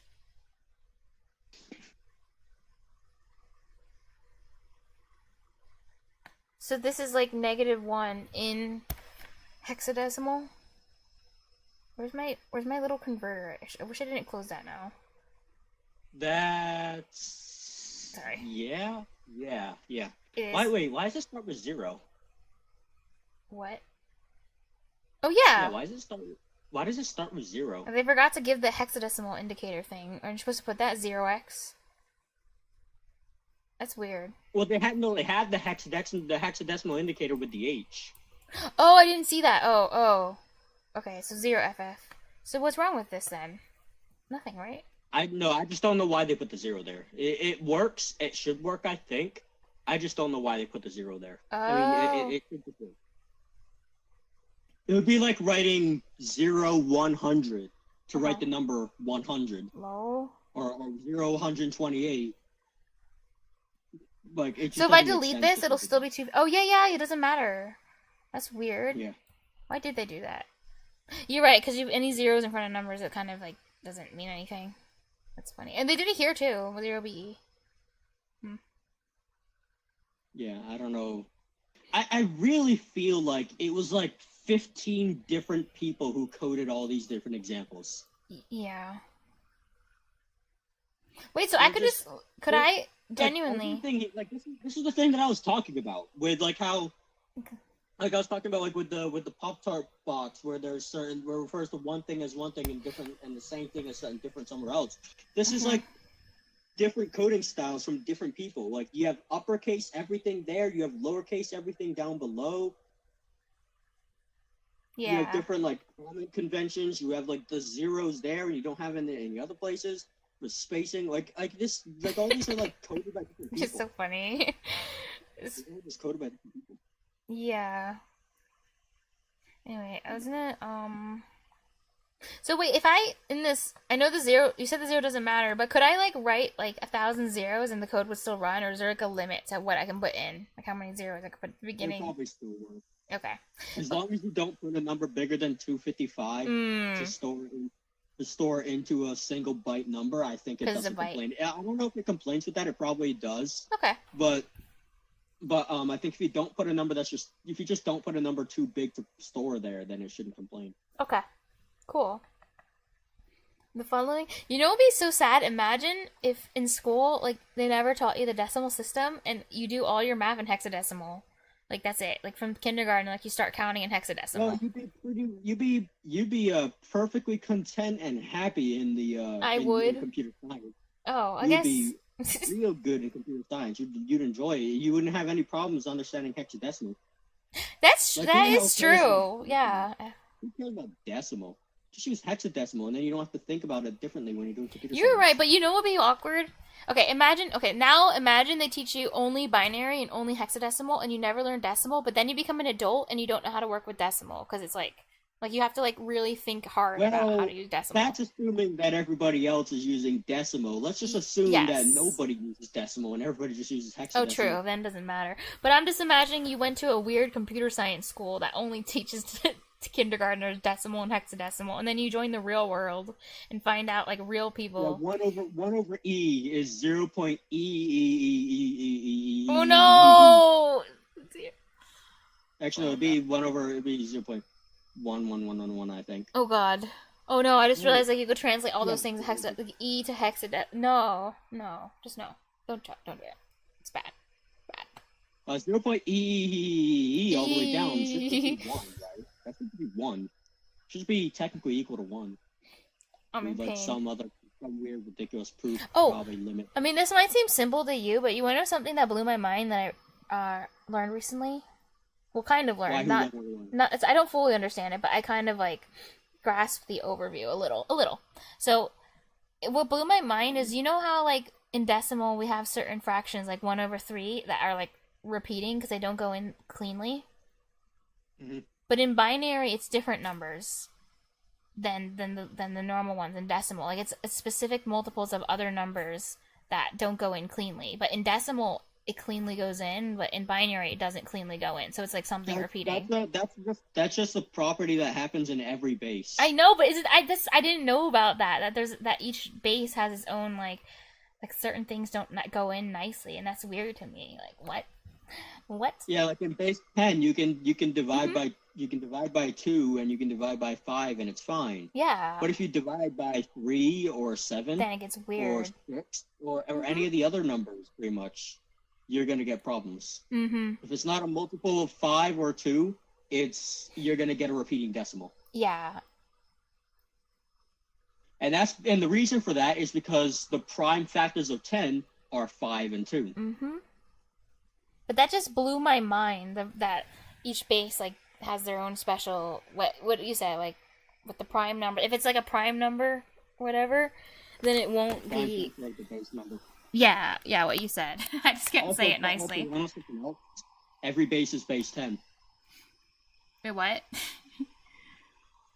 And the reason why every base is base 10 is because the way you represent that base's number inside of that base is always 10. Really? 3 in base 3 is 1, 0. 5 in base 5 is 1, 0. It is? Wait, what is that? Wait, 5 in base 5? What does that even mean, 5 in base 5? What's 16 in base 16 or hexadecimal? 16, base 16? What does that even mean? What is the question mean? I don't even understand what the question's asking. What is 16 in if you like 16 as a decimal number, convert that to hexadecimal. Oh. Okay.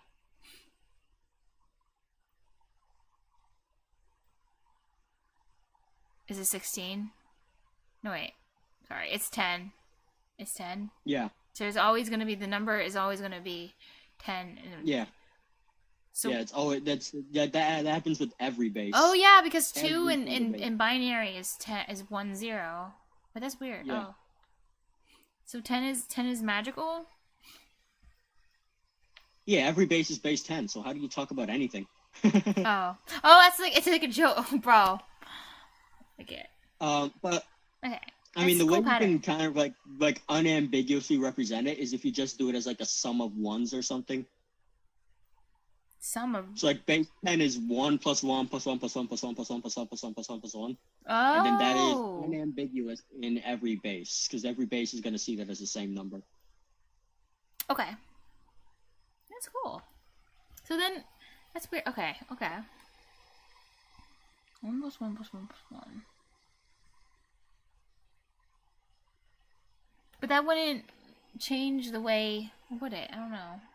I was gonna say, that wouldn't change the way, like it wouldn't make fractions less weird and repeaty, would it, by doing it like that? No. Yeah. It has nothing to do with fractions. Okay. Just... the way... I like the way you said it. I don't know, it's just funny. Like, you're like, that's not related at all. You're like, why'd you bring that up? Bro, it's funny. The following example multiplies 3 with 2 and displays the result. Start. So move AL, and the spacing. Look how screwed up the spacing is here. Like I notice it. Like, it's really bad. What the fuck is going on here? Even my original assembly code did not look that bad. It did not at all. You're right. What if I submit all my assembly assignments to you looking like this? I'm gonna go through and reformat everything. Okay. Fair. So that I can actually read it. So you can read it. Okay, move. I mean, most importantly, the most important thing is that it just works. That's true. I mean, because I don't really want to read assembly. As long as it works, it's good. That's fair. Change to 3.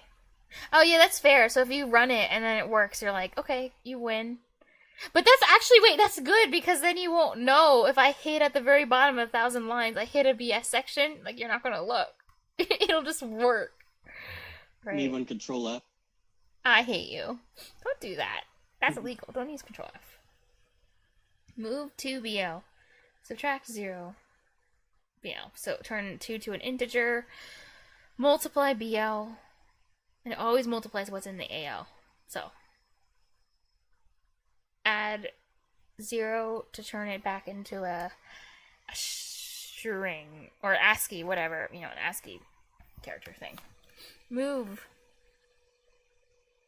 Okay, so this was 1 multiplication. 3 and 2. Okay, right. So now move, Oh wait, they do have a data section. Let me look at what they have. The result is new line, cursor beginning, length of the message, and then they have a segment. Oh, they're gonna store the result into reserved byte 1 called res reserved. Right, move AL to RES. Store the value in the memory address of AL, which is the result. Oh, RES stands for result. Wow, I just realized right now. Right, and then they're gonna print the message. Message length EDX 1 for kernel. Okay. So now they're printing out the message the result is.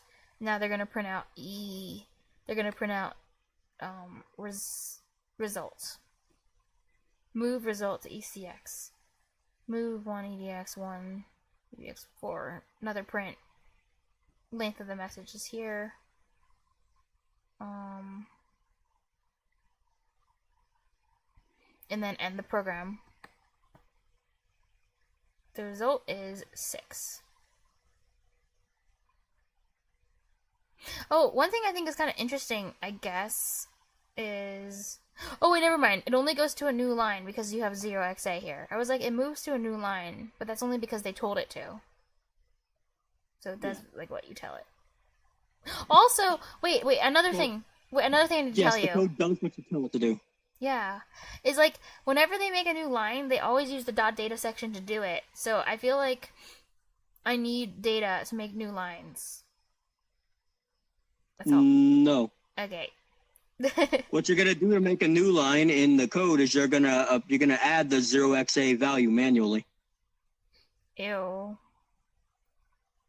Oh, like you're gonna make all of your strings by manually like pushing them onto the stack or writing them in or something. Oh my god. I can do that? Yeah. Okay. I was like, that's allowed? That's legal? I did that. I already showed you a code example of that of me writing hello world using push. That's true, but you didn't do like a new lines and stuff. You just wrote hello world. That's different. Well, if I wanted to add a new line, all I do is I just write 0xa, the number 0xa there. Oh, that's it? Or decimal 10. That's what that is. That's decimal 10. Oh, it is? Okay. 9, 10. Oh, yeah, it is 10. A is 10. Which I do have in my code. 10. A, B, I use that B, in my, C, D. 10, 11, 12, 13. So D is 13. A, B, C, D, 10, 12, 13. Sorry. What were you saying? Continue.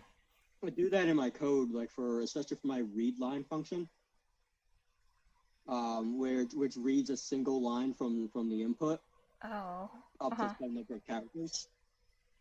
So I use 10 as to find a new line. If you hit a new line, then stop reading there.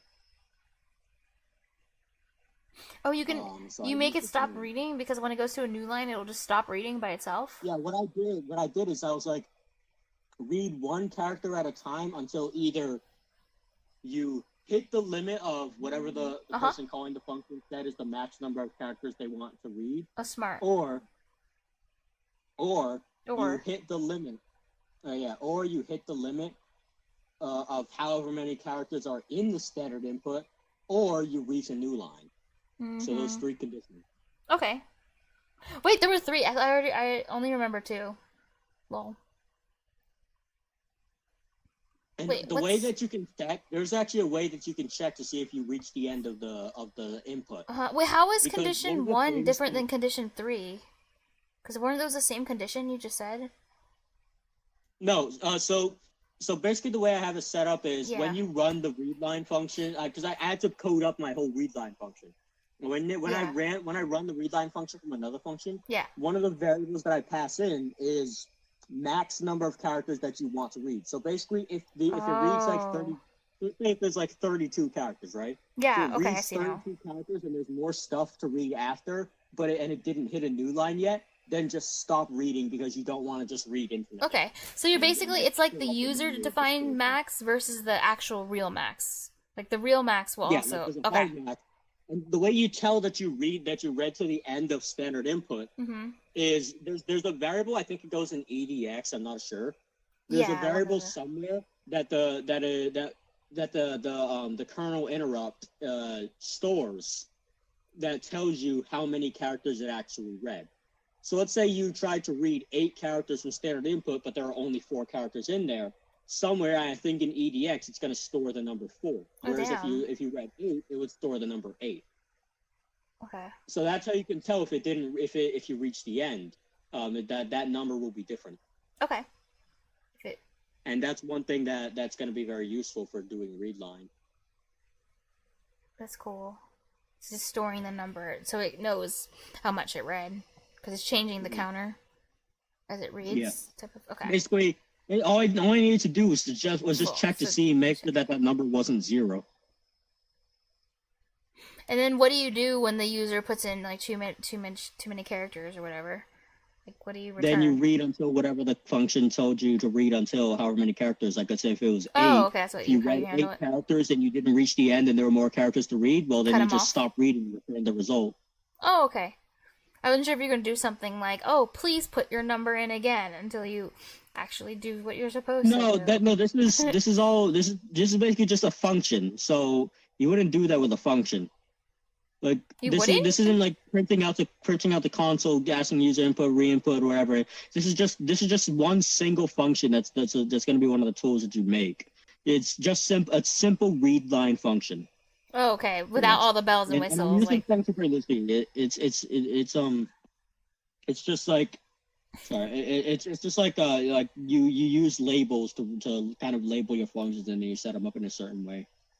But it's all it does is it's just a tool for other functions to use for the rest of your code to use to say read one line of code, one line of text up to some number of characters from standard input. Mm-hmm. And then I forget if I had set it up to just continue to just like only store that many, but if there was more, then continue reading until you reach the new line. I forget if I set it up to do that. I'll have to check. Wait, why would you? I may have done that. I may not have done that. I don't know. Wait, say it again. Wait, what did you forget?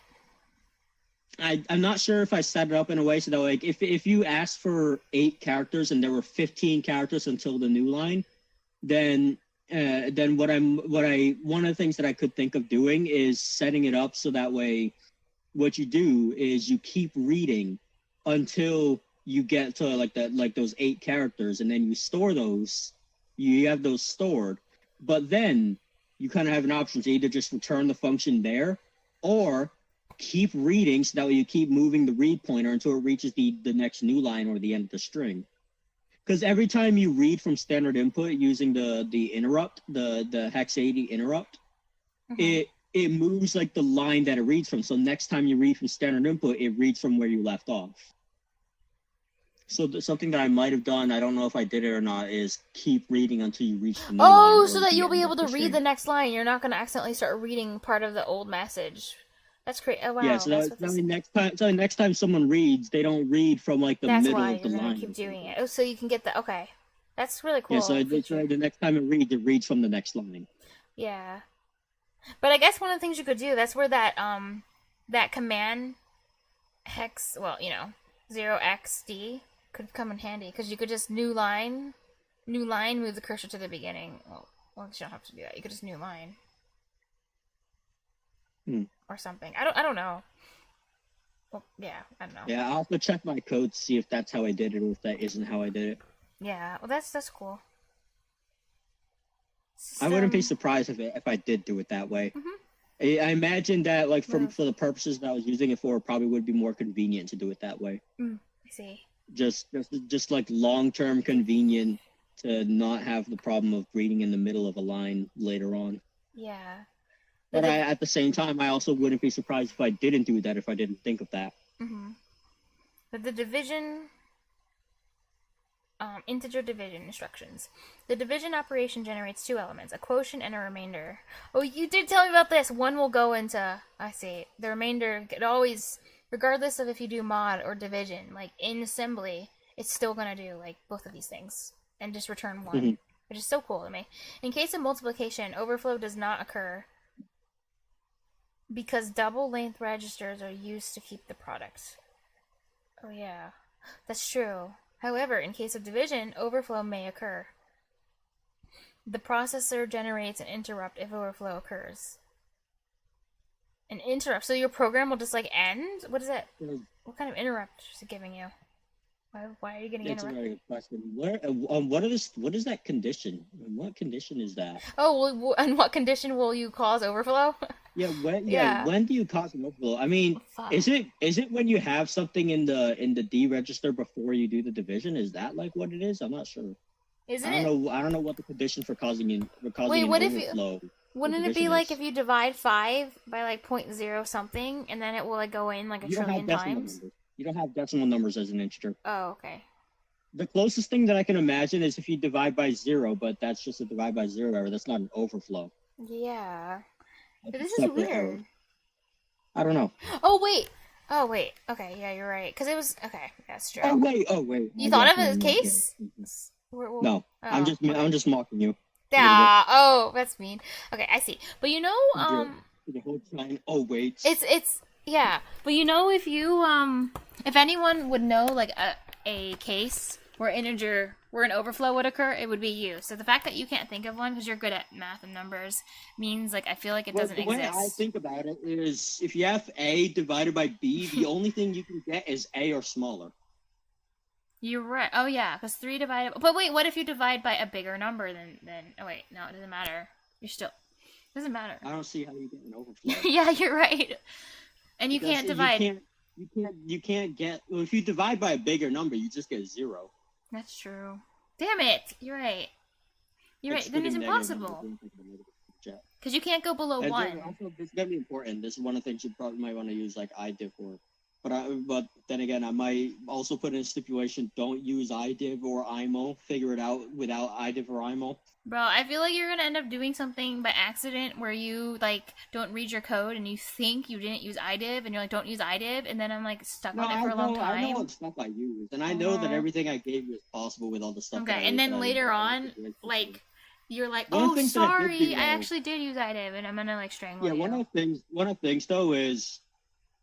One of them I did use regular division until I figured out that I could use idiv, and then I used idiv and it made the code a lot shorter. Okay. A lot shorter and simpler because idiv lets you do like divide by negative numbers like more easily, but div is unsigned pretty much. So if you want to divide by negative numbers or divide a negative number using regular division, you have to go through a whole process of setting it up in order to do that. Yeah. I do feel like, okay, one thing is, if I code something at least once, then I shouldn't have to do it all over again. In the sense of, like, for example, if I do something, like, if I work with division with unsigned, and use negative numbers, but I go through the whole extra process, then later on, if I have to do a different program that uses division, then I'm allowed to use idiv, because I already did it once. Use regular division for the first time I do it or something. What'd you say? Use regular division for the simple calculator. Isn't that the ultimatum? Don't care. Just use it for the simple calculator. Okay. Isn't that like because that's the one where it's gonna matter. That's the one. Oh, it's the only one where it matters. You mean? That's the one where it's gonna be trickier, especially trickier if you use regular division. Because like with the other ones, it's not gonna be too big of a deal, but that one's gonna be especially tricky. Yeah, but you actually for the calculator only use div. You didn't use idiv. I used div before and then I switched it to idiv. Okay, but you used div and you finished the entire calculator in div. What I did is I wrote all the code in div using regular division, and then I commented it all out and wrote the same thing with idiv, and it was shorter, a lot shorter. But I mean, like, I know you wrote the code, but like you finished the whole calculator with div, and then later on, after the code was completely done, you commented it out. Is that what the order things took place in? Yeah. Okay, then it's fair. I figured out idiv like a while later, I think. Okay, because the only time I was going to say is unfair. The one thing that I might have done in between that and in between finishing it and then changing it to idiv, or after that, actually, I mean, or after I changed it to idiv, was make it so that way I could add parentheses. So I did addition, subtraction, multiplication, division. The only thing I didn't do at the time was parentheses, and I added parentheses afterwards. Okay, so as long as I keep that order, then. I think if I got my order of operations right, I think that's what it is. Your order of operations, okay. But yeah, what was it? Okay. And like I recommend doing addition, subtraction first, and then. So I'm allowed to code my thingy without parentheses, basically, and I'll use div and not use parentheses. You're gonna code it. So here's what's gonna happen. You're gonna code it without parentheses, and then after you coded the whole thing without taking into account parentheses, what you're probably gonna find is that it's actually really easy to add support for parentheses because. Oh, okay. Because like doing that is pretty much the same thing. It is gonna be pretty similar to just saying. Just convert a string to an int. It's going to be as simple as converting a string to an int for making that call. But I feel like that adds so much more complication because you don't know where in the equation, you don't know where they're going to put the parentheses. You're going to be reading it until you're not going to be reading the whole thing all at once. You're going to be pretty much reading it one character at a time. Yeah. Or something like that. Or reading it until you get to certain things and then saying, handle that. Like. Oh, I get it now. Okay, that's not as bad as I thought. The number and you call the string to num and you're saying, turn this string into a number. Give me that number. Okay, because you're doing it in order, because order of operations, PEMDAS. So you're just adding the new part, parentheses. Right. Okay. So, like, you're not just doing the whole thing. You got to go left to right. And PEMDAS. That's not so bad then. I don't know why. I thought you were just like looking at it as a chunk and then it's like fine parentheses. Like, but you're right. It's one. You're processing it one at a time. Yeah, it's true. There are only a couple things that you kind of like chunk together. Which is really just saying put this thing somewhere that it's safe and then worry about it later. And that's just multiplication and division. Okay. Being separate from addition and subtraction. Mm-hmm. The division operation generates 2. Oh yeah, question mark. In case of multiplication, oh yeah, this part was weird, but it's weird. But because overflow shouldn't ever happen. The divide instruction is used for unsigned data, and the integer divide is used for signed data. The format for the integer divide instruction, divisor over. Wait, no, sorry. This is just. I don't think I'm gonna play fast, so I'm probably gonna go to sleep after you're done with all this. Oh, that's okay. Next time. Sleep's important. I'm tired too. I'll probably like get a snack and like go to sleep as well when I'm done. The format for the yeah, get a light snack, like a whole Shut up. Steak. Okay, yeah. Get like a light snack. I didn't say I'd finish the snack. I just said I would start eating a snack. You said I would finish. Divisor. Listen, just make sure that you don't end up looking like queso. Yeah, that would not be good. Oh yeah, queso, that guy. If I look like queso, it might be a little. I mean, if I look completely like queso, I would be disqualified from joining the military. But if I look closer to queso than I am right now, it'd probably be a bit better. Yeah, maybe just slightly. Don't go all the way to queso size. Slightly, slightly. Like being divisor. Being like less underweight is a little bit beneficial. Divisor. Wait, divisor's on the bottom, so. Okay. The division. Okay. dividend goes in EAX. Is an accumulator. Oh yeah. And one thing that's gonna trip you up. Wait, should I just let you figure it out? I wonder if I should just let you figure it out on your own. It's gonna be annoying, I think. Yeah, you should tell me then. Go ahead. It'll still be hard no matter what. Always set EDX to 0 before you do division.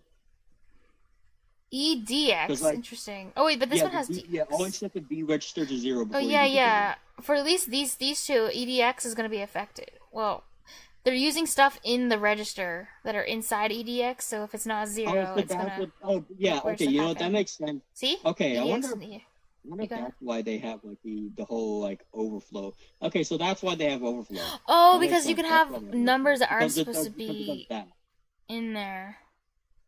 Oh. But yeah, that's also why you want to clear the D register before you do division. Okay. And if you don't, well...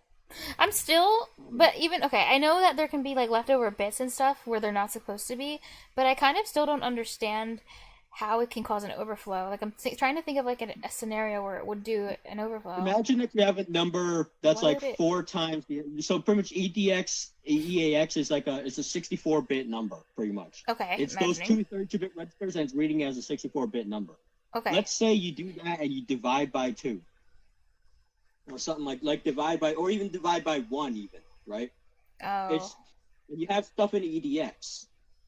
What you're trying to do is you're trying to store, you're gonna, if EDX is not 0, it's gonna give you like a 64-bit number. So a number that's too big to store in 32 bits. You're gonna try to store that quotient into a 32-bit register, which is gonna give you an overflow. Oh, damn. Wait, I thought that would be normal though. Not even talking about leftover bits right now, but I thought like, oh, okay. Oh, 64-bit. Oh, so you couldn't even do 60... Whatever the number is divided by 1? 64-bit. It's doing a 64-bit number divided by a 32-bit number. Okay. It's like if EDX is something like 3 or something, and you divide it by 2, it's gonna turn that into 1, and then the other thing is gonna get put in an EAX or whatever. But that's still too big to store in a 32-bit number. Oh, wait, I get what you're saying. So previously, you didn't realize like the top one can be a higher bit than the lower one, and that's why overflow can occur. Because if it was 32-bit over 32-bit, it's impossible to have overflow. If EAX over right? the 32-bit divisor, then it would be fine. I see. Since it's more than that, yeah. Okay, but yeah, cool. so that's why you always want to zero out the D register, because you don't want to have to think about that. Yeah. If you don't, it's gonna screw you up. Mm-hmm. That's true. Yeah, you're right. Yeah. Watch it happen. It's still, you warned me, but it will still happen probably at least once. Like it will. Because I'll just forget, like, the process, and it'll happen. Yeah, it'll happen. It'll be... Don't laugh at me when it happens. When the divisor is 1 byte. The dividend is assumed to be in the AX register, 16 bits. Yeah, it's gonna happen. It's gonna happen, and I'm gonna be like, don't. Bro, no, that's so mean. What if I'm just like really good and it doesn't happen? No, haha. What if I just do everything? But then if I do like perfectly, you're just gonna not believe me, which is really sad. But what if I was good? And it's like I didn't cheat. You're like, yeah, you did. I'm like, no, I didn't, and I didn't. You know. Like, show me your Chrome history. Oh no! And like, show me a Chrome history on screen, and then type in Godbolt. Okay. Like, let me take a look at this and these dates here. These dates. Let me get a. Look through my ChatGPT history, and I literally am like, ChatGPT, code this in assembly, code calculator in assembly. Copy paste. Yeah, I'll put it into a thing and be like, did AI write this? And it says yes. And that's how you, yeah, exactly. So you know. When the divisor is 1 byte, the dividend is assumed to be in the AX register, 16 bits. I think it's like similar to the multiplication. Oh wait, no, it's never mind. It's different. AX is for the second one here. These are different. But anyway, sorry. Dividend is assumed to be in the AX register. After division, the quotient goes to the AL register, and the remainder goes to the AH register. So these are 2 1 bit. Oops. AX bits divided by 8-bit. 16-bit 8. Okay. I don't know why. It's okay, to me it like feels weird that shouldn't for every division, shouldn't they just do like the same number of bits over the same number of bits? Because then you won't ever have the overflow problem. Like why is this useful to have double the amount of bits as a divisor, do you think? Maybe it's that way it could be like a true inverse to multiplication. Oh damn. So like I'm thinking is that like if you like have like something and multiplies and it goes over the integer limit and then you divide by the same thing, it goes back to the original value, I guess it does that. Multiply by... Wait, what does that look like? You have a number and then you do what to it to get true inverse? So it goes like some number multiplied by some other number, like a times b goes over the integer limit. Then you divide by b and it goes back to a. Oh. That happens? That's cool. Wait, I want to like plug in numbers. Like 3 over... I don't know. What's a good number? It's like not hard. 2 over 6 times what would we do? Well, it needs to go over the integer limit. It needs to go over... Oh, damn it. Okay, so what? For it to be relevant to this problem, it needs to go over the integer limit. Okay. Okay, 64 over 1. And then it's like 64, but let's pretend it has to be 32 or lower. I don't know, maybe that doesn't make sense. Isn't that what you said? Is there a good example? Because you go over and then divide by... Go over the integer limit. Okay, well, I guess we could pretend it's like 2 bytes divided by 1 byte, because it keeps the ratio, like having it. So pretending like the integer limit is... Oh god, but then the integer limit would be like 0.5 byte. That we can have that proper inverse to multiplication. That's probably what it is. Other words, yeah, it is pretty weird. Oh, okay. And inconvenient. But you know, that's really cool what you just said, like how you were able to quickly like identify, oh, well, you would need it to be bigger to do a true inverse. Like, you're good at math. Like, damn. Like, that's cool. You multiply by... So it goes over the number. It was kind of like one of the only reasonable explanations. Like, I just kind of run through a couple of things, like, why would they do that? And that was really the only thing that made sense. Because, like, that's the only other thing that stores values in that way is multiplication. And multiplication is the opposite of division. But it doesn't do, like, one number. One of the multiplicands or whatever, the multiplier isn't bigger than the other. They're, like, the same size. Oh, but it is true. They store it in 2 values like this. It stores in the 2, yeah. Yeah, that is weird. Oh, yeah. Oh, yeah. Why did I never notice that? You're right. High is an 8. Oh. Oh, so that it can connect to... Okay. So they definitely have a relationship then. I think you're right. I still don't exactly see why it's useful. What happens in the event of... Okay, so a number goes over... Oh, just pretend. I'm just going to pretend that you divide something, and then there's... Oh, no, there's too many bits. Like, stuff's going to get dropped off or something. Like, then... What would you do? You said you can actually multiply it or divide it by one of the numbers, and then it will go back or something to what it's supposed to? Yeah. What is it? Yeah. I mean, A times B divided by B equals A. That's why A times B divided... That's probably what they're doing. Oh, yeah, you're right. A times B divided by... Okay, that's good enough for me. A times B divided by B. A. B. It's cool. To the AH register. After division, the quotient goes to the AL register, the remainder goes to the AH register. When the divisor is one word... 2 bytes. Dividend is assumed to be 4 bytes long, and in the DX AX registers, dividend DX dividends to be... Oh, okay, DXA. Oh, yeah, high order, low order. Oh, God. The high order 16 bits are in DX. Low order 16 bits are in AX. After division, the 16-bit quotient goes to the AX register. The 16-bit remainder goes to the DX register. When the divisor is double word, the dividend is assumed to be... Wait, double word is 4 bytes? Divisor. Yeah. Dividend is assumed to be 64 bits long. So 8 bits. 64, yeah. And in the EAX register. The high order 32 bits are in EDX, low order 32 bits are in EAX. After division, 32-bit quotient goes to the EAX register, 32-bit remainder goes to the EDX register. The following example divides 8 with 2. The dividend 8 is stored in the 16-bit AX. Oh, yeah. It's 32 bits.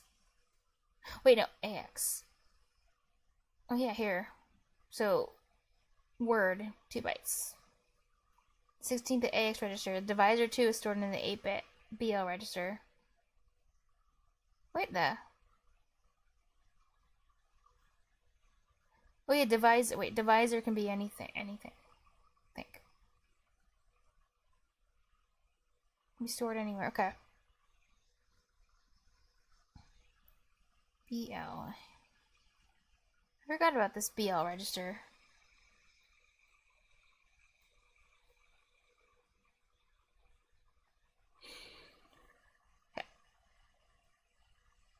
One word. Start must declare for using GCC. Tell linker 8AX 0. Oh yeah, turn it to an integer. 2BO. Subtract BO. Integer. Divide BO. Add AX 0. Move AX to the memory location of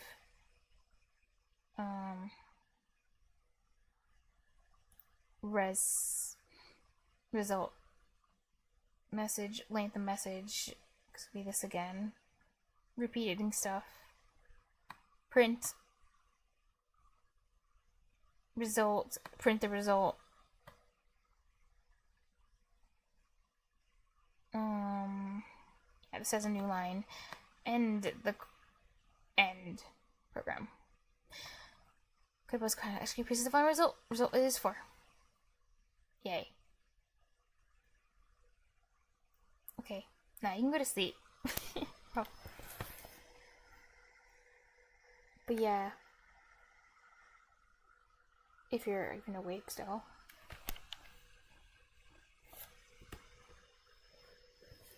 Yeah, good night, Croft. Oh my god, I bet you're sleeping. I don't know.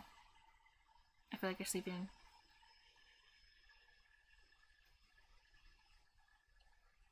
Okay. Good night. I'll see you later.